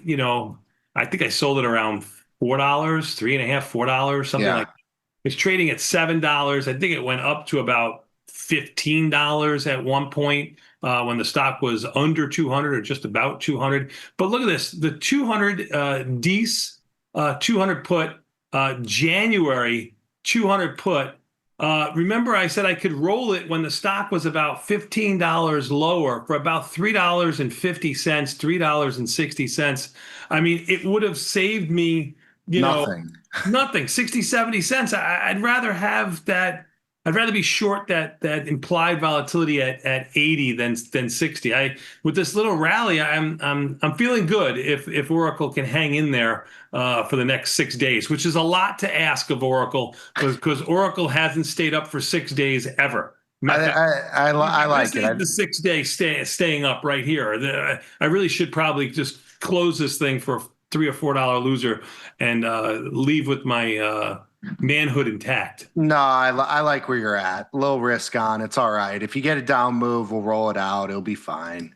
I like it. Oh, hold me, Nick. Hold me. Nah, you'll be okay. You'll be okay. Good.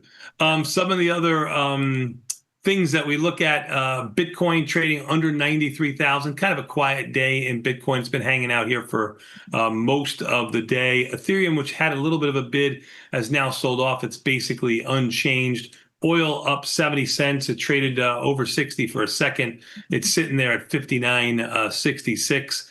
Gold has had a little bit of two-sided action. Most of the action was done really overnight. It's been anywhere between unchanged and up around 15. It's up 7 right now. Silver's been the big mover to the downside. Silver down 2%. I mean, matter of fact, this ratio spread that you put on, it's got even wider, man. I mean, but I mean, you can't hold it for that. I hear you. That's not what I'm getting at. I'm just saying it's been moving.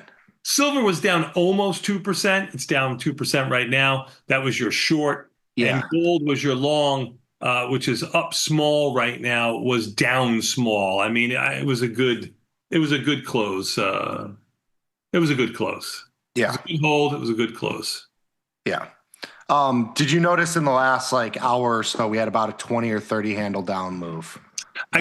Very quick. It was the first volume we've seen all day, and by volume I mean that we've basically nothing was trading for the last 4 hours. I mean, on the E-minis you got a little over 1 million contracts traded right now, which is pretty average, maybe lower end of the range here. But we were sitting at 800,000 an hour and a half ago, hour-ish ago. On volume, you're talking about, On volume, and it all came in the last hour, 45 minutes or so on that down move. Does that mean anything to you? You had a little bit of a pop in vol. I mean, vol hasn't really gone anywhere, which I think, I don't think we're going to get much more of a vol contraction, at least not until FOMC. But it seems like we've kind of we've lost the mojo to the upside. It seems.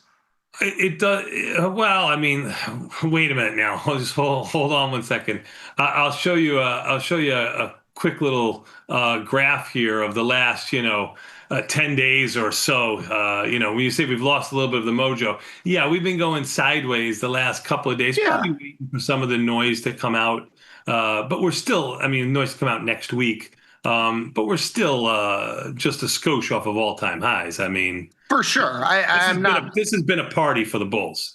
Oh, for sure. I'm talking about just this week, like after what was just a face ripper last week with, kind of, I mean, I don't think there was much of a down move any of those days. No.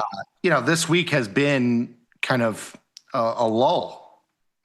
Yeah, no, it's been a lull. It's been the opposite of what you saw last week when you had a lot of movement, 100 handles up, 100 handles down kind of movement. The market is kind of complacent now, kind of absorbing everything to see what its move is going to be like. I mean, just to give you an example of your spread that you did early this morning, your short strikes were around on the call side. Let's just call it, what was that, 58.90. We never got anywhere near that. I'm sorry, 68.90. Never were anywhere near that to the upside. And the low was 68.27. Yours were 25. So when you talk about because we did ours around the 20-ish delta, which means there's around a 45-ish% chance of a touch. And even on a relatively inside day, you had that one spike lower that almost touched your puts. But if you never did anything with it, it really never bit you. I mean, it was a type of trade where it was the right play for today's action as it would happen. Yeah. Yeah. Just trying to show you that yes, we had a larger than the $25 to $30 expected move that we expected for today, but still the premium and the options warranted the trade. We've got about 10 minutes left Just rallied. We're going to close this unched. It's going to be, and they're going to do this to us tomorrow too. I mean, you got FOMC next week. That's our big day. They're just going to chop you up until then. Bonds going a little bit lower. You think they basically say we're on schedule for another cut, but we're not going to, we're going to be a little bit more lenient with the cuts moving forward. Do you think that's what the bonds are telling you? The Fed Watch tool telling you the same thing too? Yeah, I mean, that's where I'm positioned. I'm long bonds. I'm long dollar.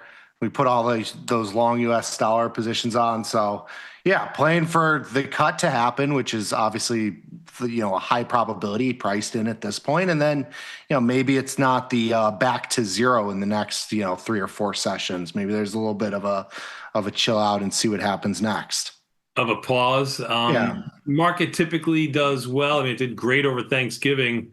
Has the Santa Claus rally started already, or are we still waiting for this? No, that's Vecchio has disproven this. No, I know it's the 3 days after kind of thing. Yes. Who cares about Vecchio? Yeah, no, don't you say that about my guy. That's my man. That's my man, Vecchio. Who cares what Vecchio thinks? I should have said. I'm so sorry. Yeah. I'm just kidding.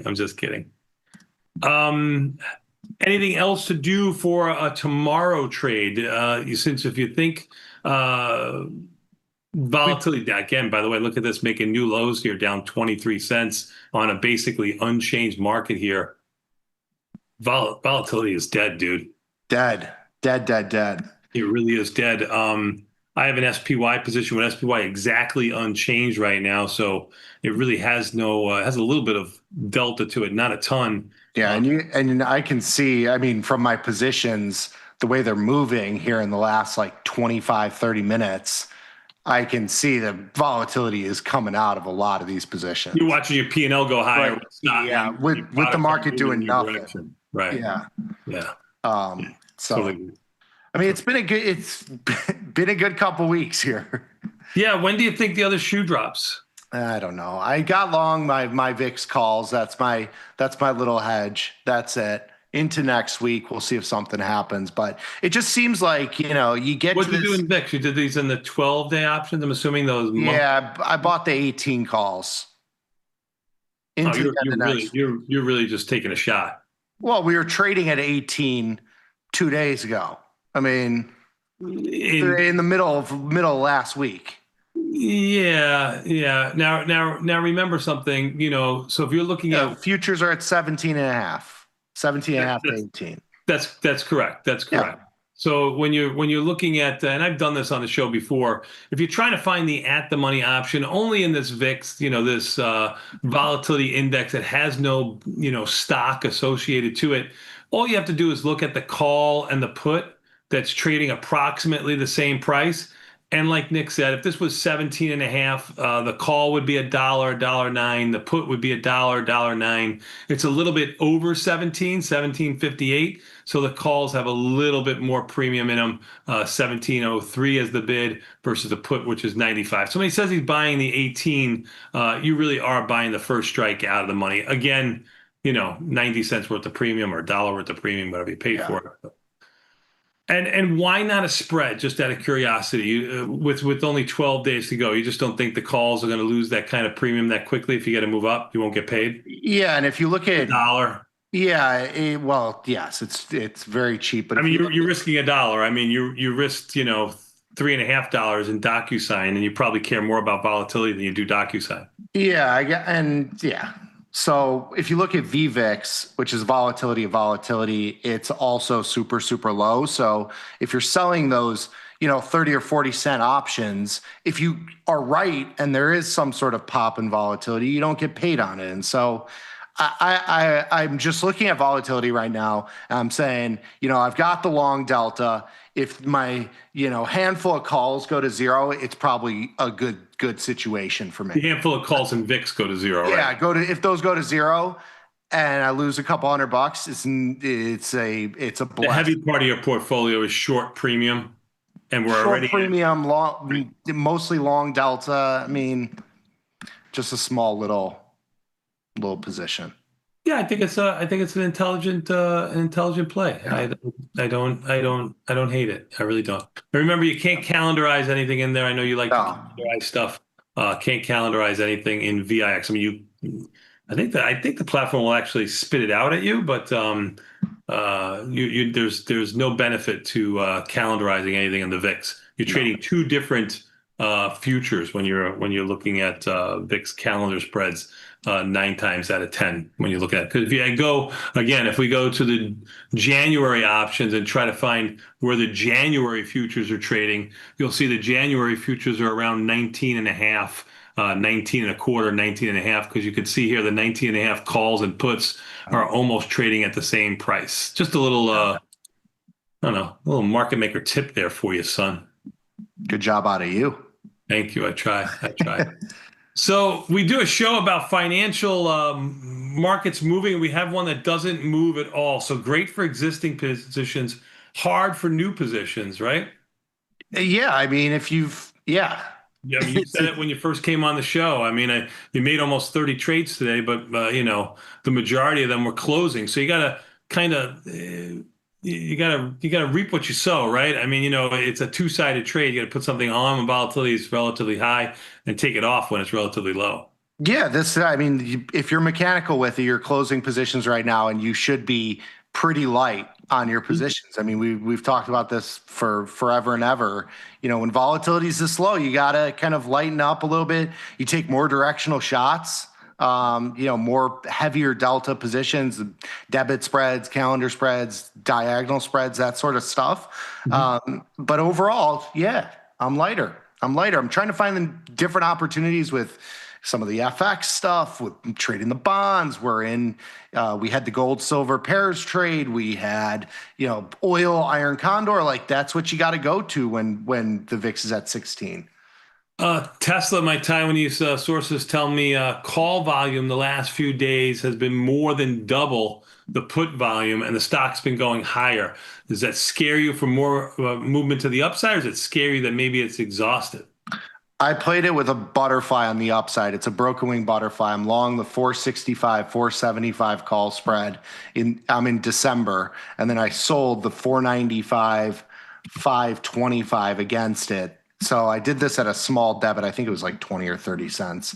Small debit. 23 cents. I have it right here. When you look at this trade, and again, it's a 2-week trade, right? 15 days. And it shows you probably a profit of 25 cents. But let me just change something from a debit to a credit just to show you if he did this for 1 penny credit instead of the 23-cent debit, it's really a trade that has an 85 pop on it. So you've got to take it with when you're reading on the computer here, you got to take it with a little bit of a grain of salt here, right? Yeah, exactly. And it's an upside play. I mean, it's a cheap play. If it expires out of the money, it's a nothing. If the stock goes down, doesn't matter. But just a cheap way to play it. Like if you get a squeeze up to like 500, you make a couple $100. Yeah, 495 would probably be even. Above 475, $25 from here. Anything above really 460, and you probably got $1, $2, $3 of upside if you can hold it for a week or two. That's correct. So it seems like even with volatility, IV rank of 7 there, you'd use basically 2 vertical spreads, right? Yep. Yeah.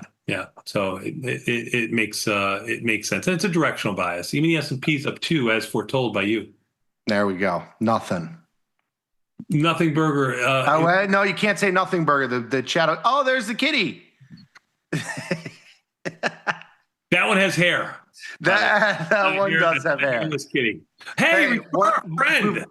Maybe you got a little putty cat or something that wants to come on here at Tasty Trade. Refer a friend. You get $100. They get $100. Check it out. And we also have one more promotion too, right? There we go. Got a money match event. You can run up to the screen right now and get that little QR code right there, and it'll tell you everything you need to do. If not, just Google search it. You'll find it. Just 1% cash match. Very nice. 30-day commission free. Good little promo. Even the S&Ps are going to end the day up around 4. NASDAQ's going to end the day around down 30. Russell's going to be the big one, up 21. I think that's a new high on the Russell. And the Dow is down 37. It's not a new high on the Russell. It's just a teeny bit below it. Volatility down 23 cents. I got nothing else to say. Good day. Good day. Let's make sure tomorrow's another one just like today. We'll take a quick 90-second break and come back. We got more Tasty Live after this. Sound good to you? Sounds great. We'll see you tomorrow morning. Enjoy.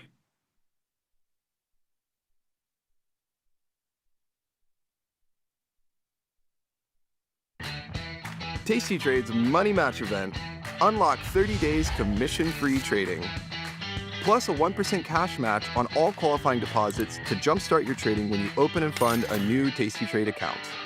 Level up your trading experience with active trader mode, smart order tracking, risk analysis tools, dynamic watch lists, and more. The Money Match event starts now, exclusive to new Tasty Trade customers. Global markets never sleep. Explore them with Forex, now available on Tasty Trade. Get in on over 80 Forex pairs, 24 hours a day, 5 days a week, with the Forex platform that adapts to your style and speed. FX marks the spot. Trade it on Tasty Trade.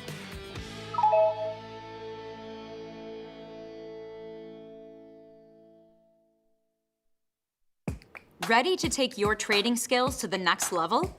Dive into the world of stocks, options, and futures with Tasty Trade courses. Whether you're a beginner or more advanced trader, our courses can empower you with the knowledge to succeed. Watch as our team in Chicago shows you how to use the Tasty Trade platform and go over the basics of trading. Perhaps you'll learn about a new strategy or a potential product for your portfolio. To find our courses, go to the Manage section of our web platform or head to courses.tastytrade.com. Start taking control of your financial future. Visit our courses today.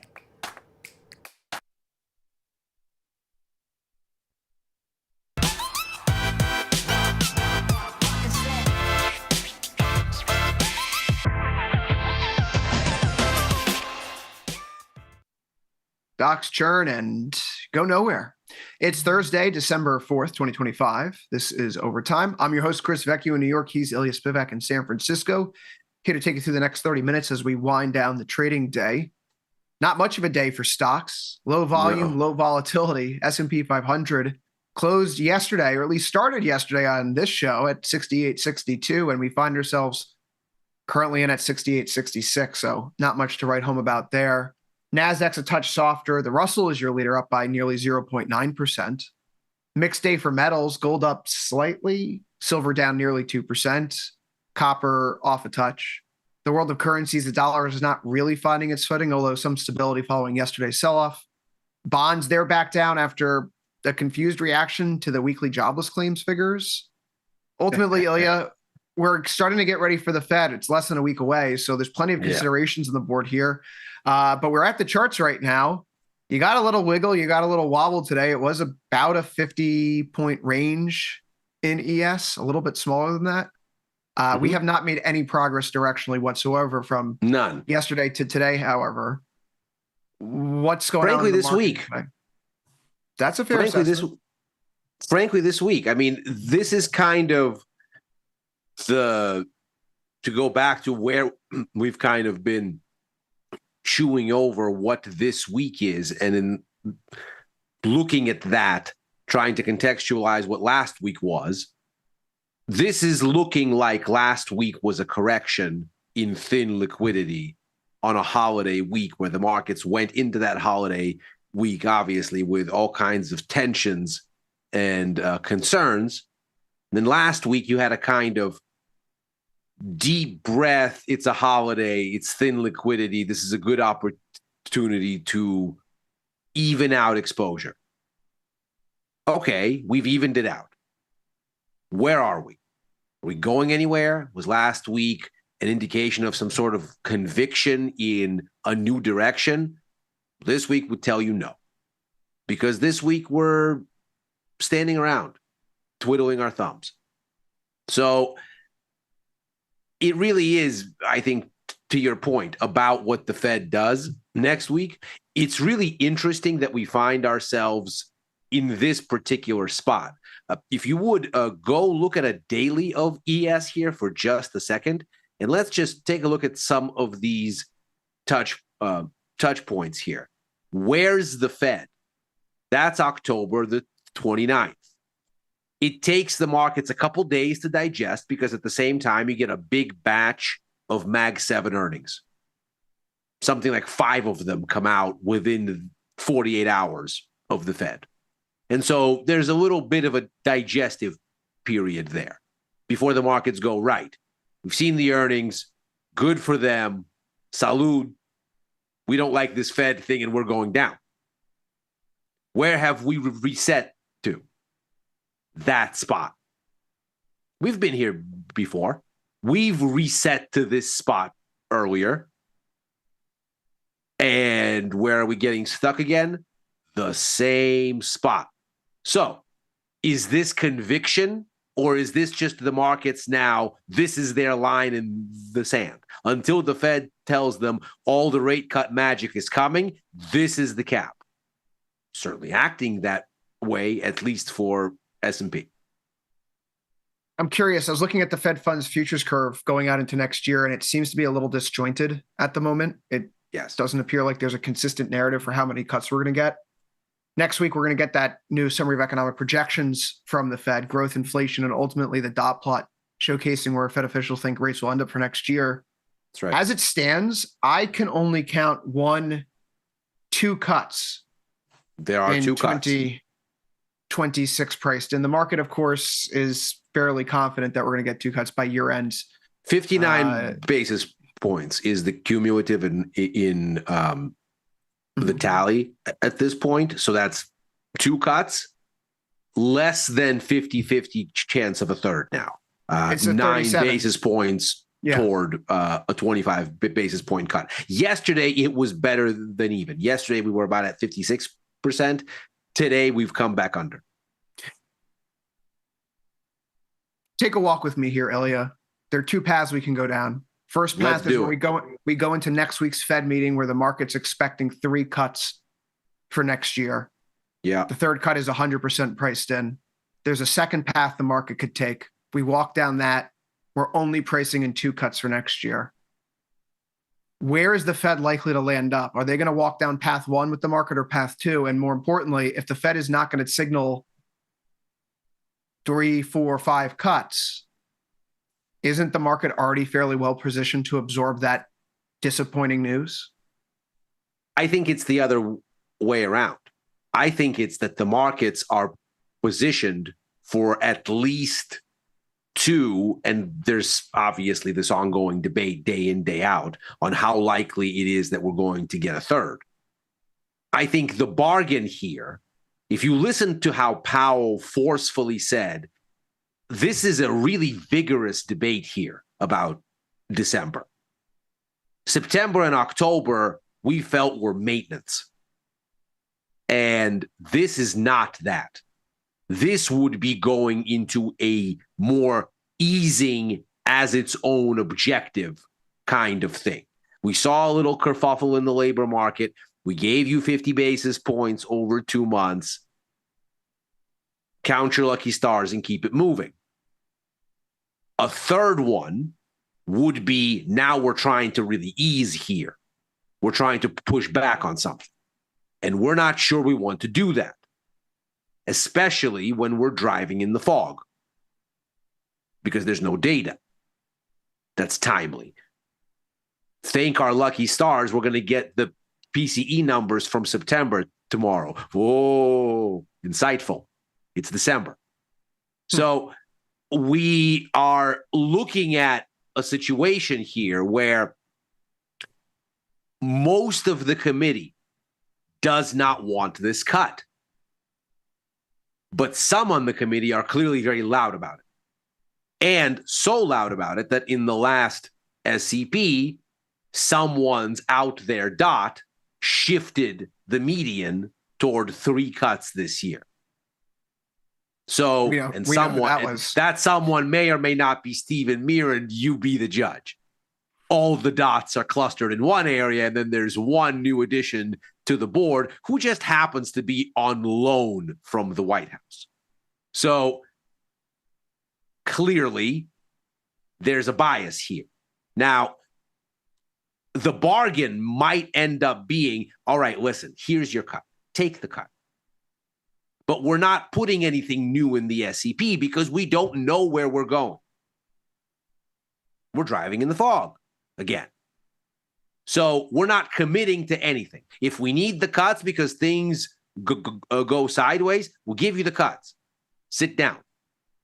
But we're not going to announce them ahead of time. I don't think the market is going to like that.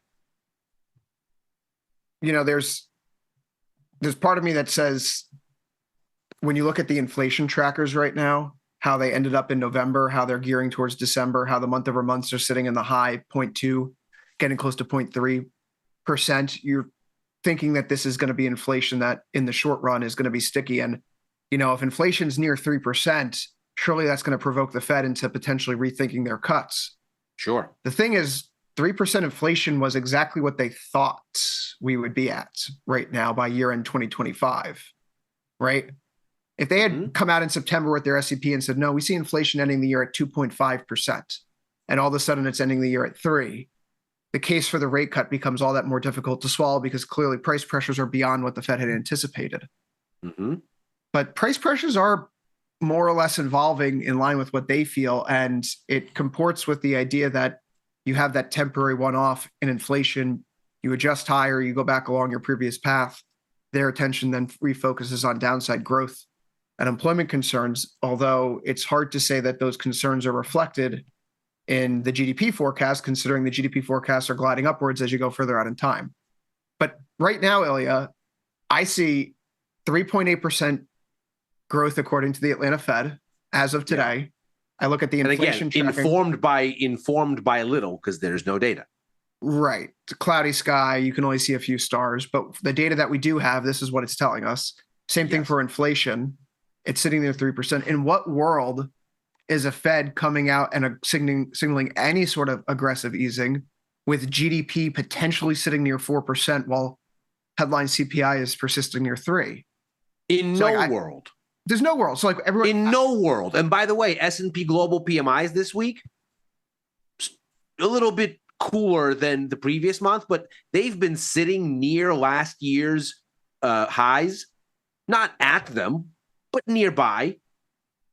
the multi-year highs we hit before the tariffs, still in a Biden administration, before any of these things occurred that the markets got so upset about at the beginning of this year. That's where S&P Global says economic activity is. The ISM numbers came out. They weren't great, but they weren't terrible. Service sector is still growing healthy. Even the price structure came down a little bit. There's still all this stagflationary impetus in the ISM numbers. Employment is shrinking. Prices are still elevated, but less elevated.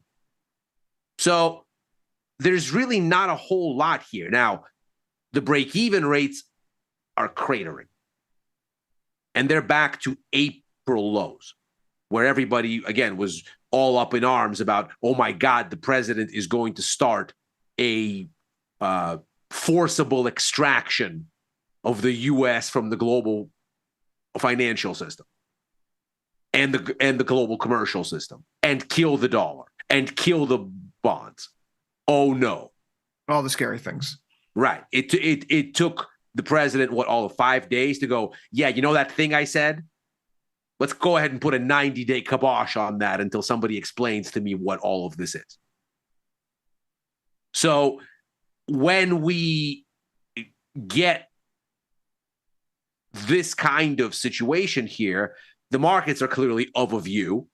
They clearly see some sort of a downturn because why are break-evens this low? But the data is not there to tell them that it's coming. And what data we have is solid enough that the Fed really need not be in a hurry.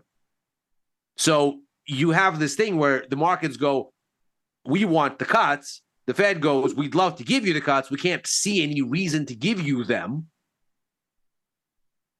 That sets up the game for disappointment, especially when the Fed is, at least Chair Powell and let's say a majority of the board, are reluctant to go without evidence.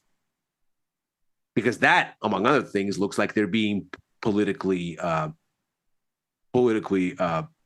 motivated, or at least kowtowed. Politically motivated. So political motivations on the Fed right now, I don't think are obviously the public pressures there, but the composition of the board, they don't seem to be, the people who are saying what they're saying are fairly consistent in their views. Yes. I don't think it's a surprise that Christopher Waller is suggesting what he's been suggesting, given how long he's been saying Sure. No, Chris Waller's position seems to be, and Powell has said this, there's been a vigorous debate, and it's been a good debate. There's a real argument for easing. I mean, the markets clearly see it. Break-evens are falling. The markets are calling for all these cuts. They're not doing that just to stoke the president's ego. The markets clearly see something. And there's a fair argument to be made. What is the Russell seeing right now? Because that's another day of banks gains that maybe won't fail. That's it. I know most of the. It's funny. I was listening to an interview on Bloomberg Radio this morning, and one of the guys was talking about the Russell. It was some guest. I can't recall who it was, but he's saying, "Yeah, I don't know why people are so into having Russell allocation. More than half the companies in it don't make any money." And it's like, okay, yeah, sure. But also, they don't make money, all this floating rate debt. So then why on earth are they rallying? Because they're probably going to be cheaper cost of capital moving forward, which is fantastic news. Yeah. And if we saw what happened in the 2010s, very hard to go bankrupt, very hard for loans to sour when interest rates are going lower or pinned near zero. I mean, when the money's going to be cheaper tomorrow than it is today, and you know that with fairly good confidence, it's pretty difficult to run out of money. Because even if and this is perhaps why the markets want the rate cuts as bad as they do. They see the compounding effects, because as we know, the economy doesn't move like a speedboat, it moves like a barge. It's going to take time for all of this harsh medicine that we've seen this year show up in the economy in earnest. That's probably coming next year and thereafter. the markets clearly see the need to be insulated by cheaper credit. I'm thinking about the banks here because while they haven't broken out yet, if the Russell's going to keep rallying, the banks are going to follow with it, I would assume. And I mean, and in parallel, I mean, who's to say who's the horse and who's the cart? But the narrative is pretty consistent here. Right. In terms of rotation today, I didn't see anything that really piqued my interest. We typically track, I think the number is still 25. It's been 25 for a number of weeks, months now. We track 25 sector ETFs here on Futures Power Hour and Overtime. How many of those were green and red? I count 3, 6, 9, 12 green, 3, 6, 9, 12 red, and 1 unchanged. What a boring day, Ilya. Are we allowed to say that on air? Nothing. Semis give a little back. Home builders give a little bit back. Retail gives a little bit back. Consumer discretionary gives some back. But maybe that's what the excitement is, really. Maybe the insightful thing here is that it is dead. Because if it were not dead, then the markets would have conviction.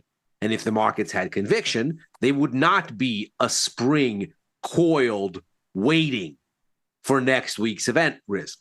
But there isn't conviction, and they are. So maybe this is what the most exciting part of the game here is. I mean, you've got the equal weighted S&P here. It's at the top of its range, and pointedly this week cannot make any kind of headway. It's sitting at the top where basically the Fed left it and is just sitting and sitting and sitting. NASDAQ isn't much better. Is that a wedge of sorts? Could be. I'm thinking for me, the most kind of dramatic chart here, and I sent you this chart back when it occurred. You were still on paternity leave. It's the weekly ES chart, and that very obvious shooting star. We're still there. Do you see this bottom right? Yes. It can resolve that way, sure. Maybe. I'm not a big fan of broadening wedges. I like narrowing ones as an indicator. I've not had much luck with the other kind, but take a look here at a weekly, because I think it really captures what we have here. There's that shooting star. There's that gap, that Fed gap. Right? So we have the kumbaya between the US and China. That's why the gap. Then the Fed, and the whole thing stalls. Where are we? There. And we can't move. Can I complain a little bit here at the end of this week? Ilya, am I a good scalper? No, and neither am I. We're terrible. Am I good at trading around earnings? And neither am I. We're terrible. Snow killed me today. Why do you do this to yourself? This is not how we trade. Once a year, I get stupid enough where it's like, I've had a good year so far. It's been a good year. This account's been running up. Daddy's playing with house money. Let her rip. It's been a good year for the follow account. So I figure, like, let me just be experimental. We have earnings coming up. I never make earnings trades. When we do something that's typical, okay, let's go into recent swing lows. What's the worst thing that could happen in snow, right? Like, we're not gonna break through these recent swing lows, surely, on even a bad earnings report. What could possibly go wrong? I will not be trading earnings again until next December, when I'm stupid and arrogant enough again after having forgotten about the past year. Like, yeah, it's $300, and like I did a little bit of my PA too, but I don't do these things because I'm not good at them, and they always I never do. I never ever do. I was feeling good yesterday. God, stay in your lane. The one scalp I made this, not even a scalp, the one trade I made this year, which frankly I should have stuck to my own methodology, and this ought to be a good example because the trade made money. It made a bunch of money, actually. I bought the April low before the big April 9th rip. Yeah, before the God candle. Yeah, I bought it before. I was long. I caught the God candle. I ran it all the way back up to the start of the year. And then I said, well, okay, now it's screwed. But I only ended up holding it for maybe half of as long as I usually hold it, maybe less. So by the time you start idling in May, I'm already like, okay, well, this thing's out of juice now. Now, my average holding period, 4 or 5 weeks, should have just stuck to my guns. Sticking to your guns. Sometimes, and listen, I do think it's important for traders to have a bunch of different accounts. There's your long-term investment account. There's your short-term trading account. You have your experimental account where you try things. Like if I'm going to, sometimes when new products come online, like, oh, there's now 10Z. I haven't traded 10Z. Like I see that these are the specs, but let me put on a little position here and see how it moves around. Let me get a feel. Oh, it's kind of like trading spot gold.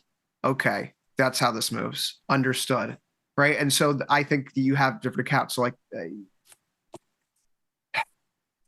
this is only experimental. So it's like not a lot of money lost, but it's, again, why subject myself to doing the things that I don't know how to do well, which is the point of what I'm getting at here is now that we're at the end of the year, Ilya, I do this quarterly. Maybe some folks don't ever do this. Tom and Tony have accused me of being very public by doing things like this, but I think it's an important exercise to do nevertheless. Review your trades. Review your trade log. It's at the end of the year. Set some time on your calendar, right? You know that you're going to have a vacation coming up soon, right? You're taking some time off around the holidays. Block some work time off, 3 or 4 hours, maybe more than that, to go through your trade log for 2025 and see what worked and see what didn't work. And for the things that work, take note of the market conditions that they were in. If you're not the kind who keeps a trading journal, if you are, you've already done this work in the past, and so this should be an easier exercise. But if you're not, go see what the market conditions were and your rationale for putting on those trades, or try to remember. This is why I write everything down, Ilya, because I want to know what I was thinking when I did it. So when I do my review, I could say, good feeling. You know, I even write in my journal sometimes just a gut feeling. And sometimes it's like your gut's, and we're lucky your gut's stupid. Right? We're lucky in this sense because for 2 decades now, you and I have been talking about what trades we're taking and writing stuff about them. And so there's a natural kind of log that just exists by virtue of speaking and writing and all of these things. But if this was not our job, it would be good practice to do. So I bring that up in the context of the snow earnings, because when I look back last year and the year before, I always note, like, why are you doing any earnings plays? So I note in my trading journal, like, don't do this. And then I get to the end of the next year and I go, what's the worst that could happen? But the point is that I've learned enough where I only make this mistake once a year, because I did spend the time half a decade ago, and I do this consistently, seeing what kind of trading styles worked, what didn't. Did I do this at the 45 and 21 out? Was this supposed to be a 0 DTE? Was this purely fundamental because I was looking at relative valuations in the market? And I said, I don't really care what the chart looks like or what the option prices are. I just want to get a little skin in the game here right now. And I see what the hit rates are. And I see what the time it takes to generate those returns are. And I go, oh, when I'm doing this, it's working really well for me. When I'm doing this, it's not working well for me. So in 2026, I'm going to stop doing the things that don't work well for me until next December. And then I'm going to focus on doing more of the stuff that has worked out well. Yeah. So this is the time of year to do that. In my view, it's good to recursively check your process. You know, I like to benchmark myself against the S&P 500, because if I'm not beating the S&P 500, then what's the whole point of actively trading? And I want to figure out why I'm falling short of that, if I am falling short of that. I don't think this is going to be the year for that unless the S&P rallies a bunch between now and December 31st, and I'm short. So I'm comfortable with how things worked out, but there's definitely some things I want to improve upon. Trades that I got out too early, trades that I entered into early, things I was impatient with, getting too emotional, being scared, being greedy. And so we want to get those things into check for next year because we can always do a little bit better as far as I'm concerned, Ilya. For sure. With that said, I suppose overtime is out of time for this Thursday and this week. We'll be back next Monday, every Monday through Thursday here, right after last call, 4 p.m. Eastern, 3 Central, always on Tasty Live. So for Ilya Spivak in San Francisco, I've been Chris Vecchio in New York. Good luck trading. We're taking a brief break, though. Ilya's coming back. He's here with Macro Money. See you soon. See you there, everybody.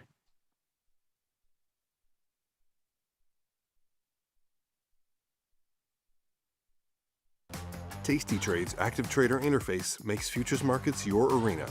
Built for the bold, not the bored. Trade CME futures with a single click. From micro contracts to major ideas. And go even further with futures options. tastytrade lays out multiple ladders and charts for total visibility. Plus, hundreds of built-in indicators for traders who want a broader view. tastytrade, pro-level tools, intuitive design, total control. Your crypto needs a wallet. And crypto is better when it's tasty. You can now do more with your digital currencies with the Tasty Crypto app. We're proud to offer a self-custody wallet for Bitcoin, Ethereum, and Polygon. Transfer your digital tokens directly in-app and access thousands of tokens available only on-chain. Your wallet is your key to decentralized finance. Download the Tasty Crypto app and get started today.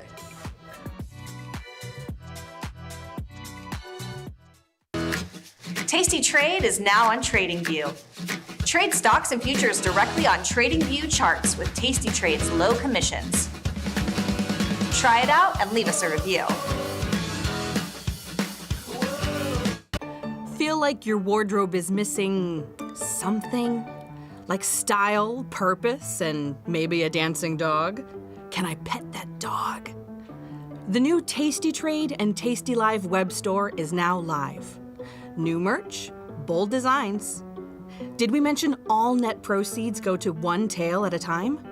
Invest in the real bull market, dogs. Go to tastytrade.threadless.com. Grab some gear and help some pups. You get merch, they get a home.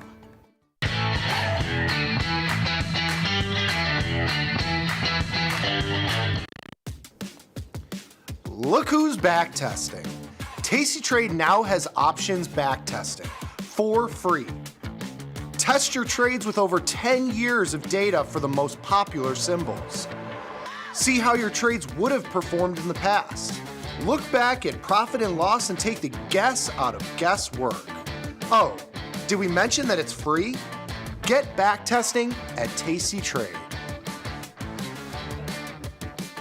Diversify your portfolio with stocks, options, futures, crypto, and more. Focus on the markets that matter to you. See the odds before you trade using curve analysis, IV rank, and more tools. Tasty Trade. Download today.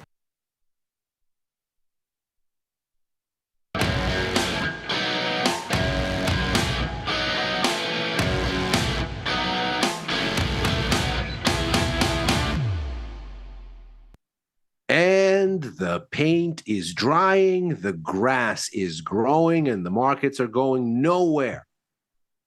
Is that boring, or is it actually confirmation of precisely what we've been talking about all week? That last week's rally was a flash in the pan and a correction, and that the real move is still coming. That's what we're going to try to figure out here on Macro Money. I'm Ilya Spivak, head of Global Macro here at Tasty Live. And what we're going to do here is, as ever, go through the price action and see where we landed here today, and maybe even attempt to figure out why we landed there, and then try to figure out what comes next. Because with all of the major event risk out of the way now, and the markets seemingly doing very little after last week barnstorming higher, the real question, of course, starts to become, we've got a Fed meeting that's coming. much of everything we've seen since the end of October has been Fed inspired. What is this going to do? And at what point do the markets start to actively speculate on the outcome? So let's take a look here first at the performance for today, and then we'll anchor ourselves in where we've been so far this week as a kind of check on sentiment. S&P 500 today, goose egg, ends up going nowhere. NASDAQ, a little bit cooler, but not really a earth-shattering decline here, just 0.2%. Yields up across the board, a 10-year up, 2-year up by just about 1% apiece. Crude oil up, but the trend still is a choppy downward sort of a drift. In fact, going all the way back here, the latest sort of iteration goes all the way back to October the 24th or so. And since then, crude oil has just been annoyingly tiptoeing down. So we get a little bit of a rally today, but the tiptoe continues. At least the bounds of it remain intact. Gold, flat. Euro, a little bit lower after yesterday's rally at the hands of the S&P Global's PMI reporting. They, of course, as we discussed yesterday, showed a much more encouraging picture for Europe and the economic activity growth there than they did the U.S. The U.S. came out a little bit cooler than expected. Europe came out stronger. That seemed to shift Fed policy expectations relative to other central banks, where the market sort of looked at where the Fed is going. They looked at where the ECB is going next year, which is nowhere. No cuts on the menu. Looked at where the Bank of England is going, which is a cut or two maybe.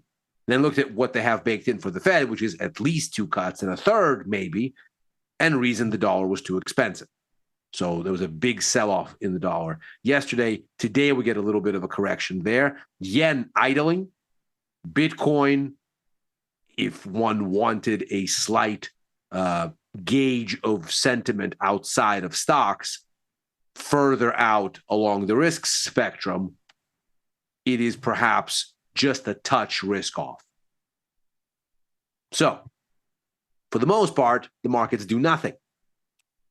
Let's take a look at where we've been for the week, though, and suddenly last week's exuberance looks like a correction and not the start of something new.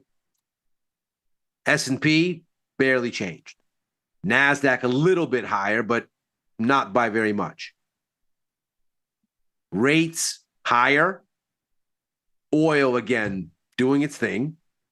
Gold a little bit lower. Dollar meaningfully weaker.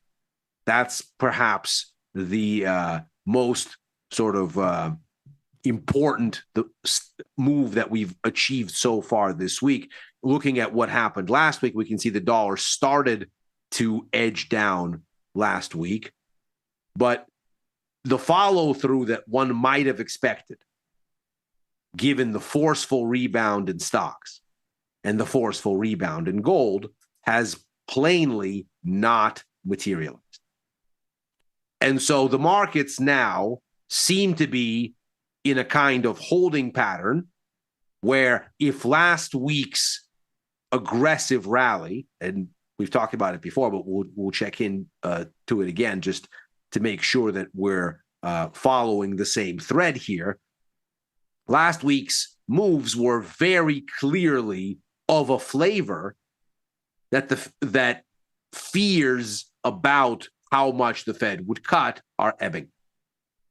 And so we have higher stocks, lower yields, higher gold, weaker dollar, stronger Bitcoin. All of which ends up looking like an inverse of the preceding week where we had lower stocks, flat-ish to lower gold, stronger dollar, weaker Bitcoin. And so it seemed like those worries that have been animating the markets really since the end of October. This is that view right here. This is the Fed's October policy announcement on the 29th.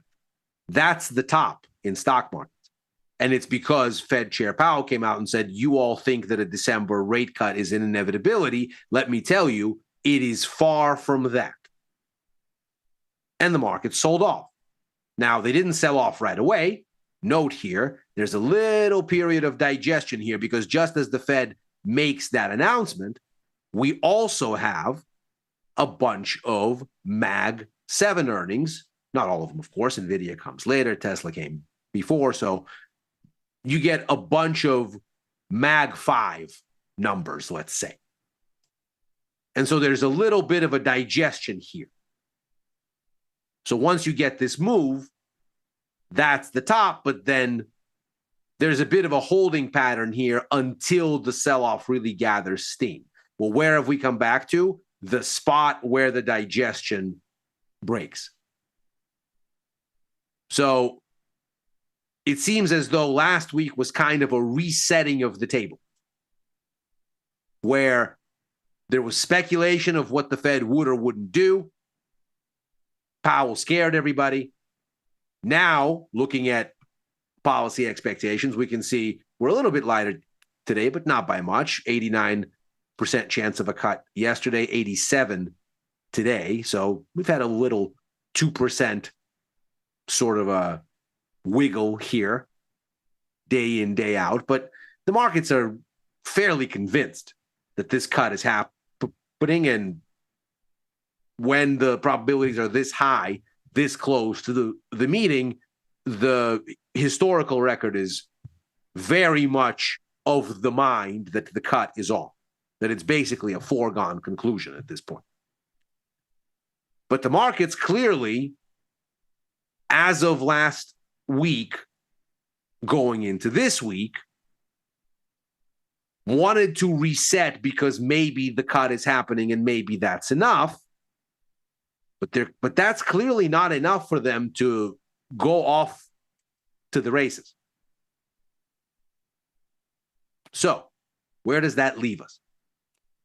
We've got a little bit of economic data left on the calendar. The PCE inflation numbers from September are staler than stale at this point, but they'll be coming out. The expectation is that we're going to get a little bit of an uptick on headline inflation from 2.7 to 2.8, and that the core rate, which is what the Fed really cares the most about, that's expected to stick at 2.9%.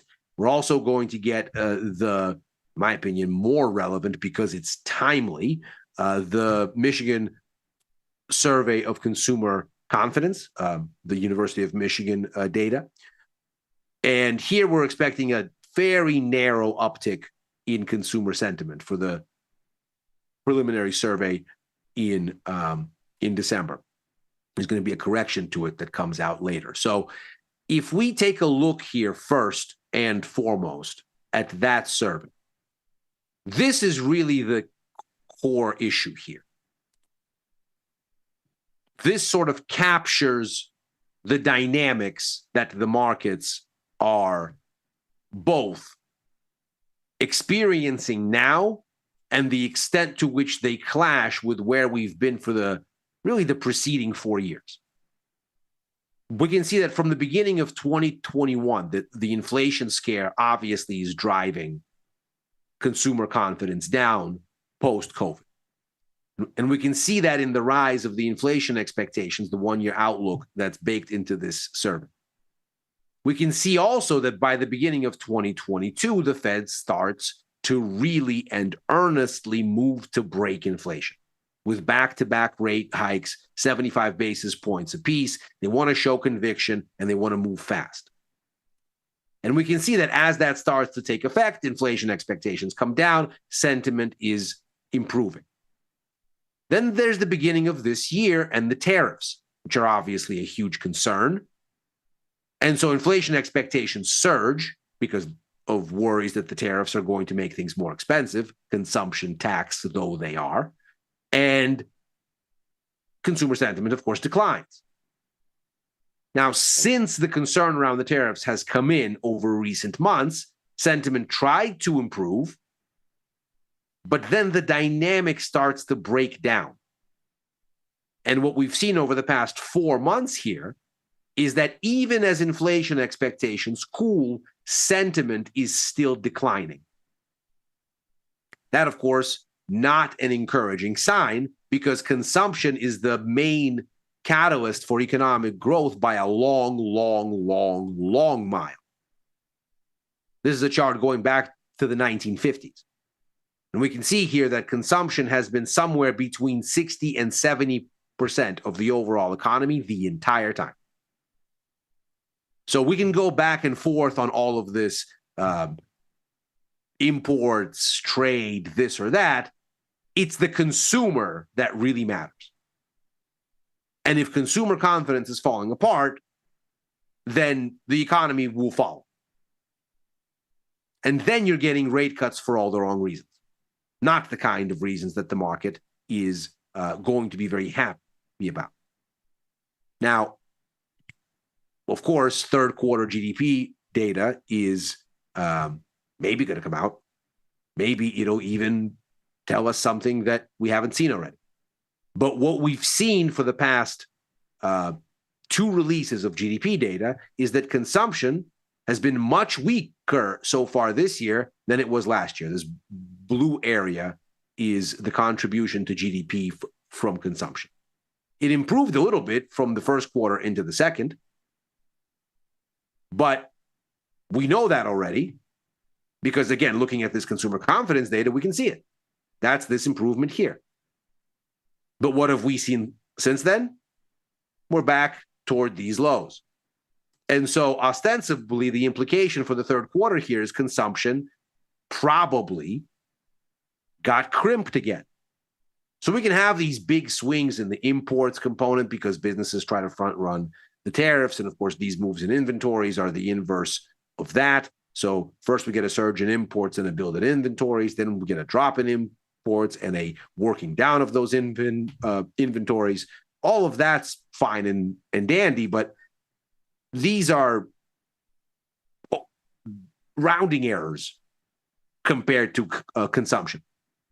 And consumption, we can see here, is on much weaker footing, really, than it's been since going back to 2022. That's the last time we've had consumption as looking as soggy as this. So if we get this data coming out and it gives us consumer confidence on the weaker side of things, yeah, maybe that encourages the Fed to cut this time. But would they be cutting again in a maintenance way, as they've described September and October, just to manage the ebb and flow of the economy and get that soft landing from the inflationary highs a couple years back on better footing? Or is there really some sort of issue here that's emerging in the economy? Well, if it's an issue and there's no data for the Fed to have visibility to move as fast as they need, and what they really need to see is the economy start to fall apart before they know what's going on, well, markets aren't going to like that. Now, for that stale inflation report, we can see here, obviously the data is old, but the trends have been relatively steady. Goods inflation has become positive now, thanks to the tariffs for the first time in a while, but it's still modest, at least all the way up to September. And most of the inflation is in services by a long mile. And this, of course, is consumer demand. So these two things are very much connected at the hip, the sentiment and the inflation storm. Now, for their part, the markets think that inflation, at least on a 5-year, 10-year horizon, is trending down, going all the way back into the middle of the year. And where we find ourselves is not too far off from those scary lows from early April, where it looked like the tariffs were going to get rolled out in the kind of way.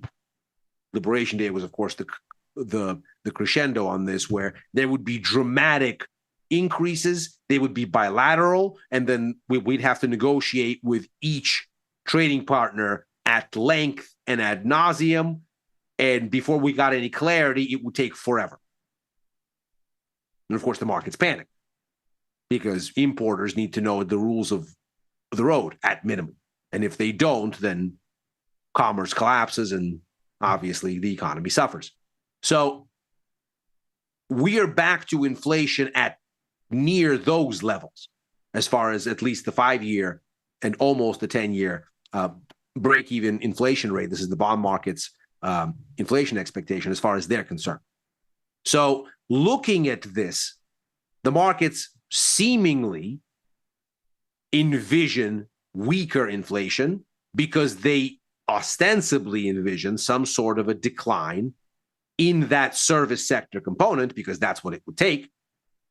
And that would be, again, a hit to consumption, because most services demand is domestic demand. What's happening on the external front, tariffs, this, that, that's mainly a goods story. Most imports are imports of goods. U.S. services demand is primarily covered by domestic firms. So that the market is, on the one hand, the bond market in this case, saying inflation is trending down.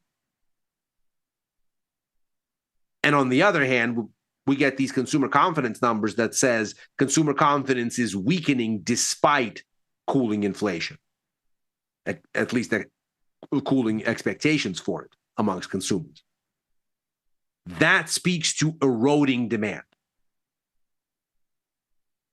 So at least from the market's perspective, the Fed needs to cut not so much for presidential vanity reasons, but substantive, the economy needs a backstop reasons. And indeed, if we look at the overall outlook here, we see still 59 basis points on the menu for next year, which is still a stark departure from what the Fed has owned up to so far. That, of course, next week they're going to revise this summary of economic projections, but in September, they only had one cut on the menu here, from 3.6 this year to 3.4. That 3.6 implies 3 cuts. As of September, we got the 1. In October, we got the 2nd. We're looking at a 3rd, again, 87% chance for next week. But for next year, the market is only at a single rate cut. Or the Fed, rather, is only at a single rate cut, and the markets are at least double that. Now, 59 basis points is 9 basis points out of the 25 you'd need to fully bake in that 3rd cut. So the likelihood of that 3rd cut now down to 36% or so.